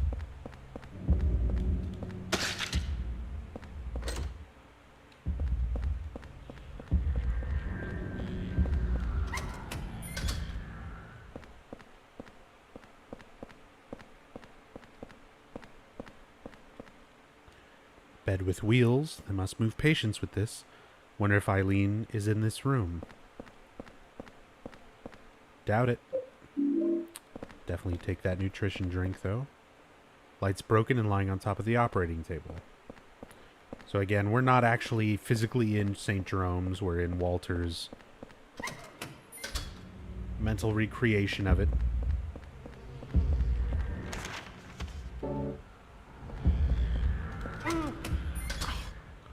Right as it hit me. Hey, Loun.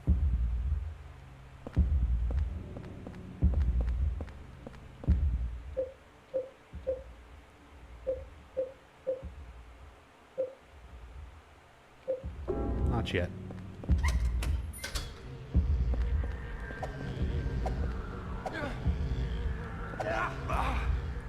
Ah, see there? I was doing the extended arm strike, the charge move, but the iframes, like, didn't do anything. Axe is better for taking care of these. I just like that wider swing on it for almost any enemies. What are you doing, bug?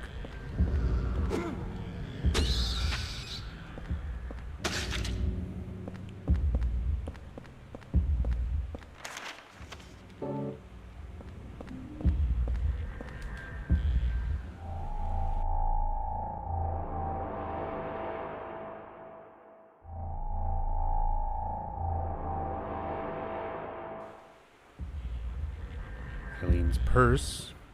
What's a woman's handbag doing here? It must be Eileen's. So, I'm not actually going to give Eileen a weapon, really, at any point here. But, I'm going to need Eileen's bag for something a little bit, well, way later. So we've got Eileen's bag. Eileen only weapon. Eileen's handbag looks like it could cause a little bit of damage. What's weird is you keep it in your inventory, even though it's equipped to Eileen. So it wastes a spot in your already limited inventory. It's a really shitty way to do that. Like, as said, mechanically, there's a lot of things that I really wish were different, better with Silent Hill 4. Oh god, this is not worth it. Oh man, but there is an ampule in there. But I think... Hold on. Let me go back to the room right now. I think I'm no longer healing in the room. And if that's the case, I need to really be more careful with how much damage I'm taking now. Hey, Panda.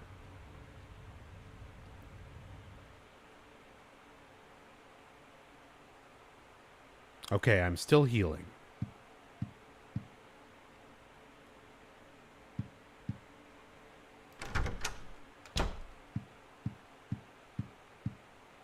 The air in the room is not heavy yet.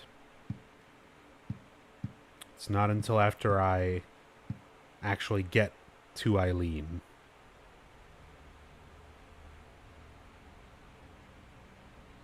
Robbie hot air balloon still up there. Nothing much going on.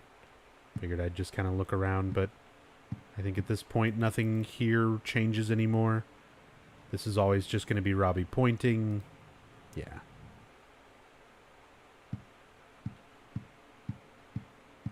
At this point,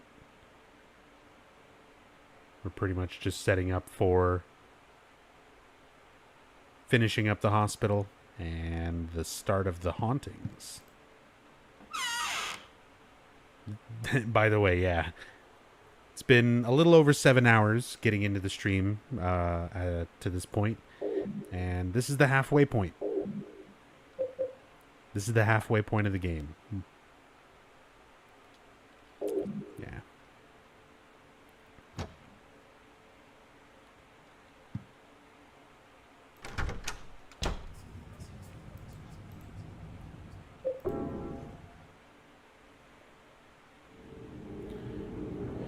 Does healing repeatedly for free do anything, or just eat your rating?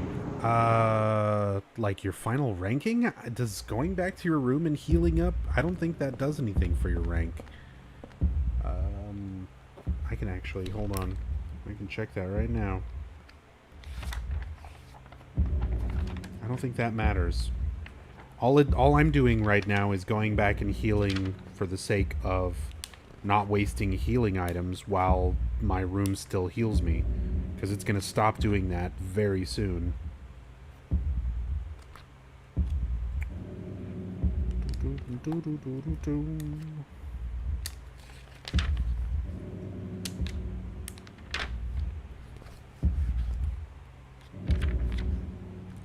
I'm actually checking through the guide because I know there was a thing on getting 10.2 rank mentioned in here.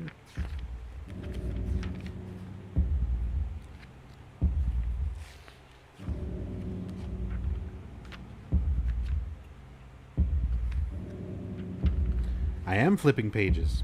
I'm flipping through the guide. Ranking secrets. So here's everything that affects your rank. Difficulty, 20 points. You get a flat 10 points for playing on normal mode, a flat 20 points for playing on hard. Easy mode gets nothing. Playtime, 20 points. You earn the max score of 20.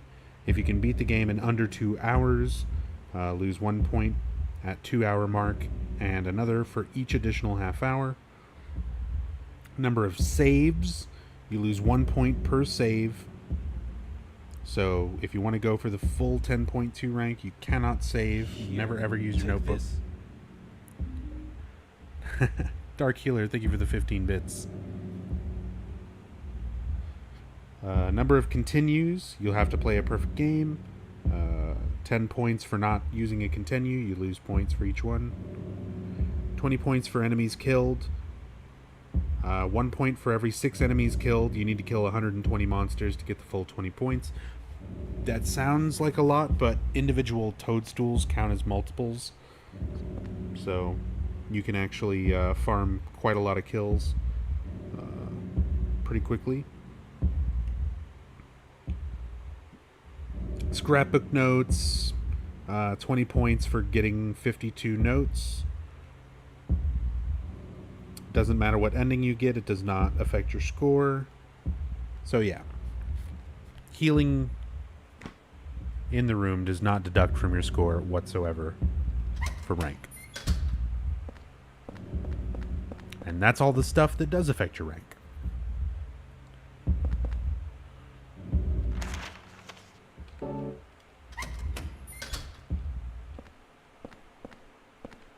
Yes. More first aid.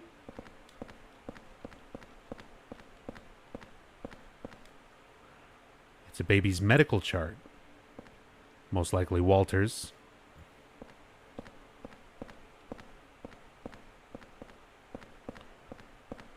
Past games had a damage score? Yes.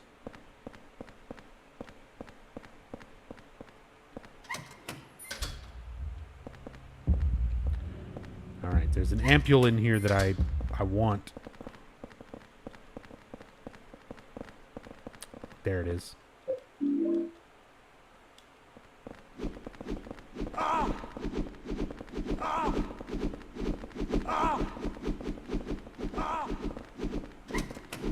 Alright, that's fine. An elevator door or button is broken. It's not responding. Okay. I'm going to go ahead, make one more trip, get your last minute votes in. We're about to start the hallway. RNG hallway is about to begin after this. I'm going to put these healing items up. I'm going to top off my health. There's a lot of items to collect in these random rooms. I'm going to check them all regardless of when I find the key in Eileen. I want to collect all these supplies as well.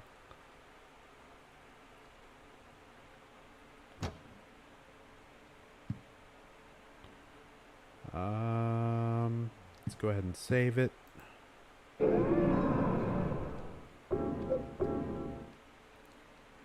How can I vote? Exclamation point poll.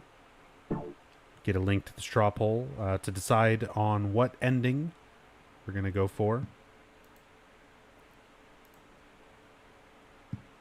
Whatever is in the lead when I get to Eileen's room is the ending that I'm going for in the playthrough.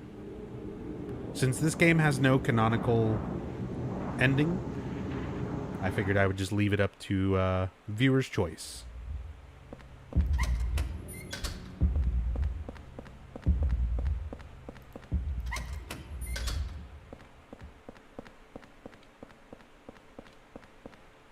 Time for the scariest enemy in the game, haunted wheelchairs. It's probably for calling the elevator. Should I press the button? Yes, please.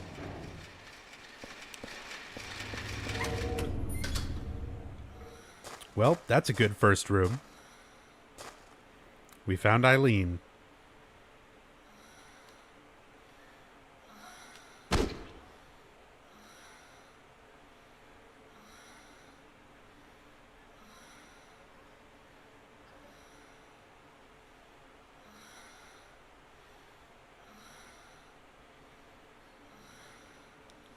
Of course it's canon. Silent Hill 4 sets the standard. What do you mean, Bude? The game itself is part of canon, but the game has no canon ending. Much like Silent Hill 2 has no canon ending. Can we speak on a little bit of the symbolism in this game? I have been at many points, Nicole. Is there, like, something in particular you want to discuss, or...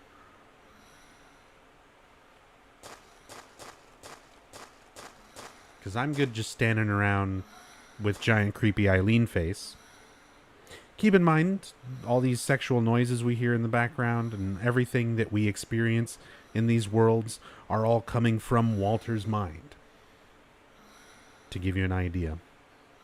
Baby Rage, I missed a lot of it, sadly. That's alright, but... I mean, that's what this whole idea of this playthrough is. I've been trying to explain things as much as I can as we go. Feel free to ask questions if you feel like I'm not explaining something or anything like that.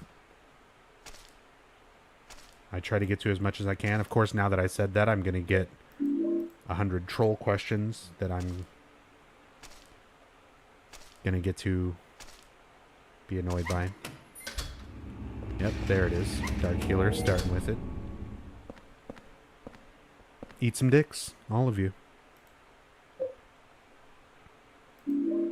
Saint Medallion. Our first Saint Medallion. Can be equipped along with a weapon. Anti-spirit effects while held, but will eventually break. I'm going to go ahead and equip it.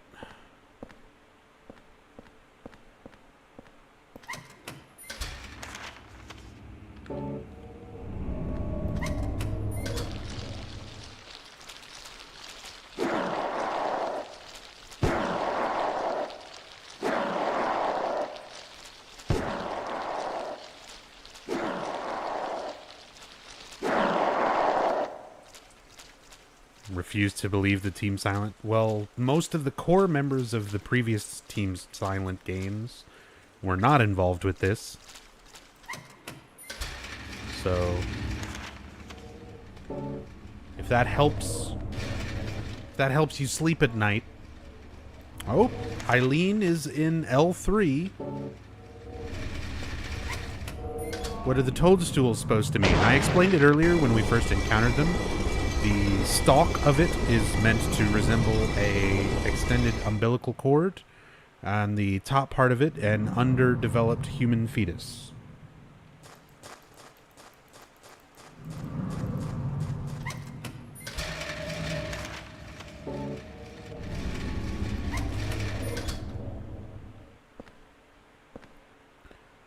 Her head being huge, I don't know if that's any particular symbolism of anything.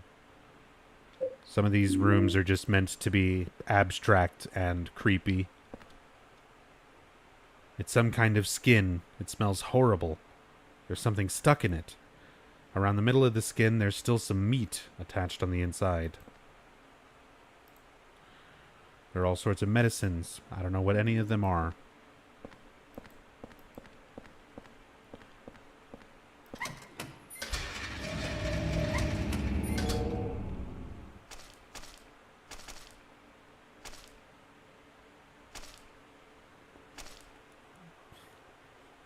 Quick cliff notes of the 7 hours I missed? No, that's what VODs are for. This game is way too complex to keep retreading on things that I've already been repeating. I'm sorry. That terrible smell. What's behind this cloth? I would guess a body from the shape. Meat hooks hanging from like a padded room.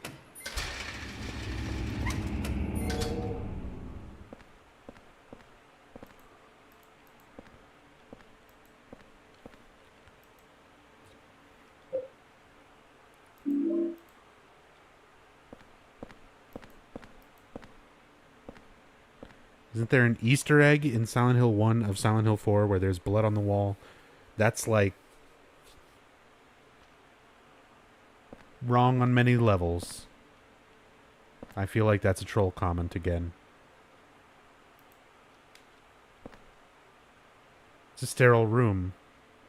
But which one is the sterile room? Neither one looks very sterile to me. What's up, ISO? How's it going?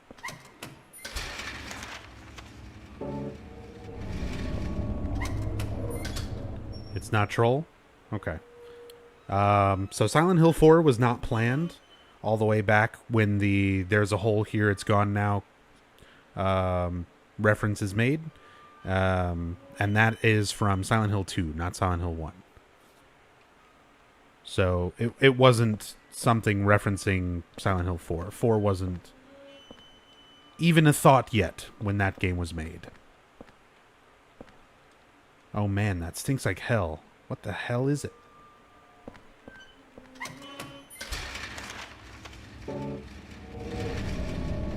Don't hit me? Okay. I know I'm going to take some stupid damage from these chairs eventually. Photos on the wall. I think those are called X-rays. Bunch of X-ray pictures stuck up on the board. Are these Eileen's X-rays? Again, some of these are the gumhead enemies that you encounter, the monkey-like enemies.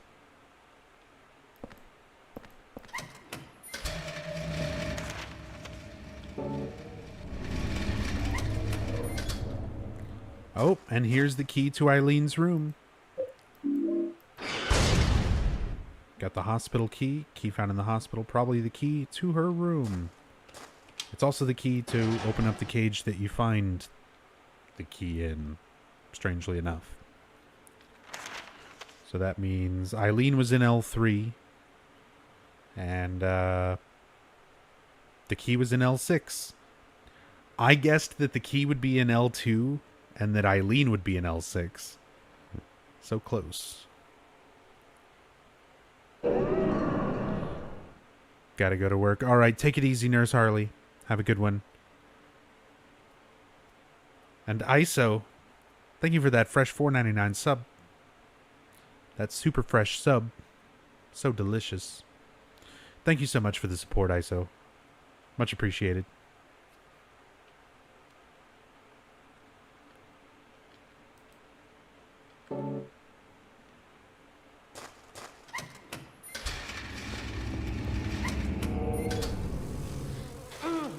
Oh, dang it. Nothing in there, just bugs. And a broken bed underneath a grated floor. Toadstools coming out of a corpse. It's a man's dead body. Does a room number change each new game? All of these rooms in this hallway are completely shuffled, completely randomly, every time you play the game. Not just Eileen and the location of her key. Every single room in this hallway is shuffled randomly every time you play. They always have the same contents, but the order of the rooms is different every single time. This long thing, what the hell is it? Some kind of umbilical cord. Again, that theme of the umbilical cord kind of connecting all of these worlds. And also even amongst just these particular rooms. Oh, it's more than aggravating for speedrunners, myself included. Just ask anyone who runs this game. An Eternal Enigma, Whiskcake, Techie, Crocidea.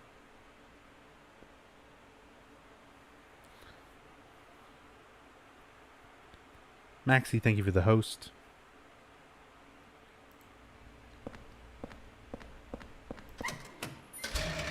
Alright, let's finish cleaning out these rooms.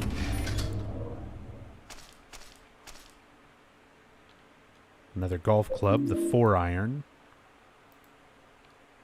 I'm just going to stock up. Have all these golf clubs that I'd never ever use. It's a horrible smell coming from inside the broken glass.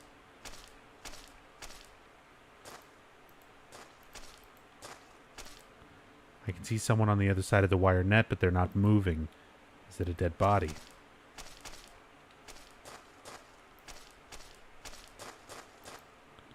Glass is broken.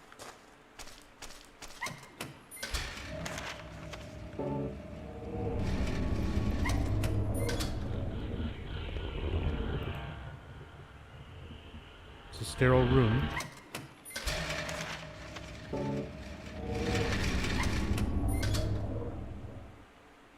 This one's kind of creepy. You can see the shadow of a person in the wheelchair.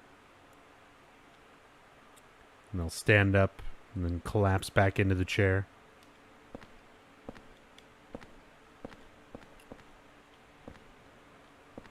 Thank you, Bude and Indoko. Is the camera swaying weirdly in the rooms, making me a wee bit nauseous? It's just kind of the way the camera is in this. I don't have a whole lot of control over it. Some more revolver bullets for Richard's revolver.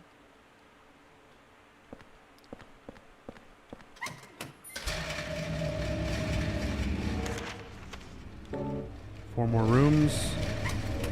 Almost out of inventory space. I can go use the key to free up a space. Hell, before I even wake up Eileen, I can go back to my room and dump inventory. The holy candle. And that's it for my inventory. Special candle with anti-spirit effects. Begins working shortly after being lit and placed down. And some dried up flowers. Do I have any world records for the Silent Hill games? Nope. I briefly had the Silent Hill 3 world record.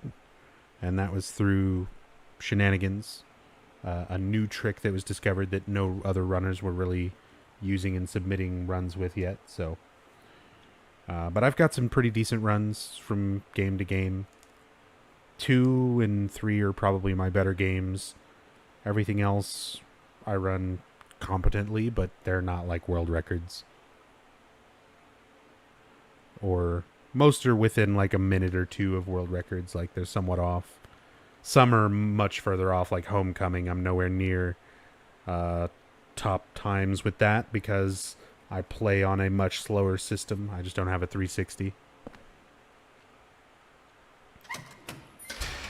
Alright, I gotta go dump some inventory. I'll unlock Eileen's room. Damn it.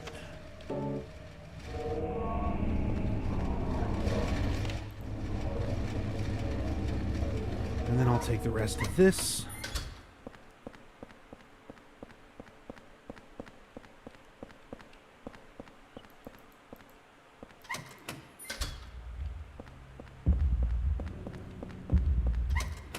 Maxi Loebs owns all the Silent Hill records. Maxi's got a lot of the console, well, some of the console Silent Hill world records.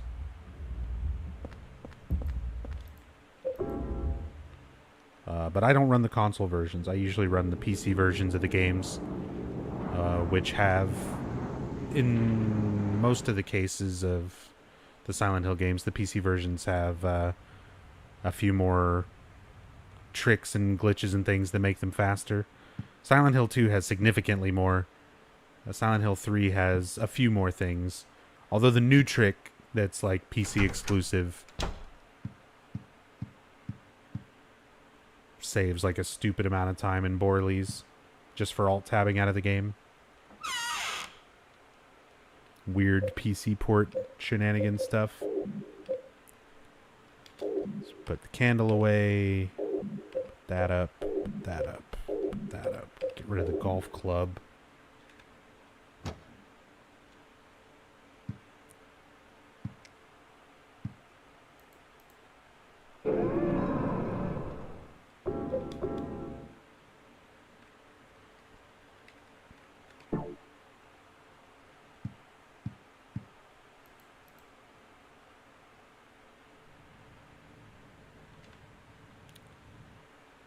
Still Robbie. Still pointing. Anything new out here?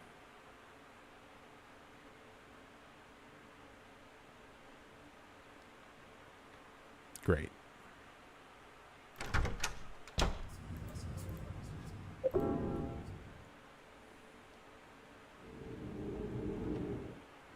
Okay. Seriously, last moment for votes on which ending to go for. I've got 3 more rooms to check for supplies. And then that's going to be it. We'll watch a cutscene with Eileen. And then see which ending we're going to be doing for the finale of the playthrough.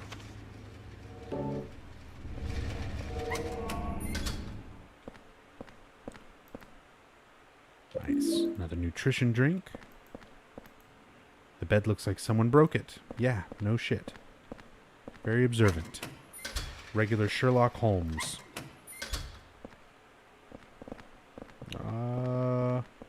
Some gross skin. Some kind of skin. It smells so bad, it must be fairly new. My god, is it human skin? Oh shit, camera. Let me out.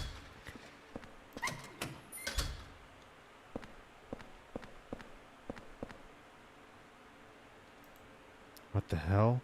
I can see legs coming out from the bottom of the cloth.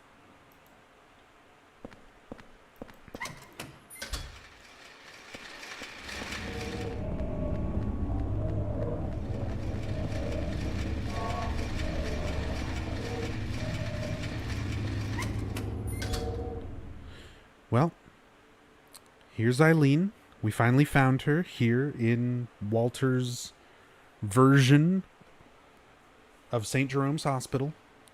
She's going to be pretty freaked out by everything that's going on, but that's okay. Henry, he knows how to handle these things. He has experience with women. He knows what to do.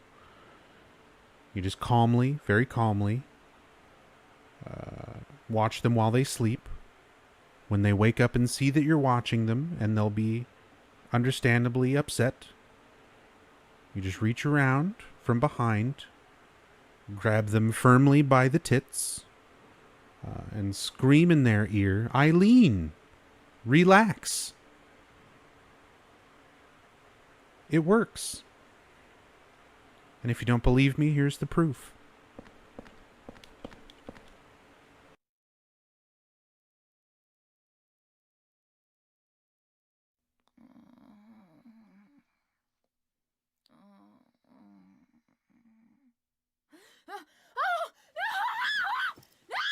Eileen! Eileen, relax!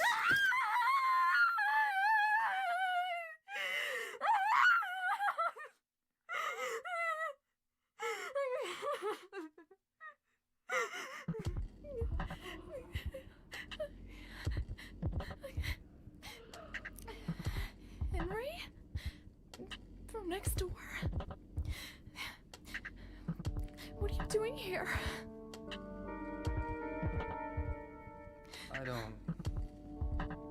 I don't know where to start. There was this strange hole in my room. I saw people getting killed. All these weird other worlds. And I saw you get attacked too. What are you talking about? I'm supposed to believe that? But it's true. And there was a kid with you.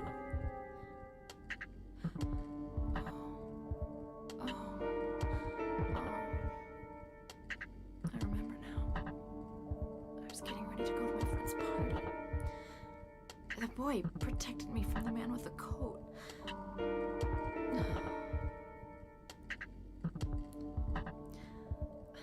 I'm sorry I didn't believe you. I guess there's something wrong with me. I just feel so scared. This place. Where is it anyway? I don't know either.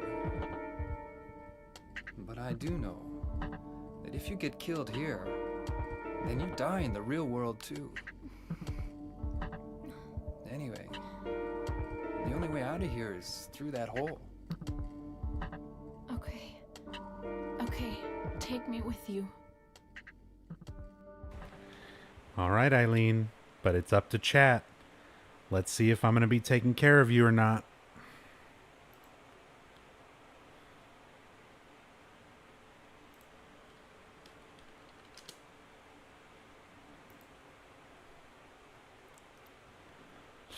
I'm going to place my own vote before I look at the results. I said I'm voting for 21 Sacraments because this whole story is about Walter's sad, sad, tragic life. He deserves a win. Let him kill these people and live inside of his apartment mother. Just let him have this. Okay? There's my vote. Oh. 105 votes for the escape ending, which is the best ending in the game, or at least the one that requires cleansing all of the hauntings in your apartment, as well as making sure that Eileen stays alive.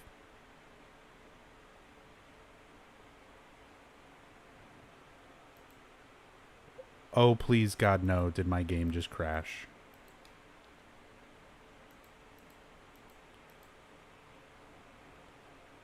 My game just crashed.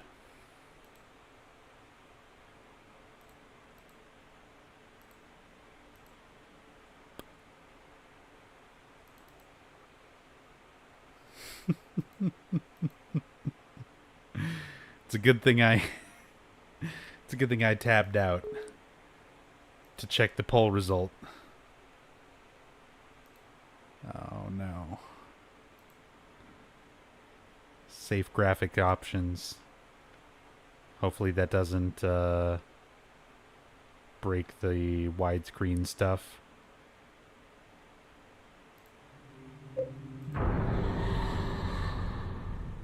We didn't vote for this ending. Well, it's still displaying in widescreen. It's capturing okay. That's all fine. That's all fine.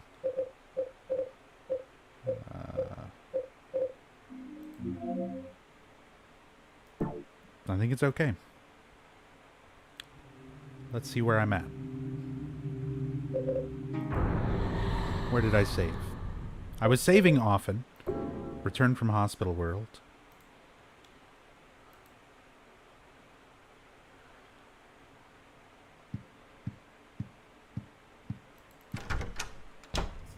So I mean, we're not too far behind. Recount? I don't want to tab out and crash it again.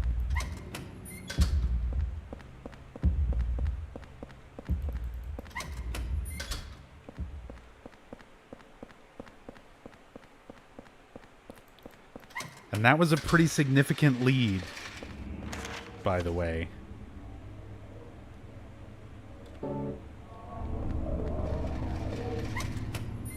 I don't need those last couple rooms. Let's just go, Eileen. We'll watch this again for anybody who just got here and missed it the first time.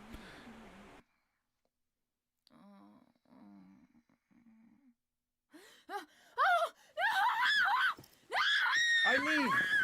Eileen, relax!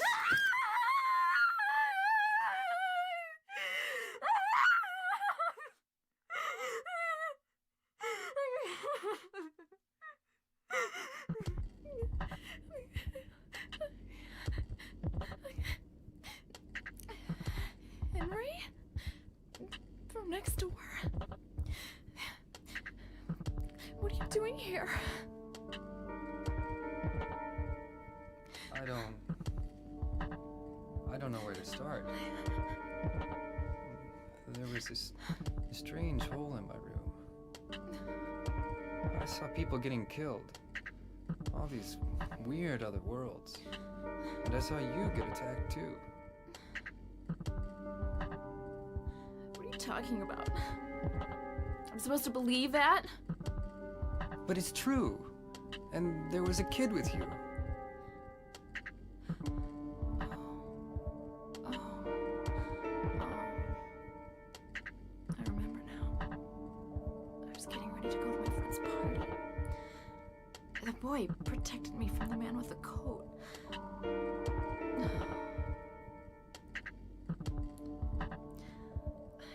I'm sorry I didn't believe you.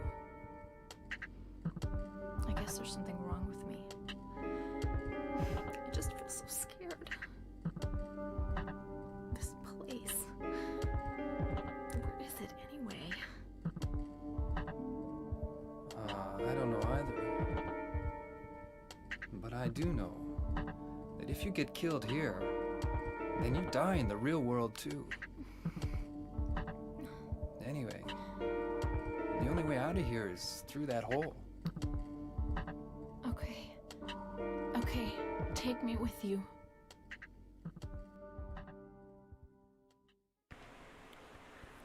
Hey, good morning, Rar. All right, Eileen. Let's go. Jesus, these things are so aggressive on hard. Oh, they pushed me past the door.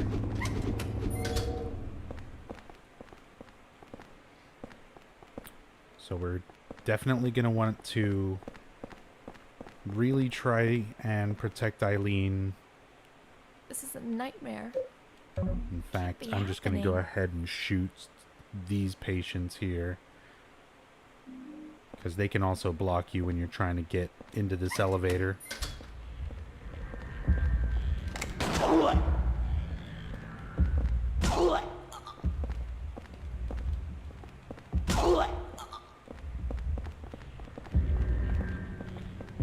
You're actually dead, right? Okay, shot in 2 stomps.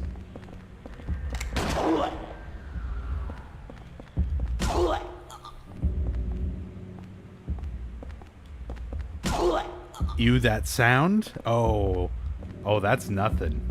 Just wait. There's some good sounds coming up with those enemies. Just wait for the staircase.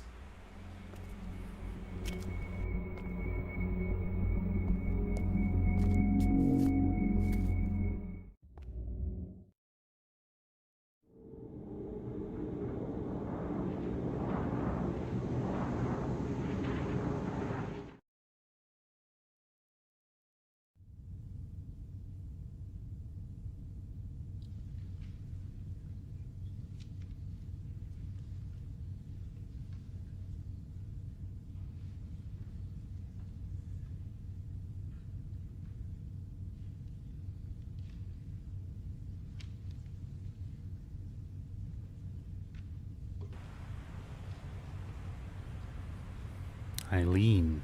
She's gone. That field with no GF.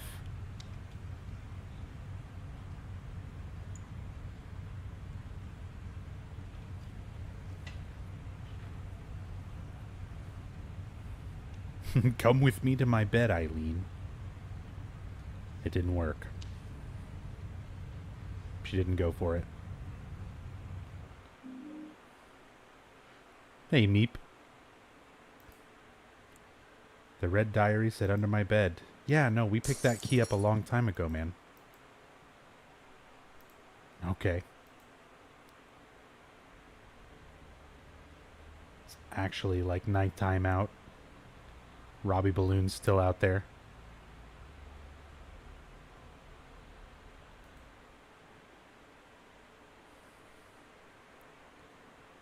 Gonna have to rewatch this later from the beginning.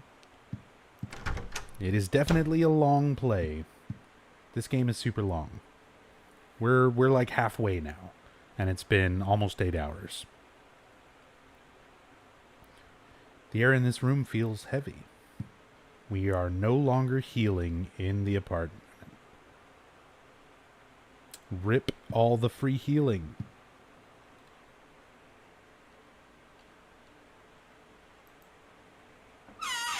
Now, the only way to recover health is with healing items. So this is it. This is what I've got. 5 of those, 1 of those, 2 of those. Not much. Which is why I tend to try to run and avoid combat as much as I can.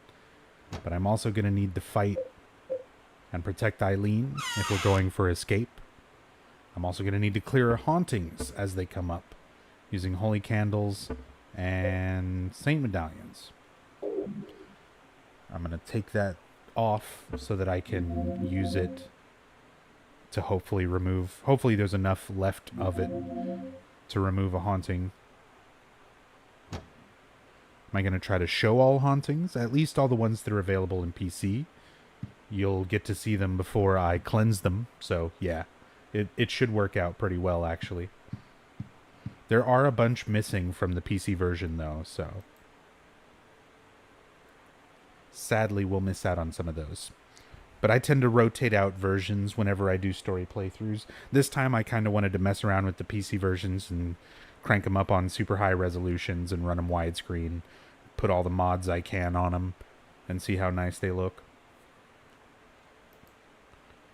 Red envelope. There's a letter and a small key inside. You've seen that world as well, that horrible nightmare. But if you get sucked into it, it's not just a nightmare. Don't get lost in there. If you get pulled in, you'll be killed. But there's still hope. Maybe this small key will guide you. If you've seen the door, with the placard set in it, look on the other side of the door. Then keep going down, to the deepest part of him, and look for the ultimate truth. July 20th, Joseph.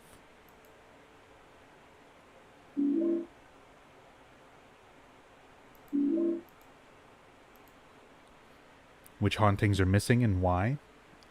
Honestly, I don't know and don't know. I can't remember exactly which ones. We can just take note of which ones happen this time around. And then next time I stream this, I should have... I'll do like the Xbox version or the PlayStation 2 version. And kind of compare what comes up. Ban Joseph for spoilers? He knows it's an in-depth playthrough, all right? He already knows the story too. He's the giver of wisdom.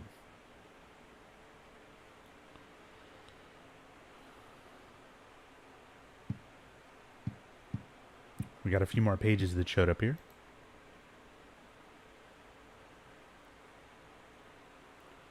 The weather that day was very strange. Even though I avoided the earlier storm, there was still a thick fog clinging to everything. Fortunately, that allowed me to avoid being seen and get right to work. The police are still stubbornly acting as if it's just a copycat case, so I figured things probably hadn't been touched here, but I was wrong. Should have come sooner. The cemetery was in such bad condition that it was almost sad. The storm must have raised the sea level. Anyway, that's how it was when I found Walter Sullivan's grave. The same grave that we saw when we were at Wish House. The diary is pretty damaged around this point and I can't read anymore. I'm still in shock. There was no body in the grave, same way we found it. And on top of that, written on the coffin were the numbers 1121. Same way we saw it. So, Walter's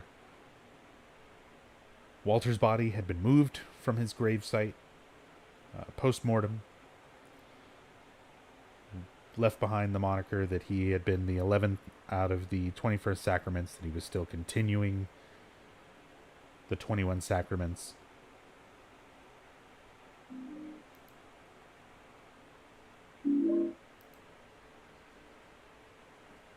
Missing haunting in the PC version are as labeled from the site I checked.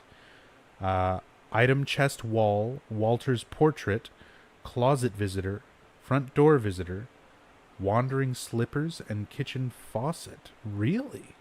All of those are missing from PC? I could swear kitchen faucet can't be missing from PC. I speedrun this and I get kitchen faucet. Like, I make note of that when it happens during runs. I wonder if that's accurate. Where... Do you know where you pulled that list from? That's why I suggested just kind of taking note myself. And seeing if there's any differences between the other versions when I do them. Is this the first time you see Walter's grave? Technically, you see Walter's grave in Silent Hill 2, but that's the town manifesting it. It's not the actual grave. Whereas in this, it's also Walter's power, like, creating a world of it, but that's more accurate to where Walter's grave actually was than Silent Hill 2. Yeah, the Walter portrait one is a really good one. Visitor in the Closet is pretty creepy. Man, I thought the wall one, the wall chest was in this as well. Maybe I'm just misremembering, because I do play the Xbox and PS2 versions of this a lot as well. Where's his grave in Silent Hill 2? It's at the end of the labyrinth. Right before you fight Eddie, there are 3 graves for James, Angela, and Eddie right next to each other, and then a bunch of other miscellaneous gravestones.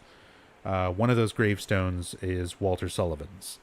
But again, that's the town's power manifesting things from other places and other time periods, and like kind of mashing it all into this nightmare randomness.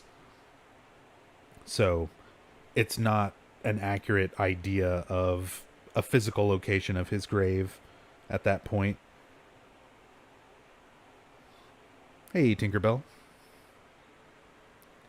Alright, another red page. Walter Sullivan did kill himself. He died in his prison cell of blood loss after he stabbed himself in the neck with his spoon. His body was buried in a cemetery just outside his hometown of Silent Hill in an unmarked grave. After that, his name became famous all over the world, and it looked like his string of mass murders was finished at 10 out of 21. But 3 years later, they found a corpse that had 1221 carved into it. The corpse was from 6 months earlier.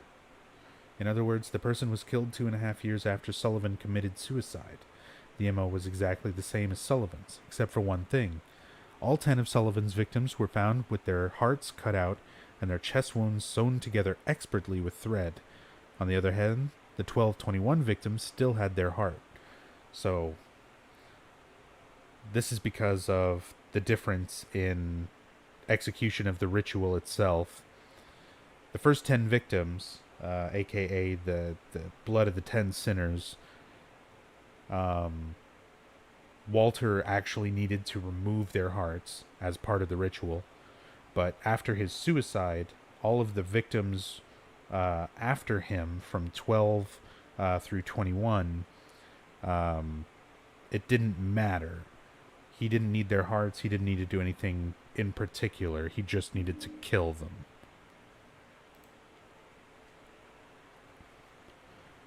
Naturally, the police think it's a copycat and are proceeding on that basis, but they haven't made any progress and recently discovered victim number 13.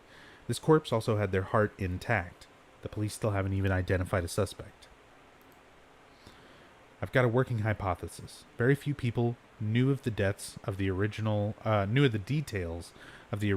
crimes and would be able to copy Sullivan's MO so precisely. First, I'll head to Silent Hill, to the graveyard near the beautiful little lake. Maybe I'll find the answer there. June 11th.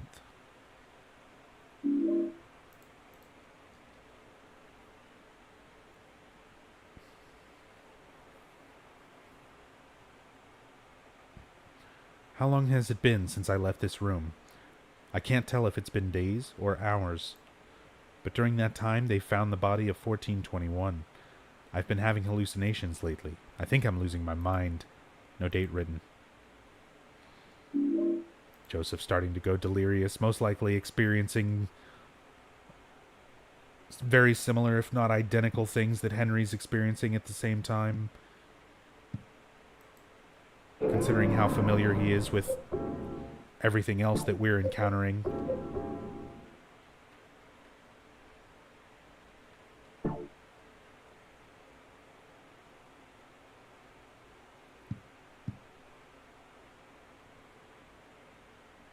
It's just going to be Robbie at this point. Now we're just kind of waiting to see which hauntings crop up, I guess.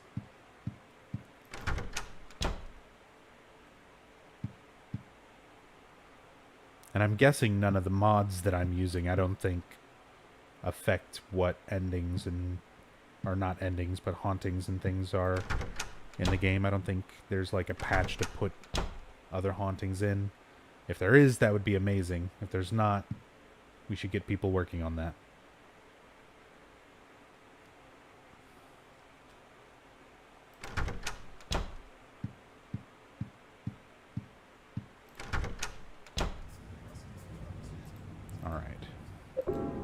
Got the key, caught up on notes.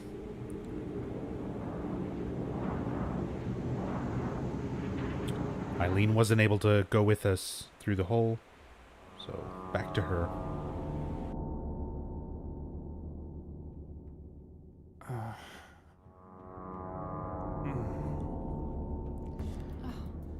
Henry.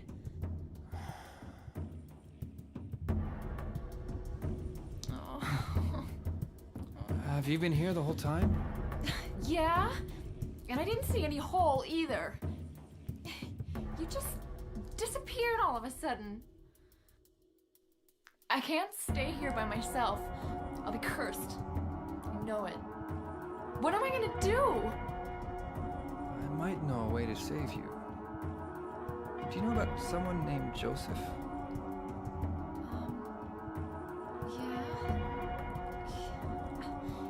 The guy who lived in your apartment before you. I think he was a journalist or something. He disappeared about 6 months before you moved in. But toward the end, he started acting really weird. Yeah, he was doing an investigation about a religious cult and a man named Walter Sullivan. I got this letter from him. He told me to go down into the deepest part of him, and to look for the ultimate truth. Let's do that. There must be something down there.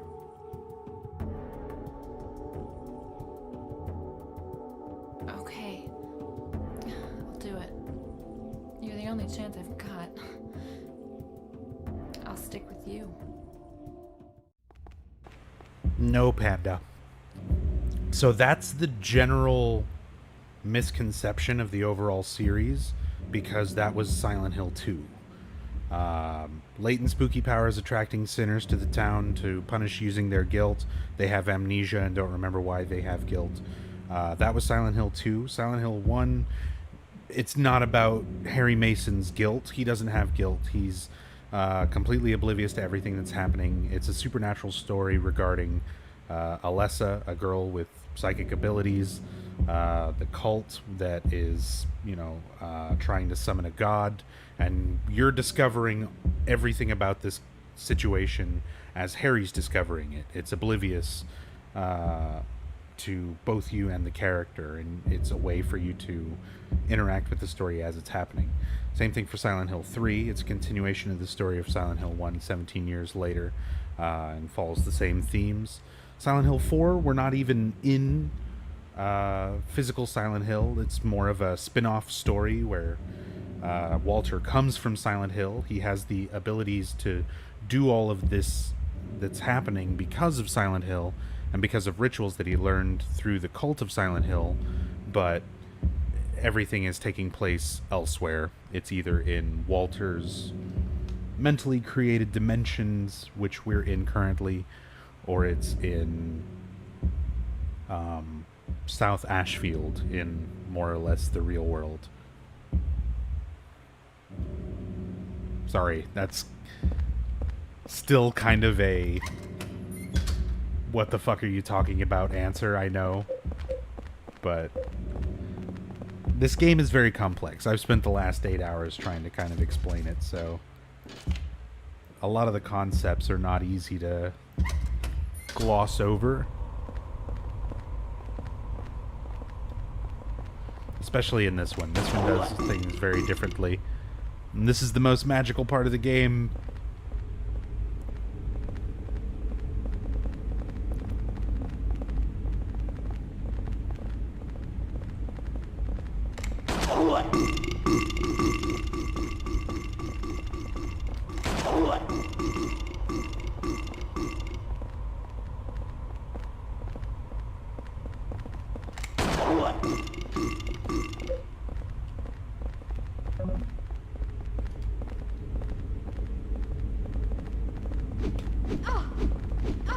Shit. No. Don't hit Eileen. You need to fall down. Come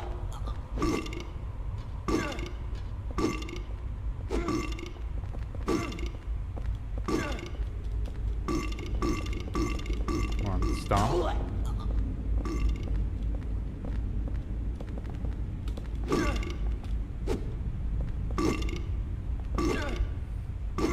Burping nurses. They're patients, not nurses.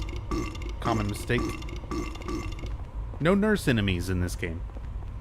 A lot of things that people considered sort of staples of the previous Silent Hill games were intentionally left out of this. They really wanted to distinguish this game as something different, which is why it also had the subtitle of The Room. It's got no flashlight, it's got no radio. It takes place completely outside of Silent Hill. The game itself started as a separate standalone game called Room 302, and they just made it tie in with Silent Hill more or less for marketability. But they did this very early on in development, and the way they wrote the script and everything still fits a lot of the themes and ideas that are established with the first Silent Hill games, but also kind of does its own thing.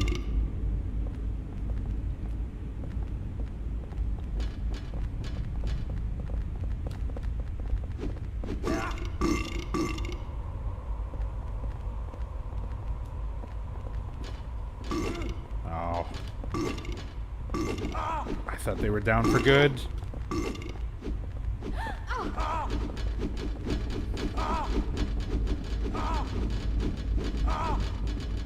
Look how ridiculous this shit is on hard. I'm about to die. That's it.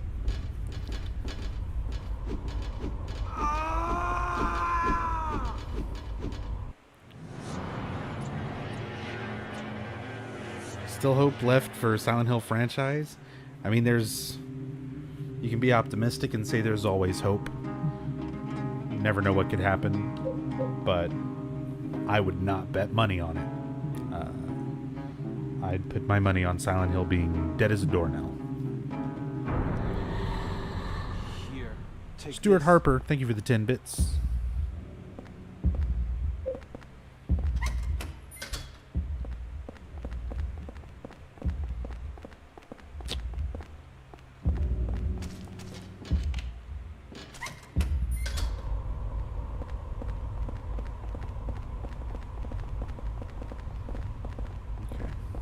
Up here.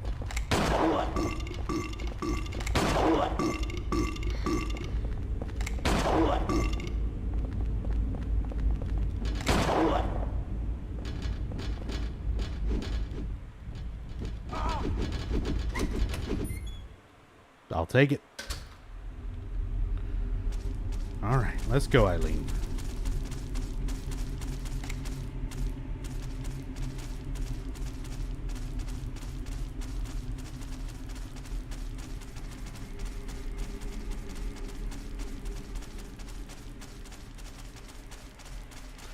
Nope. Not leaving Eileen alone. I said, you gotta try to go for the escape ending. It's what was voted on. Again, that requires clearing all the hauntings and making sure that Eileen stays alive in the final battle against Walter.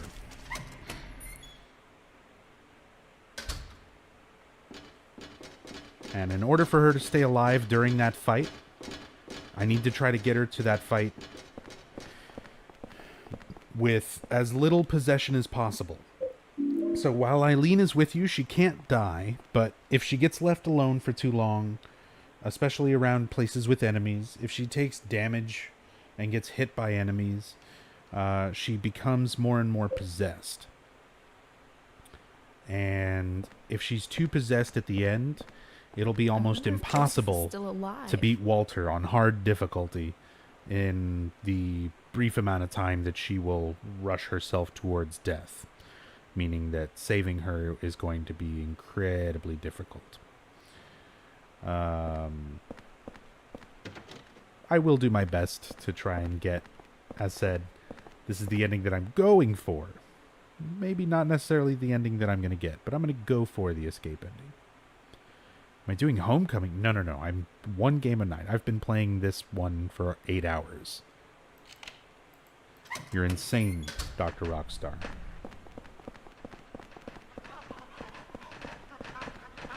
If you think I'm playing something else after this. I still have so much more of this game left to play.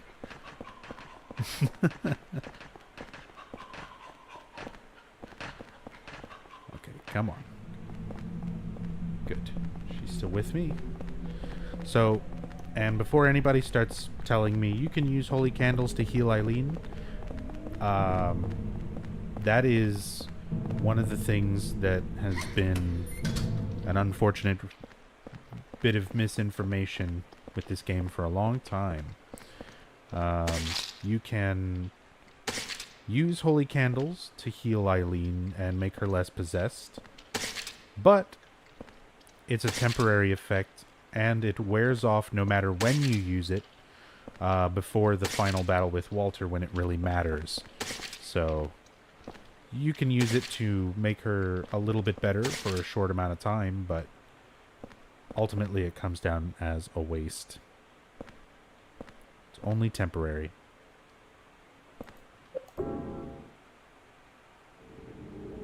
PT is not in any foreseeable future.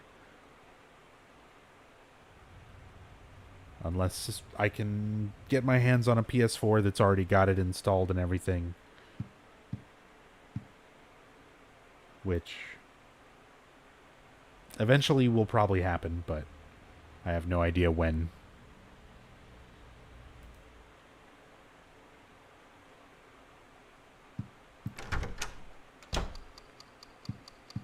Oh, our first haunting. The clock.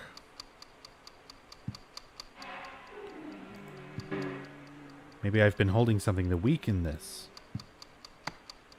The bad feeling's getting weaker. Must be the candle. Oh, really? I'm still in range to take damage?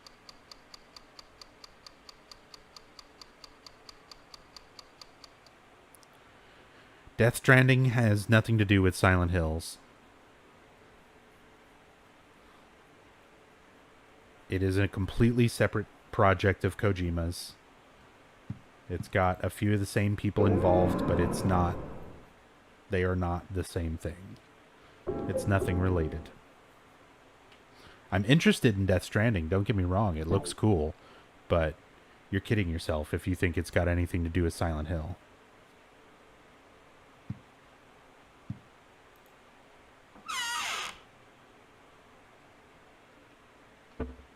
Do the hauntings stick around if you don't candle them? Yes. You can also use saint medallions. Equip a saint medallion and stand near a haunting to remove them as well.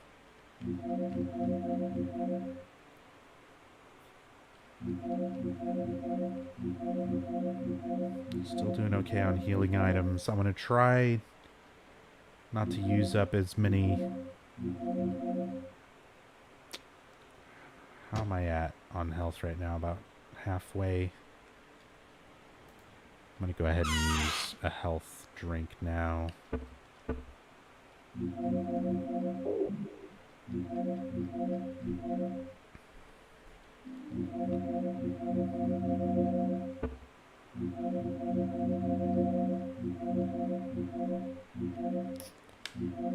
I've got a lot of pistol bullets I could start using. And I've only got 6 more. Oops. I don't want that.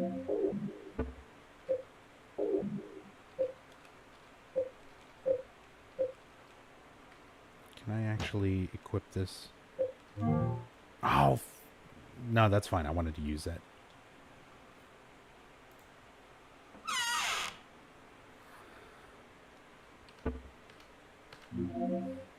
That's fine.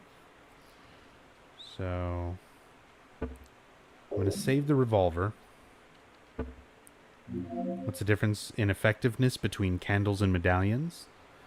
Medallions can be very effective in Walter's dream worlds, rather than being used to cleanse hauntings, since you can use it to keep ghosts from harming you by being near you, and it can deter a lot of things like the wheelchairs and stuff like that, so it has a lot more use practically throughout the rest of the game than the candles do.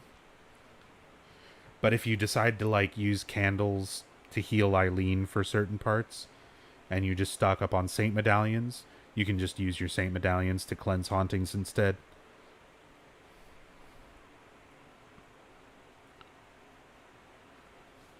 Best game I played this year so far?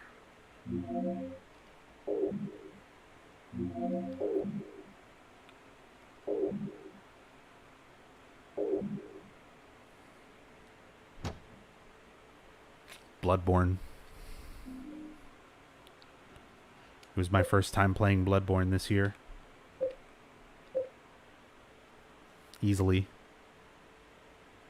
I know it's not a game from this year. I don't play a whole lot of current stuff, so I'm usually behind by a few years.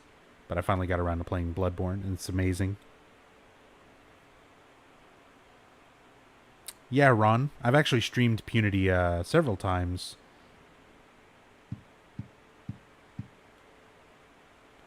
It's not great. It's interesting. It's a cool little fan thing, but it does not come close to everything that is in PT. It's just one hallway back and forth. It doesn't even loop.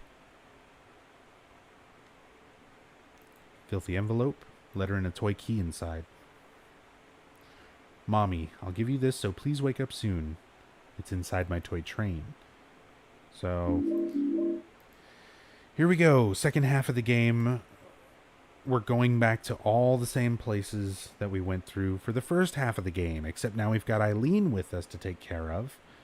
And all of the things that we passed by that we didn't use, where I was like, we're going to use those later.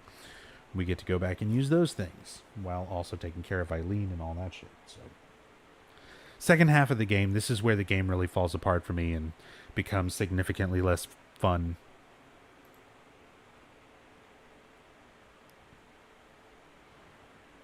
I found 2 mysterious and powerful artifacts that seem to be very effective for evading the ghost victims. The Holy Candle and the Saint Medallion. Not only are they effective against the ghost victims in the other world, they also seem to prevent them from invading my room, just like the candle near where they're coming in, and its holy power is activated. Saint Medallion seems to repel unholy energy when it's worn, equipped. I'm starting to gain some hope. July 25th. He refers to wearing a Saint Medallion as equipping it in real life, in his own personal notes.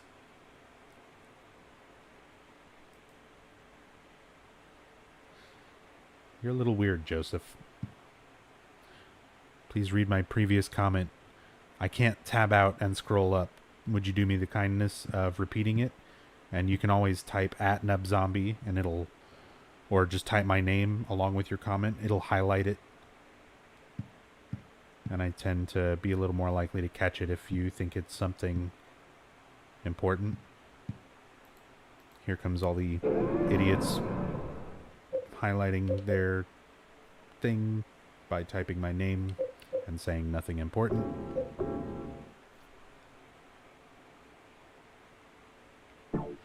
That's the ghost I was talking about. I can't tab out and look at the clip. I'm not going to risk it. I've already had the game crash once.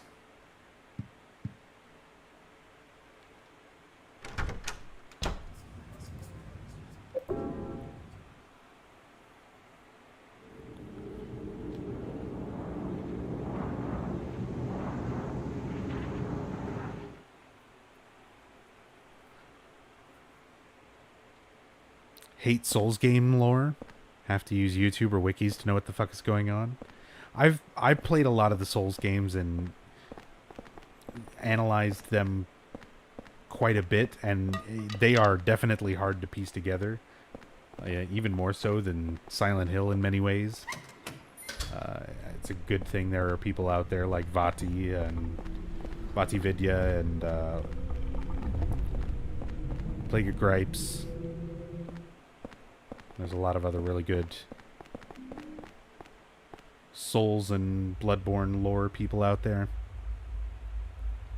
It's really cool, though, once you do know it.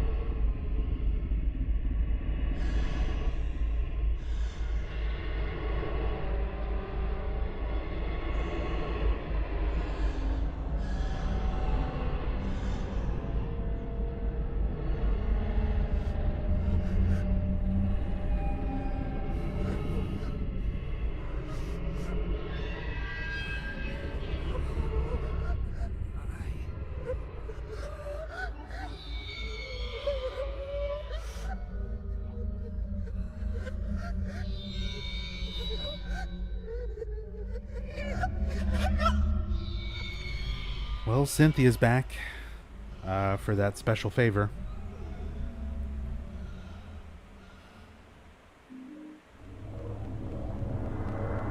Oh no! Eileen, come with me. I just realized I need to get my subway tokens.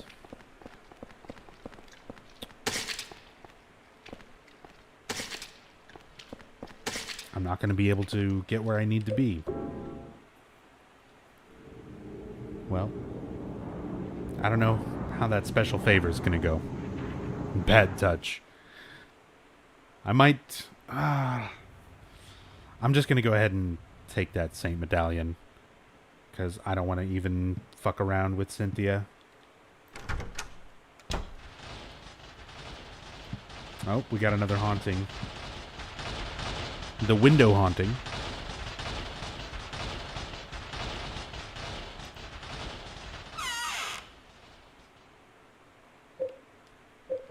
Alright, let's put those away. Let's get rid of that. Equip that. Need the token.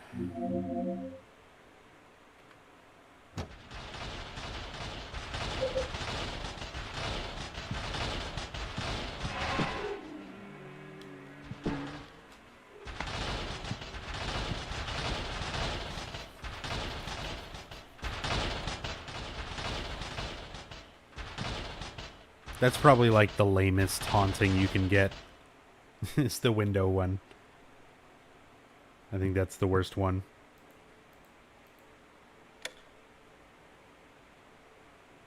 Not even static.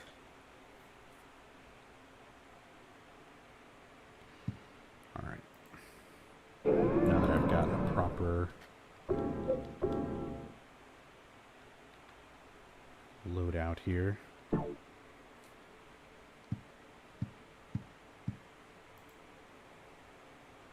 Still just Robbie. Still just Robbie. Pretty sure none of this changes anymore. After this point of the game. Only the hauntings.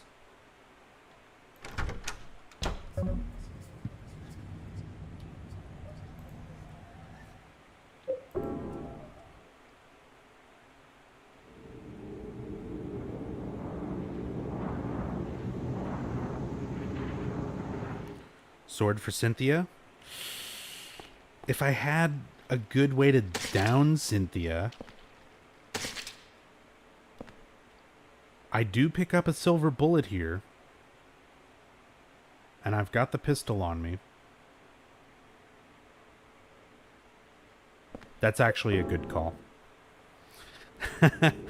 Stupid limited inventory. This is why. This is when it gets annoying, is when you're kind of like, if you're indecisive on what you're going to do, you wind up doing a lot of this.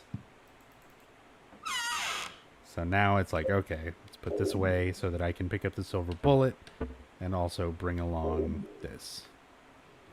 And we'll go ahead and pin Cynthia now.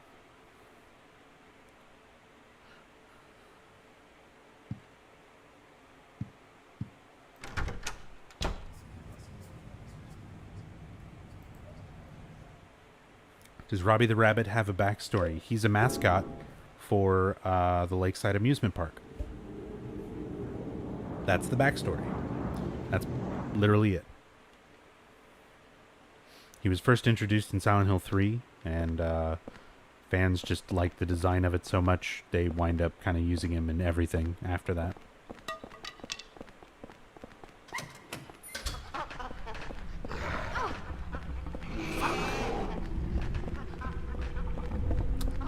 Stupid gumhead managed to attack her.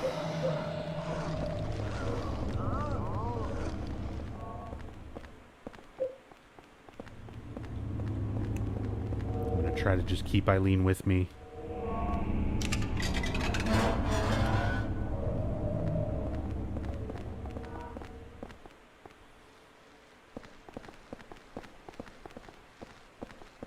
Come down. Trying to remember where the silver bullet is. Oh shit, it's back up there.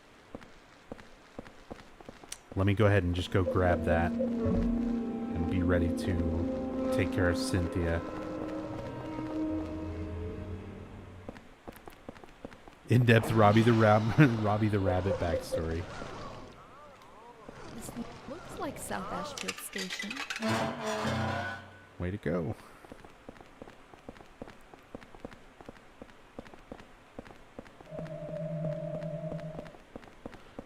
Believe in ghosts or any supernatural phenomena. In real life, no. I would call myself a skeptic.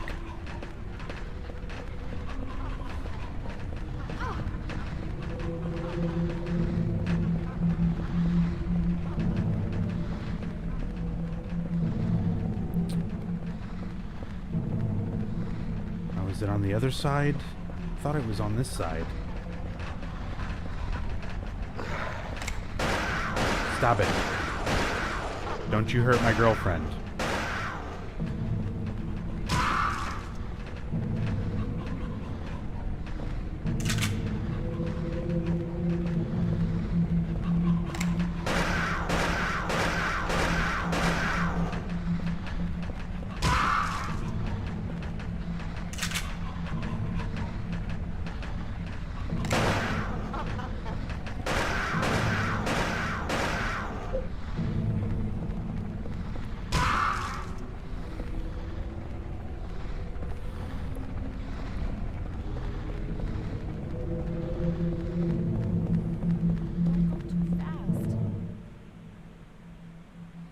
Silent Hill Wiki probably has something crazy to say about Robbie. Maybe. I don't know. Look it up. Let me know. What does it say? Should be able to get to the street this way, but it's dead end. Great. Silver bullet. I like how it says bullets, plural, but it's definitely just the one.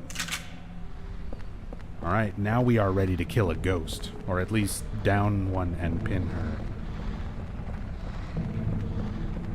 Oh yeah, we're gonna pin Cynthia. Door shut tight. I thought there was a health drink here. Perfect. Don't miss, I know. I know. Got her. Rip in pieces, Cynthia. Consider yourself special favored.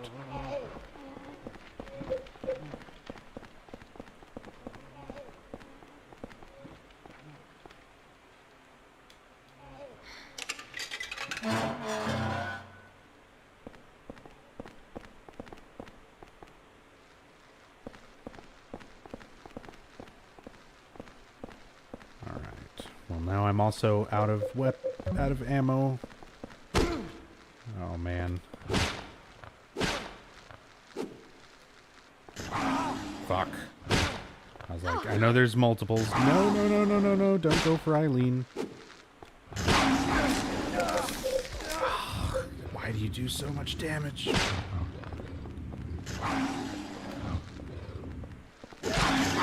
I was really hoping that hit them both. Wow. Even using... Get out of the way, Eileen. Even using my health drink there. At the same time that it hit me.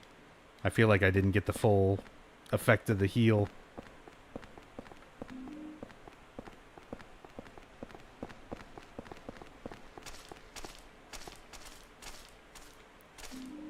This shit's pretty creepy. There's a horse riding crop here. This is another Eileen weapon. Light and easy to use. Good reach. Looks like it would be very painful. So you can actually equip Eileen with a weapon to help you fight. Why not? If I'm kind of clearing things out. Oh good, another health. And then that one's on the other side, blocked by rubble. Jeez, that dog is freaking out. Hate it when you're casually haunting the subway and suddenly there's a guy pinning you to the floor. Yes. Super relatable.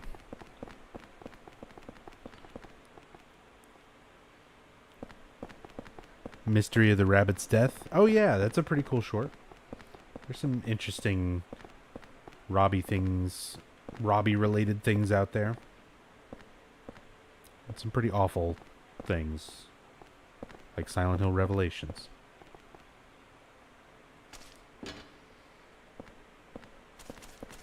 That's just kind of bad at everything, though.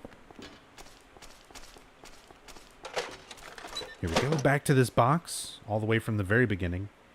Filthy toy coin inside the box. Coin caked with dirt and grime. I bet I could clean it in the kitchen sink in my room. So it's another one of those go back to your room in order to solve a puzzle type deal.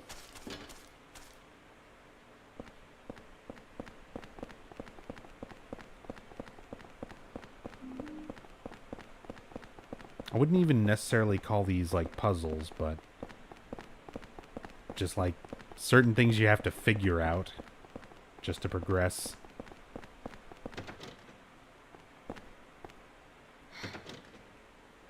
Oh, I never unlocked it. Okay. We'll go the long way. Don't go too fast. I'm sorry, Eileen.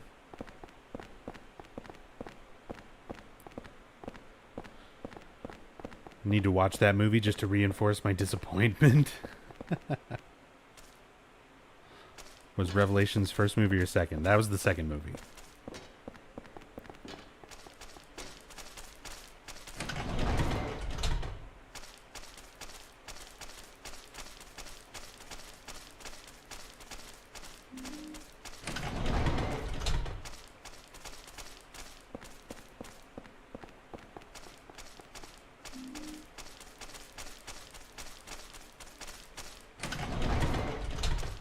That's what happens when you run in heels, yeah.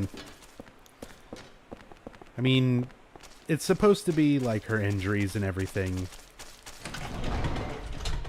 And you do kind of feel bad for her, but the trouble is I've played this game so much, and she becomes such a hindrance. You just start to really, really hate her.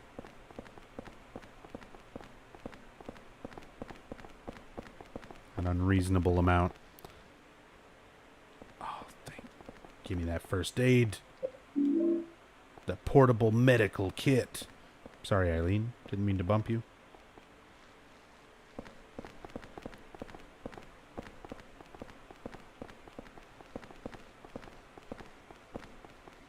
See, it's these things. It's these moments. It's times like these that we learn to love again.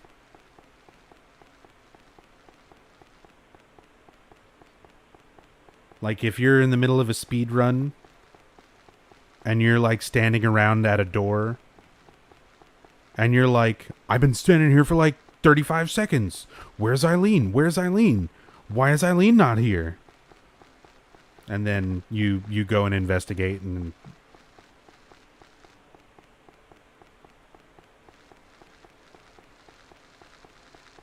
Look at these fucking dogs. Coming to fuck up my day.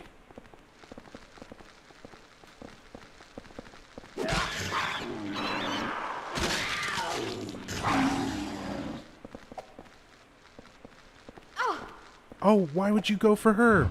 Oh, because she's got the crop. Get him.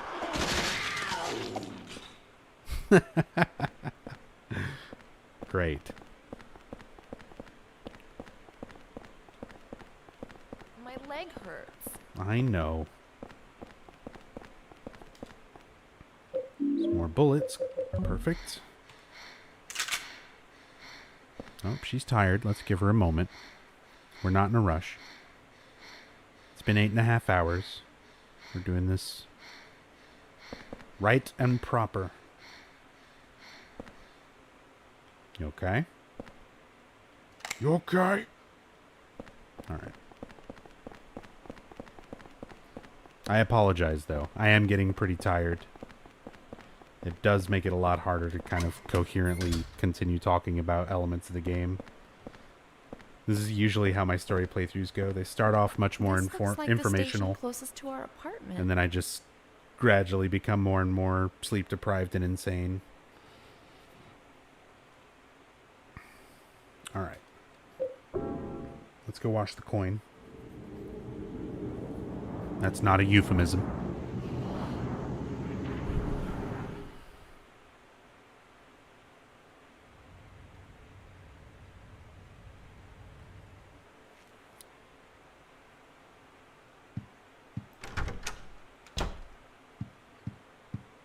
see. Any new hauntings?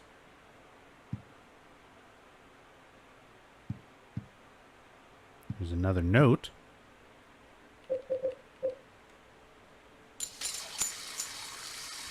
Yep, PT. This is it.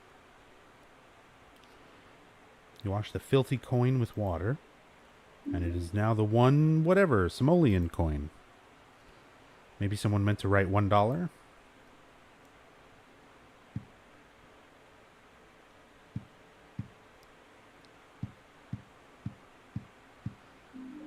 No hauntings here. Let's check out this.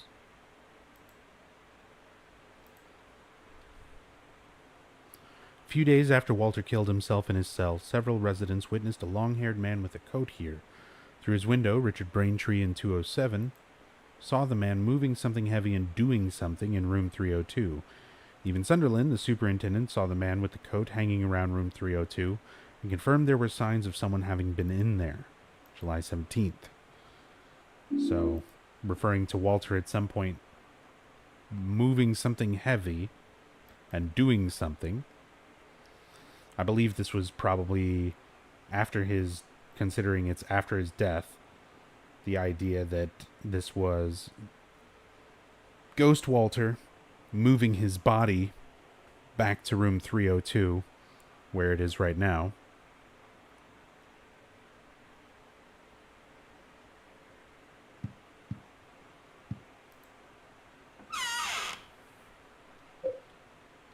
Let's put this away.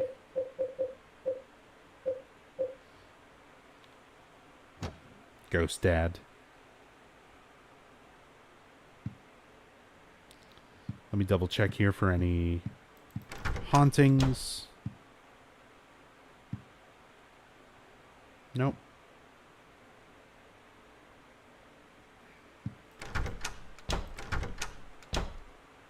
Sometimes you get one with the tub.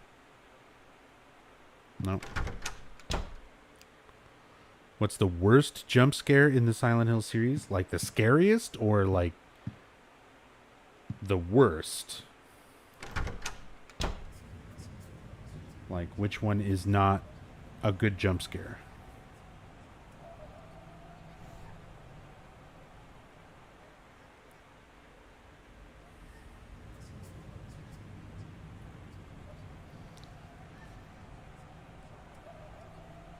Like, Silent Hill doesn't really do a whole lot of jump scares, but the ones that it does, I'd say Silent Hill 1, the body falling out of the locker is really good. And it's like one of the first ones in the game, so by that point, you're so not really expecting it.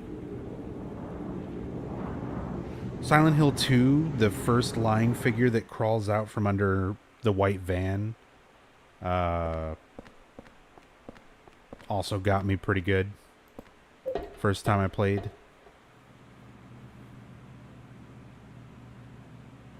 I can't use a ladder with my arm like this.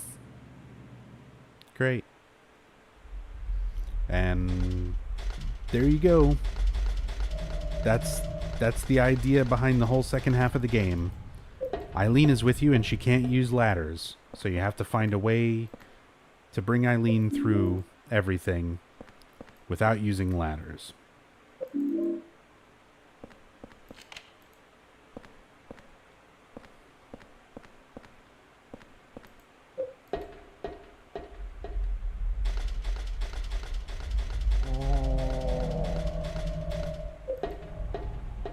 Alright, so now I opened up the shortcut on the other side.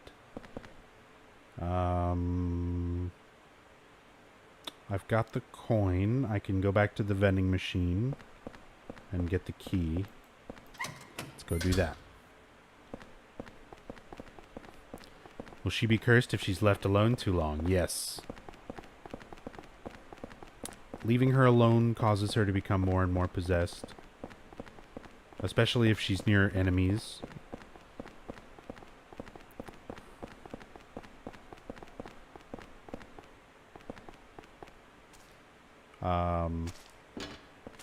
Those are usually the biggest two things. is leaving her alone near enemies and having her actually get hit directly by enemies are the worst things that can happen. That makes her get possessed at a crazy fast rate.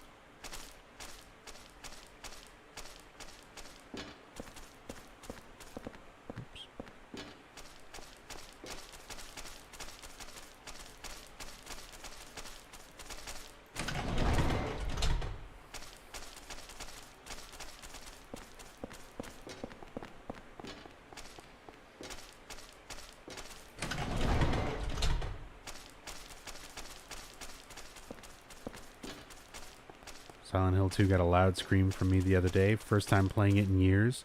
The labyrinth part with the ladders and stuff and Pyramid Head. Oh yeah, down close to when you get the great knife in that little area. That is pretty scary because you're not really expecting Pyramid Head to just kind of be in a place just normally like that. It's very unexpected.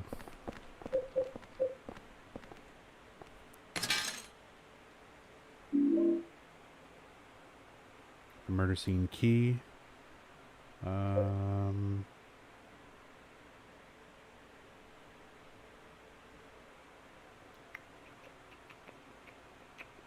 Trying to think. Do I want to try to clearing the escalator with Eileen with me seems like a bigger pain in the ass than leaving Eileen somewhere, going and clearing the escalator, and then getting her back. Question is, where do I want to try to leave her?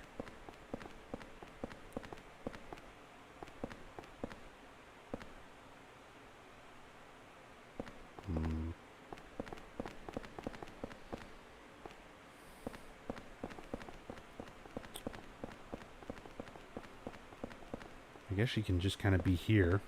There's nothing, no enemies at the moment. And she's right there on the other side of the turnstile.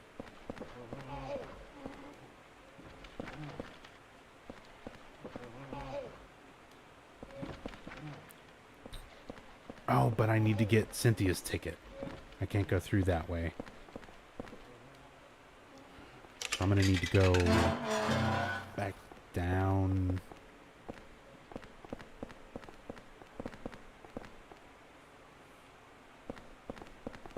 I can leave her in the little room over here, I guess.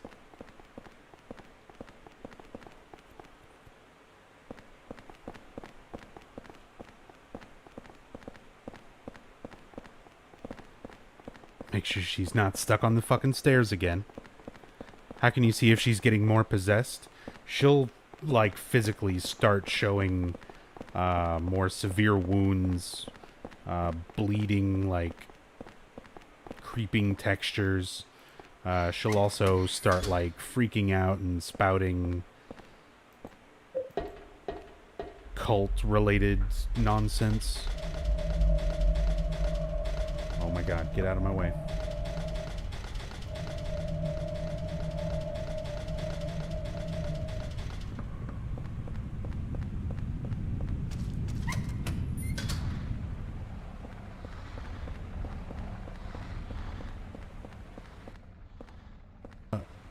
One second. It sounds like someone's knocking at my door. I'll be back in just a moment.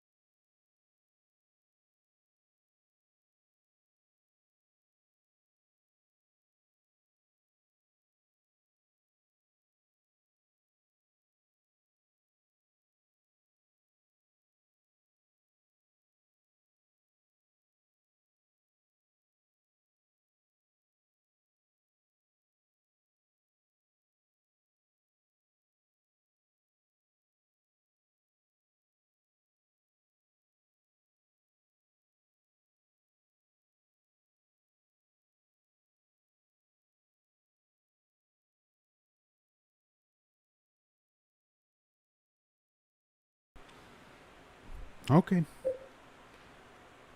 It seems like the wind picked up again, like the storm. So I think it was just like my door creaking.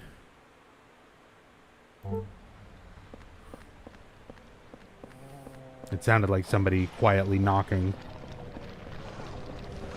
Oh, fuck you.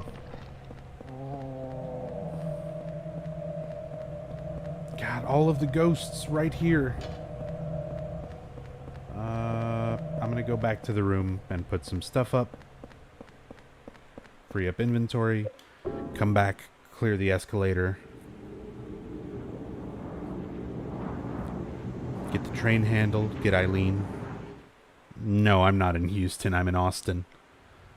I'm pretty far north, so we're getting just the very edge of, like, the storm and stuff. Nothing serious.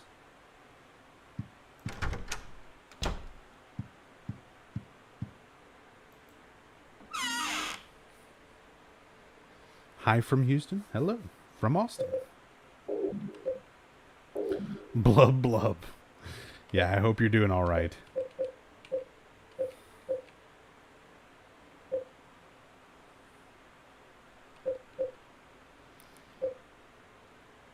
I might as well just keep that until I absolutely need to drop it. I should have checked if there was any other hauntings first, but I don't think there are.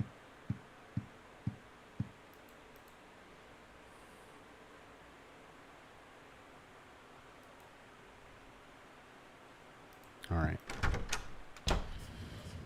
So I got the gun. I'll start with that.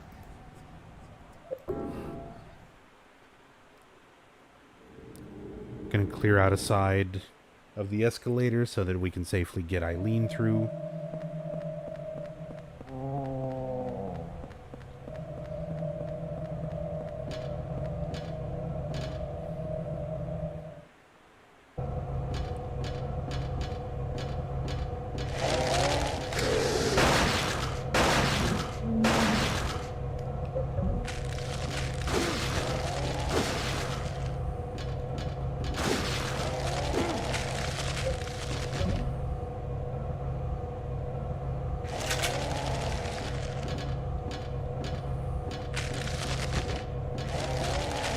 Do this without wasting too much. Definitely try to do it without taking damage.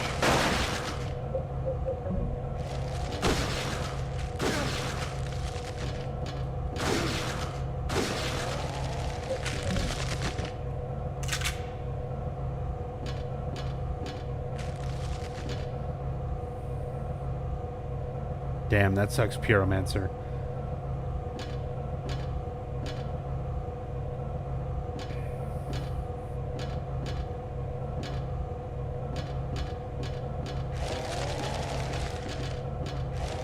That is awful. I hope it all turns out okay for you. Oh, your iframes, though. You almost got me.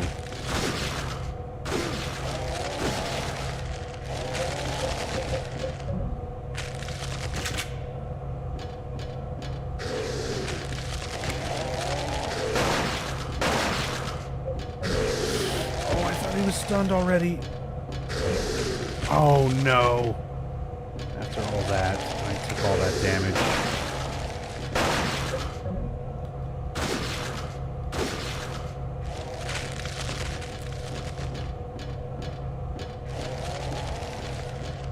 I think that's the last one. Yeah. That could have been worse, but that kind of sucked right there at the end.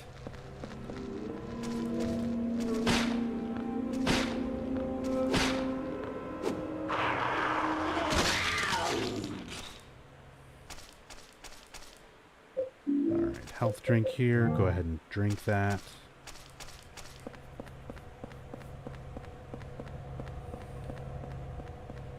Need to get the Cynthia's train pass, and I need to get the train handle. This was Cynthia's, her commuter ticket.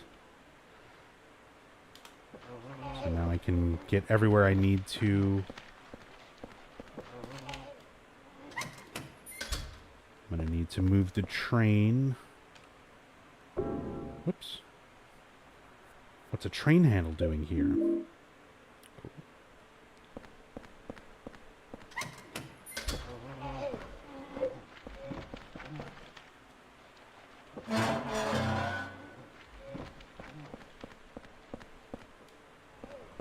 Camera. How do I like this inventory system compared to the previous games? I don't think it's very well implemented. Like, limited inventory can be done in ways to complement the gameplay and sort of make certain decisions and optimizations and things a bit more important and intense.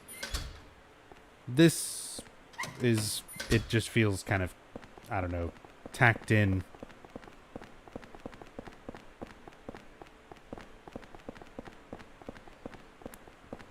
It feels really like an afterthought almost.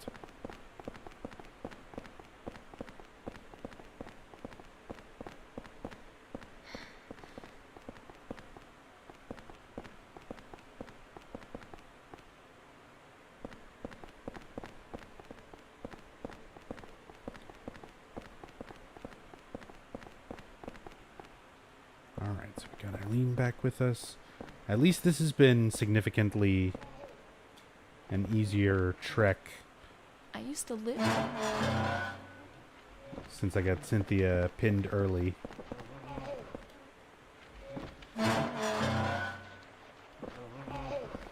It's going to make a lot of things easier later on as well. I have not played Resident Evil 7 yet. I'll be doing that in October.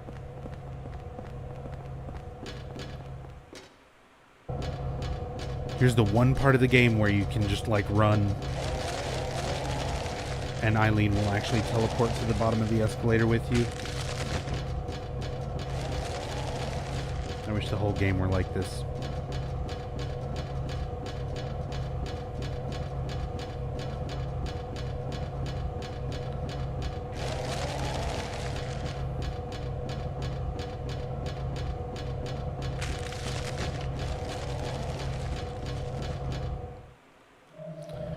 Welcome back, Tinkerbell. Tried to get a Powerball ticket, but their machine was down from the storm. Damn. Shit. You're in a rough place. Oh, no, Eileen. Okay, there we go. Keep it unequipped. Hopefully, she'll just kind of run with me. Use the train. Use the train handle. Car moved about 1 car length. Here's a golf club, the 9-iron. I can go and throw that into the inventory bucket.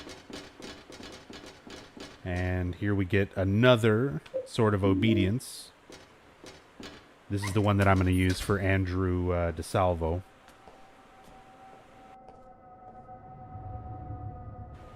And now Walter is stalking us, or his projection of himself is stalking us through his worlds. He's trying to kill us, trying to finish the 21 Sacraments on his own terms.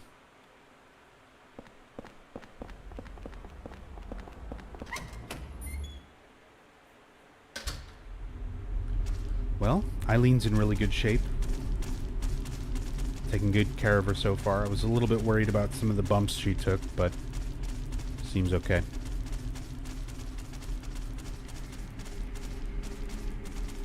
There's the, like, streaks of blood and everything.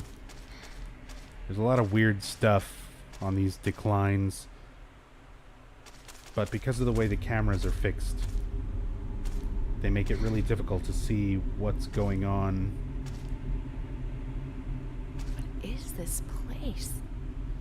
These are essentially like the connecting memories between Walter's created worlds, but they're shown in very abstract display boxes. Please, don't leave me alone. I'm sorry.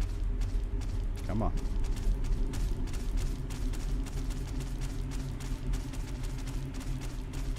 From what I remember, it's supposed to be a reference or inspired by a movie. But honestly, I'm pretty tired at this point. I don't remember the name of the film, but it's something similar to that, where it's like a serial killer's mind, and they have all these display boxes of abstract things expressing their murders.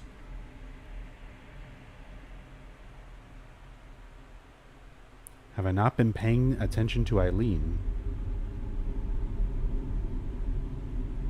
Oh, never mind. I read that wrong. She's sneezing. Seemed like it. I think she's supposed to be shocked, but there was like nothing happening.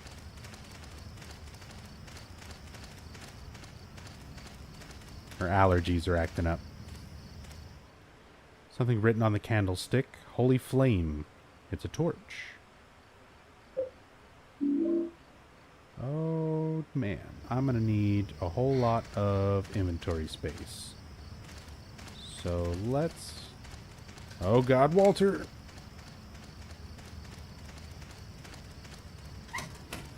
I'm going to have to go a different way.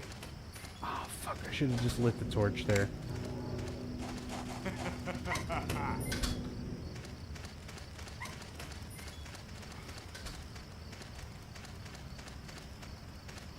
Come on, Eileen.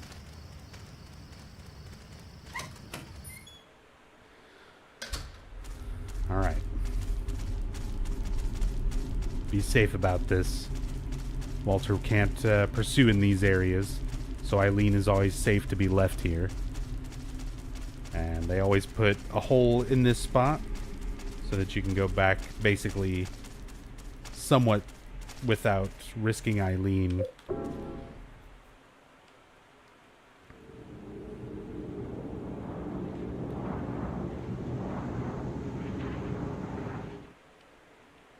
I'm going to need a lot of inventory space for this part of the game. Return to Forest World. I need to collect a whole bunch of mannequin parts. 5 total, I think. Yeah. 2 arms, 2 legs, and a head. As well as a medallion, a pickaxe. There's a lot of stuff you have to pick up. That's going to be a real burden on the inventory limit.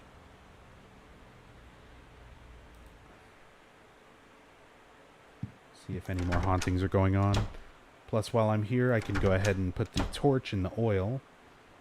That'll help it burn longer. Makes this whole Return to Forest World segment a bit easier.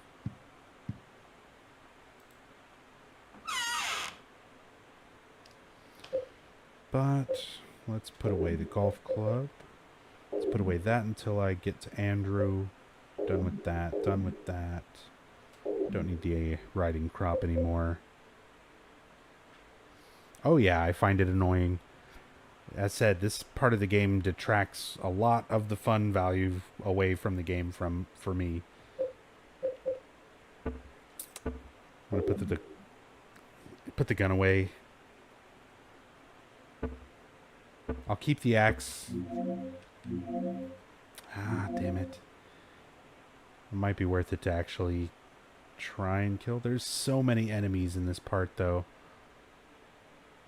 It winds up becoming safer to really leave Eileen in the center area and run off and do everything else. The only thing that sucks about that is, for the sake of doing a story playthrough, I want Eileen to read all of the things that are available to read in this part of the game that only she can read.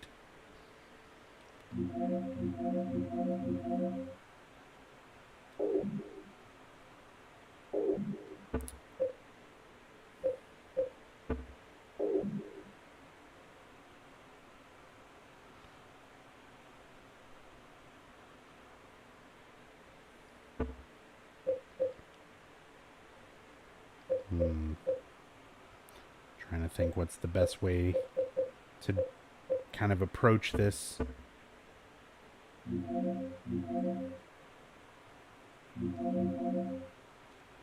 How am I on health right now? Pretty good, actually.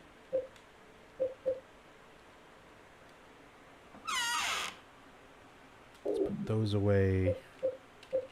So I've got 16 plus the axe. Torch I need to put in the oil.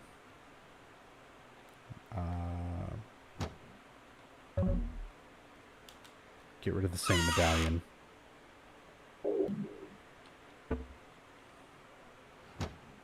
Inventory is more important right now.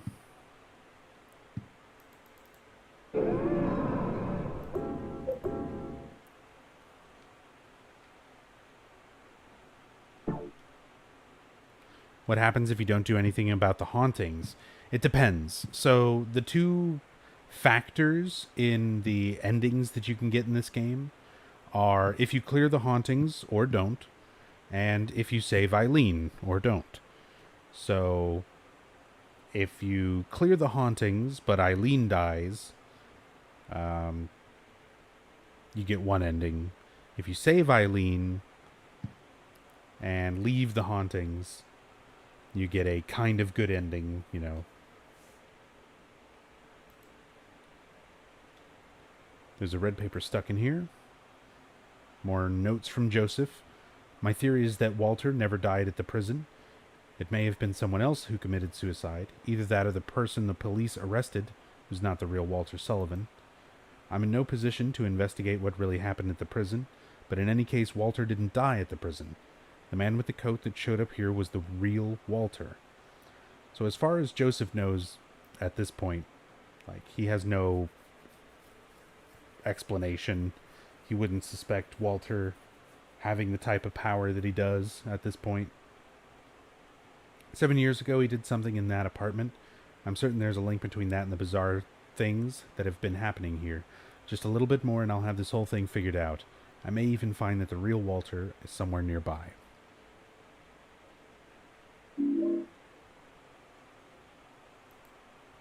Casual playthroughs, what are the odds of getting the leave ending in Silent Hill 2? Thought I was going to get in water, but I got leave instead. I'd say leave is the most common in people's first playthroughs of Silent Hill 2.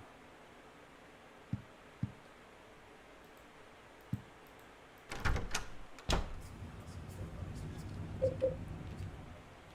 soak the end of the torch in oil. If you light the torch now, should burn for a long time. Good. That makes this part less of a headache.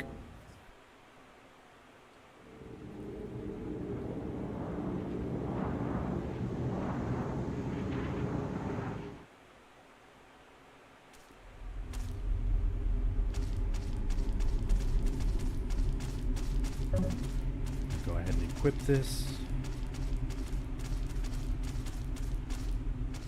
Come on.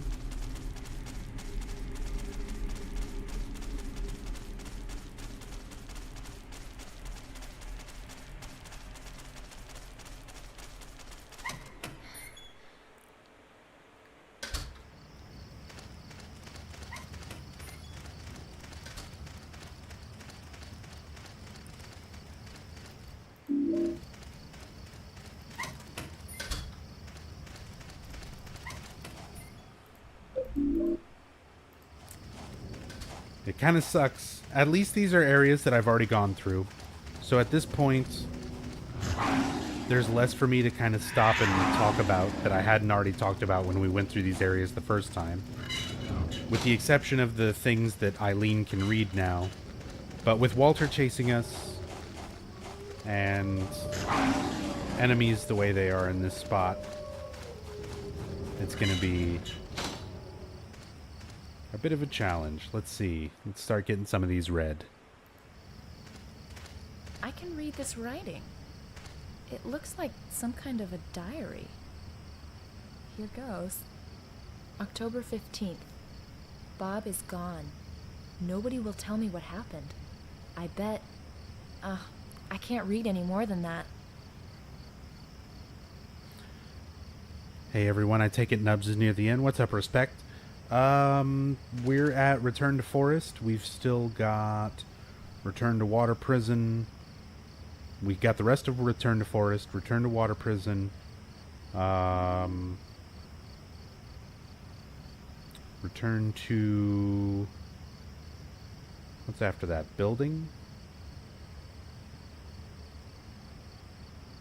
And I'm not going to do the skip in Return to Building. We're going to do it legit. Return to Apartment. And then the finale. We still got quite a bit of game left.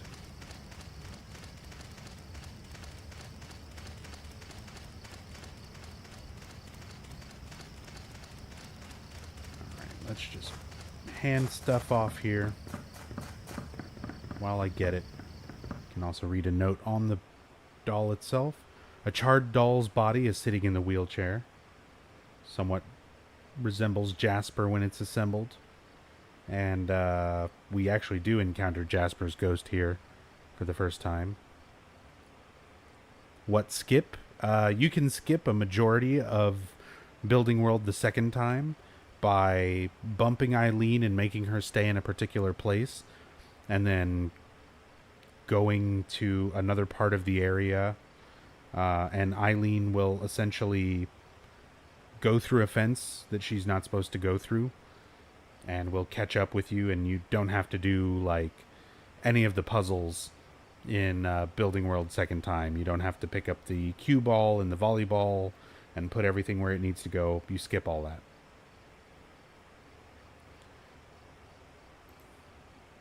There's a message carved into the doll. Though my body be destroyed, I will not let you pass here. Oh, excuse me one second.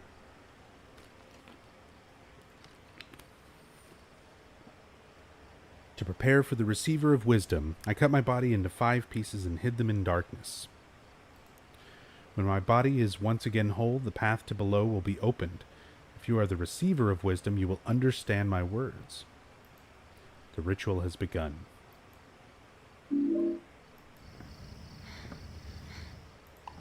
There, have a head. This swallow ASMR.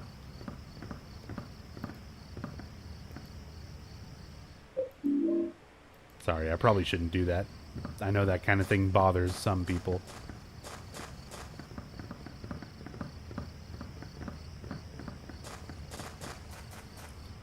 There's a note on the ground. Something's here, but nothing's here. I feel something from the well. Something's missing. Ah! Jasper actually wrote out his scream on his note. It has begun. He's also a Highlander. Jasper.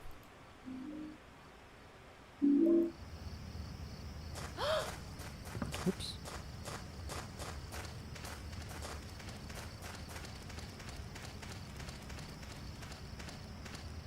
Another Eileen weapon here. I'm going to pick it up just for the sake of collecting items at the moment. There's a hole over here that I can dump some inventory at anyway. Let's read a couple more of these while we're here. Here goes. October 18th. I have to stay in the round cell even if I read well tomorrow. If I do it, God will be happy, so I will do it. He comes into the round cell a lot to visit, but it's okay, I guess. Mortal Kombat. Mortal Kombat definitely works as well. Actually, I'm surprised I didn't go to that first. Goes to show how tired I'm getting.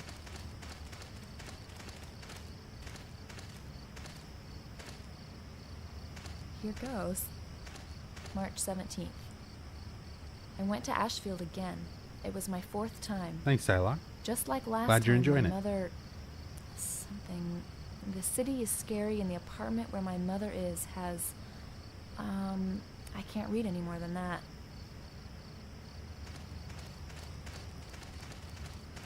So all of these diaries that Eileen is reading are from Walter himself.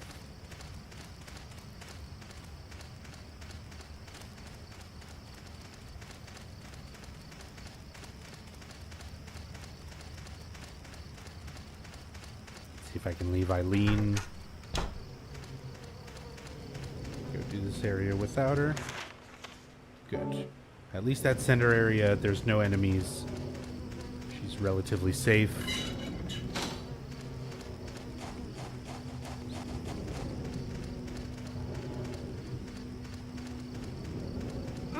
Ah.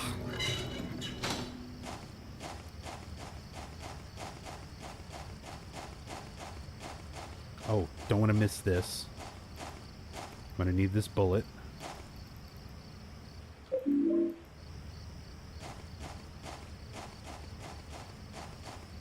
That's the silver bullet that I'm going to use for Andrew. So I'm going to get all this stuff first. And then clear inventory. And then set up to kill all of the stuff on the way back. So that I can bring Eileen back through here. And read all of these things.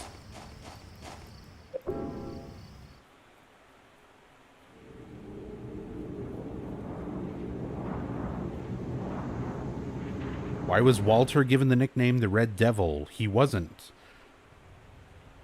Walter's first victim was given the nickname the Red Devil.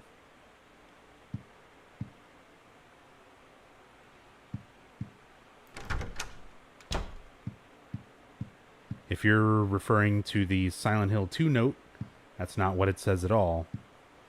Walter says the Red Devil is who's coming to kill him, not who he is. Put that away.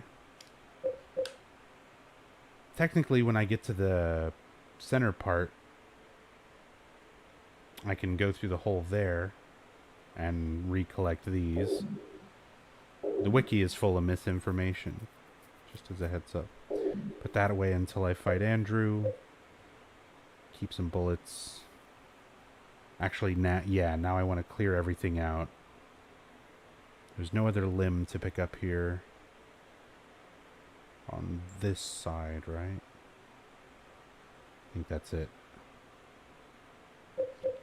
So I'll come back and get the torch in a minute. I'll keep the axe, that can come in handy. I might even just bring the revolver. Nah. At this point I'm going to try to save that maybe for Walter. The end. I don't know. Maybe on hard difficulty I can just pickaxe him to death the same way.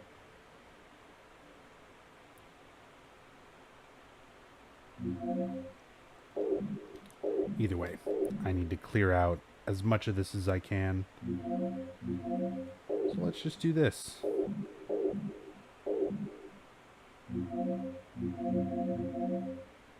Perfect build. Let's go clear things out for Eileen.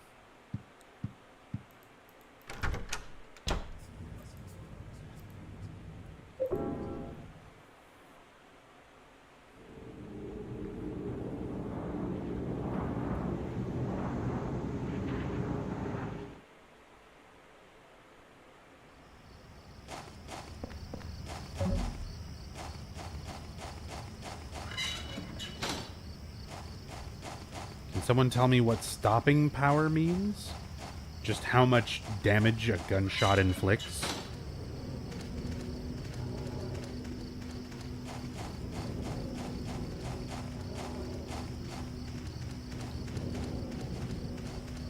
So is there no enemy here other than Walter?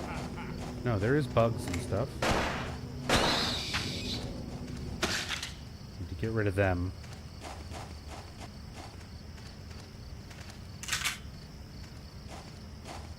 Okay. Come on.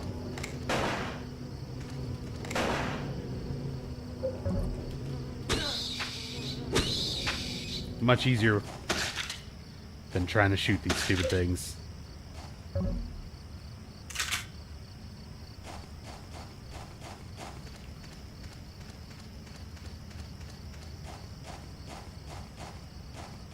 Don't have the inventory to pick up the health drink. If I'd have wasted 2 more shots.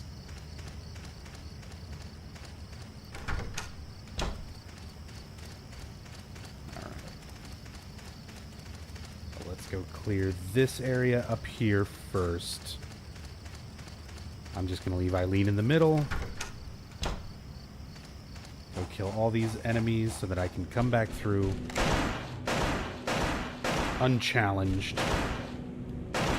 Fall down.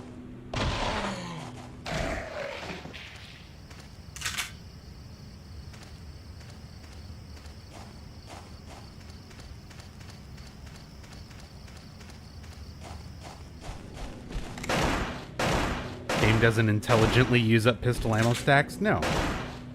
As said, the inventory limitations and system in this game seems like a really unthought out, like, afterthought.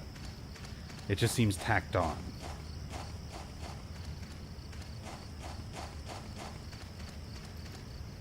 Like, let's just throw a box in there and limit your items to 10. And they didn't really consider how things like stack and get used. Sure.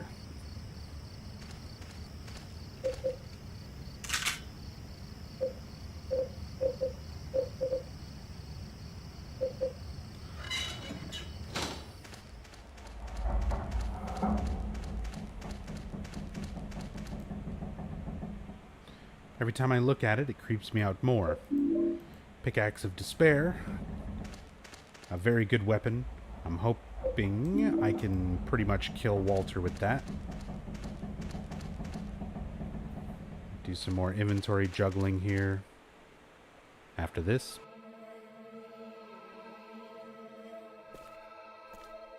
Are you Walter Sullivan? That's what everybody calls me, but I don't really have a name or a home either.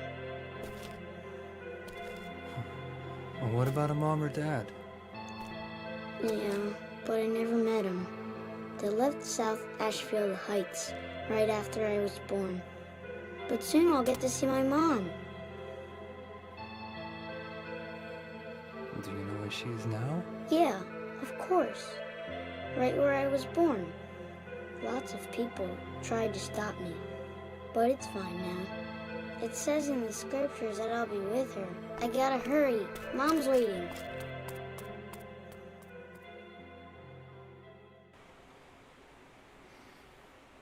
Not as good of a child actor as Laura, but at least it's still a real kid. Not some adult trying to do a child's voice like Laura in the HD collection.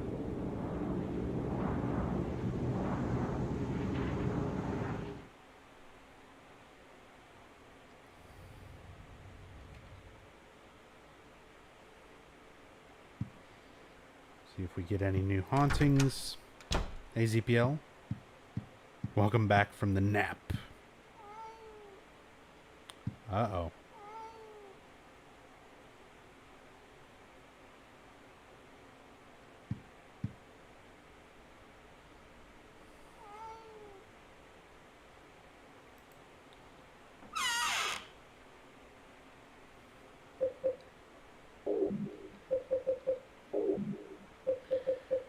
We got a cat in the fridge.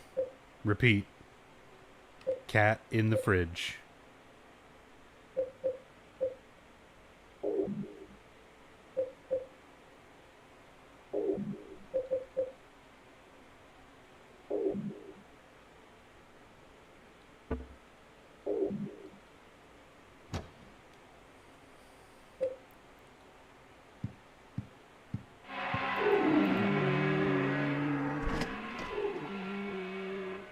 Some mysterious lump of flesh.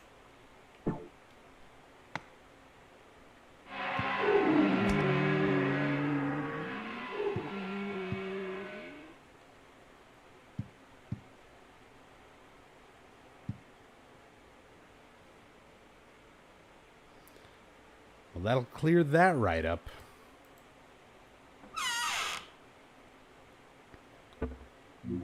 Alright, so I'm about to get some more revolver ammo, the medallion, first aid kit. This is enough to start with. Torch. Go ahead and grab these limbs on this side.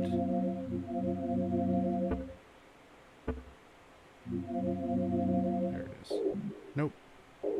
It's like a weird delay sometimes when I'm trying to cycle through the inventory quickly.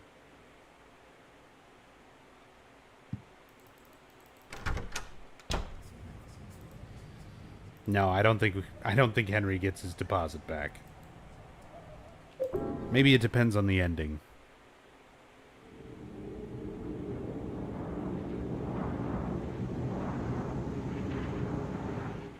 Yeah, that was the meowing. I'm not using my headphones or anything at the moment. Like, I've got my monitor or TV volume on fairly low, so I can still hear most things, but some of the quieter stuff I might not notice right away. Some kind of suspicious looking medallion. Crested medallion. Disturbing emblem carved into it. Deaf in both ears. My hearing is actually pretty bad. Not deaf, but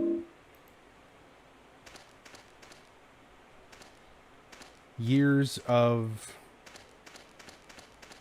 concerts and music production and wearing headphones.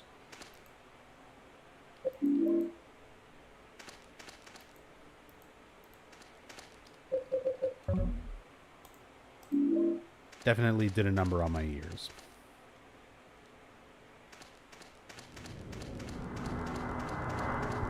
Leave me alone, ghosts. I don't have time for you.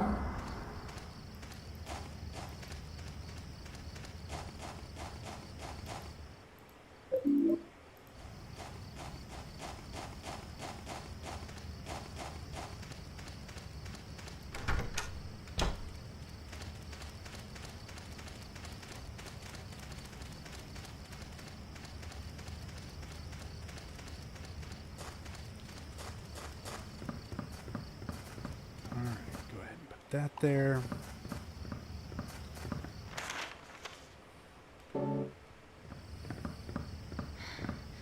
Watch out. Let's go clear this section.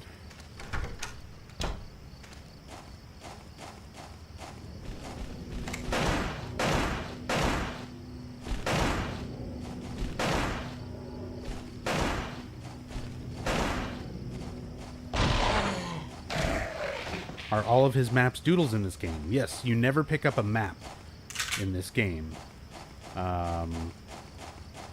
He draws all of the maps as you explore through the areas.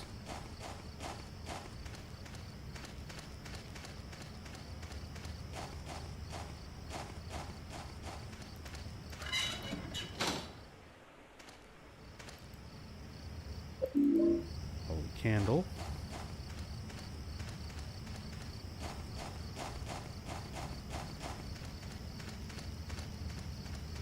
Henry would comment on this.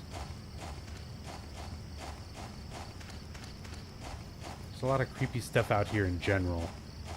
It's like cages up in the trees with dolls and babies in them. Mannequin things.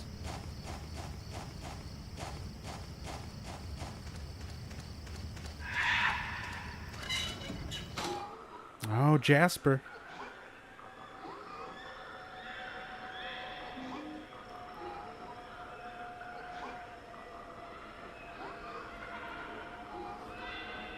Yeah, you get more than enough candles and saint medallions to get rid of all the hauntings.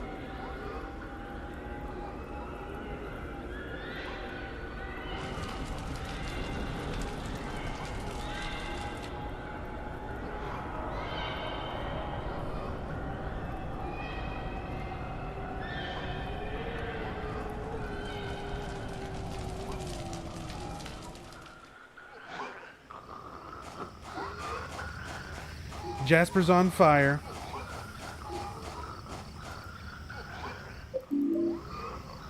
Grab that saint medallion.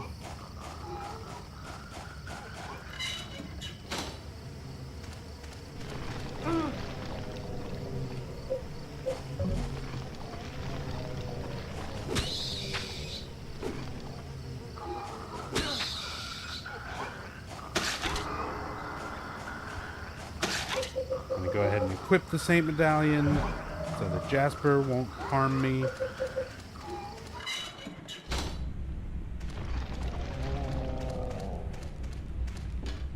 Any other enemies I can clear out here? No inventory, so I'll leave that health drink. Here's the greedy worm connecting the worlds again. I don't remember if I pointed that out the first time. You can see it there and up here on the left. Again, representing a umbilical cord, Walter's umbilical cord. Here we go.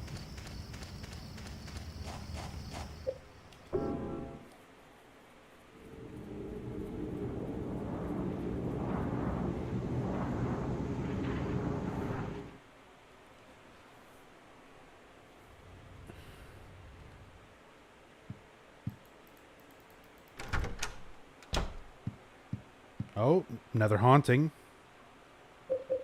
Ghost trying to come through the wall.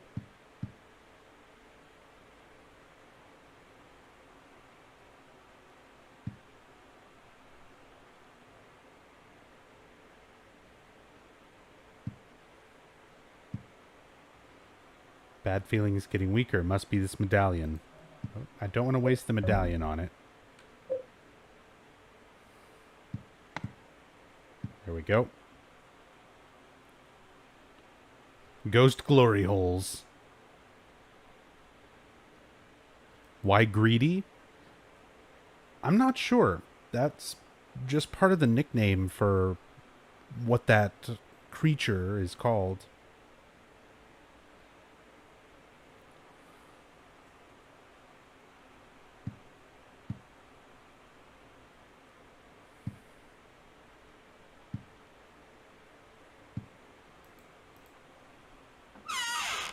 Is this happening in Silent Hill or in Walter's head or something? So right now we're physically in South Ashfield, in the South Ashfield Heights apartments, which are about half a day's drive away from Silent Hill. And anytime we're in anywhere other than this apartment, we're inside of a world created by Walter, the antagonist. So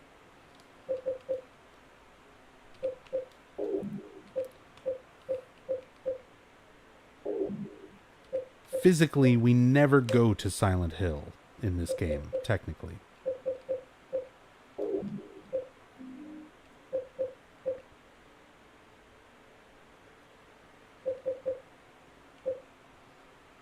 I can pull that from the middle area once I'm done.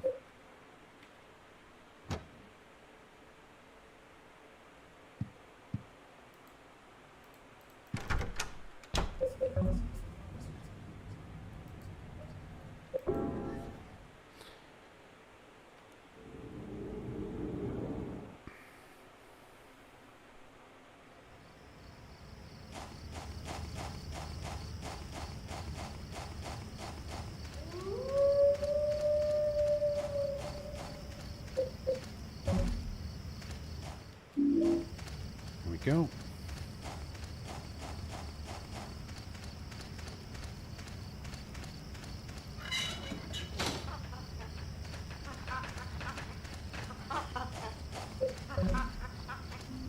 I should have just got the...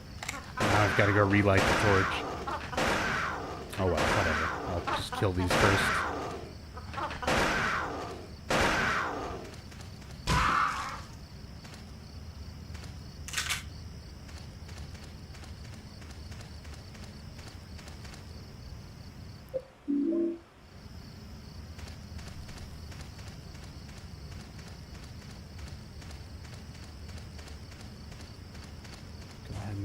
with this.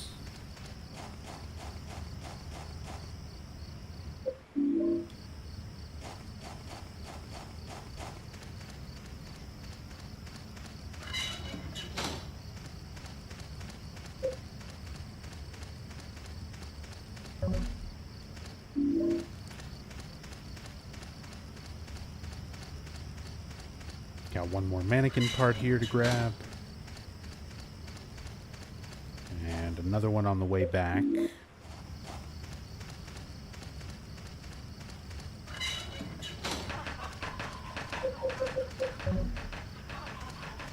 Damn, 4 of them.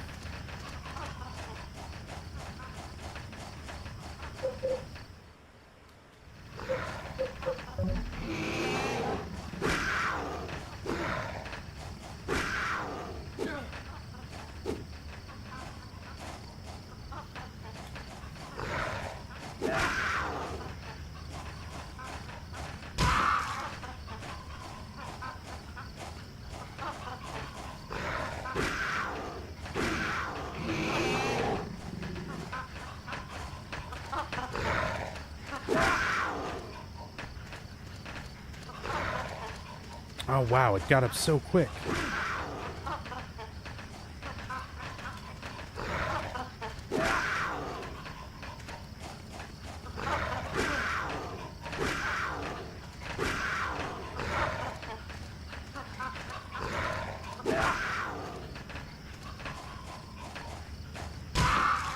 Stupid monkey bear lion thing. Yeah. Their given name is Gumhead.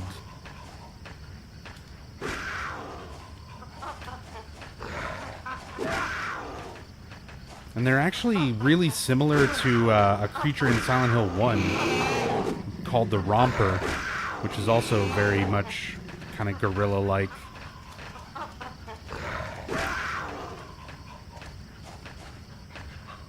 Any good ports to play Silent Hill 2 through 4 PC versions on a Mac? I don't know.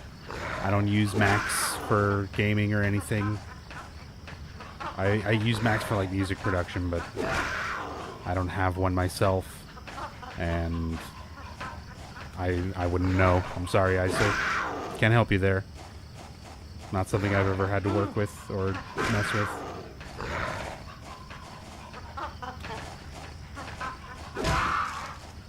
Stay down.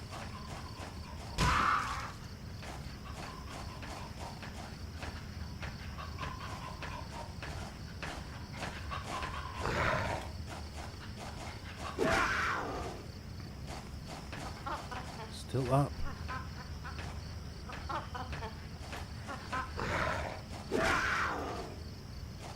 This camera angle is not helping at all.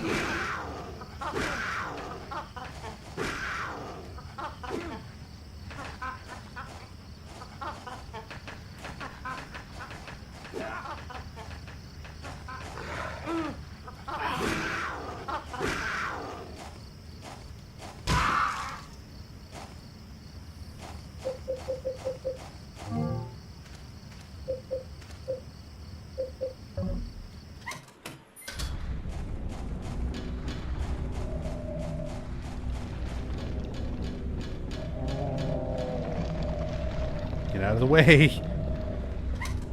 Jesus, Garland.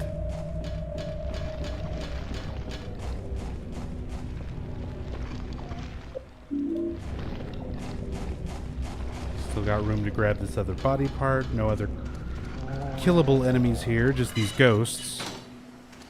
And of course, I'm going to have a hard time trying to get Eileen to read this stuff, because there's going to be ghosts over here as well. And if there's enemies in proximity, Eileen won't read what's written on those stones.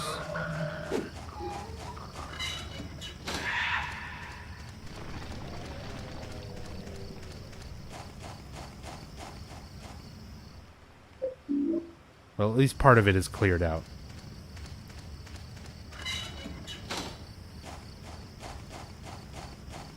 So we could try.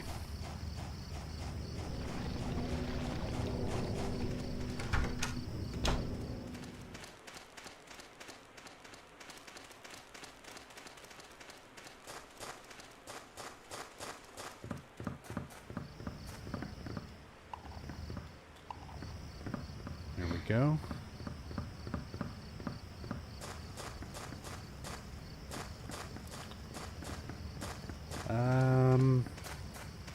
Let's see. What part is missing?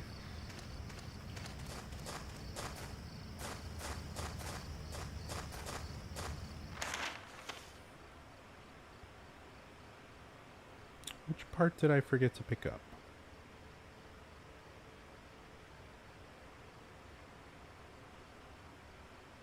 Oh, right. There's one in the...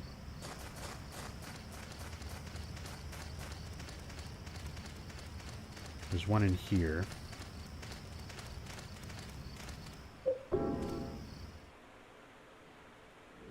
One stream full playthrough? Yep.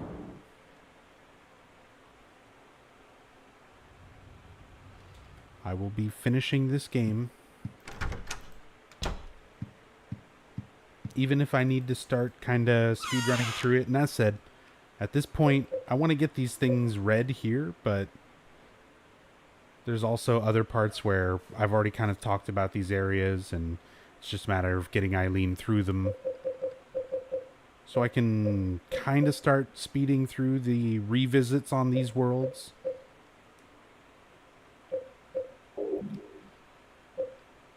Alright.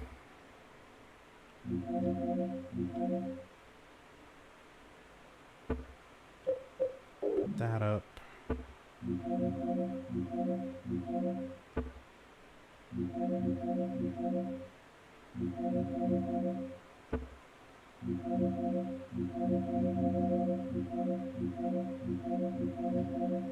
Need this. Grab that. Is there any hauntings for me to use the candle on? How many hauntings in the room so far? We got the clock haunting, the window haunting, the cat in the fridge.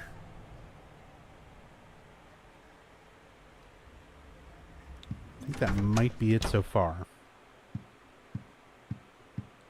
Oh yeah, the ghost glory holes. Nothing else at the moment. No shower haunting either.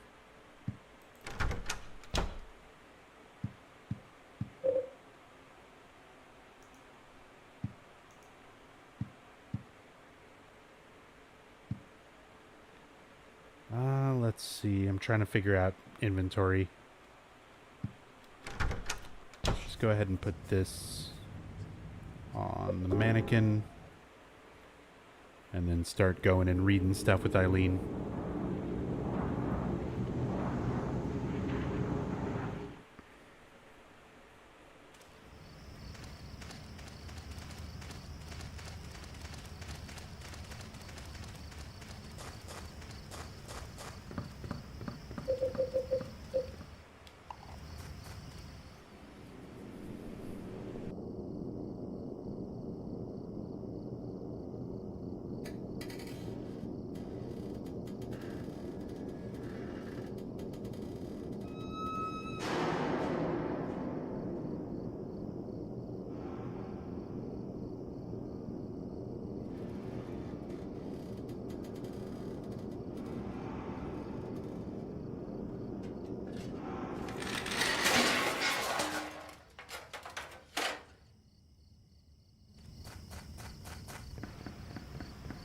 Creepy stuff. And reveals there's an opening below there.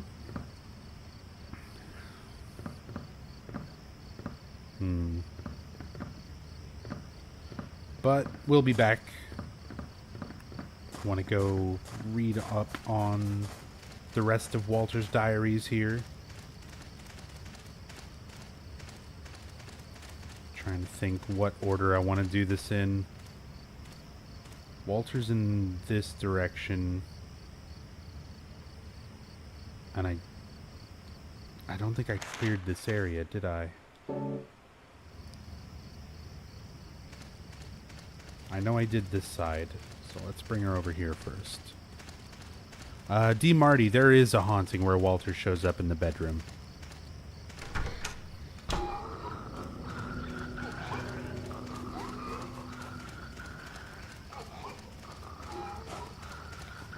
No text to read here.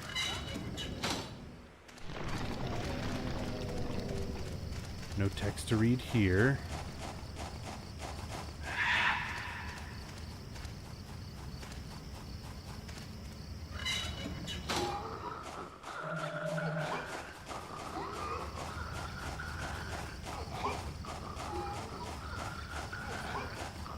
It's like all the way out. Oh, man. Managed to hit her. And there's a ghost coming, so she might not read this. Could this be Silent Hill Woods? Yeah, she's not going to read it. Come on, come on, come on. Oh my god. Come on, Eileen. Just leave. Just run around the ghost. Oh, this is bad.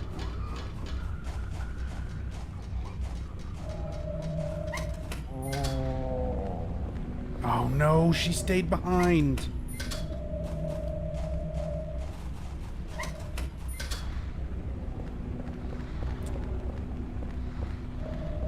She might get way too possessed during all this for the sake of going and reading these things. That might rip the escape ending, but, you know, it's for the sake of the lore. Nothing to read here.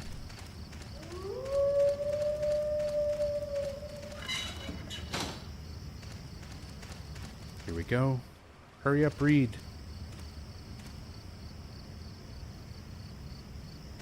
Here goes. October 6th. Tomorrow is book study in the chapel. If I can't read well, I'll wind up like John. I'm really scared. So, he mentions some of the other kids here, like John. And these are kids who presumably get sent to the water prison and October never return, 5th. etc. I got hit again. I didn't do anything wrong. I wish he was dead. Nothing specific there as to who that supposedly is, but Here goes. one could assume Andrew DeSalvo. October 4th. My cheek hurts. I hate him. Yeah, even more of that. Does reading reduce her possession? No. Nothing permanently reduces her possession as it happens. You can temporarily reduce it with candles, but it'll always return to the state that it's at after a bit of time. Alright, that's all the things to be read here. Let's run her back.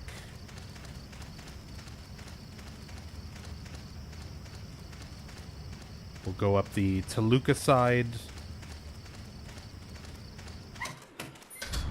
and read those, and then we'll move on.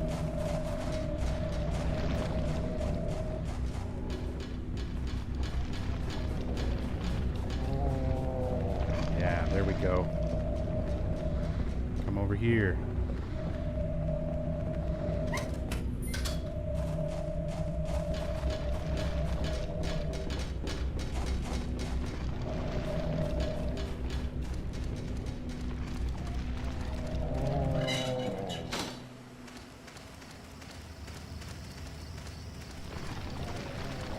So wait, can you drop it before a major event, or does it not count?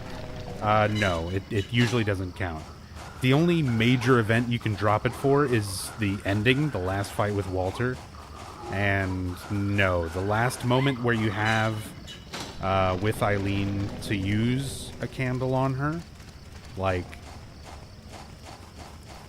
that would give you the most time possible to try to get to the fight without her becoming possessed again, she completely reverts. So it doesn't work.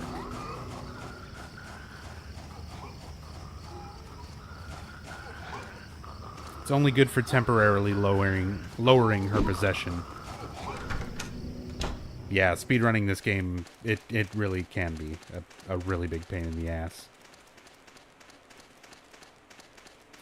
There's a lot of very random factors to it.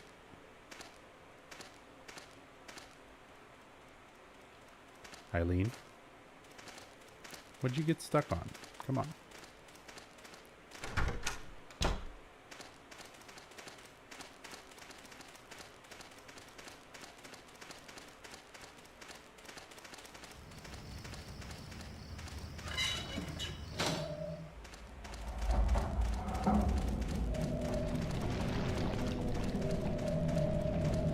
Notice the pair of legs up there, just like hanging from the ceiling.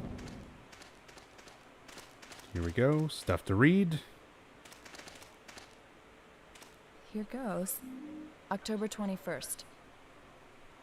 Sunday is the day I leave the round cell to read the book. I read very well today.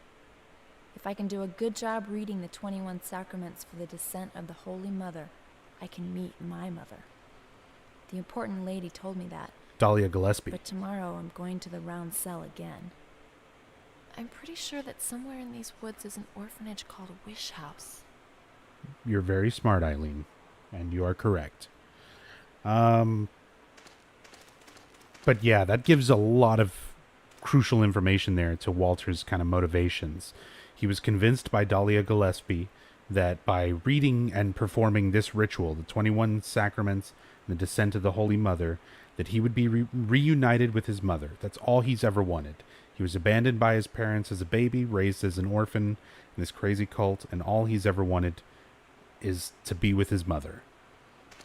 And he was manipulated by Dahlia Gillespie to kill a bunch of people and perform this ritual. Here goes. October 28th. I have to take a train or something to get to Ashfield. Everyone says Ashfield is a scary place, but I really want to see my mommy. So that's evidence that as a child, Walter Sullivan would have to commute a pretty long distance from Silent Hill to Ashfield. And it's during that commute that he gets used to riding on the subways and things, which is why we go through the subway world. All of those things are relevant to Walter's memories, and the commute between these two places was something important to him.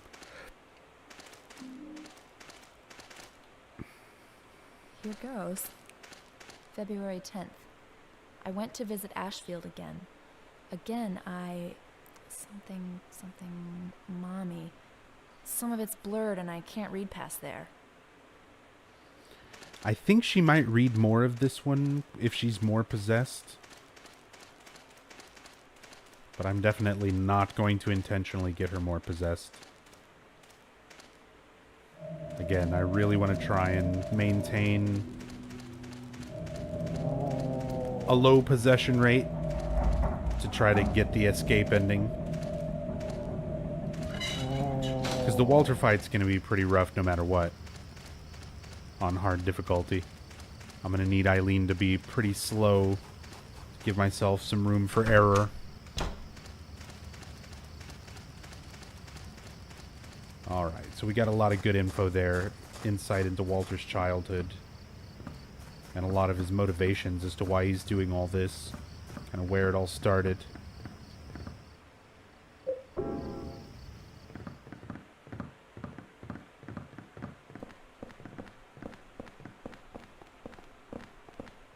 There's the halo of the sun again, recurring symbol. And a book on a makeshift altar. Looks like some kind of Bible. Some more passages from the descent of the Holy Mother. So here we're going to describe the actual ritual itself in a bit more detail. 21 Sacraments. The first sign, and God said, at the time of fullness, cleanse the world with my rage. Gather forth the white oil. This is the white chrism, a rebirth item from Silent Hill 2. The black cup, another rebirth item from Silent Hill 2. The obsidian goblet. And the blood of the 10 sinners, Walter's first 10 victims. Prepare for the ritual of the Holy Assumption. The second sign, and God said, offer the blood of the 10 sinners in the white oil, the white chrism, and the hearts and blood of the first 10 victims. Be then released from the bonds of the flesh. Walter Sullivan commits suicide, releases himself from the bonds of his own flesh, and gains the power of heaven. Literally the power of Silent Hill in this context. From the darkness and void, bring forth gloom. Gird thyself with despair for the giver of wisdom. Each of those capitalized words relating to Walter's following victims after himself. The third sign, and God said, return to the source through sin's temptation. Same thing, continuing with particular victims that play each of these roles: source, temptation, watchfulness. Under the watchful eye of the demon, wander alone in the formless chaos. Only then will the 4 atonements be in alignment. Pyramid Head is not in this game. He's in Silent Hill 2. And he's in a few other things, but he shouldn't be in them. He should only be in SH2. What is DeSalvo chanting? He's chanting, prepare for the ritual of the 21 Sacraments and various parts of this scripture. Last sign, and God said, separate from the flesh too, she who is the mother reborn, and he who is the receiver of wisdom. So, separate from the flesh too, kill, mother reborn, that is Eileen, and receiver of wisdom, that is Henry. If this be done by the mystery of the 21 Sacraments, the mother shall be reborn, not his mother, but the God known as the Holy Mother to the cult, and the nation of sin shall be redeemed.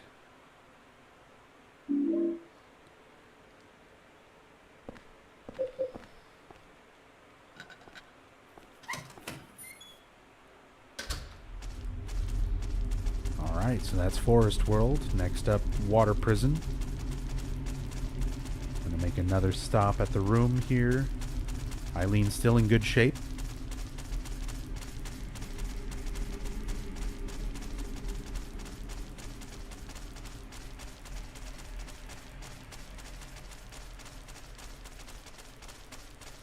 Oops.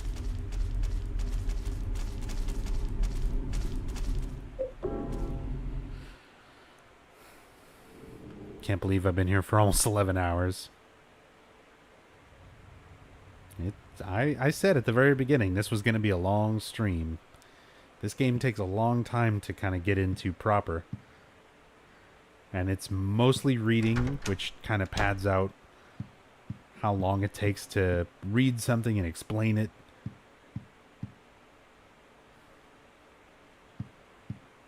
Because not a whole lot is explained in the cutscenes, not as much as like previous games.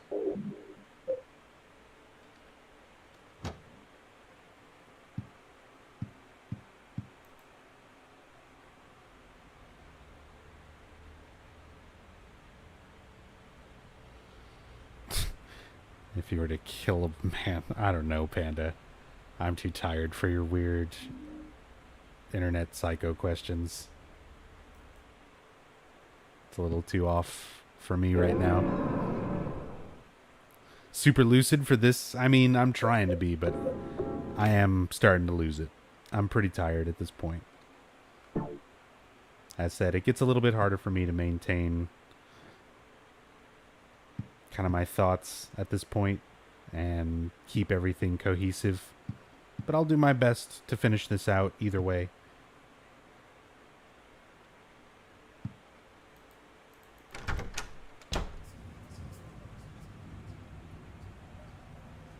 At some point I know there's another note that appears here.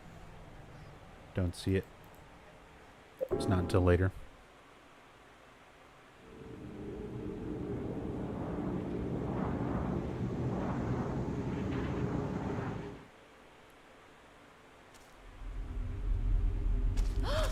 Oops. So I'm going to need to kill a bunch of bugs. This is just horrible. And walk Eileen down the water prison area. I don't really need bullets, but I'll keep the gun with the 8. And then I'll need to set up for fighting Andrew DeSalvo.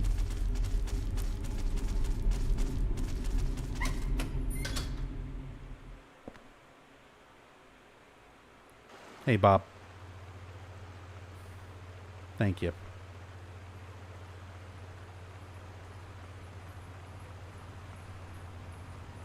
I'm becoming possessed. Possessed by the sleep demons.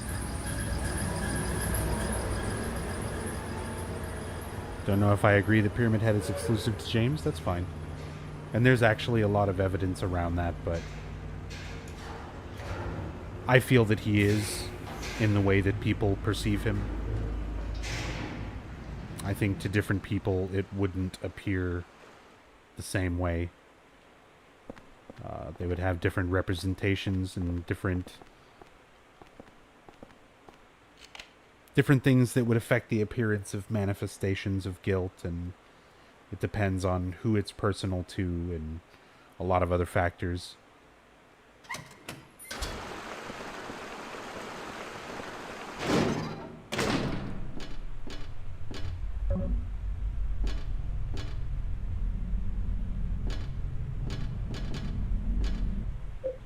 Let's kind of just do this the way I do it on the speed run. Eileen will start running after here. And just take out some of these bugs as we go.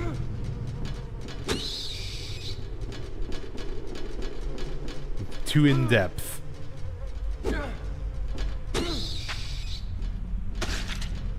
The longest I spent on a Silent Hill 4 story playthrough in the past, I think, was 14 hours.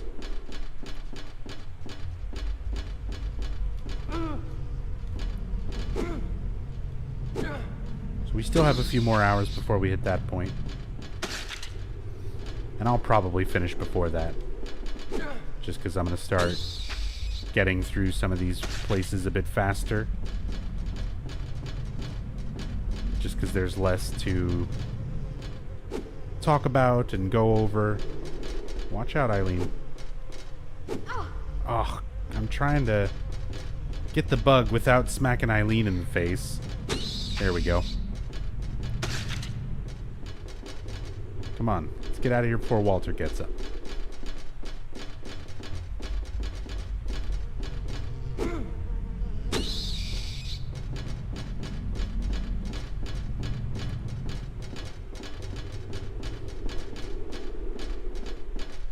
Come on, don't start sidestepping, doing that weird shit.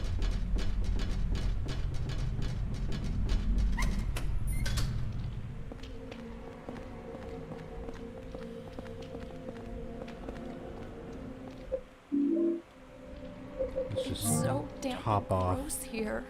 I know, and that's why I'm going to leave you here by yourself for a few minutes. I'll be right back. Oh no, I need to actually, well, I can go ahead and get this stuff now then. That's fine. I'm going to have to come back to the room again because I need to get a shirt and bring it here. It's fine.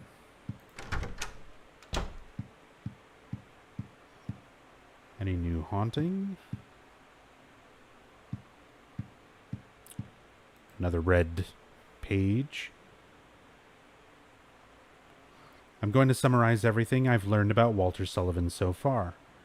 He was born right here in room 302 of South Ashfield Heights. His parents abandoned him soon afterwards and disappeared somewhere, leaving the baby alone. He was discovered and sent to St. Jerome's Hospital. He was adopted by Wish House, an orphanage in the forest near Silent Hill that's run by the secret Silent Hill religious cult.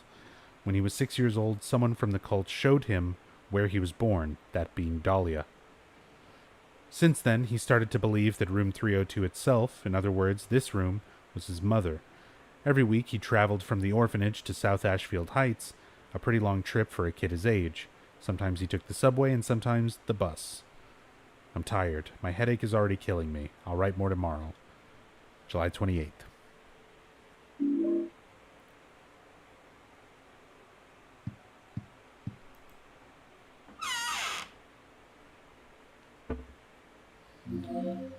So I need the silver bullets.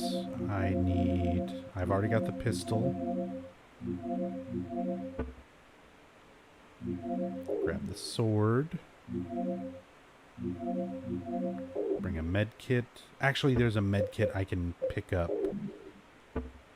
once I'm down there.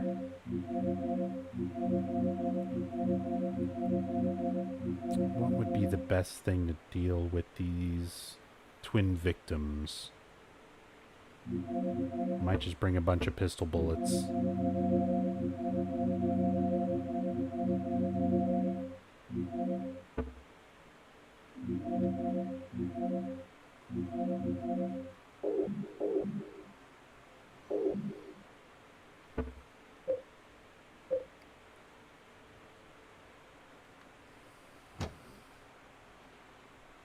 Wait, I'm still gonna need to come back here again before I do this part. I need to have inventory so I can pick up some other things first.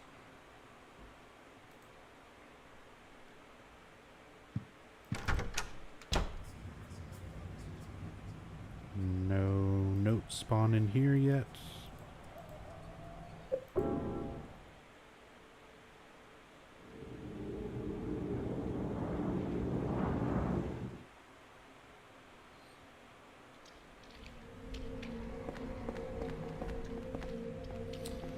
Okay, so I need Eileen to stay in here. There we go. Perfect. Meanwhile,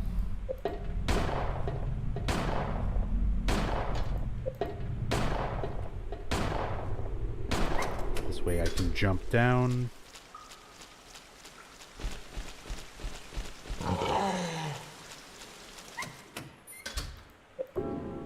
Get to the inside area so that I can pick up the shirt. Andrew DeSalvo's shirt.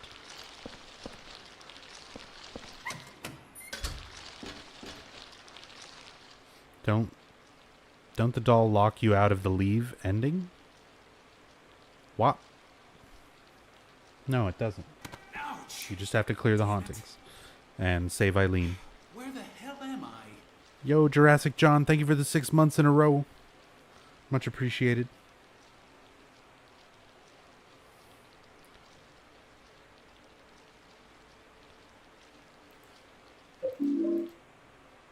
We got a prisoner's shirt. Something is written on it in wax. Maybe if you soak it in some kind of colored liquid. So it doesn't mean this colored liquid that's like everywhere.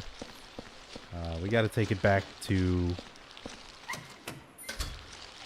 Got to take it back to the apartment and soak it in the bloody tub. Because what else?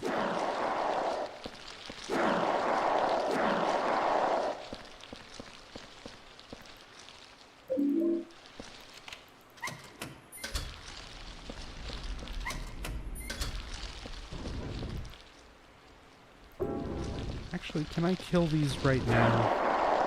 Andrew's not here yet until I go do this. If I can clear this out right now, that'll make running through here later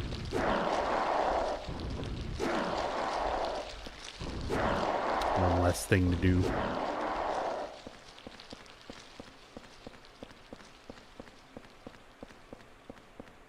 Grab another Saint medallion here.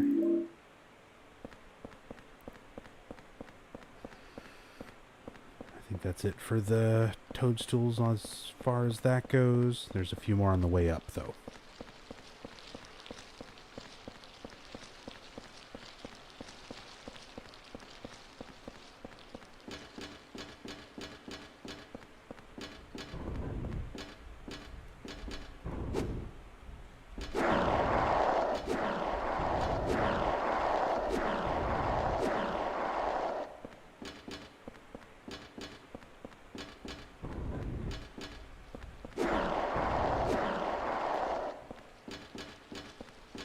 Screw those enemies. Yeah,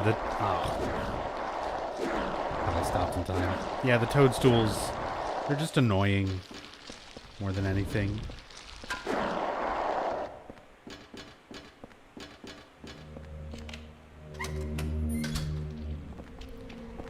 Alright, so we got Eileen. I need to go take the shirt.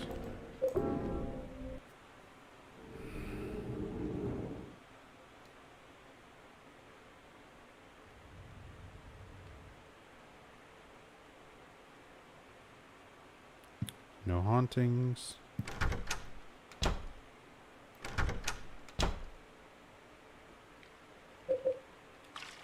Alright, soak the prisoner's shirt in the puddle of blood. Can see white letters rising to the top. My room is on the second floor, and I had to drink something with black things in it. This is one of the kids staying in the water prison, and the black things, Andrew DeSalvo would put slugs in the children's water. What time is it here? It's 9:19 a.m.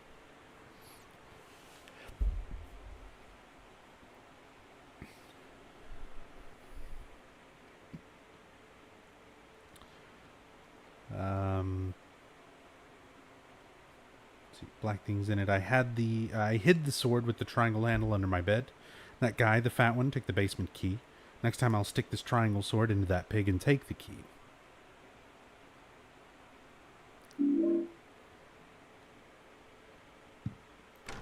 So, hints to where another one of the swords you can get is hidden underneath one of the beds in one of the cells.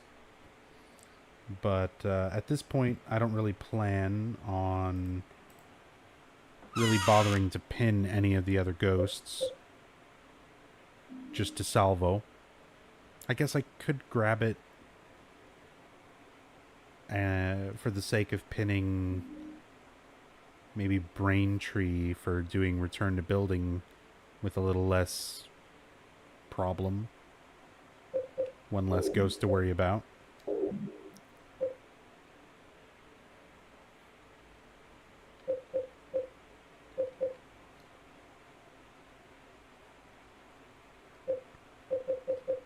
Yeah, why not? In that case, I will save this sword and just use the one that I can go grab from under the bed. And I'll use that one on Braintree later.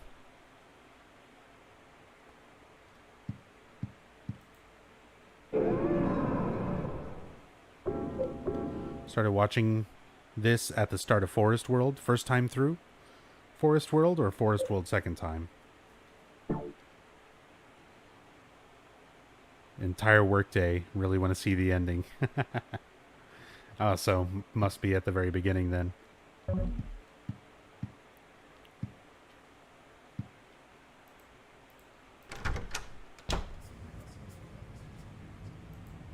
We'll try to move things along a little.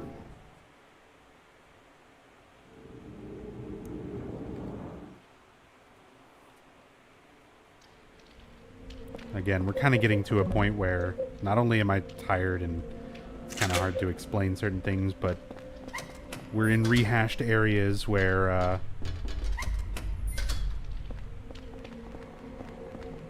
I kind of already, as said, talked about what I want to say for some of these parts, and you don't really get anything new from revisiting them too much. Like, we get to see Andrew DeSalvo's ghost and all of that, but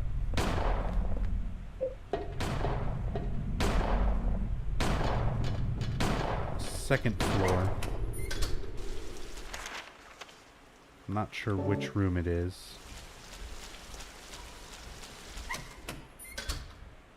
Oh, hello. Oh, there's some pistol bullets I'll take.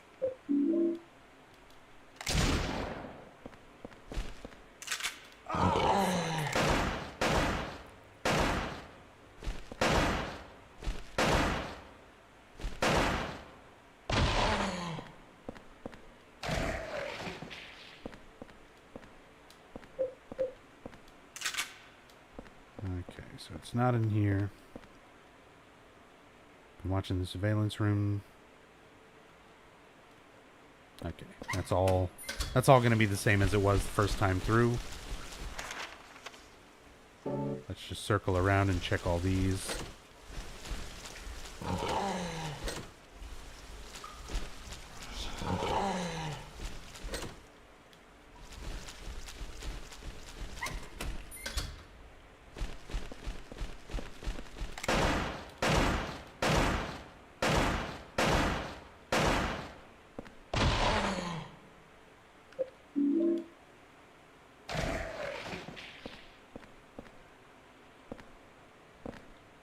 holy candle. Nothing here.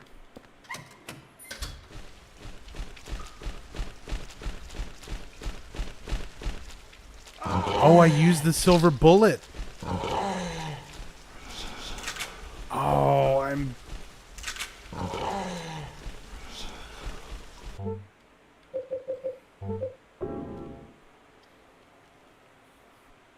an idiot. I'm so tired. That's a mistake. I'm just going to reload. I need the silver bullet. Otherwise, fighting Andrew without it is such a pain in the ass. It'll be a huge waste of resources and time.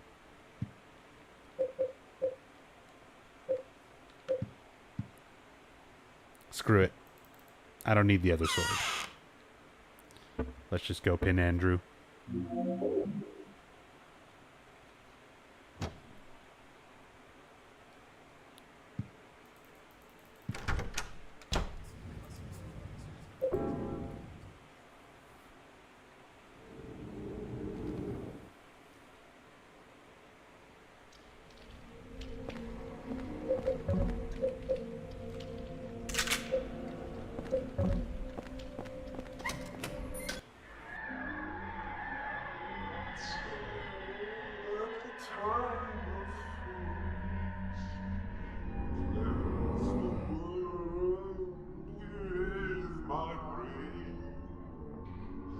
Gather forth the white oil, the black cotton, the blood of the 10 sinners.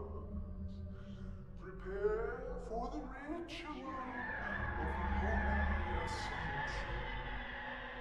And God said, offer the blood of the 10 sinners and the white oil. Looking at Silent Hill Wiki, a ton of gifs of Eileen beating up monsters. Yes, I've already picked up several weapons that Eileen can use. I was actually using them very briefly, but it puts Eileen in a lot more of harm's way because she actively will chase down and attack enemies rather than moving away and typically staying somewhat out of danger. So, I'm intentionally not giving her weapons to fight with. So we got the water prison generator room key. Andrew can stay there and stay pinned.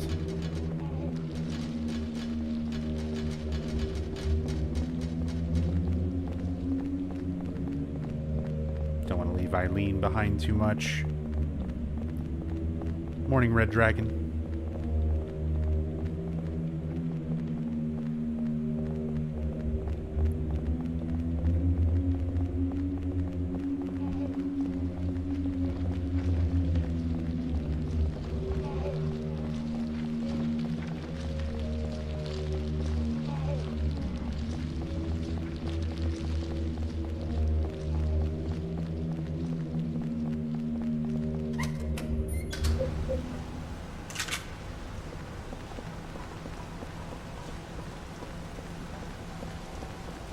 If you listen, you can tell he's saying parts of the 21 Sacraments. Yep, Rappa. I said that previously, before we watched the scene.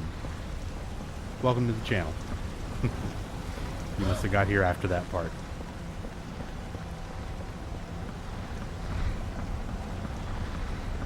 There's the greedy worm showing up, just kind of hanging there. There's another one that pops up from the bottom.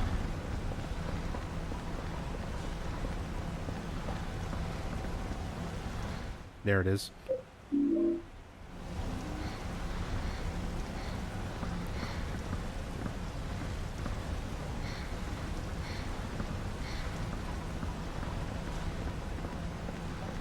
Okay, let's set up to kill a whole bunch of twin victims.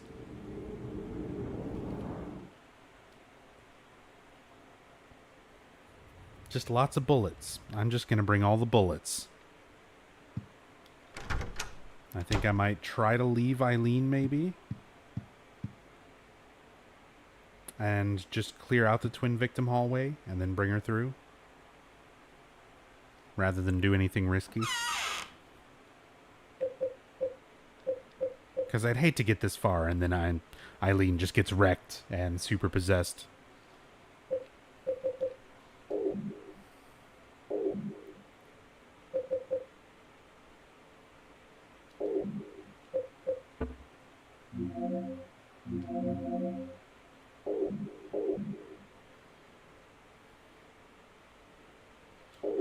All the bullets.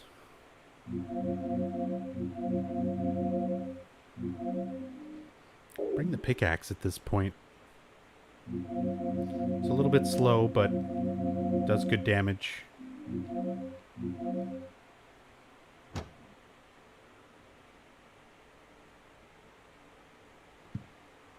Check for hauntings.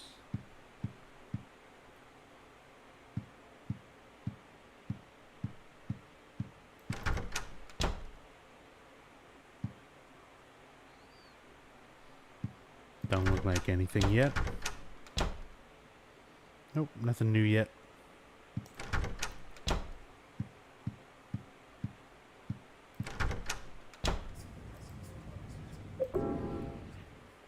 Alright, let's see if I can get into the twin victim hallway without Eileen following. That's possible.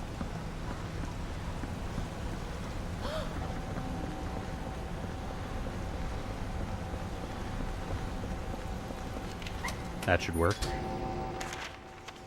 Oh yeah, she's way back over there.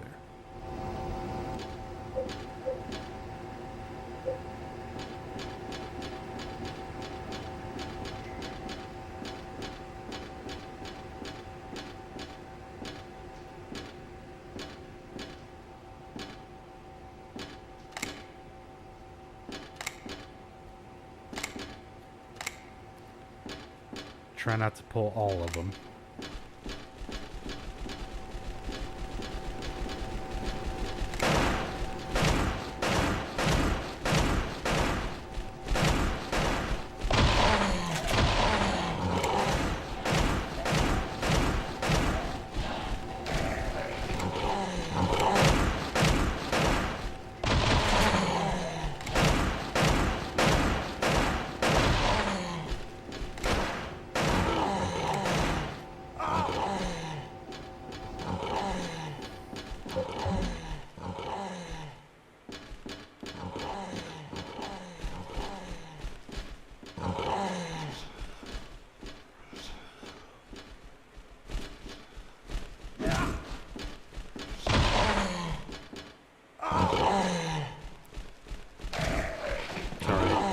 It's okay. I got some healing items. Should have brought some.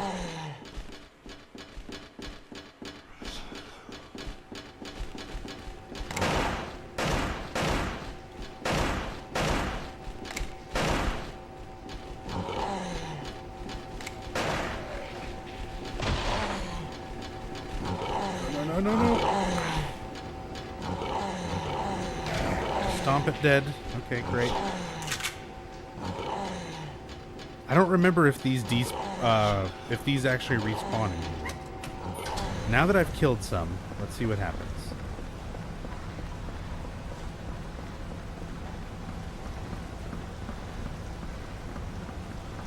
I like how Henry looks up at it.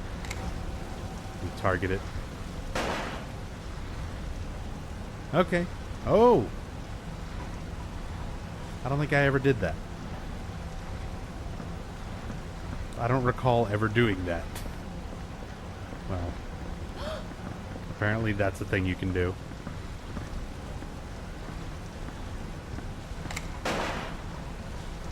Ah.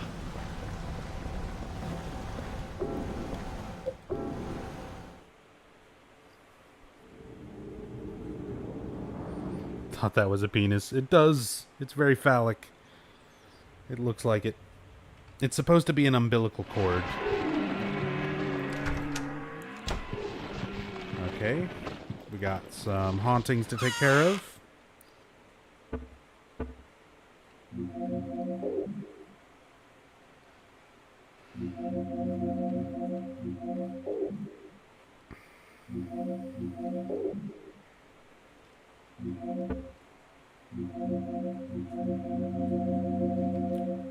That was the last of my pistol bullets.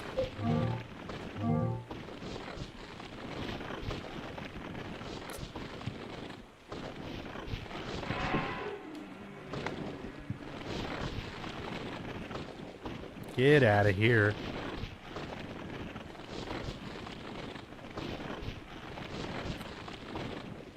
This is Walter's first victim, by the way, Jimmy Stone.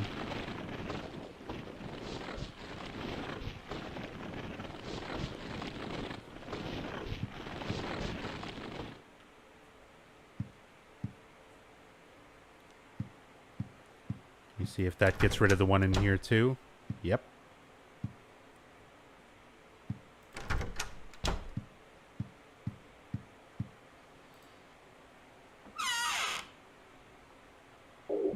Bullets left. Let's just put that away. Save these for the final boss fight.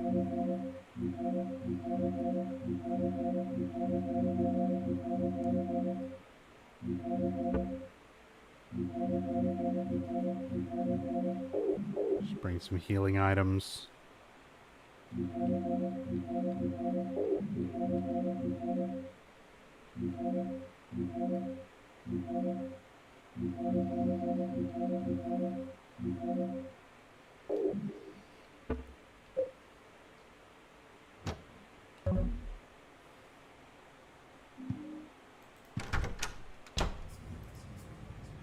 No. Does the game ever get dark environment-wise? It's weird how everything is lighted. Not really, because this game does not give you a flashlight. The lighting and everything is distinctly brighter in this game than it is in the other Team Silent games. Simply because of that fact. You never get a proper... This is not good.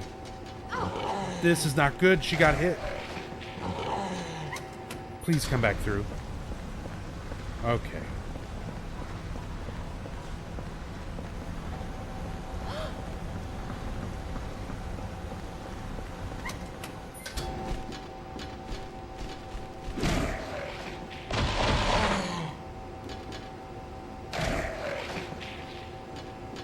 And it looks like the other one stayed dead.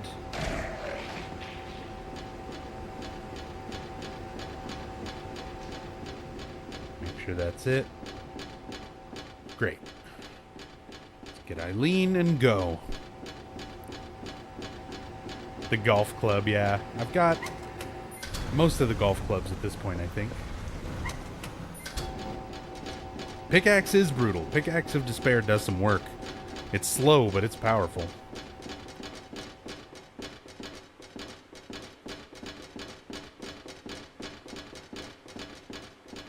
It's kind of like the great knife of this game.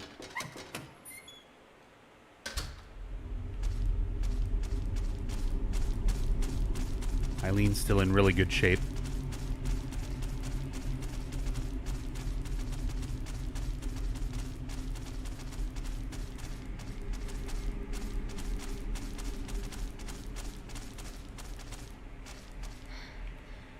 Some more creepy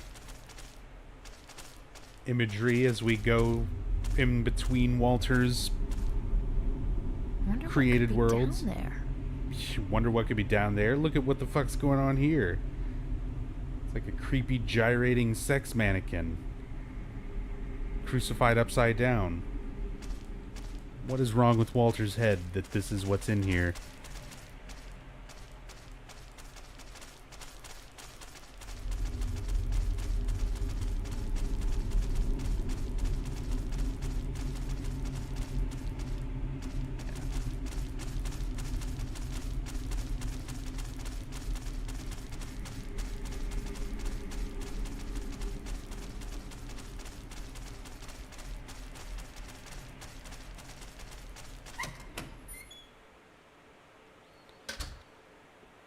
Oh, Braintree's ghost.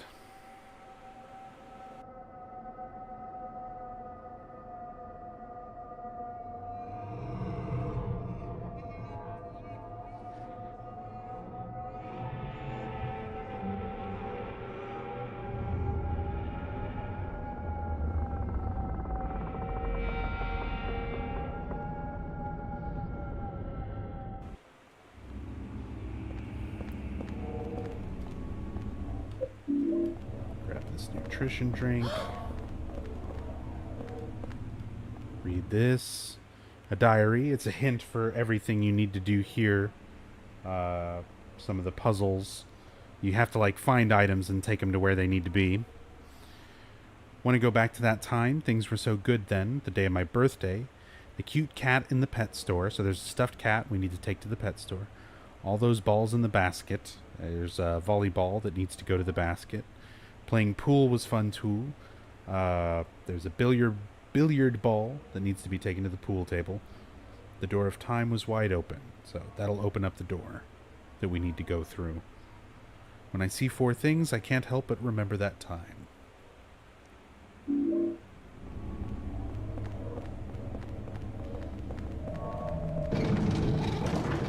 Damn it. Eileen, please come through.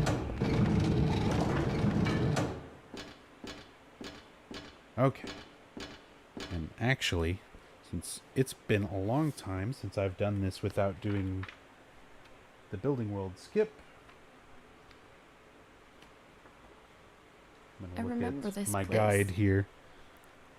It looks some of my notes. a lot like downtown Ashfield. Yeah. That's because it is.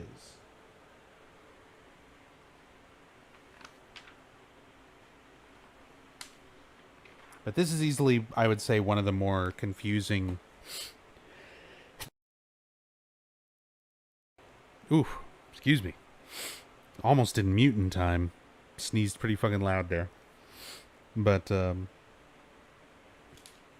this is a pretty easy to get messed up with. Good old game facts? No. Physical, actual Brady games, Konami licensed Silent Hill 4 guide.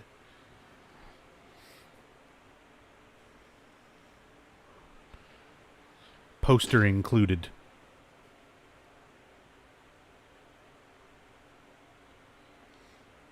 Alright. Grab the nutrition drink, read that.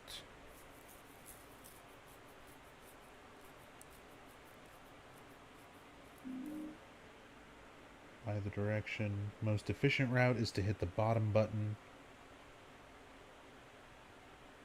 South door is where the holy candle is first.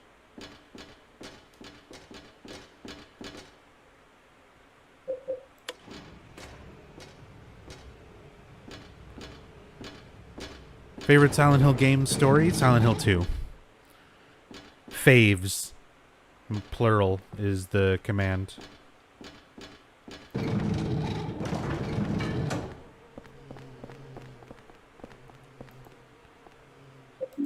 Favorite is Downpour. What a hilarious and original comment. It's capped because I don't actually like Downpour, as many people don't. Okay, this is where you can do a skip. If you leave Eileen in this area, you can skip having to go through Building World and solve all the puzzles. Basically, she clips through a fence that she's not supposed to. And you don't have to do any of this. But I'm going to do it. So do that, then through the north. Leads to a ladder. Leave Eileen behind, but don't worry, the elevator won't leave without you. B12 shower room, free of enemies. Okay. So head this way.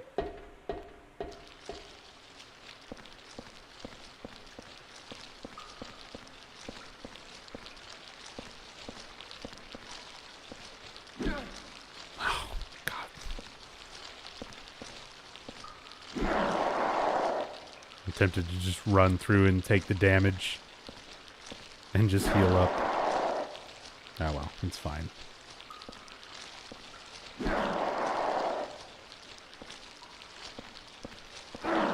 Oops.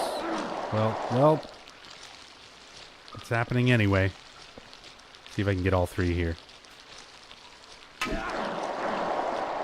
I got 2. Yes, I'll be doing an in-depth run of Shattered Memories.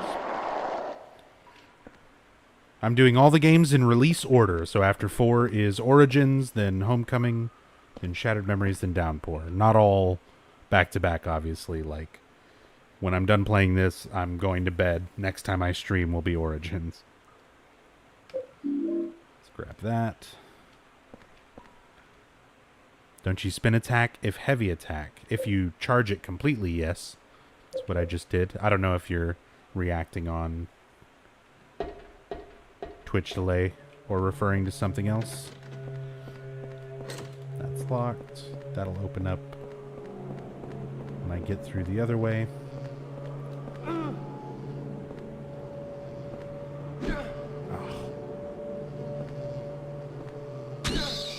Cool. No, I'm not doing arcade. Not as part of the story playthroughs this week.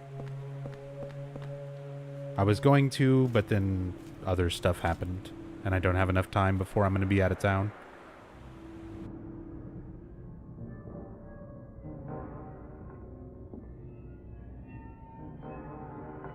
I'm going I started to see my mom. Stay out of my way. I started at 11 p.m. Central Daylight Time, and it's now 9:45 a.m. Walter Sullivan. It's time to complete the 21 Sacraments. But that's my name. And what are the 21 Sacraments? Don't worry. You'll know soon enough. Well, let's go and see Mother. Let me go, that hurts.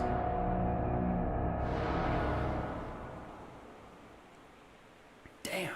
Henry's reaction. What were you going to do, Henry? You going to stop Walter right then and there from overtaking the remaining innocence of his psyche?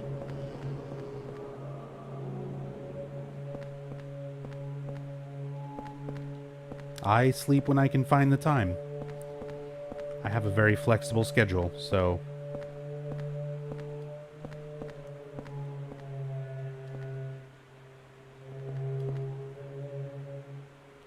it's just however it works out from day to day, depending on what I do, how long I stay up, so on. This is a weird place for a volleyball game. Running out of inventory here. Let me make sure I'm not getting ahead of myself.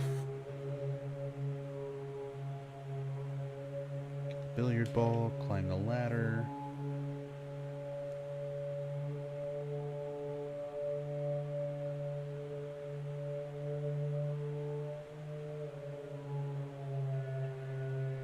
Cynthia normally shows up here, but we pinned her all the way back at Subway second time. Should be another medical kit. I just grabbed that.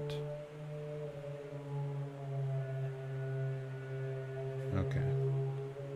So now, Far Southfield.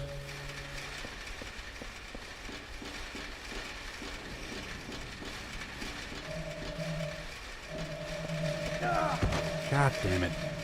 I should have just waited. Oh, chairs. The dumbest of enemies. Let me move. Oh, fucking. What is my life right now?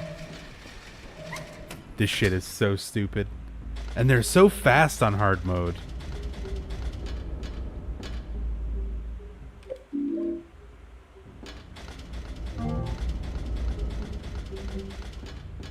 By far one of the most retarded ideas for an enemy in this. Wheelchairs. Possessed wheelchairs. What the fuck were they thinking with this?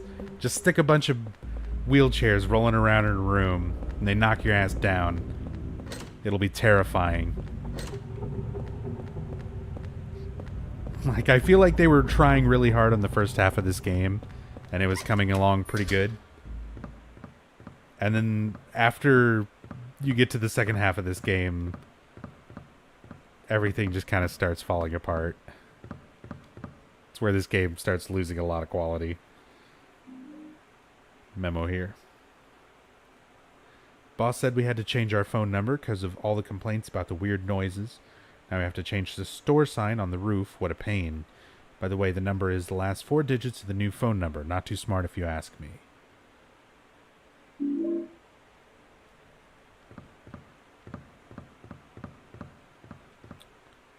Put the billiard ball there. I can go ahead and go drop some inventory.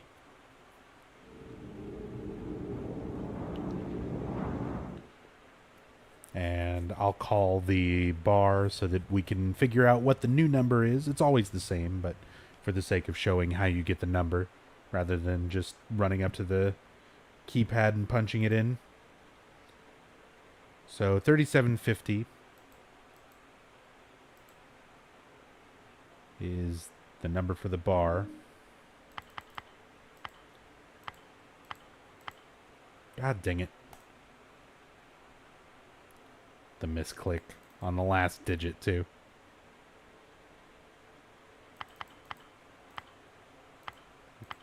Zero.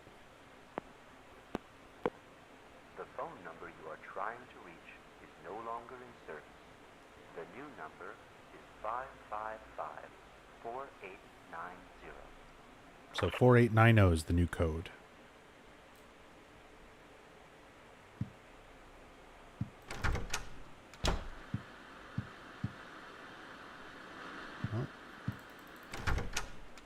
We got more hauntings.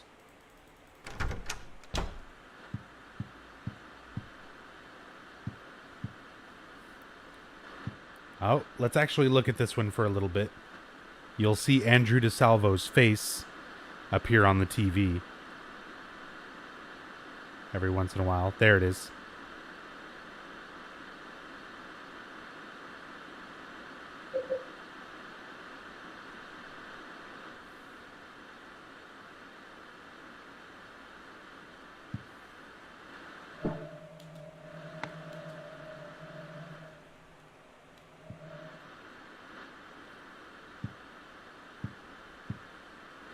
Take care of that.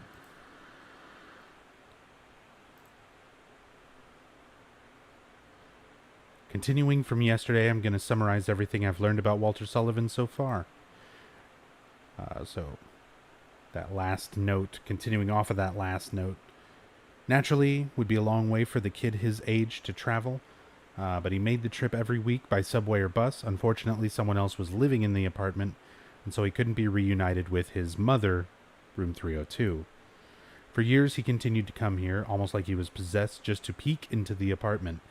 Eventually, the tenants began to complain and treat him badly when they saw him hanging around. Walter began to fear the tenants and see them as obstacles, preventing him from seeing his mother. As the years passed and Walter matured, he began to be more and more influenced by the teachings of the cult. Furthermore, his obsessions with his mother and his feelings of resentment towards the outer world became even deeper. Walter became preoccupied with one particular tract from the cult's Bible, the Descent of the Holy Mother, the 21 Sacraments. By the 21 Sacraments, the Holy Mother shall appear in the countries of the world and shall bring salvation to the sinful ones. After Walter left Wish House, he moved to Pleasant River, a town neighboring Silent Hill. Pleasant River, if you'll remember in the article about Walter in Silent Hill 2, is what's mentioned as his hometown, even though technically Ashfield is his hometown. That's where he was born. Silent Hill is where he was raised in the orphanage. He didn't go to Pleasant River until much later. But this is another town in proximity of like Silent Hill in this general area. For a while, he lived the life of a normal student, but he was still filled with the bitterness and resentment towards the rest of the world. Several years later, he launched his plan there, the 21 Murders, July 29th.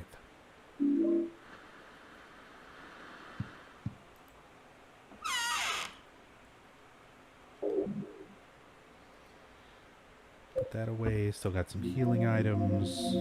3 more, 1 more, 4 of those.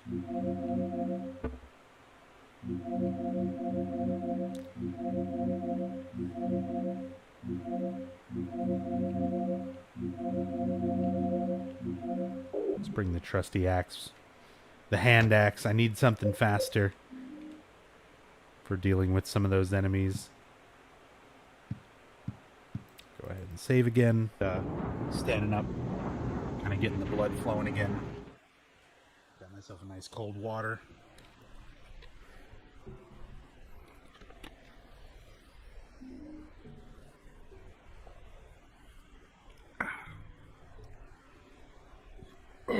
Excuse me.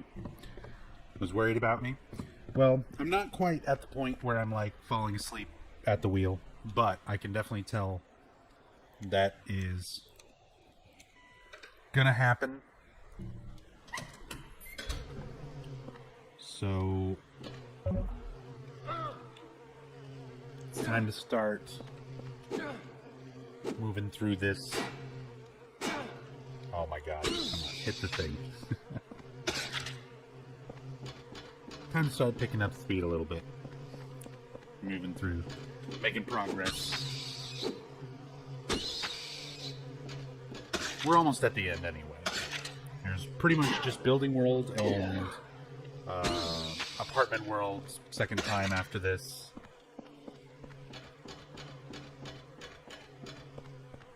And then the finale.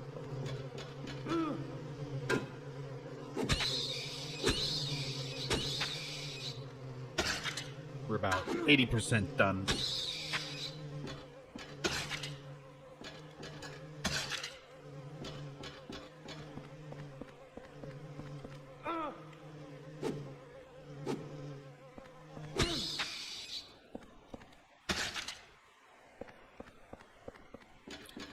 But yeah, this game, as said, it's not only is it just naturally kind of a long game, it feels like a much longer game, and it's a much more difficult game, I feel, than the first three.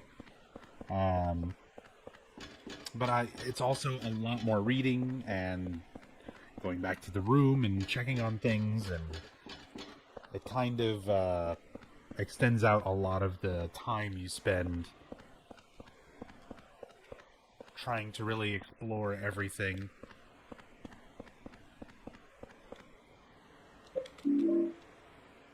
Alright. It's the name of the song that plays while when you're away. End of Small Sanctuary. From the Silent Hill 3 soundtrack. And I edited that track to be a longer loop.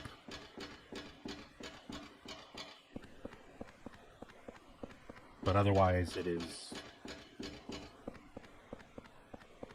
a lightly modified version of the OST. And I basically just kind of looped it with the intention of it being able to run a little bit longer, depending on how long of a break I need to take. Dale Doinkler with a fresh Twitch Prime sub. That's a fun name. Dale Doinkler, thank you so much for this. Much appreciated. Thank you, Dale. Collapsed wall is in the way, can't get through. That's fine. So this is pretty much the goal of Building World. We need to get Eileen here without using ladders.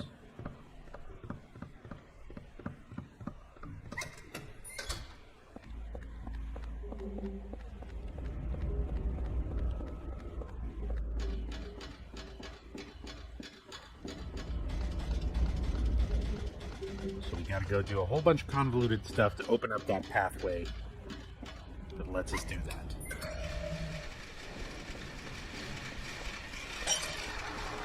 Oh fuck, I should have grabbed another Saint medallion.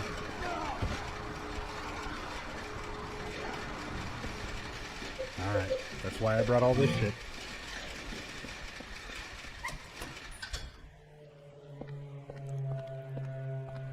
Saint medallion? Yes. Perfect timing.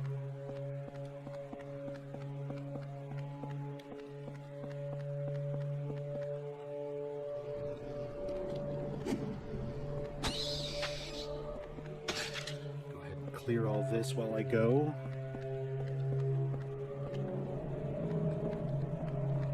Oh, you get away from me, Steve.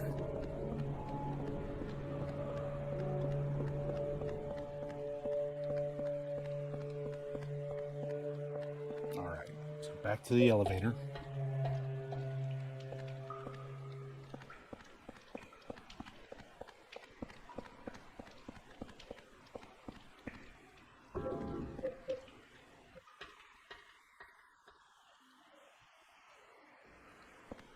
Hello again, Eileen. Give me a moment while I look at my guide.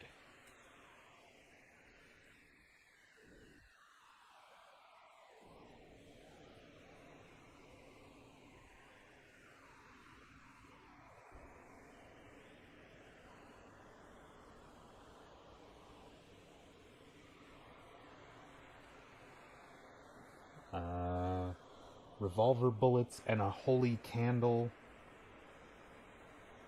But I have to fight 3 gumheads to get it? I don't want to do that. That's not worth.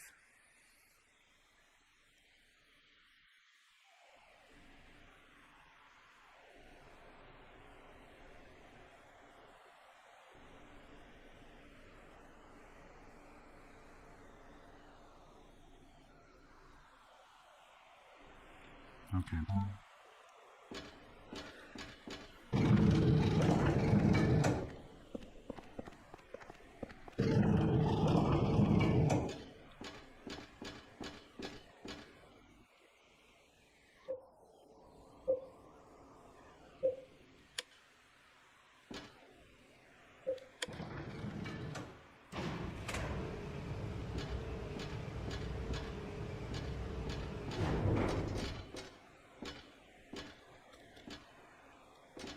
That one doesn't open, nor does that.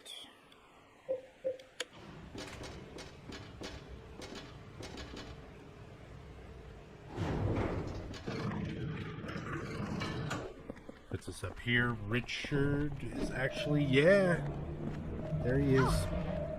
That's not good. Come on, Eileen, please follow. Thank you. Oh, concentrate there. Ah, shit.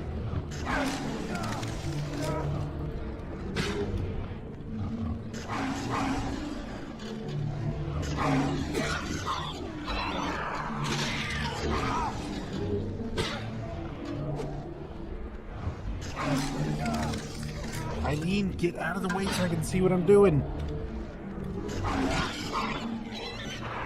Jesus, he's just like twirling in front of the fucking camera. Shaking that ass. It's appreciated, but you're kind of fucking me over here. Damn dog you ares. That's a good sound effect.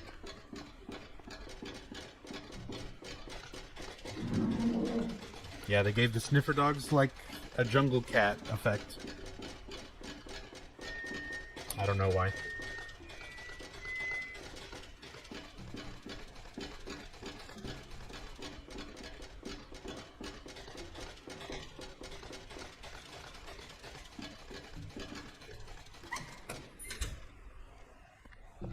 Put my ball in the basket.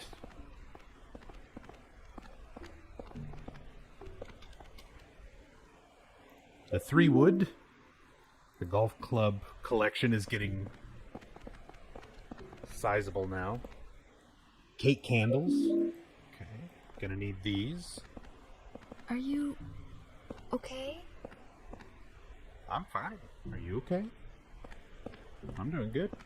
I'm a little sleepy, but you know, they're making this shit happen. What the hell? Something reeks. Dark Healer, thank you for the 30 bits.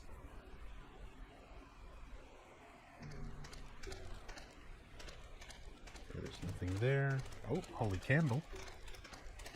I'll take it while I'm here.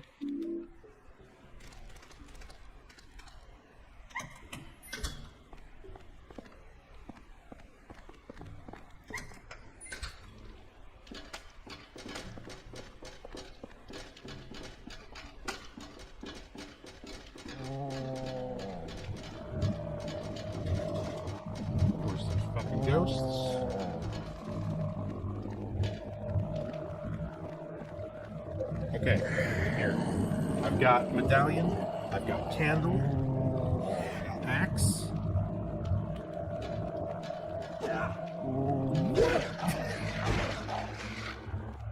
Okay, let's go.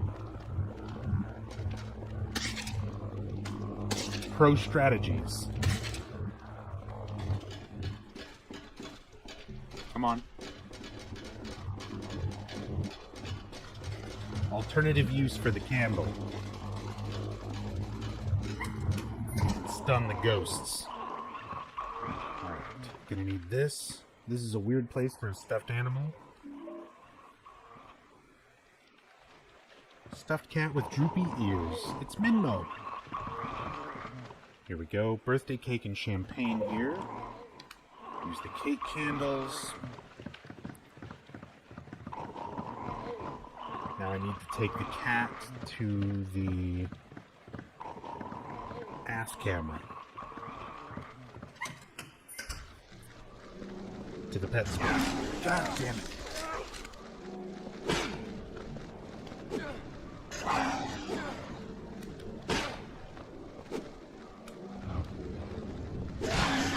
Oh, nice. Oh, the stomp missed. I got screwed out of my double kill. Jump into it. Damn it. What are you doing? Okay. Yeah, I know the pet store is the other way. I'm gonna come up this way, collect some other supplies, clear this out, and then there's a hole back to the apartment that I can use.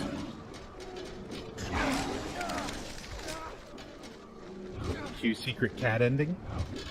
Well, I am going to be showing off a secret ending at the end of the game. Regardless of what ending we actually get, I'll be showing a secret ending on top of it. Oh, come on. Just fucking die.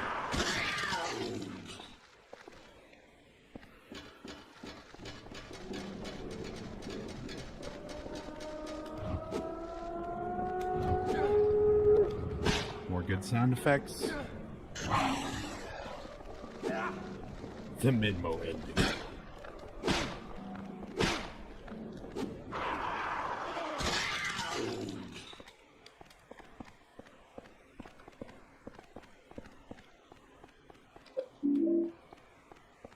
Thank God, nutrition drink. Secret ending is full homecoming playthrough. Why would it be homecoming? I'm doing these in release order, so after this would be Origins, even though I'm not going to be doing that immediately after this.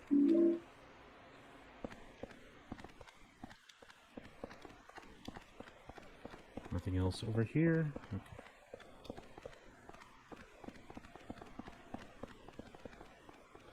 Don't know what Minmo is, but sounds cute. Minmo is a cat food advertisement in the subway in Silent Hill 3.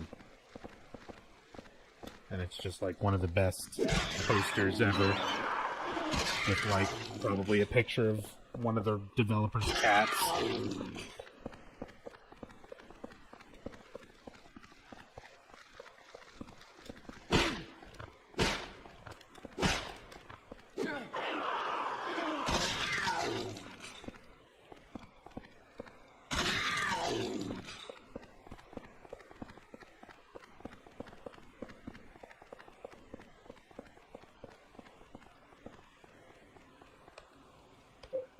Driver. All the golf clubs. Gonna have a full set.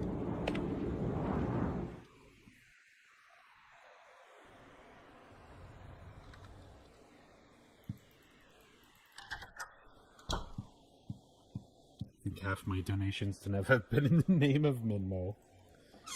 Sounds about right. Let's put these golf clubs away. Gotta go put the cat away at some point.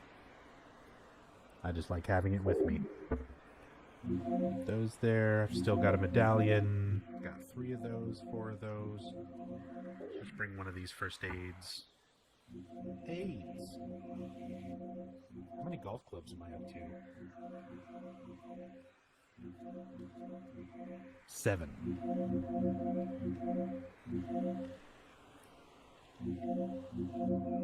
I'm trying to think. I know there's some ammunition that I can pick up here. It'll probably be worth getting. I'm going to go ahead and use nutrition drink right now as well.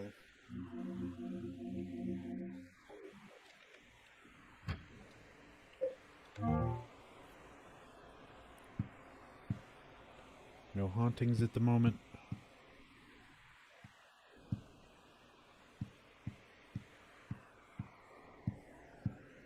Double check on this while I'm here.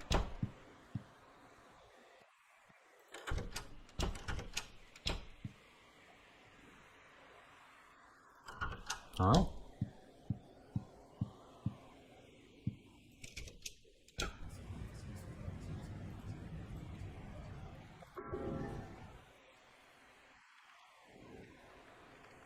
Sniffer Dog, the liquor of the Silent Hill series?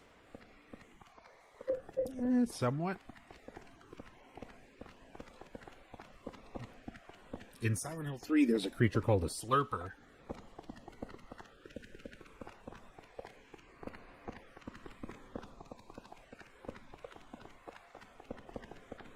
Might be a little more appropriate match. And those things are fucking annoying. Can ruin some runs as well.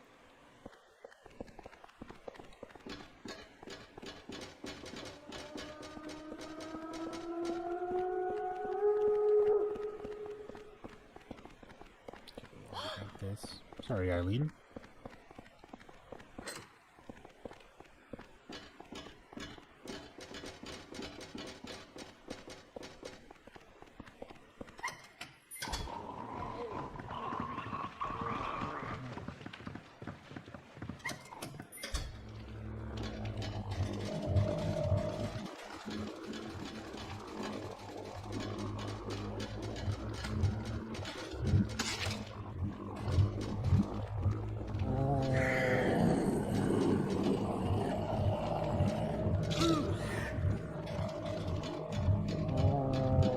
Should be able to unlock a full old-timey golfing outfit.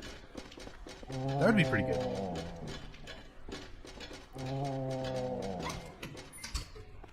I'm surprised he doesn't actually get any kind of alternate outfit, considering the only other costumes there are in the game are Eileen and Cynthia's lewd New Game Plus stuff. I guess we're doing pretty good, huh? Sure.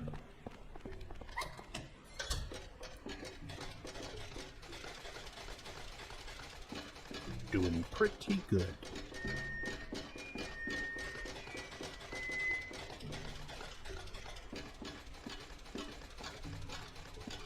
Wait a minute.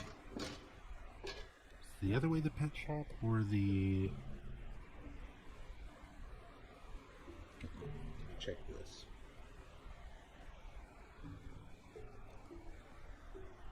Sports store, cake candles, got that. Golf club. Stuffed cat.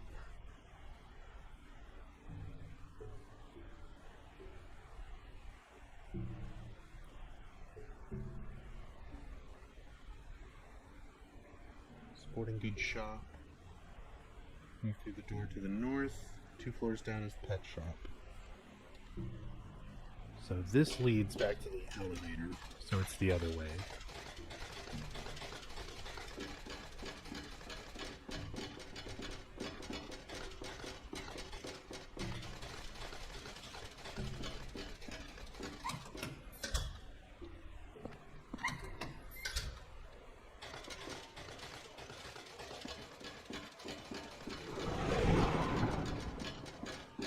Silent Hill no, Todd just suddenly squeezed into my head.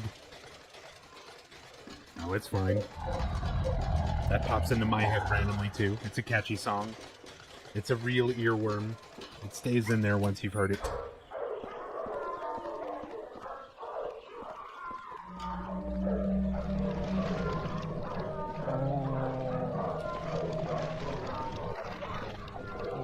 on, use a kitty. Put it in the thing. There we go. Can hear the sound of a clock from somewhere. Alright. That's over here. That's right where we need to be. Come on, Eileen. Okay, so this is pretty cool. We get an audio, thing by reading this note. that explains Walter murdering the pet shop owner.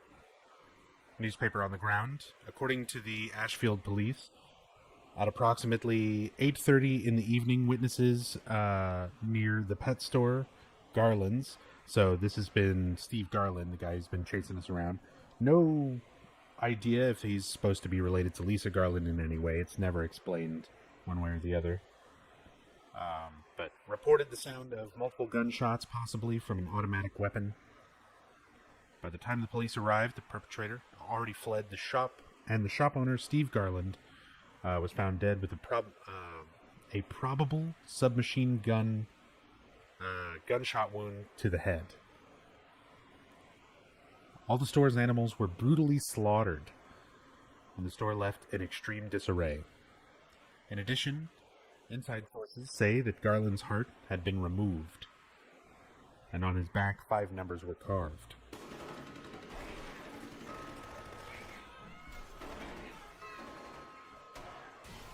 Nope, never been to GDQ. I think I'm going to submit for the next one, submit some runs, and see if I can get anything accepted. And even if I don't get something accepted, I may just try to go just to hang out with people. Maybe sit on a couch and commentate.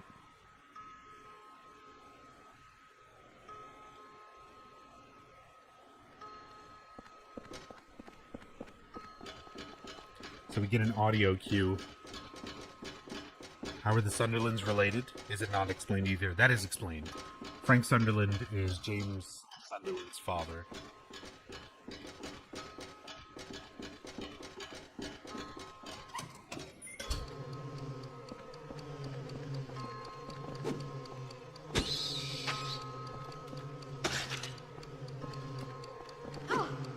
Shit.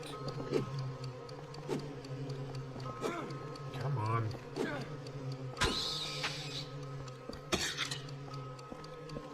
Get away. Leave Eileen alone. Eileen, don't stand in front of my axe. Thank you.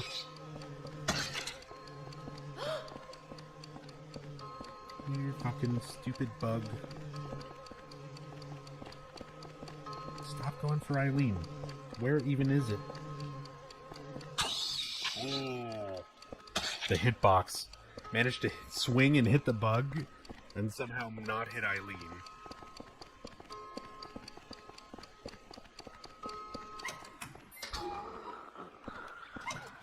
Doesn't make it. I think there's some ammunition and stuff to grab here. I'm actually like really low on pistol ammo. I think that's it.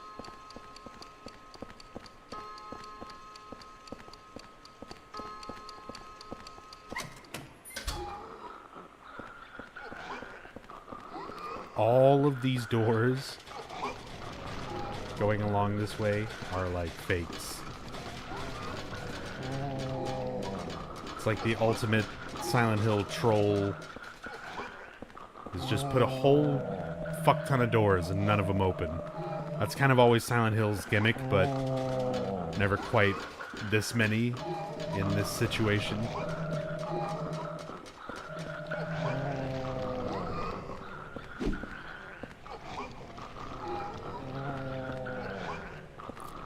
She's getting stuck behind Jasper. Come on. Oh, fuck, what am I doing? This is not the right door either. It's this one. I'm scared.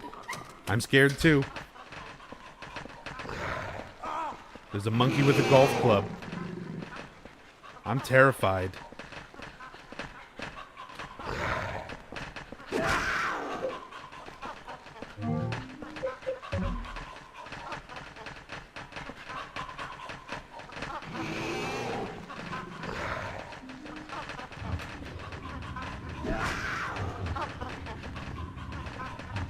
Stay on the ground. Good.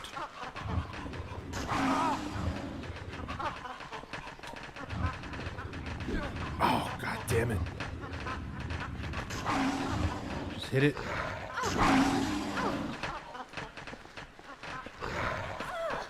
fuck. No, no, no, no, no, no, no, no, no, no. Leave her alone. This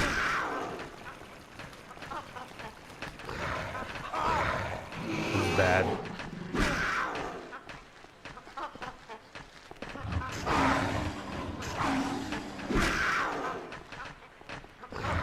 Use spin attack takes too long to charge. It's like, with everything crowding. See? I was gonna keep getting knocked out of it. That's fine. I'd rather try and not do that so badly. And save supplies. How am I playing on PC? This game got a PC release. And you can play it.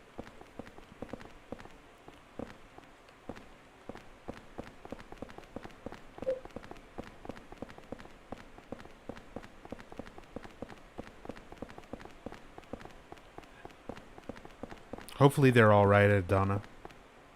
I know some places got it pretty bad. We got some rain and wind here. Some of the areas of Austin were flooded. I'm totally fine where I'm at. My power was going out for part of the day, but nothing serious at all around here.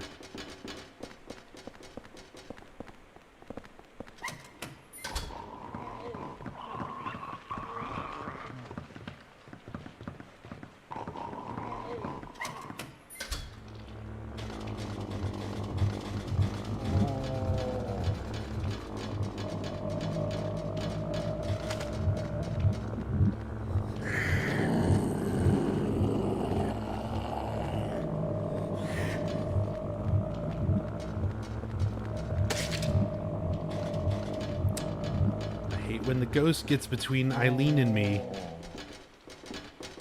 because a lot of times she'll just like dance around, afraid to run past them.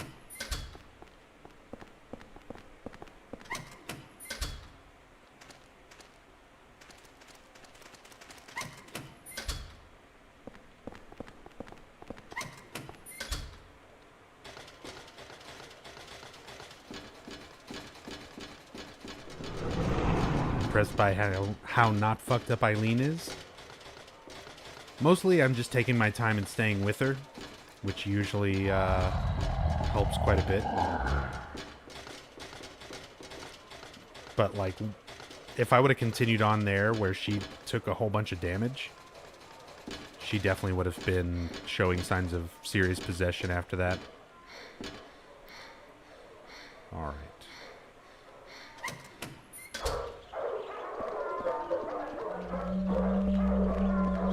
Shit in there.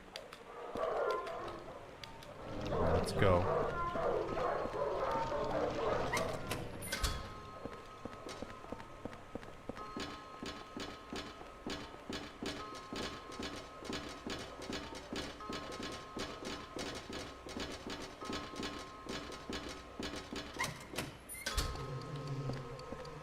See if I can just get over here without too many bug hits. Perfect.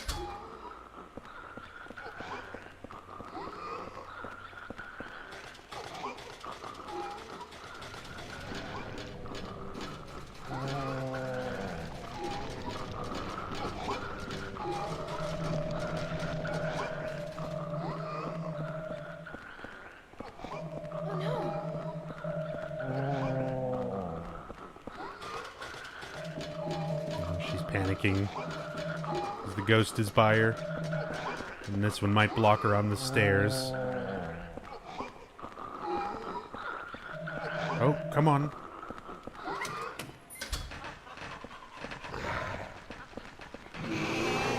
Come on, Eileen. Just run it. Just run it.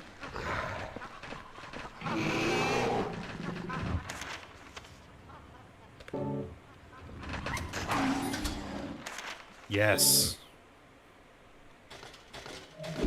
Oh God, Richard.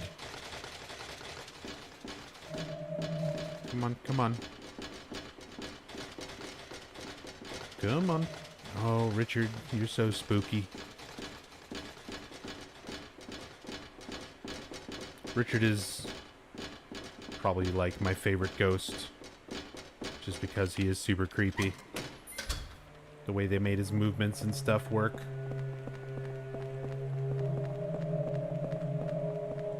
Garland. Don't hurt Eileen.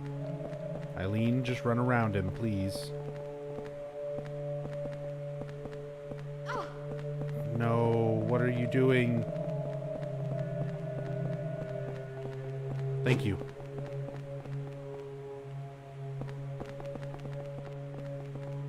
Alright, fucking hell. Let's get her past these goddamn wheelchairs. It's gonna be a nightmare. Can I...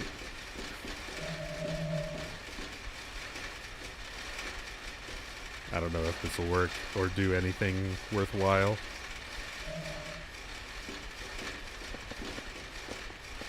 Oh god, we should have just run.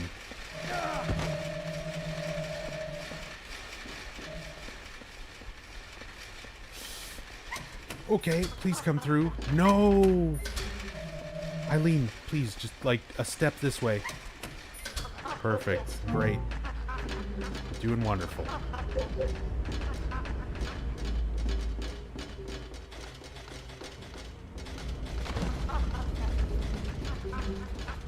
Come on. Keep moving. I forgot that it puts a gum head here on hard.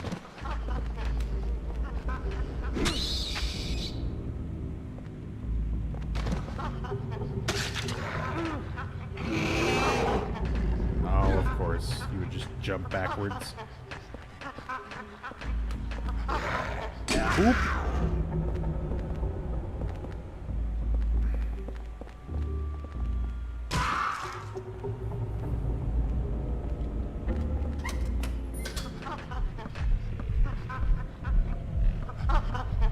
You also want to get pooped?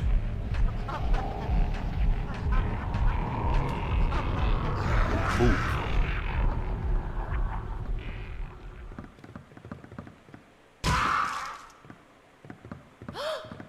Sorry.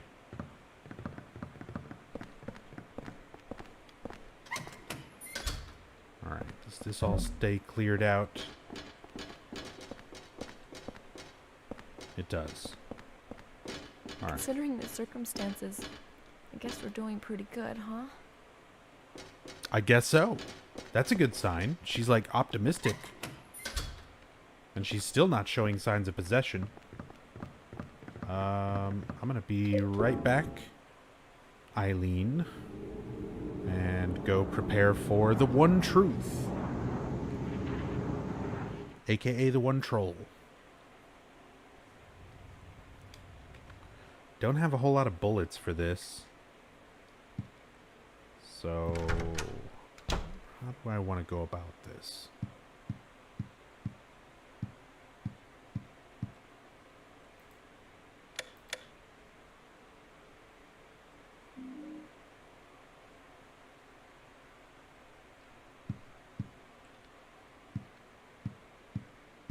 Check for hauntings for a bit.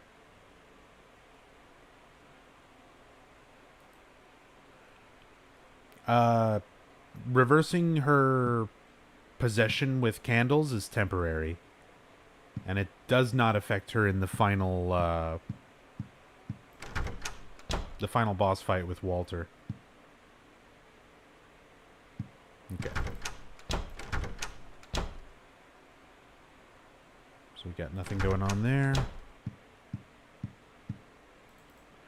Yeah, axe is okay for One Truth. Normally I like having a bunch of bullets for this, but it's hard mode and I was burning off a lot of my pistol ammo earlier. Yeah, I have like nothing now. So I'll probably just do it with the axe.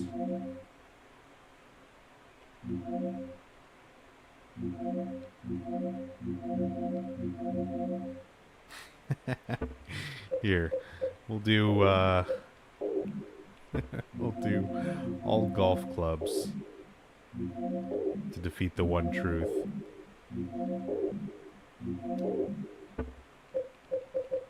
Let's get rid of that.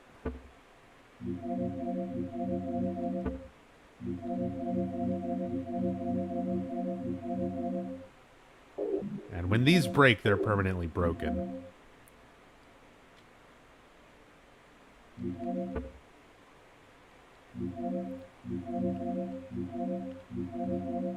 Better bring some health.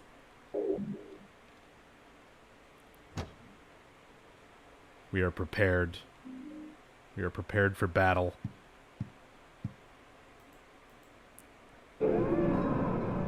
Unrelated to anything, I'm gonna save my game.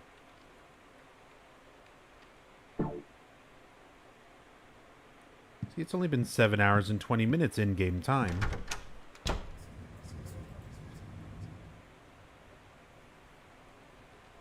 I'm saving the revolver for the Walter fight at the end.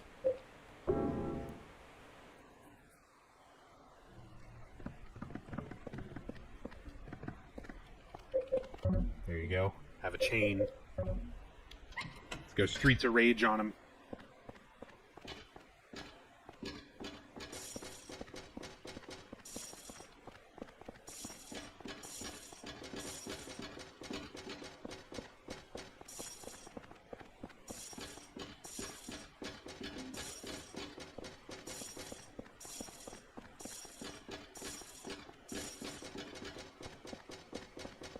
What does the truth represent? I mean, it's some aspect of a truth within Walter. There's a lot of different ways that that could be interpreted.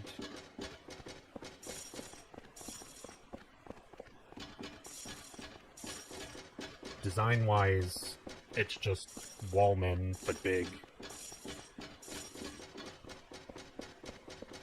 So it's significant in name only. And there's just too many different things. There's nothing Is this really what happened to the city? specific that I know of that's directly linked to its symbolism. I mean, I'm sure there's something there. It's just nothing I can apply to it right now.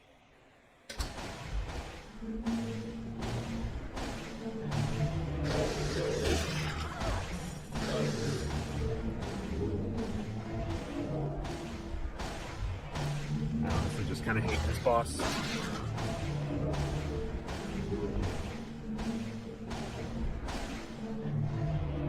I don't think it's a very good design.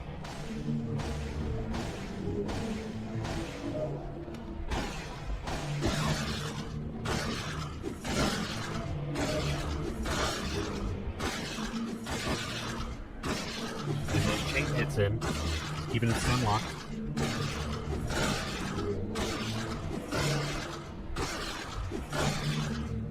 That worked. That works pretty well. Great job, Eileen. You helped. Look at that. She's in great shape. That was wonderful.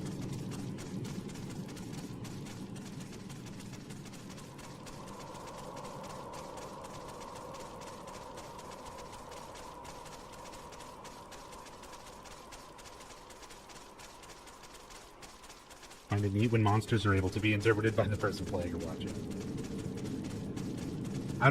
So essentially, we're inside Walter's mind. If we're going to try and nail down what would be the one truth, what would be the significant one thing that Walter has essentially hidden from himself that has to be discovered as one truth. That 302 is not his mother, that it's all a psychosis, that it's all Dahlia making him believe something that isn't there.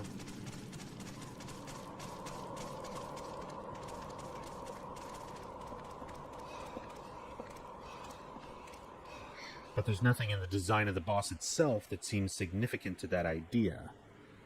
Again, it's just wallmen. And one of them is a real one, and it's hidden amongst fake ones. So how many different ways can we apply this to aspects of Walter psychologically? if all he knew is that the room is his mom, then that's the truth for him. It's what he initially believed. Dahlia used that belief to manipulate him, but it is what Walter initially believed on his own. Hey, what's up, Key? I'm pretty tired, but otherwise doing pretty good. Diary on the ground. So we got another diary here from Frank Sunderland. I heard that weird dream today. The one with the man with the long hair and coat. He was crying and looking for his mother again. I saw that man with the coat 10 years ago at this apartment. He was going up the stairs carrying a heavy tool, an old-looking bowl, and a bag that was dripping with blood. I never saw him again after that. But a few days later, the neighbors complained that they heard strange noises coming from the supposedly empty room 302. So this would have been Walter's projection after his death, moving his body to room 302 and essentially using it as part of the 21 Sacraments ritual, which we'll see later on where and what his body is being used for exactly. Took a look around room 302, found signs that someone had been in there, but nothing odd other than that. But that's when it all started. I still hear strange noises coming from the window of room 302. This must be what hell is like.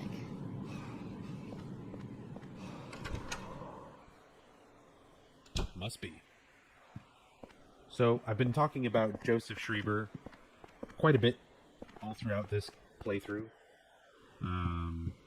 Joseph himself, we've not seen. We played as him at the very beginning. In the very first-person segment, during Henry's Nightmare, you're playing as Joseph. But obviously it's in first person, so you don't even realize. Hey, what's up, Parallax? Yep, still going. Almost there. We're very close to the end now. But now we're finally gonna meet Joseph Schreiber once we read up on some of these notes. There's an old picture book here and a red book. Once was a baby and a mother who were connected by a magical cord, but one day the cord was cut and the mother went to sleep. The baby was left all alone. But the baby made lots of friends at Wish House, and everyone was very nice to him. The baby was happy. His friends told him how to wake up his mother, so the baby went right away to go and wake her up. But the mother wouldn't wake up. No matter how he tried, she wouldn't wake up. Because the one that he was trying to wake up was actually the devil. The baby had been deceived. Poor baby. The baby cried and cried and cried. When he thought of the mother, he remembered the feeling of being connected to her through the magical cord. Just then a ray of light came down from the sky. The light was very warm and made the baby feel good. When the baby looked into his hand, he saw that the magical cord was lying there. With the cord clutched in his hand, the baby went happily to sleep.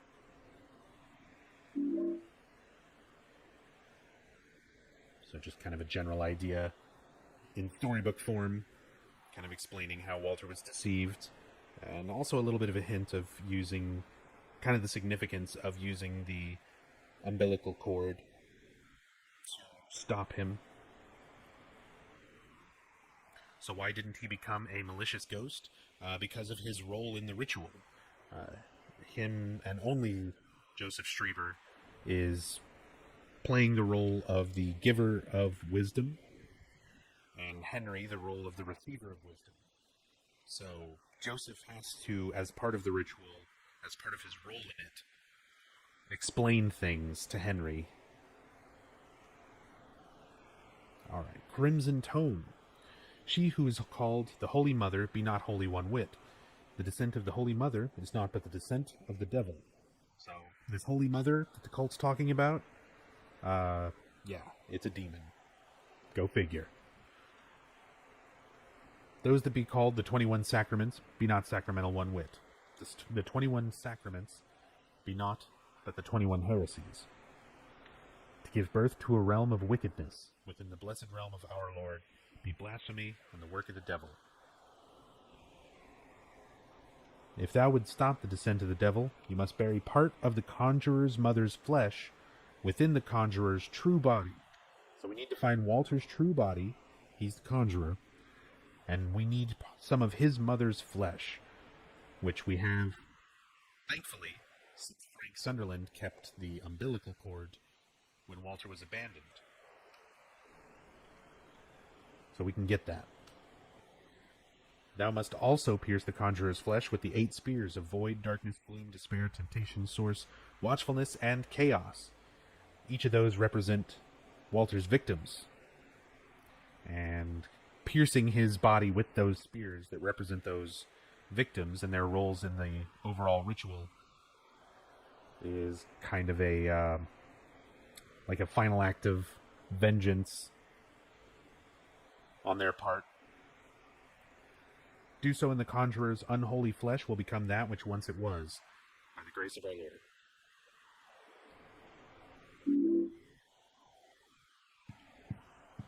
So we are getting our clues and everything set up. The game's kind of starting to set up how it's going to stop and defeat Walter. Some writing here. The gate to hell. Why must I destroy this wall? You can see the wall there is cracked. We'll be able to open it soon enough.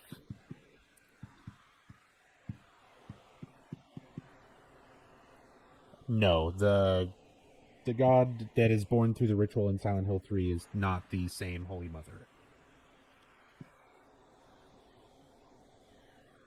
It was a different ritual and a different deity.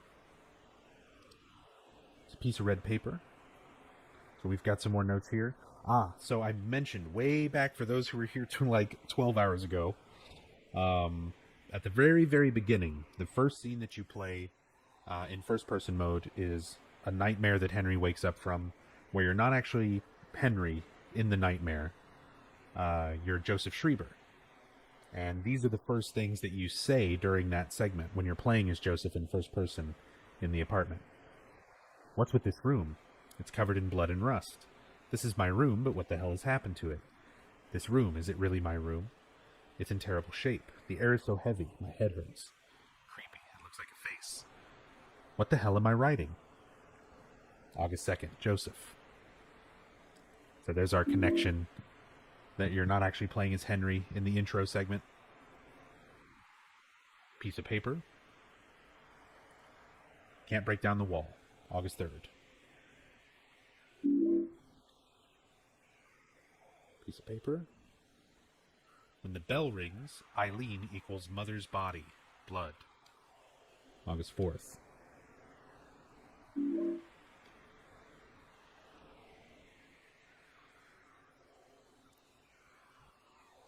Crimson Tome. Bury part of the conjurer's mother's flesh within the true body of the conjurer. Part of the flesh equals Super's room. There's your hint that it's the umbilical cord that you need, if you hadn't already figured that out on your own. Alright. Time to be told what to do from Joseph himself. The giver of wisdom is giving his wisdom to the receiver of wisdom. It's happening.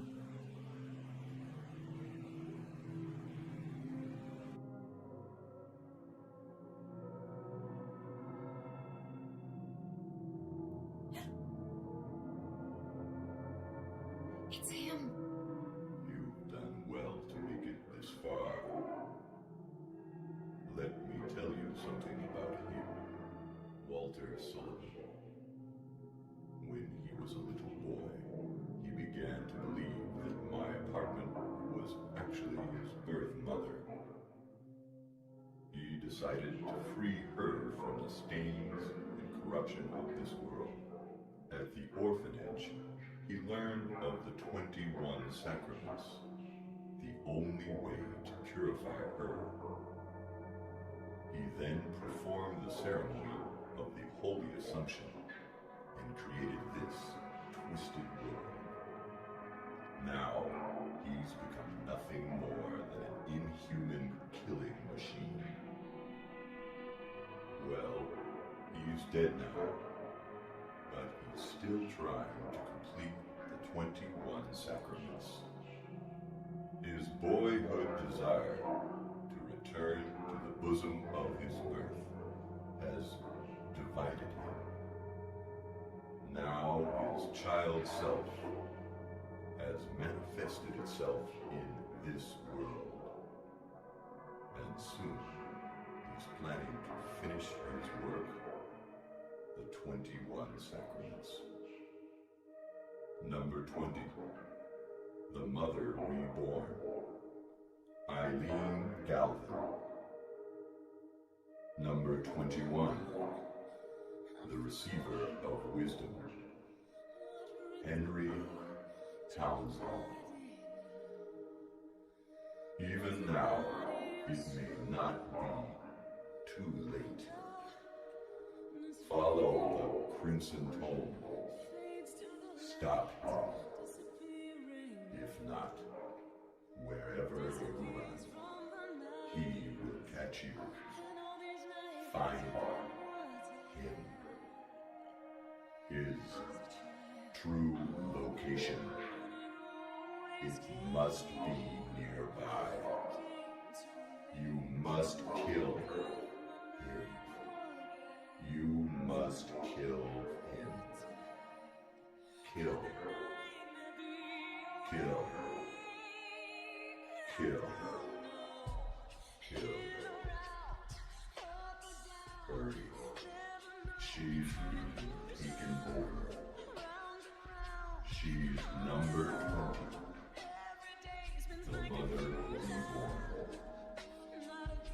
The Crimson Tone. Obey the Crimson Tone. Kill him. Must kill him. Kill. Kill. Kill. Kill.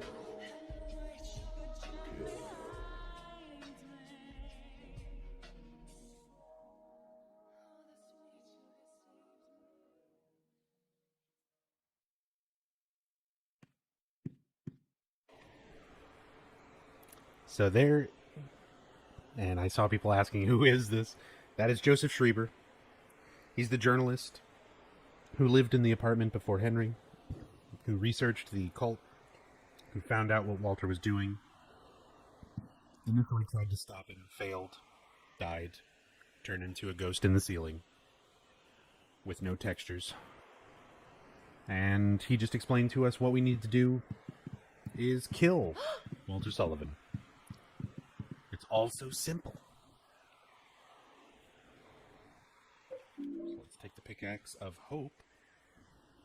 Doesn't look like I can use this as a weapon.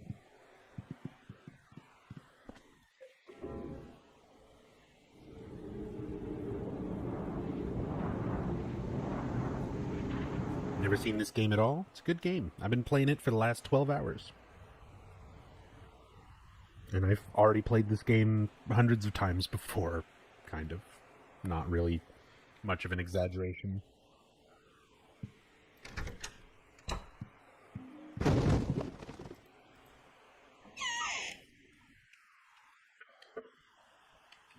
And this one isn't even like my favorite. Silent Hill 2 is.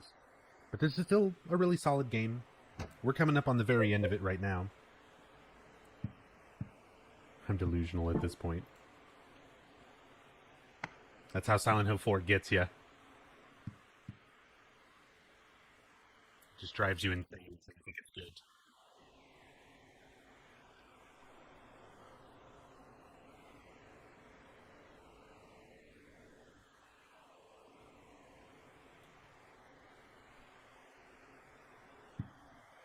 Alright. Keeping all these hauntings clear. We've been taking care of Eileen. We're on pretty good track right now for getting the escape ending. So now we have a list of Walter Sullivan's victims. So actually, let me take a look at the victim files. So since this is where they could have easily included all of this information... What's up, Whiskey? Yep, still going. This game takes a long time to talk about and explain. And I'm just now about to start talking about all of Walter Sullivan's victims. So I'm just going to do kind of a quick name rundown and who and what they were. First victim. One of the ghosts we've been seeing pretty often throughout the entire game, named Jimmy Stone, a.k.a. the Red Devil, was a priest. Excuse me. 1 second.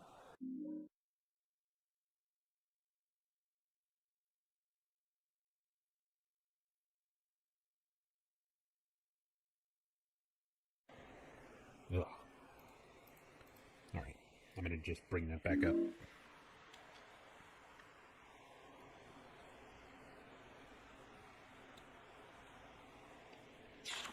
There it is.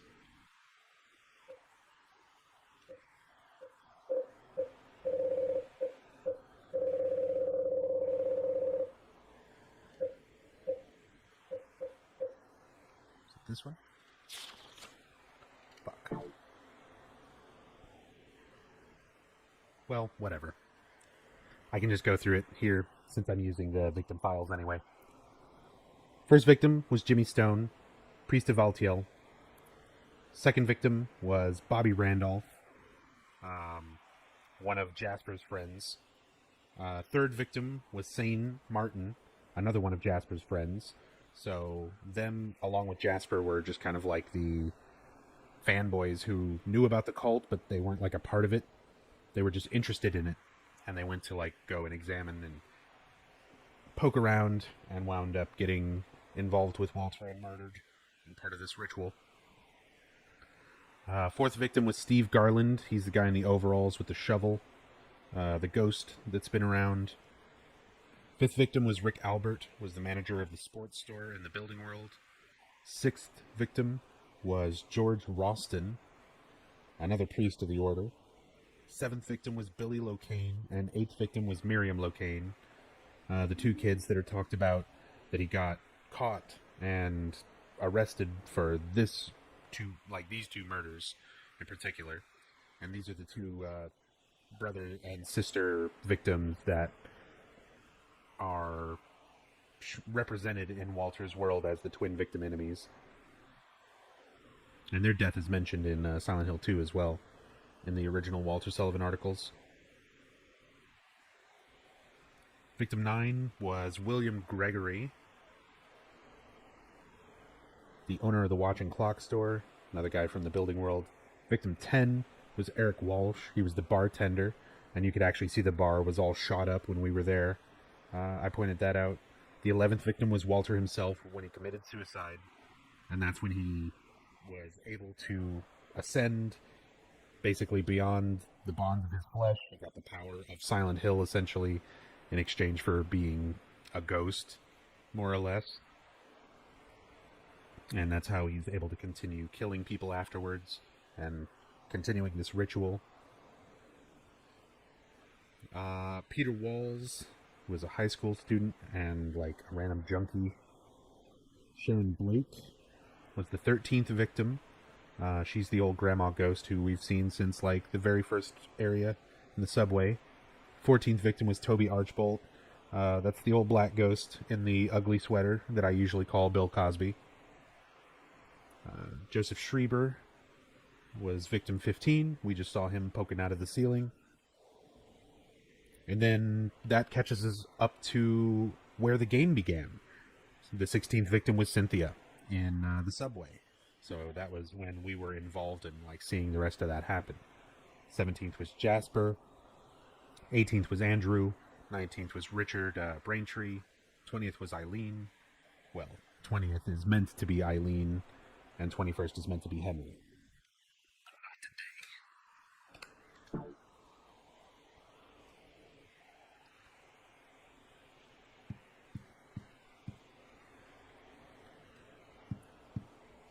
But that's all information that's left out of this game entirely.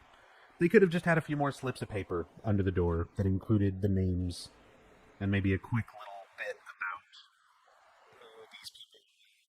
Maybe. I don't know. I'm going to break this wall.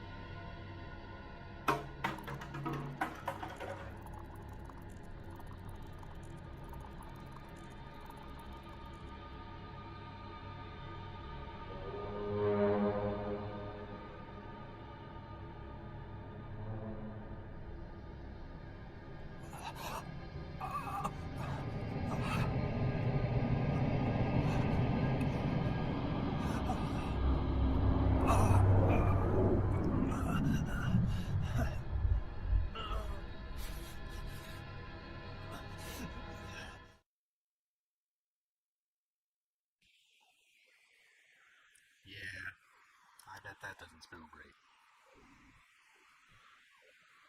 That's why crap. That's why I think Silent Hill 2 was before Silent Hill 4. I didn't quite catch that, and I kind of don't want to risk alt-tabbing out. But yeah, if you're referring to kind of like how it refers to how recently Billy and Miriam were murdered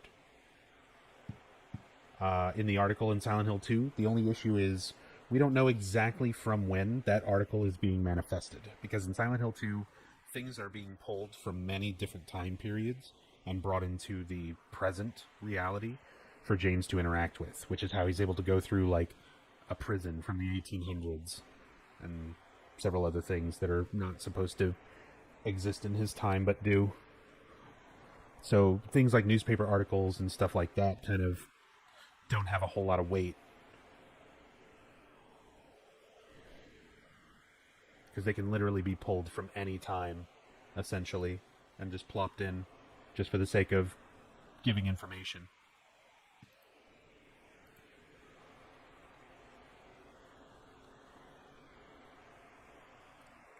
Walter. His body. It's tangled up in some kind of pipe. Something in his coat. He's looking a lot like Sephiroth. In his coat pocket are keys of liberation. I love this item description. Extremely evil-looking keys held by the corpse of Walter.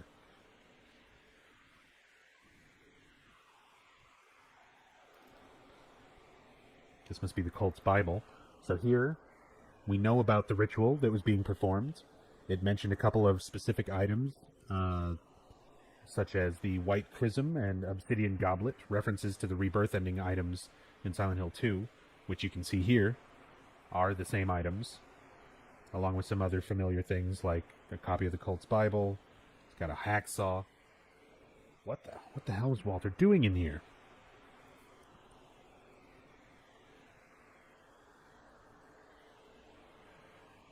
The feathers, are a nice touch. He made it look nice. He did a good job. Ghost Walter's a good decorator. What's this in the refrigerator? Bags of blood and things like that.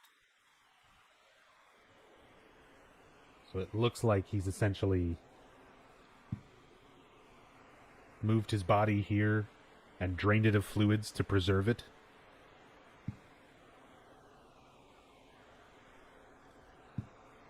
Post-mortem. Well, I've got the keys. You again? Candles. Do I need to shove up your ass?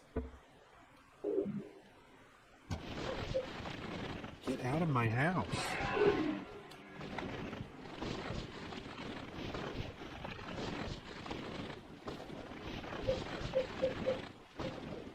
Well, I don't need this.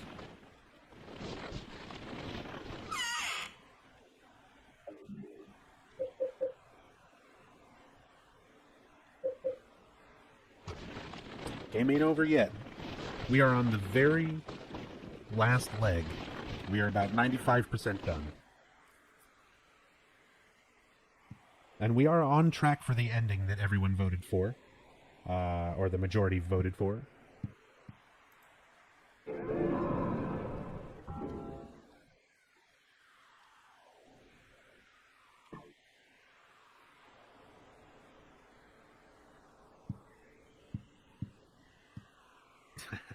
Don't bother voting now. It's too late. I didn't vote for it. I didn't vote for it either. Hey, we got a new note. Nope, not the tank. No, not the tank. Thank you. Piece of paper. Yeah, I don't know, Whiskcake. Best ending? I agree. I don't like the good endings. I honestly like 21 Sacraments ending. Walter had a shitty life. It was really twisted and messed up, and it wasn't necessarily his fault at first. And he just needs a win. He needs something good. Let him have it. It's just an apartment building. Who cares?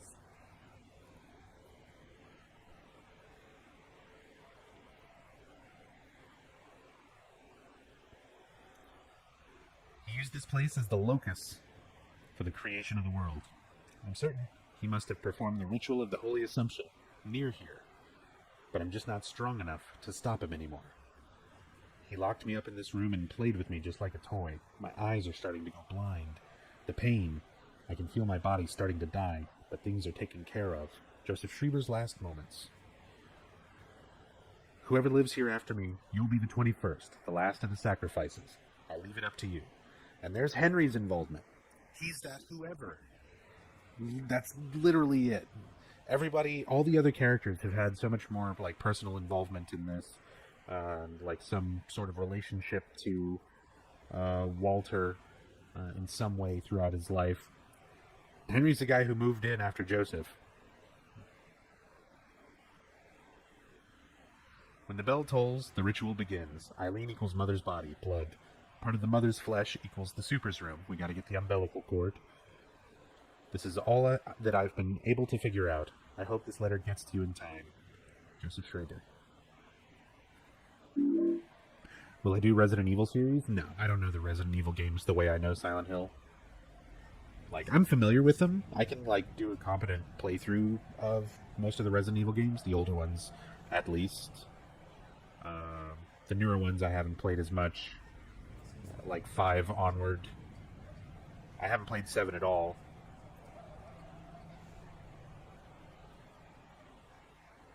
But even then, I don't know them at the same level of detail that I know, like, this series. The 2 series that I know the best, that I'd be fairly confident in doing, like, these kind of in-depth playthroughs with, are the Silent Hill games and the Metal Gear Solid games, up until 5. Everything before 5. Those are the series that I know and, like, followed a whole lot for many, many years. I've been a fan of, like, more intensely than a lot of other games.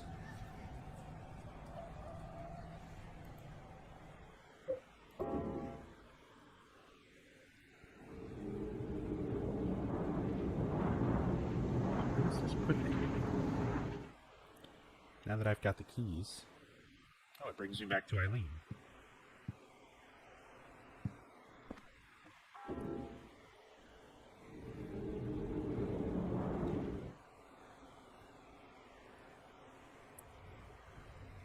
Alright. Whatever. Let's get out of this apartment.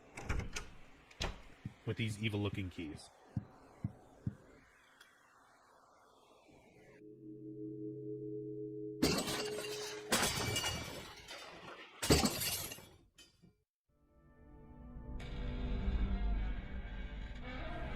And yes, Hirimi's explanation in chat is exactly right. When do I sleep? When I stop streaming. Immediately after, I just pass out on this couch.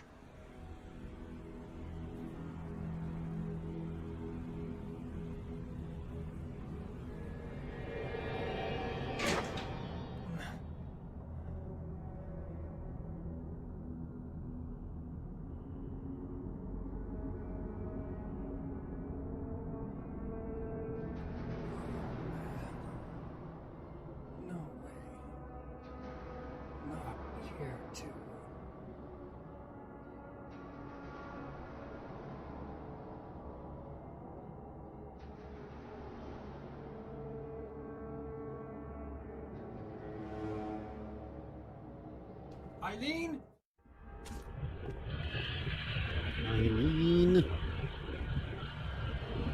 is our apartment building, but it looks like some kind of nightmare. A little bit. It's a nightmare. It's nightmarish.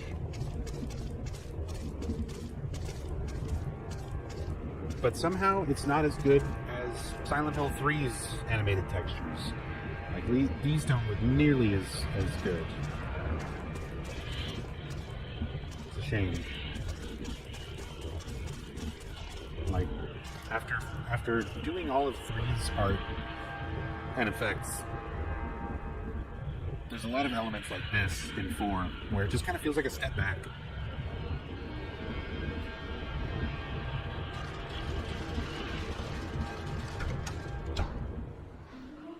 floor and walls are made of meat.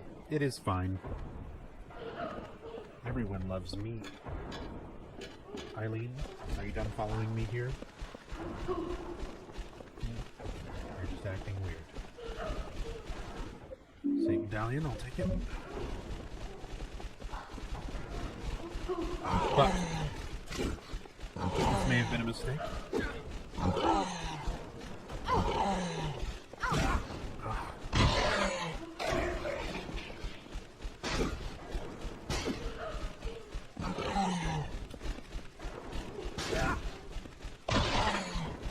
So there's these new variations on the twin victims that are known as bottoms.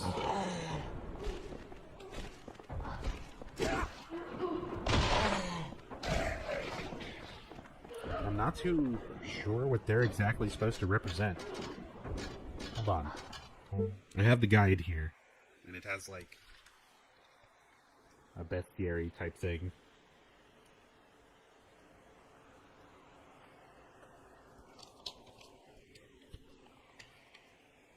Here we go. Bottoms. Bottoms are very similar to twin victims. They have roughly the same speed and attacks, but have about 50% more fortitude and hit points. That extra defense goes a long way, so bottoms are ideal candidates for revolver bullets. Fire from close range, since bottoms get up very quickly. You may not be able to deliver a killing blow in time if you fire from afar. While bottoms are stretching the definition of humanoid, they are vulnerable to stun gun blasts as well. I didn't even pick up the stun gun. Or actually, that's a New Game Plus, isn't it? If I remember correctly. And then this actually has... Well, no. It's like made-up stats. For a second, I thought it had actual HP values, but it's not. It's just like an HP rating in comparison to other creatures. Which I guess is at least still some information. But not quite what I thought.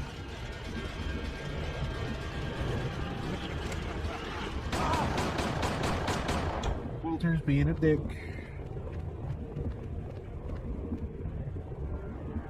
Man, Eileen is still in really good shape. Get a free pass here. Cynthia's not hanging out.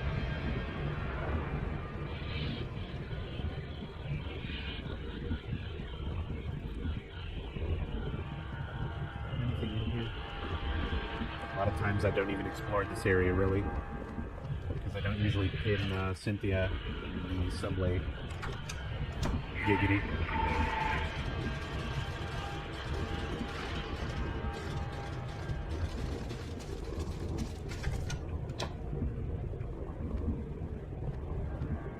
Okay, Walter's there. Don't need to run out there. Have him start shooting me.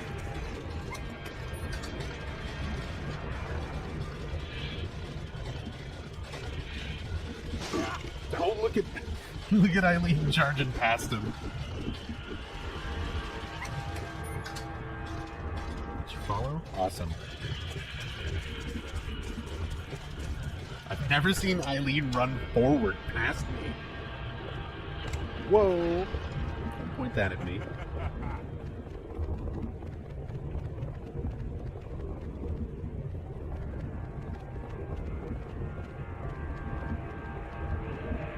Hey, Richard.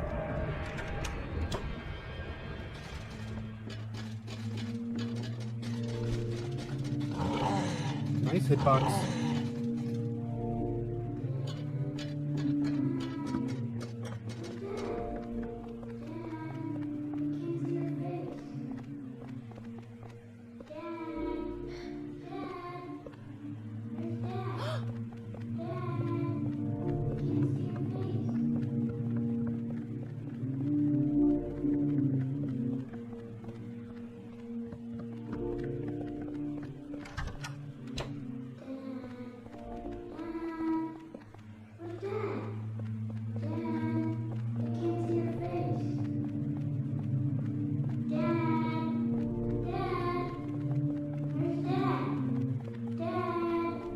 Small Walter.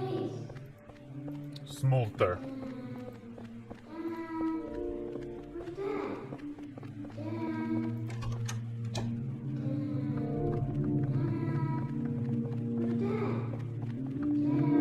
he wants to do is see his dad's face.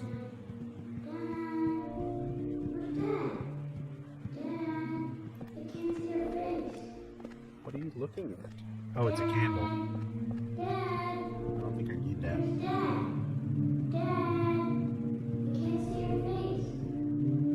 Am I tired? I'm extremely tired.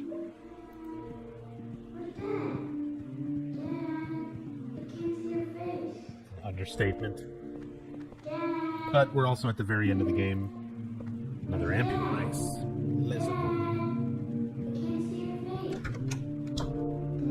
So it's almost over. Alright, so we know what we need. We know how to stop Walter. We need the umbilical cord, which is in a box in this room. And there are 6 chains in the way. And we can't open the door. Those 6 chains are basically 6 repressed memories in Walter's mind of things that his father said just after he was born, before he was abandoned. So he remembers his father's voice. And once he remembers these 6 things, we have access to what we need.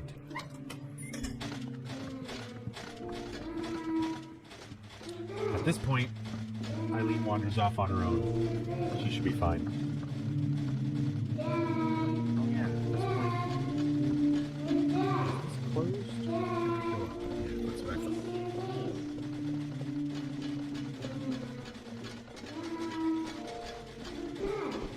Yeah, you can see she kind of goes into like a scripted thing.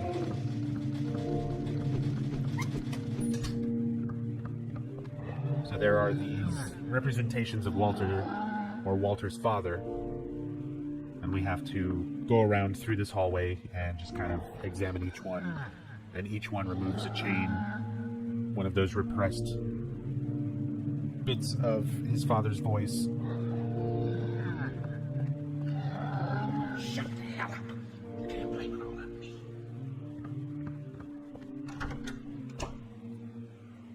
So you can guess these aren't going to be very positive things. You should have a baby, didn't I?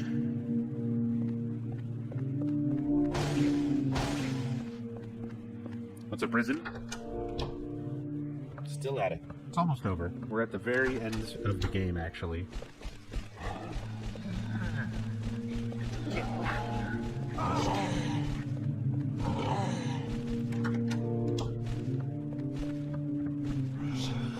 And then I am gonna sleep super good. Did he remember this stuff if he was a baby? Don't bring reality into this. Silent Hill. There's something about that guy. I just don't like the look of him. That's the room I was talking about. Ah, this one? This ghost?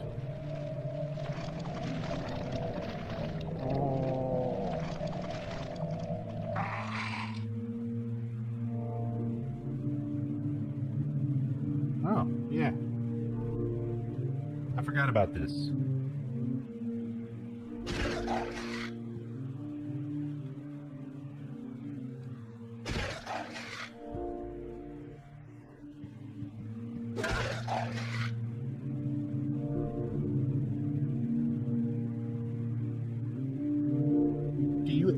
I'm trying to think now. So do you ever see another ghost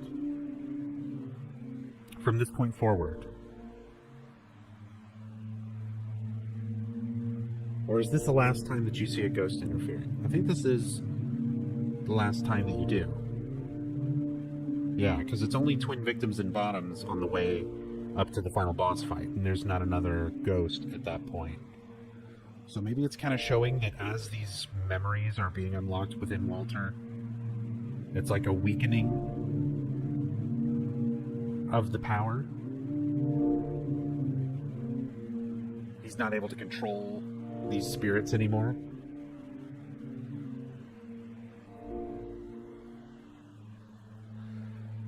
Maybe I'm thinking too much into it. Maybe it's a glitch.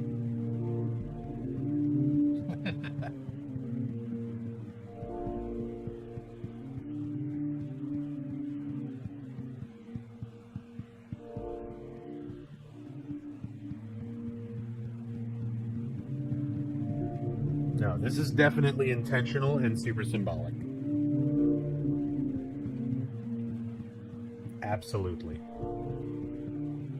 There's something here. I just have to find it.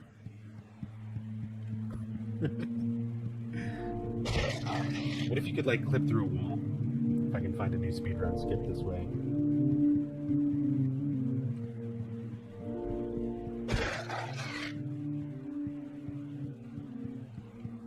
Ouch. Damn it. Sander.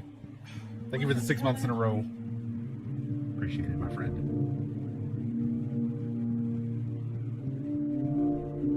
Looking forward to seeing you at San Japan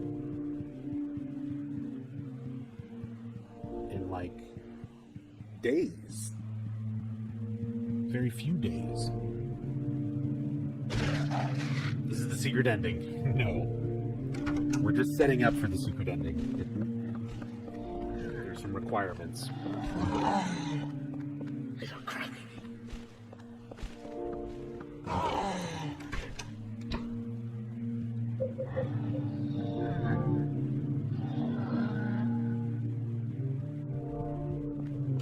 Hurry up. Get back.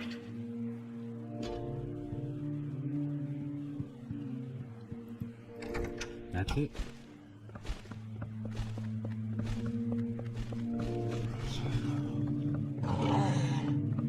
So that's exactly how Walter's father felt about the whole situation.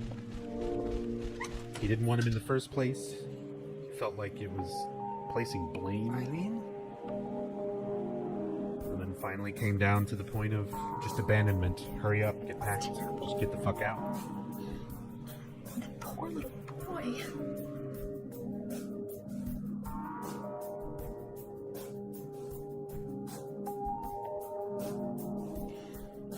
His parents just threw him away right after he was born.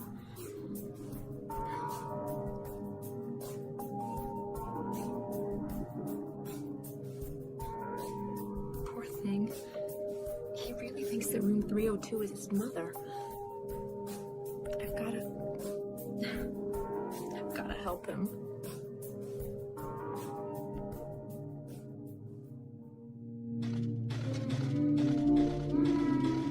So, an interesting note about this sequence of cutscenes, as well as Eileen's dialogue throughout the game, whenever she's speaking or reacting to things, her level of possession will change the way that these scenes play out and the way that her dialogue winds up sounding.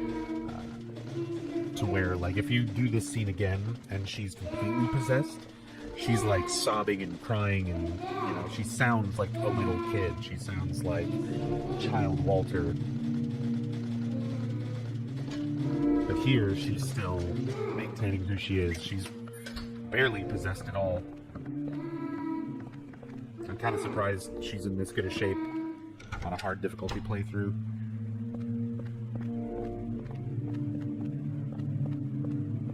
Alright. Get the umbilical cord.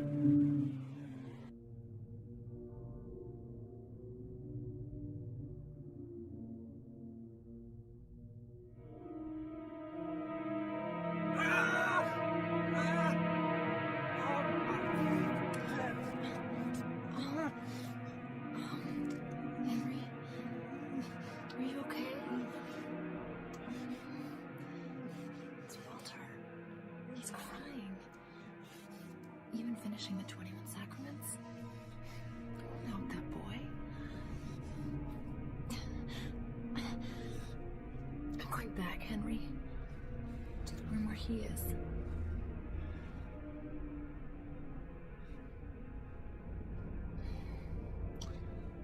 We're the only ones. The only ones that can stop him.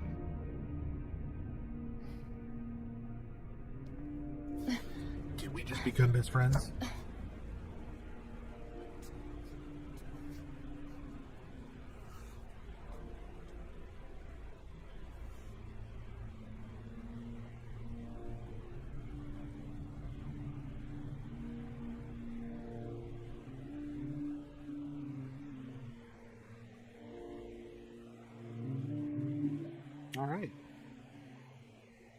umbilical cord.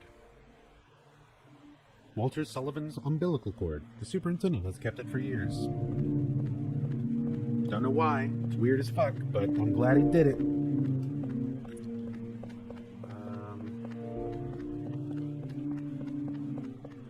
Let's see, was there anything else in Frank's place? There was another diary. Here we go. Nutrition drink. Already read this earlier. Doesn't say anything.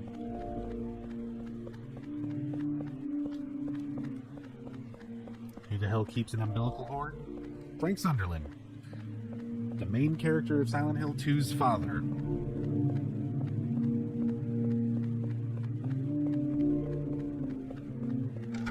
And it's a damn good thing he did.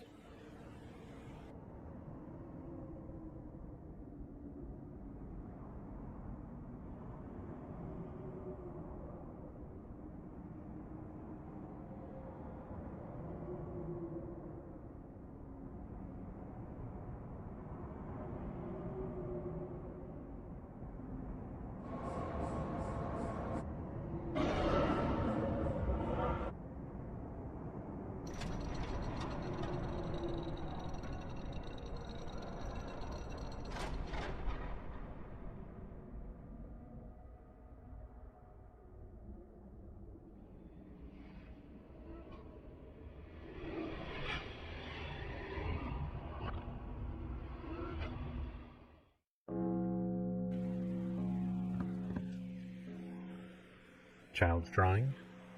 This woman, is this Eileen? No, because that shows her getting ground up into bits in a big spiky thing. A big spiky thing that looks like the core from... Oh god, what's that movie?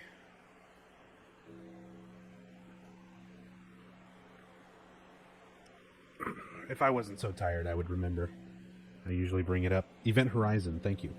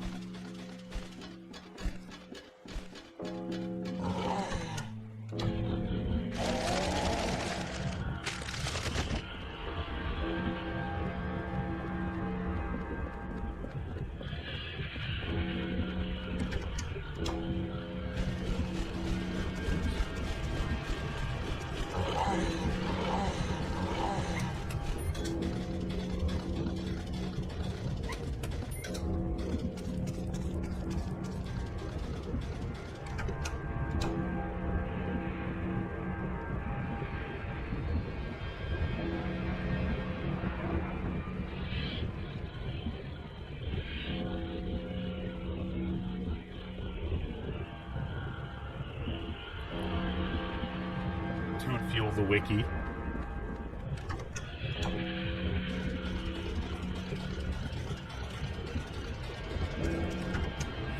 Plot twist. It's actually a foreskin.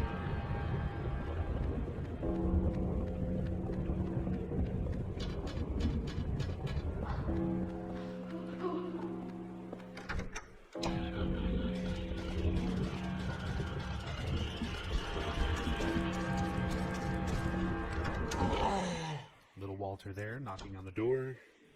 This is it. Our final time in the apartment.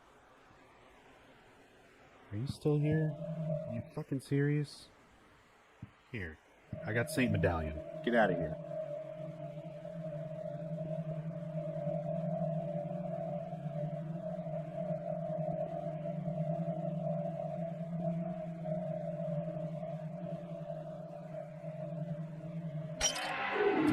Not quite enough.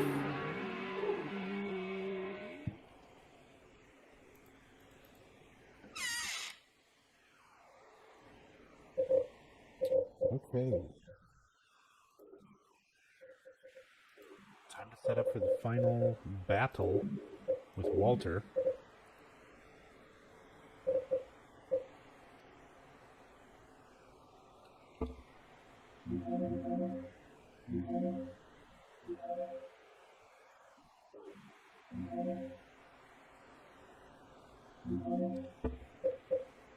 Actually, I'll just put the last candle down.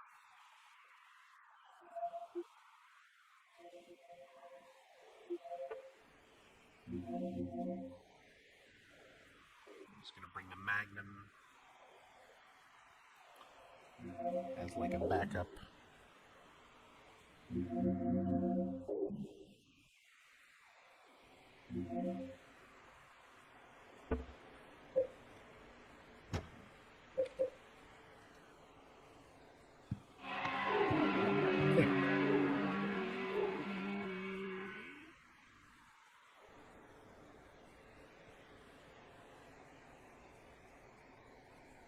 What happens if you try to enter the Walter fight without the umbilical cord? It's not even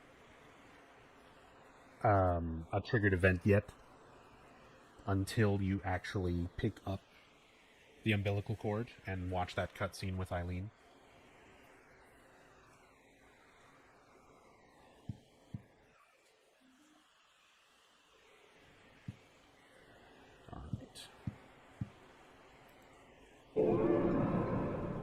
If I put it in the chest. Oh! I mean, I just lose the fight. You just wind up fighting an unkillable boss and going, what the fuck? Which I'm sure happened to some people. But they threw enough hints at me, you know, it's pretty obvious. They tell you pretty blatantly several times what to do and what you need and kind of how to use it all.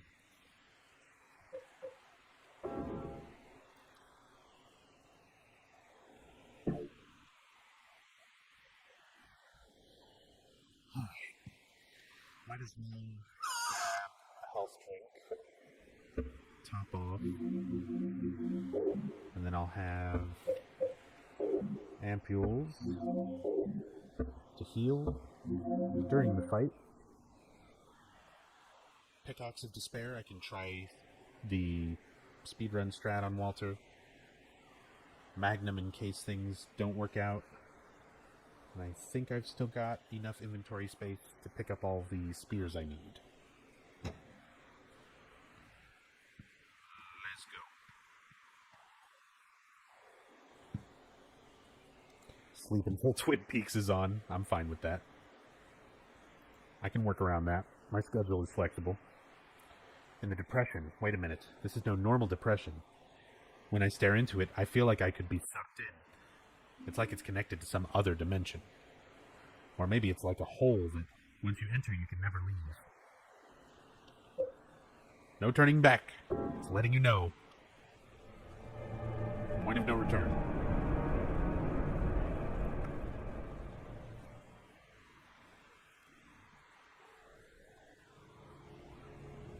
Once again, starting in the fetal position. Born into Walter's world, but this time it's something very different.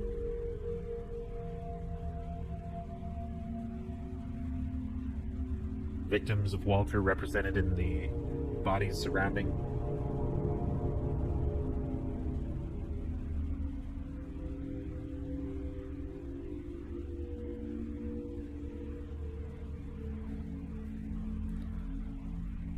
Some people speculated that, based on the design and shape of things here, that this is basically inside of a UFO. That would be part of the UFO ending. And that's going to be the special ending that I show after we watch whichever ending I'm about to get. Most likely Escape. Unless things go horribly wrong. And then we're going to watch the never before seen Silent Hill 4 UFO ending.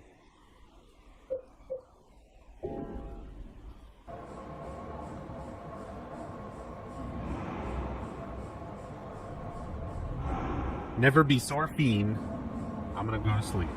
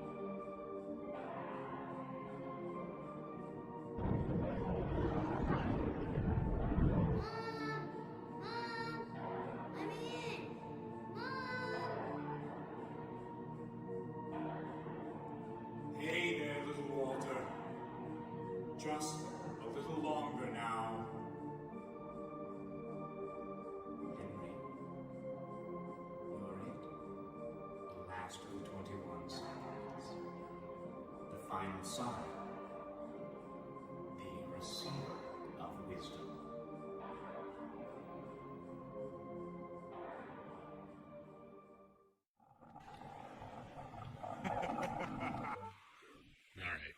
So let me take a moment here. What is the final boss supposed to represent? So, the large creature that you see is the real Walter. So, when he killed himself, he didn't get to keep his good looks. That version of him is a projection that he's making, just like the child version. The actual body that he got in exchange for this, his actual form he had to keep, was and as that large rubber torso.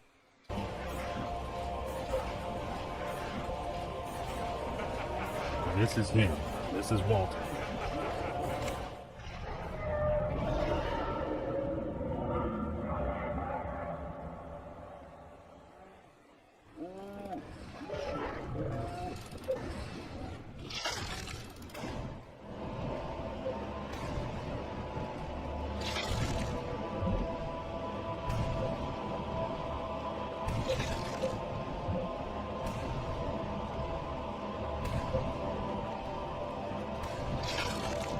Eileen's going real slow. Walter's not interfering, like, at all, really. Here comes the spinneroonie. Nope. He's being a sport about it.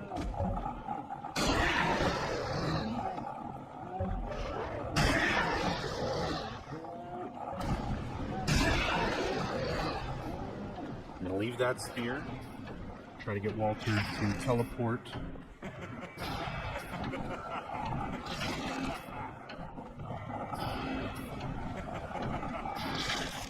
This way, so that he'll teleport over to the last spear there. Of course, he's not coming over here. He's just having a stroll. I guess he's fine with just letting Eileen... No. Come on. Come on, teleport. Yes. The spears represent each of Walter's victims. Each one has a specific trait that was also coinciding with a particular victim. Like, one is the Chaos Spear. Chaos was Richard Braintree, so on and so forth.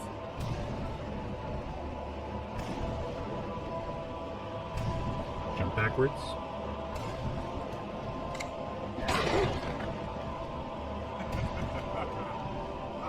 It's too close. Too far, and he ran out of the spot.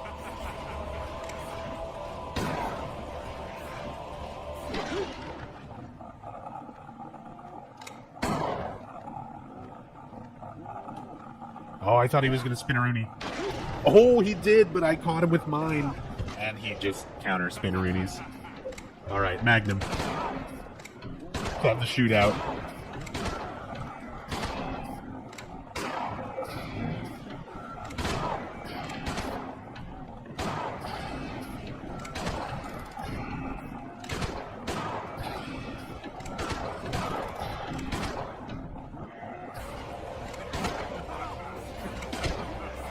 Okay.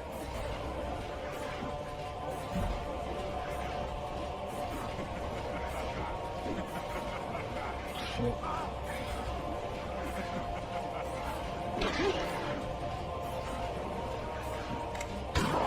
I tried to dodge.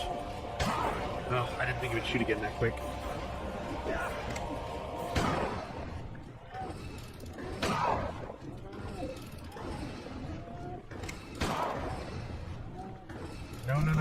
I was trying to... No, let's just burn this. Oh my god, the range is so stupid. Of course. Walter's 2 MLG for me.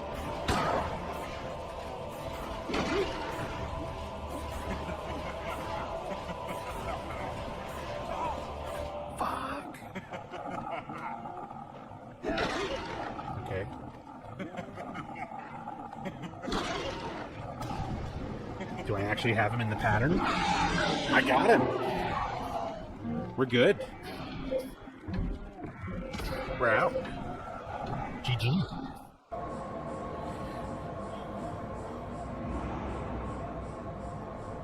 Enjoy the ending. I'll be back after the credits and everything to show the Silent Hill 4 UFO ending. Never before seen. World premiere. And then that will be it. And then I'm going to sleep for 20 hours, and then I'm going to come back and stream Origins.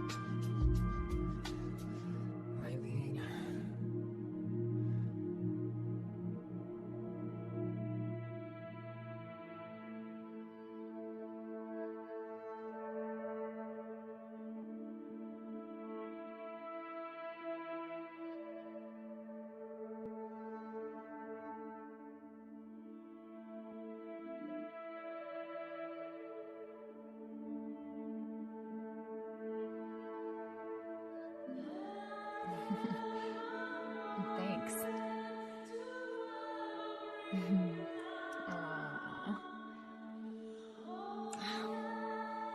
Guess we'll have to find a new place to live, huh?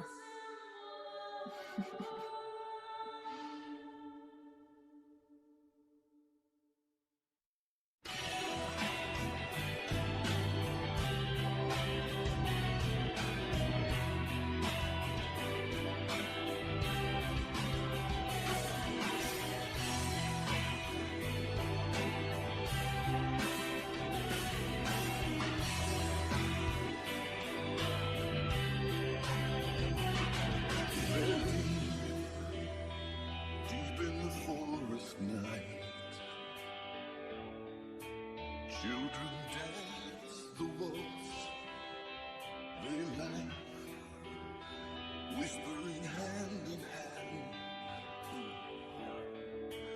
just like children like to do. They're hungry. What are they looking for? White dust flutters beat their song, starting to make some sense.